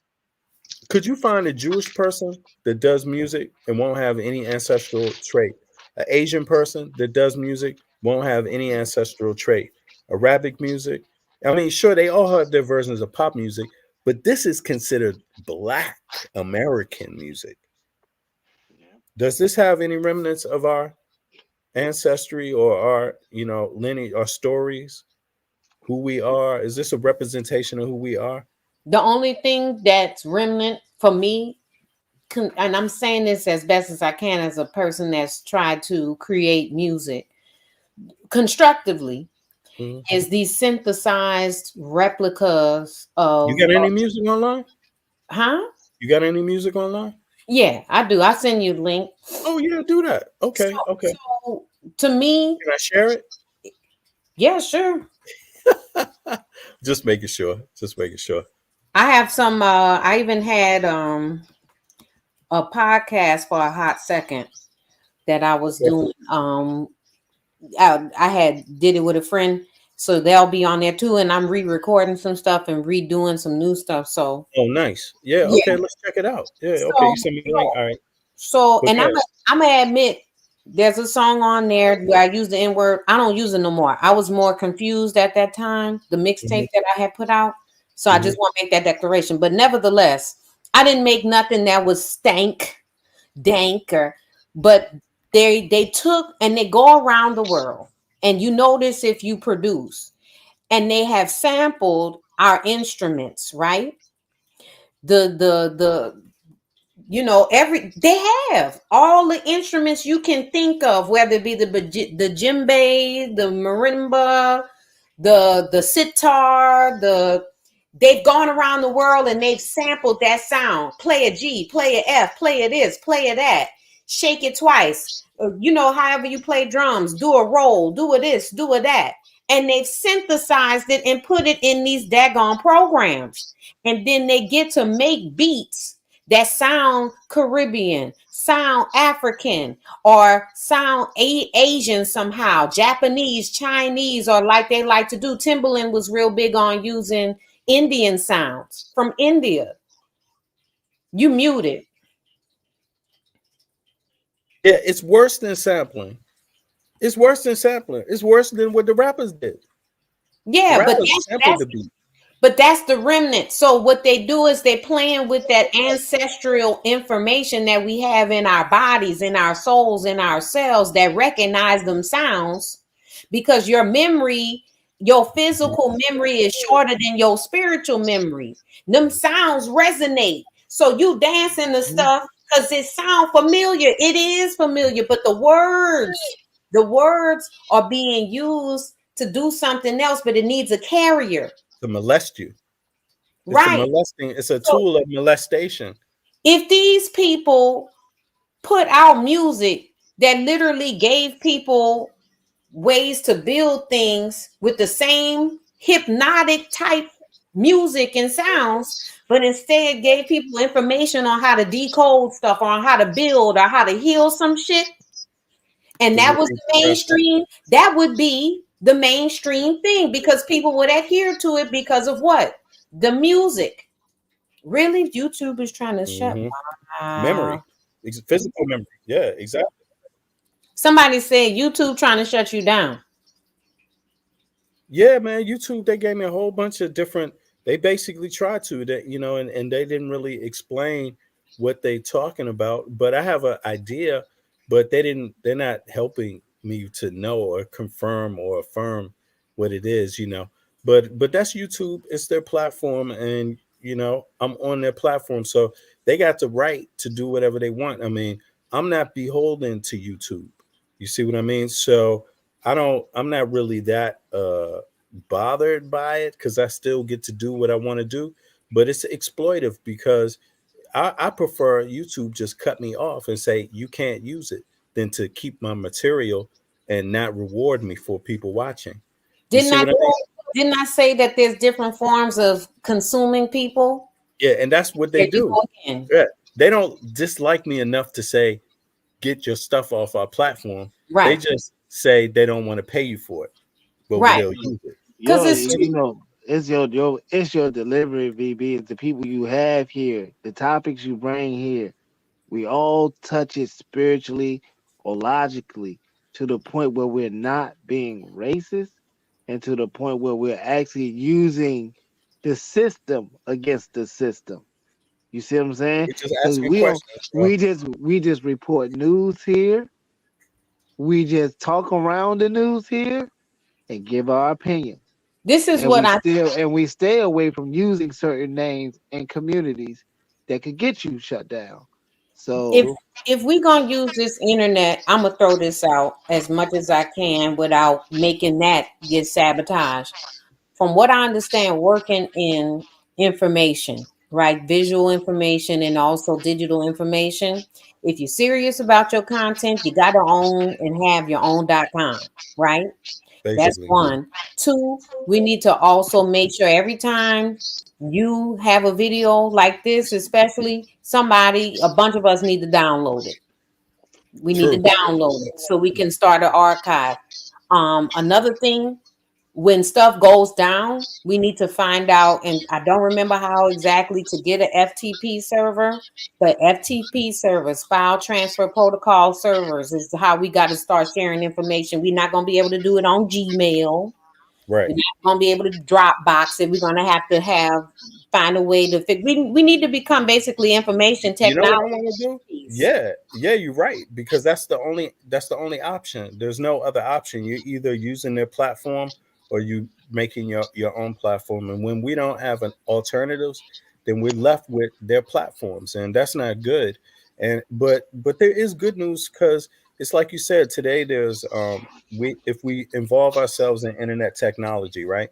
It's more advanced than it's ever been. I mean, piss enough people off and they're going to get down on chat.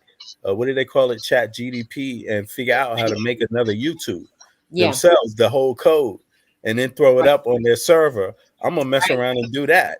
And then anybody that want to sign up to use that platform, I'm going to do something like, charge them nothing, including myself, to just upload all their material, because come on. I mean, at some point, sure, we feed into it, and I feed into it too. I admit that I use the platform, but I knew it. I went into it knowing it. You know what I'm saying? I didn't invest everything in YouTube. You see, Right. But But at the same time, it doesn't replace having your own platforms where you make your own rules. And I think YouTube, they're big, but they ain't perfect. And I think they sometimes I just wonder, do they not want us being political, or do they not want us communicating about the things that matter the most to us? I mean, I think my platform is pretty respectful of people's opinions. I have difference of opinion, people that come up on here and speak their mind respectfully, and but to me it seems like YouTube is quick with their decisions are kind of broad, so without giving enough detail to why they make the decisions they make. And I think if they give enough detail, people will just know what they got to do. And I think that's why they don't do it, because they don't want you to just be like, well, I got to move on. They want you to use their platform. They just don't want to reward you like they want the right to choose who they reward. But they also want to have a certain section of YouTube that they consider miscreant, and what do you call it? I Like, want Nicki Minaj up on there though.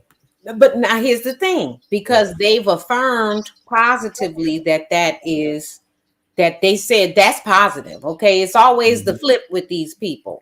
So since it's the flip side, you're on that flip side, where they say this is the YouTube we kind of don't want you to watch, but it's there because at the end of the day, like dude said, McDonald's don't sell food, they sell real estate, really. So YouTube don't sell information, they just sell access to the information. That's what Lyle Cohen said. Lyle Cohen, and he I don't know if he's still an executive on YouTube, but let me just look this up.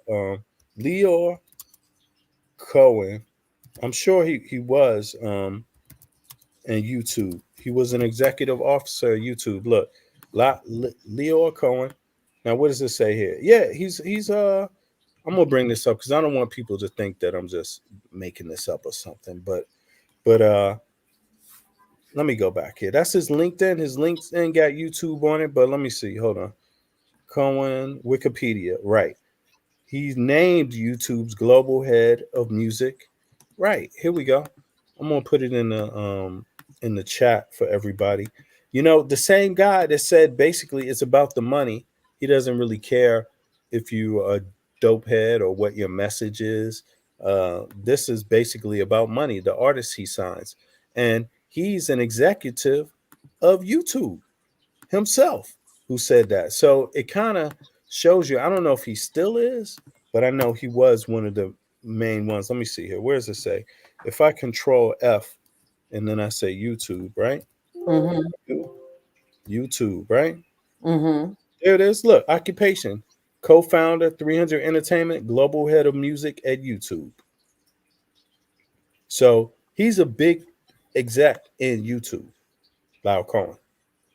You see, was named YouTube's global. You see, so he's connected with Warner Music, 300 Entertainment, Def Jam, and YouTube. So I mean, they're going to promote what they feel they can promote, what sells, and if garbage sells, if heroin sells, if poison sells, and it's selling to the Black community, they are going to sell it, regardless of the message.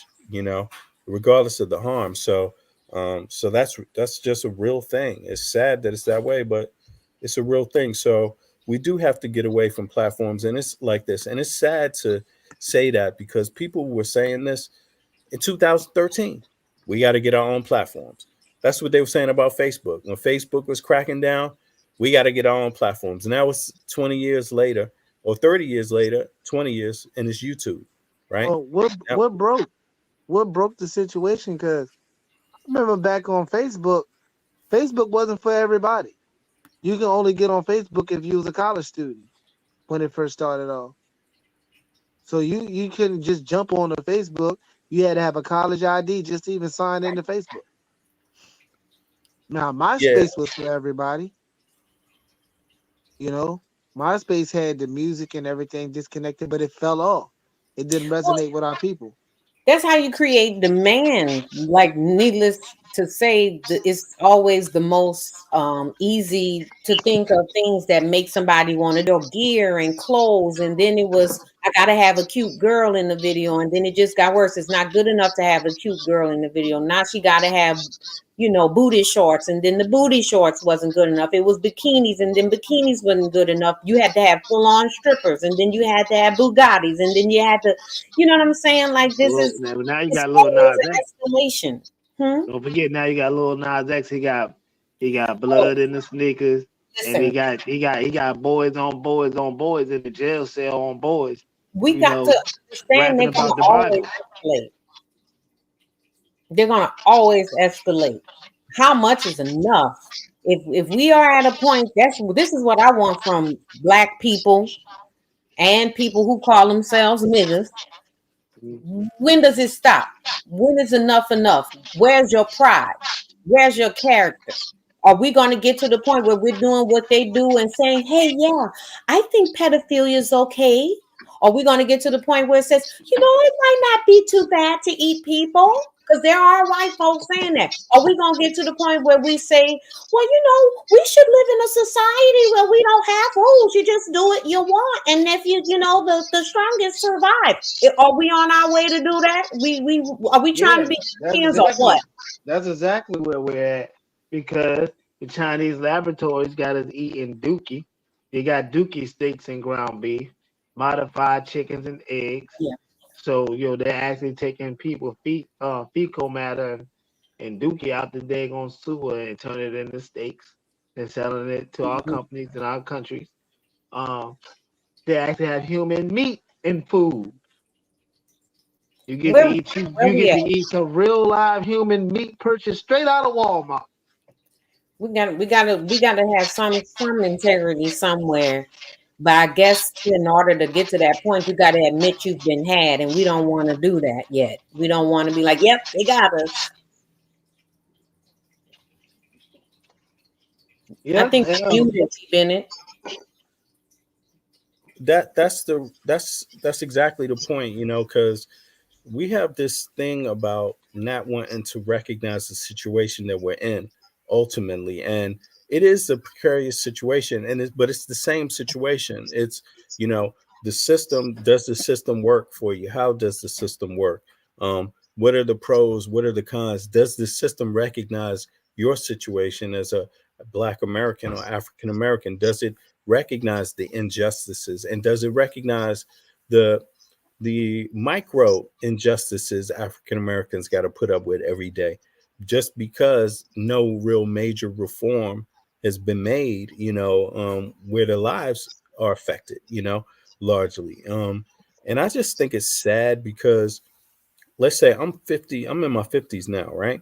So when I think back on my parents' generation, right, and the stories that they told me, right, to be honest with you, it seems like after the 70s, a whole lot of change didn't, slow down. The idea of change kind of slowed down as being something that African Americans are striving for.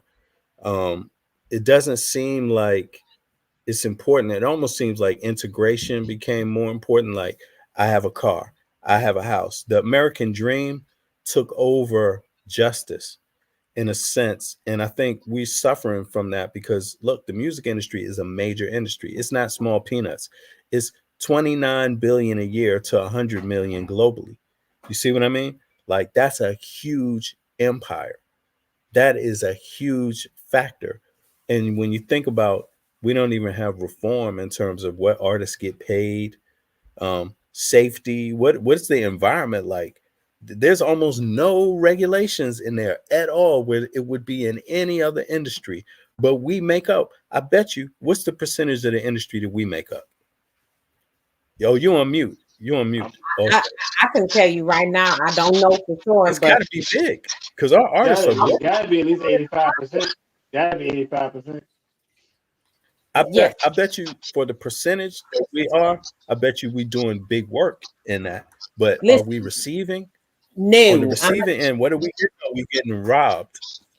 Yeah, go ahead. Listen, I checked my TuneCore out of curiosity because there's no reason to check it, not for money. Okay. Right. So I checked my TuneCore out of curiosity and I made a whopping $6 after 10 years of streaming. And I was talking to my friend. He was like, you actually an international artist when you think about it. I'm like, what are you talking about? He was like, how are you not when you got streams in other countries? I said, damn. That's And true. I didn't get even a micron of a cent. I think it was 5 spaces, or excuse me, 5 zeros behind the decimal, and then a 1 for one country where I had so many hundreds of streams that got to that micron or that cent in that particular country. 10 years, y'all, $10. I have spent thousands out of love, passion. I have been behind so many people's mics for my own purpose and for their purpose to help them create music. I have not been paid well from no music. I have spent money. I'm glad I did it because it's what I love. It wasn't done, on something wasteful or harmful. But I did also do it hoping to make a career out of it and get a return, not necessarily to be on the cover of a magazine. But I'm like, if I can get some money, I'll get it. I'll do it. And nah, that's not the case. Muted.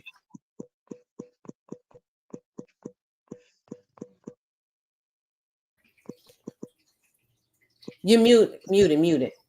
I'm sorry, RP. I just heard your music. I just was playing it while you was talking, and it's amazing. Can I play some of this? I think people gonna be surprised. I was like, what? Hold on. I'm sorry. Let me just play this. Y'all gonna be surprised. I'm telling you, I was shocked. I didn't know you had a voice like that. To be honest. Somebody's got to tell you what you're doing. Yeah. Somebody ought to let you know before it's too late out.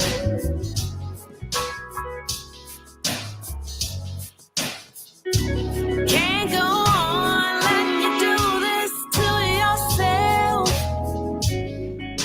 You really want to live on the wild side, baby, don't you? I see it in your eye.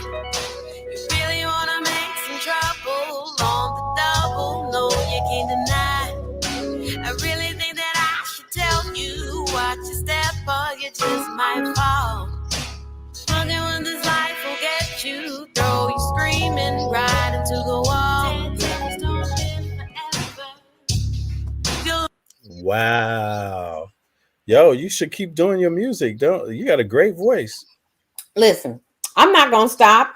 I'm not because when I understood practicing the laws of my art, that in understanding who we were before this bull, I'm here to restore balance. And that's through helping people understand that we've been hypnotized and mesmerized away from who we are. They're trying to turn us into the Neanderthals, slowly but surely. You understand? So that's what I'm following. Your voice got a spiritual energy to it, like a earthly bound, a calmly bound. Like I don't know your sign. It sounds like you're an earth sign, and it gives I'm an Aries. Oh, you're Aries? Air sign. Oh, air. Okay, air. Very, Okay, there you very go. balanced sign. Yeah, the very balanced sign. So that means me and you we would ignite a flame, because air and fire. Oh my God, that would just be like, really, that's what they say. That's what they say. Yeah. But my moon is in an earth sign, so that makes sense. But the thing about it is, period, like artists, I know it looks good, it sounds good to get your money and all this stuff, and you want to walk around like they do with the money to your head like this. But it's not just, I don't want to say the little thing that said all the time, what does it profit the person to lose their soul and gain the world? It's about forget all that. How are you helping us become better people? How is talking about this stuff, talking about getting STDs? Because I just recently heard that there are rappers now advertising not just their sexual exploits, but Yeah, exactly herpes, NBA principles. Like YoungBoy, and all of that. Yeah. I sit around people who literally will complain. Of, hmm? You muted. Sorry. And I keep muting. They bragging about getting STDs. You know, Bro, what? Like I was teaching a class where the health department came in and told these kids, listen, if you get gonorrhea in the throat, you ain't getting it out. Okay? These were 8th graders. I said to myself, my God, have I ever had to sit in a school where the health department had to come and give us a legal damn health notice? No. The and answer is look, and you got to ask, would that be happening if, for example, this misogynist rap wasn't going on at the same time? Would they be so sexualized at such an early age? no. You got No. to ask the question. I don't think so, because I remember we didn't see this kind of stuff on TV when I was growing up, and They I didn't can even they obviously didn't say even come these to our young people schools. do see it on TV. They come to our schools now. They didn't even come to our schools then. Sexy Red is getting kicked out of almost every middle school that there is, basically because she wants to, Pound Town, or Pussy Pink, but Putty Hole Brown, She's a And simple basically, person. I've yeah, listened and to it her connects, talk. and it connects with children. It connects with children very well because of her music is very derogatory, Yeah. and it's very catchy. And the beat that she uses, like I can tell you use more acoustic style band type music, somewhat of an Angie Stone, goddamn, uh, India Reed, more of a Erica Badu style form of sounding. Again, The- again, thank you so much, B-Minute. But again, African people, we reside on the drum, right? And then the other percussions kind of came from that to accentuate. You know what I'm saying? You go all over the world, you think about samba and you think about, other types of music in the Caribbean from steel drums. I'm from New Orleans. You can't have a second line band without that bass drum. You're not doing it. You're not doing it without the tenor drum either. And then you get your basses. So the heavy sounds are what give us the tempo and they give us the rhythm. The other sounds provide melody and harmony. But the Mhm. point I'm making is I want to wrap it up. If you create an art, whether it's visual or sonic, written, so-called poetry, be careful. You playing with minds. Mhm. True. Yeah, you're right. It is, Yeah. because it is something about music that makes you, the idea that it's music, it kind of allows you to bring your guard down a little bit. You know, you bring it down a little bit to take in the message you're about to hear, and the idea is that you're going to be helped by receiving the message. You're going to get something good and positive out of the message. That's the whole idea. Otherwise you wouldn't lower your guard.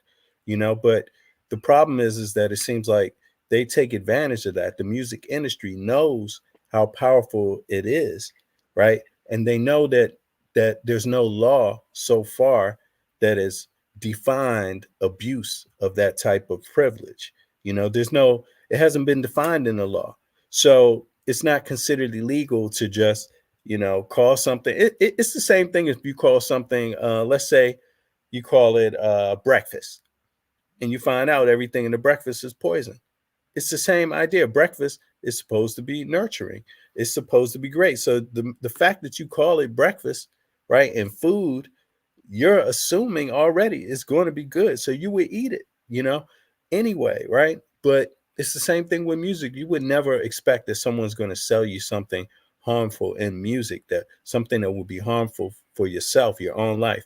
You would never suspect that you could get sold to you poison, bad behavior, and just degenerate, self-destructive concepts, right? You would never expect that you would get that legally, right? But you do get it. It's the oddest thing, you know. You're allowed to ban chemicals in food. Certain chemicals in food that's understandable. It's poison. It will hurt you. It's not, you know, you have to describe it better. But what's going on in music industry today, it doesn't seem like they describe it much better than they did the first time they attempted to, you know, they tried to say, this is for, you know, not for people of under 18. That was it. Nothing else to it. Not that it promotes misogyny, not that it promotes anti-Black, you know, racism or anti-Black hate, not that it promotes anything else negative at all. Exploitive. It promotes sex trafficking. They don't have any of that written on the box when they sell their music. The radio station today doesn't even exist. Now it's all private radio, so they don't have to do nothing. They can just say, I'm going to play it. Before, it all had to be, you know, it was a little bit more stricter what you could allow on through the FCC, you know, the words you could allow. Now it's just all out the window, you know. And I'm not saying that changing the music industry is going to change all the problems, but it's one of the problems that people need to take serious. I mean, it's having bad effect. It's so much of a bad effect that I hate to say it, but you have kids in Europe, little innocent kids. No, I'm joking. You have kids in Europe.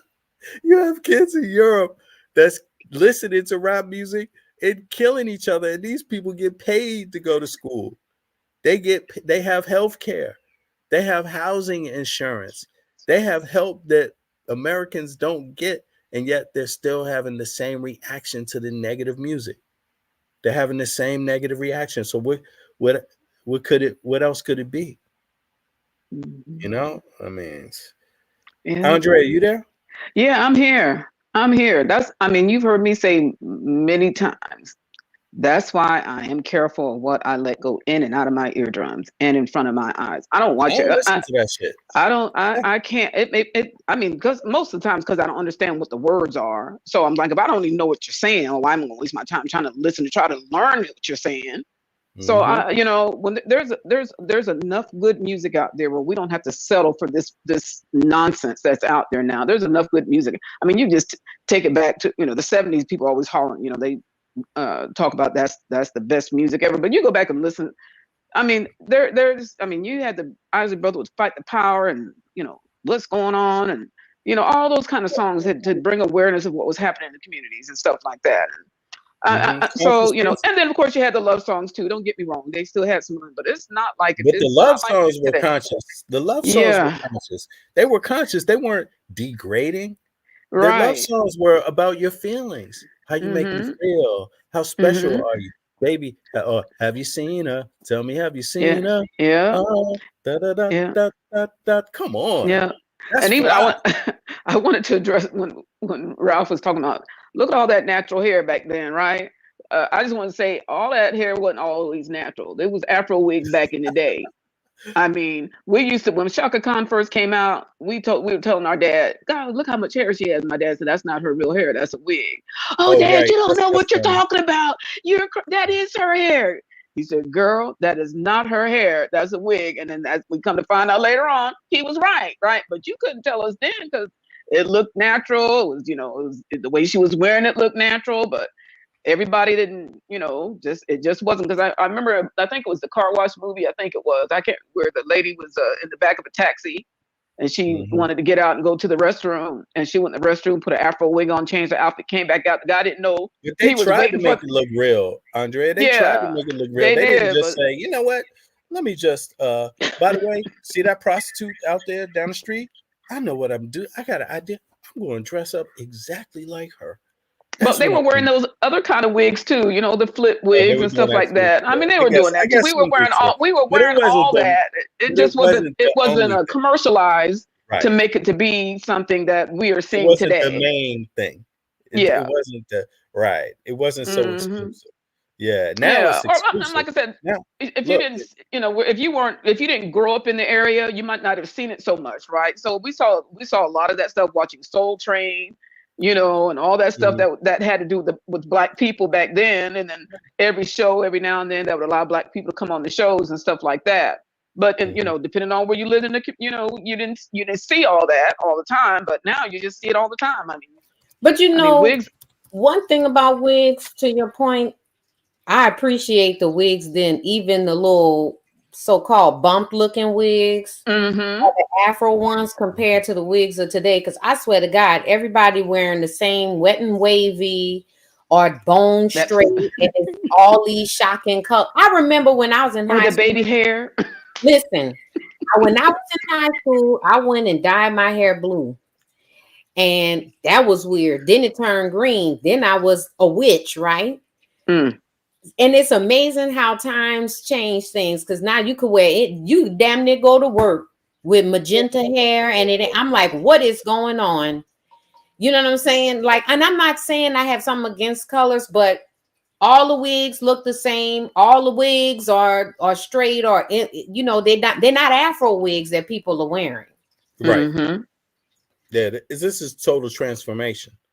You know, it's like there's nothing African or Afrocentric about it. And let's just be honest. I mean, look, it matters a lot to people ethnically. Like, it may, if you talk to an Italian American, they will say, you know, they like some of these Italian nuances that they have. They feel proud about those things. They preserve some of them, although they know it's not the same as being in Italy, but they talk about that. They're proud of it. You know, they might even celebrate some Italian holidays. They, you know, I mean, really. But African Americans, why isn't that important for us? Why doesn't the same considerations go into it? Like the music industry, it shouldn't just be able to overpower the airwaves and control the airwaves. It should be a partner with people, you know, because it's spreading messages of people. That's been the role. The role of music is speech. You know, it's speaking truth to power. Ultimately, it's speech, it's freedom of speech. But when they abuse that freedom of speech, when they're not speaking truth to power, that's when you're abusing it. So they're not Yeah. speaking no truth to power. They're not. So they're not necessary in the society. It's garbage. Yeah. Just so it's Yeah. okay. What did you I say, mean, RP? oh, go ahead. Yep. I was saying, you know, that self-hate, you know, someone else hates you, and then they teach you by hating you to hate yourself. And then they happen to sell things that emphasize that hatred, and they trick you into thinking it's self-care or beautification, you know, or normal. And that's why I'm very, very slow to call something normal unless I'm only speaking of it in the context of what do you call it, contemporaneousness, not necessarily what should be normalized or what should be acceptable, because Mhm. that becomes a whole nother, you know, kind of like the other word play that was happening. But you know, we also don't know history, and that's something I wanted to say before too long. What you're doing now, and Miss Andrea and me and whoever else that hears this, let's start going back to the African principle of spreading information by word of mouth. And there's very, you can't kill a story once it's in the air. Okay. Right. So that's Yeah. one thing I was gonna say. We don't use our libraries. I've become a library trustee where I live. And I did that because I used the library to also do little things in their little community rooms that you can rent out for free. We need to have these discussions. You show this video to people that you've been showing today. Just talk about it in your local community and get them to think again about a lot of the stuff. You know, anybody can do that. We don't have to have PhDs, because we can also say, I don't know all the information. But hell, we in the library, let's start finding out. I've checked out some books and brought them down. We could look through it together so we don't keep not knowing what we're talking about. But let's get down to the bottom of it, because we all agree something wrong. Because the internet is going to be taken from us before too long. Facts. Yeah, I mean, we don't control it. We're on the losing stick of power, so it doesn't matter like when it happens or you know what the issue is. It's always going to happen, and it's going to happen with a number of issues being you know being called out for it or taking the taking the forefront, taking the blame for it. But when you don't have power and when you're not exercising power, when you're not making your presence known, all that's left is for somebody else's way to get ahead. That's all that's left. So we're not in a situation as Black people or African Americans to be silent about stuff. We're not in that position. We need to be in the position where we're active in things, especially communicating our thoughts, our views. The moment we remain silent, look how bad it's gotten. It can't get worse. Yeah, but BB, I know when I talk to some of my Black friends and stuff like that, they don't want to hear it. They don't want to hear about the history. They just don't want to know. Well, we've come a long way from there. That's what I hear. Or it's not like that now. Or why do you keep bringing up the past? I mean, why do we have to remember? But they don't have a problem with everybody else remembering their history. They don't have a problem with everybody. This country celebrating the histories of everybody else, but when it comes to us, all of a sudden it's a problem, Right. And so I mean, E, you can hop up. E, what's up? E, come on up. Come on up, E Walker. I agree. Yeah, it's and I would never understand that, because I got to tell you, I live around a lot of white people, and these white people, they love their culture. Now, it may not be something everybody else loves, but they love it for their own reasons, because it gives them nostalgia. It gives them a reason to feel important. It gives them a reference point to history, who they are and why they're important and what they've been through and how they've survived over the ages, so they like it, their history. They don't mind being called a Viking, or they don't mind being none of that shit. They don't mind none of that's just what it is. You know what I'm saying? And I don't understand why we wouldn't have the same perspective on our own shit. You know what I mean? Like, why we can't just feel strong enough to, first of all, with this music industry, we need to tell them we can do this shit without you. Like, we need to tell the United States American record industry and the Live Nation, these companies like that African Americans musically do not need you at all. We don't need you. You need us. We made your industry. Your industry would be nothing without Black folk, particularly African Americans. And if they want to find some other Black people, they might be able to do that, but it wouldn't be shit without those other Black people either. So exactly, it's just like, but we need to put our foot down, because this is our industry. Like, this is something we totally built. And, it's the same history as the country. It's just another industry that we built, but we got nothing in, no say in, no power in. Do you know Jay-Z? We never even got around to talking about Jay-Z today in his distance or lack of distance, proximity to Puffy. But Jay-Z is Live Nation. He's one of the Live Nation people. Rock Nation is big under Live Nation. He got like $200 million contracts with Live Nation. Now, on top of that, damn, what's the other element there with Live Nation? It's basically a mob racket. You know what I'm saying? Ticketmaster.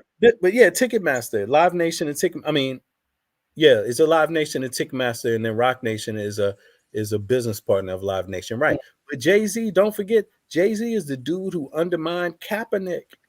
Kaepernick was doing the demonstrations on the NFL, kneeling, and Jay-Z just came in for a little contract money and undermined his whole thing. Yeah. So Live Nation, if you listening, you still owe me my VIP package, damn it. These people don't even give you your stuff after you pay to go to a concert. But anyhow, no, back to that. That's more important. Because he said we don't have to be kneeling no more. What did he say? He was dissing Kaepernick. He dissed that whole movement, and people bought it. But people who are real, no, you can never. What he did, even if you disagree with Kaepernick, what Jay-Z's did was wrong. Even worse. Because what he did was make a deal with the people that don't like Kaepernick to quiet Kaepernick up.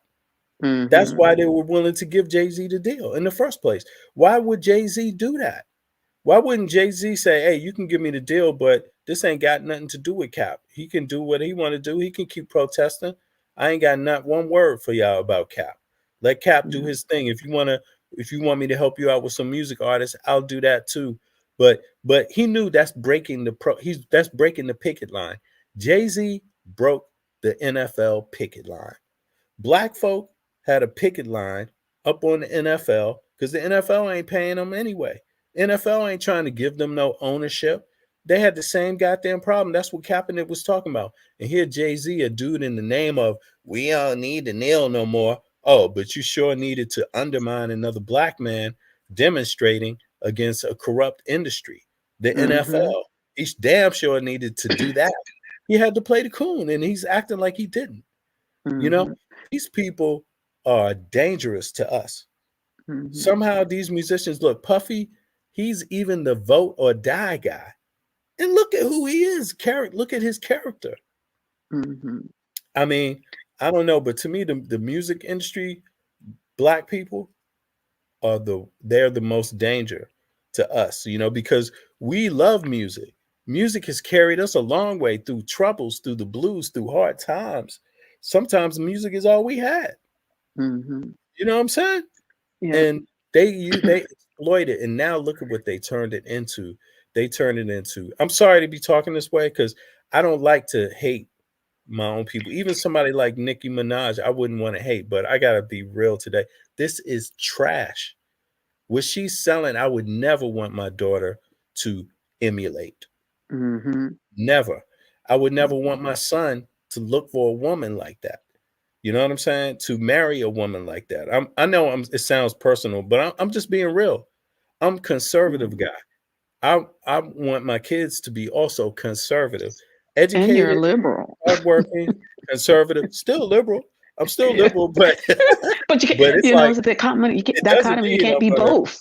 I ain't liberal like I'm going to a P. Diddy We party know. and bending over. Exactly. I ain't that kind of liberal. I'm not, Yeah, you know exactly. what I'm saying? Exactly. Shit. You can But I keep noticed that too. shit. They be Yeah, 'cause I faking know. anyway. Go ahead. I'm sorry. Yeah, I was gonna say because I noticed too. You know, like with the white people, they don't have a problem celebrating stuff that they didn't even do, or remembering stuff they didn't even do. They don't look. Yeah. Memorial Day, that black people did that, but somewhere down the road they changed it to Memorial Day. It was called Celebration Day back before they got their hands on it. But you don't hear that talked about.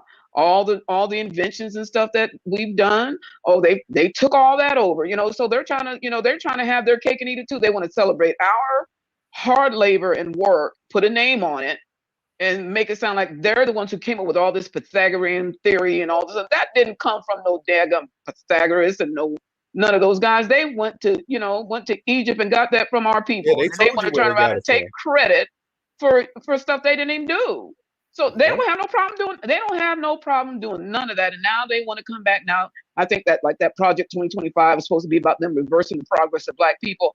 I mean, you have to really ask yourself, why is it they keep coming after us as if the only reason why, because they know that history goes all the way back to where it started from, which is us, and they don't want us to be a part of that history.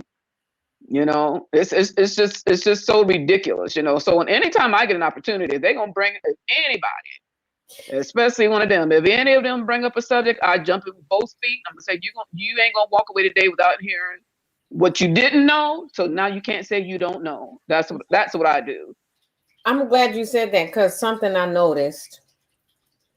I don't know. It didn't just start, but depending on who you ask, you know, they're saying now that civil is like just the first traces of civilization started in Mesopotamia and not Kemet, right?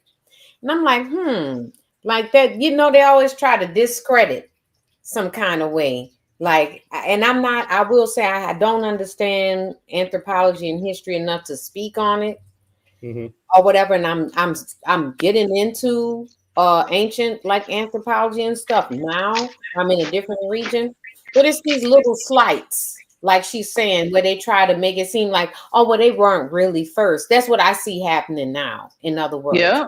Or they'll Yeah. recolor, they'll like they did the Kemites. They're starting to do that in other areas where they make Black people look white. The biggest and most egregious act of their revisionist history, like you said, them not wanting us to be in history. There was a Black man, Marine, that was downtown when the planes went into the towers. And this man went down there and just said, fluff it, and he pitched in. Should have got like probably a Medal of Honor.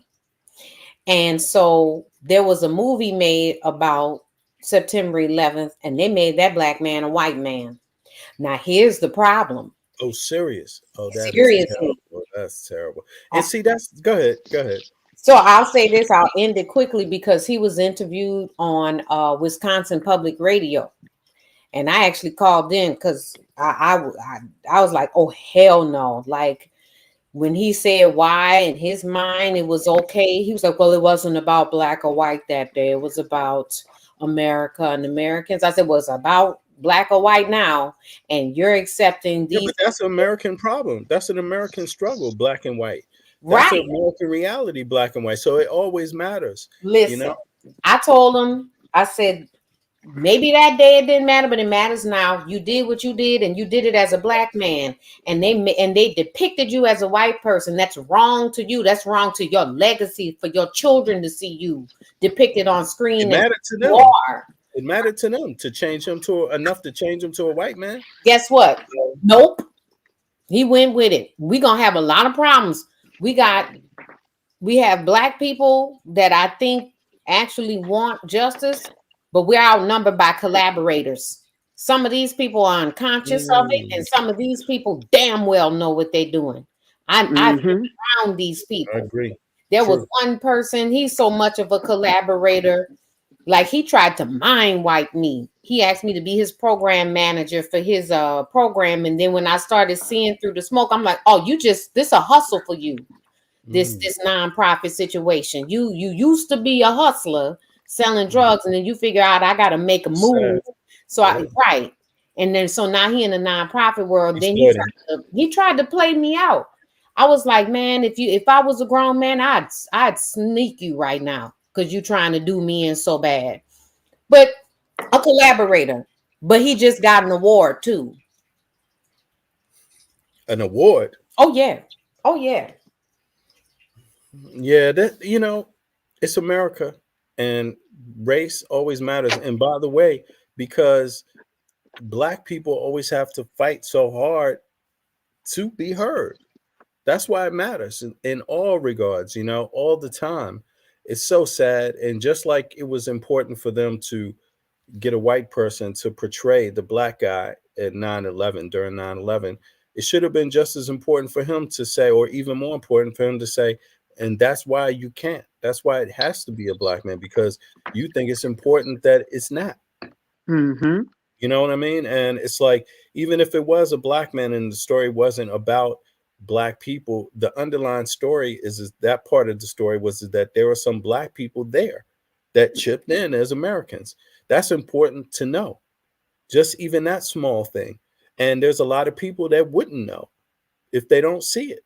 There's a lot of people that would never suspect it. It's actually disheartening to it's actually disheartening to see that, but it's a reality. And for me, I don't buy it. I think people that shy away from the conversation about race and racism, because if you shy away from race, you're shying away from racism, because that's all it really is. It's about racism.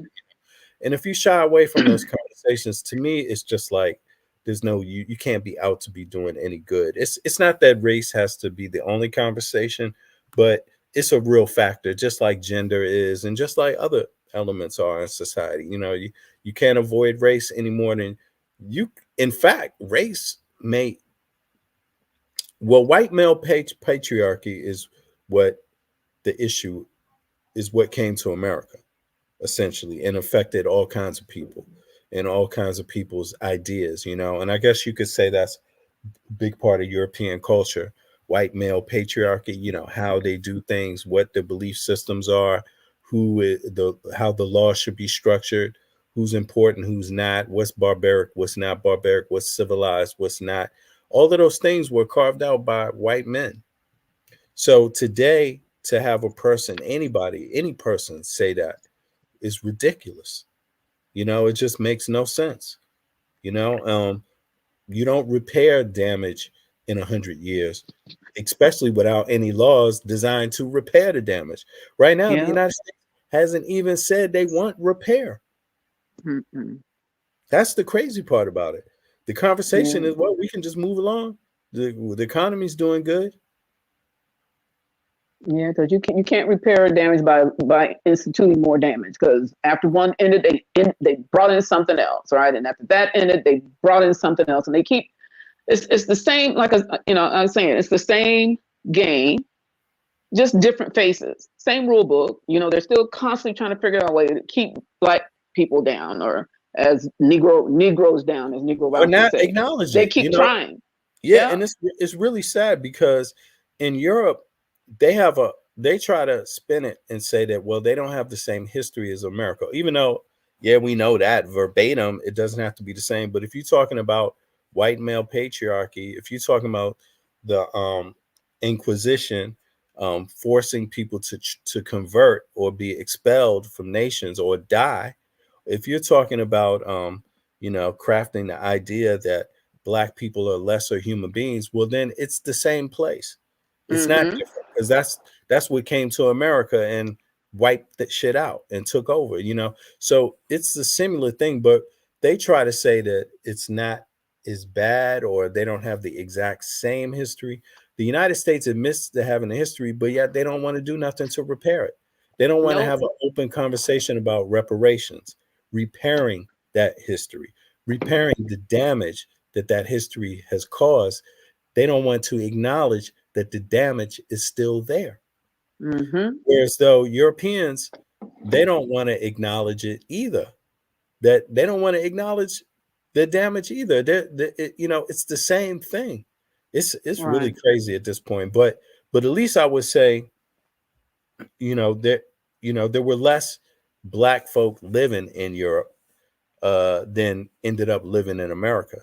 But so the United States has some nerve not trying to repair, not actively being engaged in a conversation that is called reparation, you know, because that's what repair is for those particular crimes.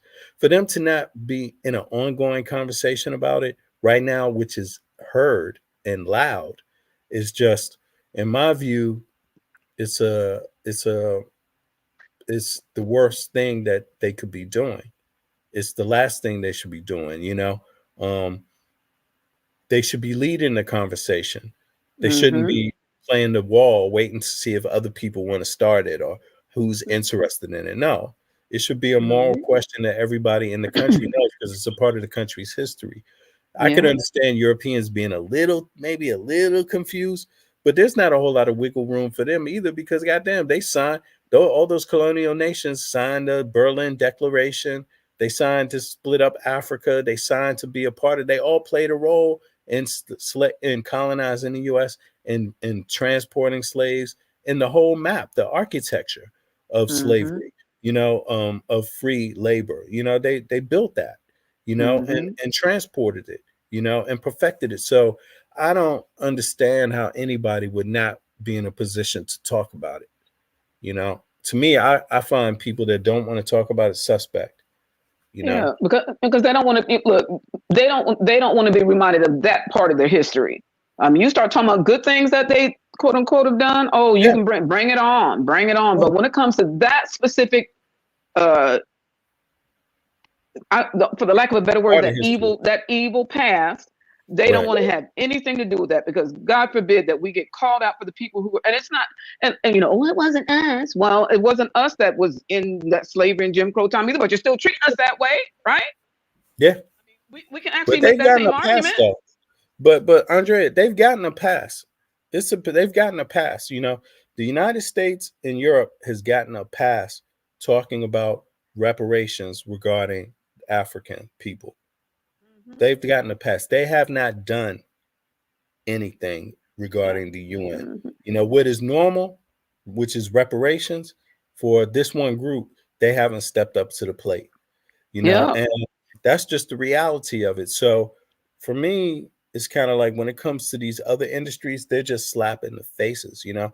The fact that we even have to communicate about how vile the record industry is and the culture that it allows, you know, it just shows you that maybe we're not talking enough about it. Yeah, well, you know, it's the people, you know, who you're trying to talk to it about. I mean, it's like you know, like I try to tell, I said, you know, because sometimes you hear the argument and especially in this country that, you know, black people were sorry and lazy, and like, you know, I'm always having to tell people, are you kidding me? What are you talking about? I said, every time we had our own, and they tell you to pull yourselves up by your own bootstraps, and we had all of that. I said, what happened in Tulsa wasn't the only occurrence. It was multiple cities that were destroyed that way, multiple Black cities and towns that were destroyed. And some of them are under lakes that we now ride boats and do water skiing and all this other kind of stuff on. So I don't, you know, when I try to tell them, I'm like, how can you not, does that not matter? Even like in 1985, they had up in Philadelphia, they had the MOVE group that was going on up there. They bombed them. I'm like, what are you talking? This is not even that long ago. Nope. And you just want to sit back here and make it like it's. When was that? Was that late 80s? Yeah, I think the bombing happened in 1985, if I'm not mistaken. But I'm just saying, those people weren't out there to try to harm nobody. They were trying to better the community they lived in. And because they were doing fine and everything was going fine and hunky dory, somebody said something that caused something to go, for them to justify them going and doing that to our people. And it's like I tell them, it's happened multiple times, and for some reason we don't want to acknowledge and hear that part of our history for some reason, because we just want to put it on the backside that, well, that was then, this is now, you know, we can't keep going back and looking, you know, and, you know, keep reliving. No, if they can relive whatever part of history they want to relive, to give them their justification as to why they still want to carry their flags and do all that stuff, how the hell would we not want to do the same damn thing? It's just mind-boggling to me that we don't want to go past further. That's why we can appreciate the work that Shaka does out there and trying to, you know, hammer it home. We were a certain kind of people, right? And with our mistakes or not, we were still these types of people, and we need to be good in our skin, knowing that we were these types of people, right? Yeah, but that's not how they want to make us feel. Blackness. It's fear. It's the same type of fear. It's the same. It's being represented in you know, all industries.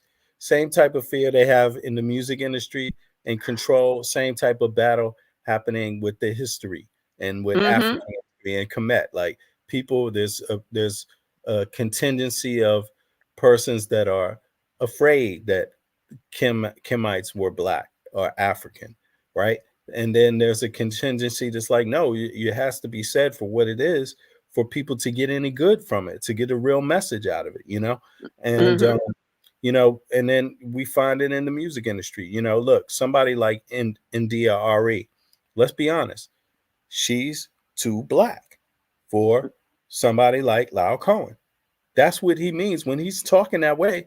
People like her don't make it in the music industry. It's not about how good she plays the instrument, how good she writes a song, how beautiful her voice is. No, it's about she's too dark skinned. She's not light skinned enough. Her hair's too kinky. All of these things. I mean, you know, it's very subtle how they've been able to run that game. But you can see the game is what it is. It is what it is. Yeah, isn't that what's happened to Legacy too? To who? Legacy. Legacy. Legacy. Oh, let me see that. How you spell that? Ledisi. Ledisi. Yeah, she's a phenomenal singer. We've gone to see her a few times in concert. Oh, and she's not a part of anybody's record label or whatever, because she You know, she said that she ain't trying to get all caught up in all that. You know, she's got a marvelous voice. She's Sings smart. with no effort. And so, I mean, it's I'm gonna just check her out. amazing. I've Yeah, seen her face you'll love her before. music. Yeah. I'm gonna drop this in the chat for people. Yo, by the way, RP, she had to go, but Mm-hmm. she sends everybody a peace message and thanks for today. But I just wanted to hear one more of her songs also before, since she bounced out, because she did drop this link to a second track. Did you want to say anything before I played? I'm just going to sample it a little bit just to see what it sounds like. No, you go ahead. I'm gonna drop back because I'm trying to get some cleaning done here. But I just, good conversation today. Negro Ralph, you're always the bomb. I'm glad when you come out here and Oh, you cut do off. what you do. And Oh yeah, I'm still here. Yeah, it was Yeah. good. It's good to be back for a day just to check Yeah. everybody out. Yeah, for sure, for Yeah. sure. And So I'm it's just good to taking a see you. little pause. Yeah, you too, Andrea. Thank you so All much right. for your Mhm. presence again, also as usual, for hopping up. And I appreciate everybody who came out. RP, Rob, damn, I said Rob. I was about to say Negro Rob, Negro Ralph, and Jade. Jade didn't come up, but E Walker also came through. What's up, E Walker? You got to hop up next time, bro. And Donnie Williams, of course, came through. Shaka was through earlier, and yeah. And if I missed anybody, I'm sorry about that. But it's been a good 10 hours now. Shit, y'all crazy. Y'all got me up here for this long. How could that be possible? Yes, that's 10 hours. Oh my God. I appreciate everybody. I'm gonna cut out and get some grub, but I'm gonna leave y'all with this track by RP. And you can go to her channel actually, or this is not her channel, but this is her website where she has a lot of her music and some other stuff on it. So feel free to check it out here. Let me see. It's in the chat, and then this is the link to her music too for people that want to check it out. Let's see what it sounds like. So let's go here.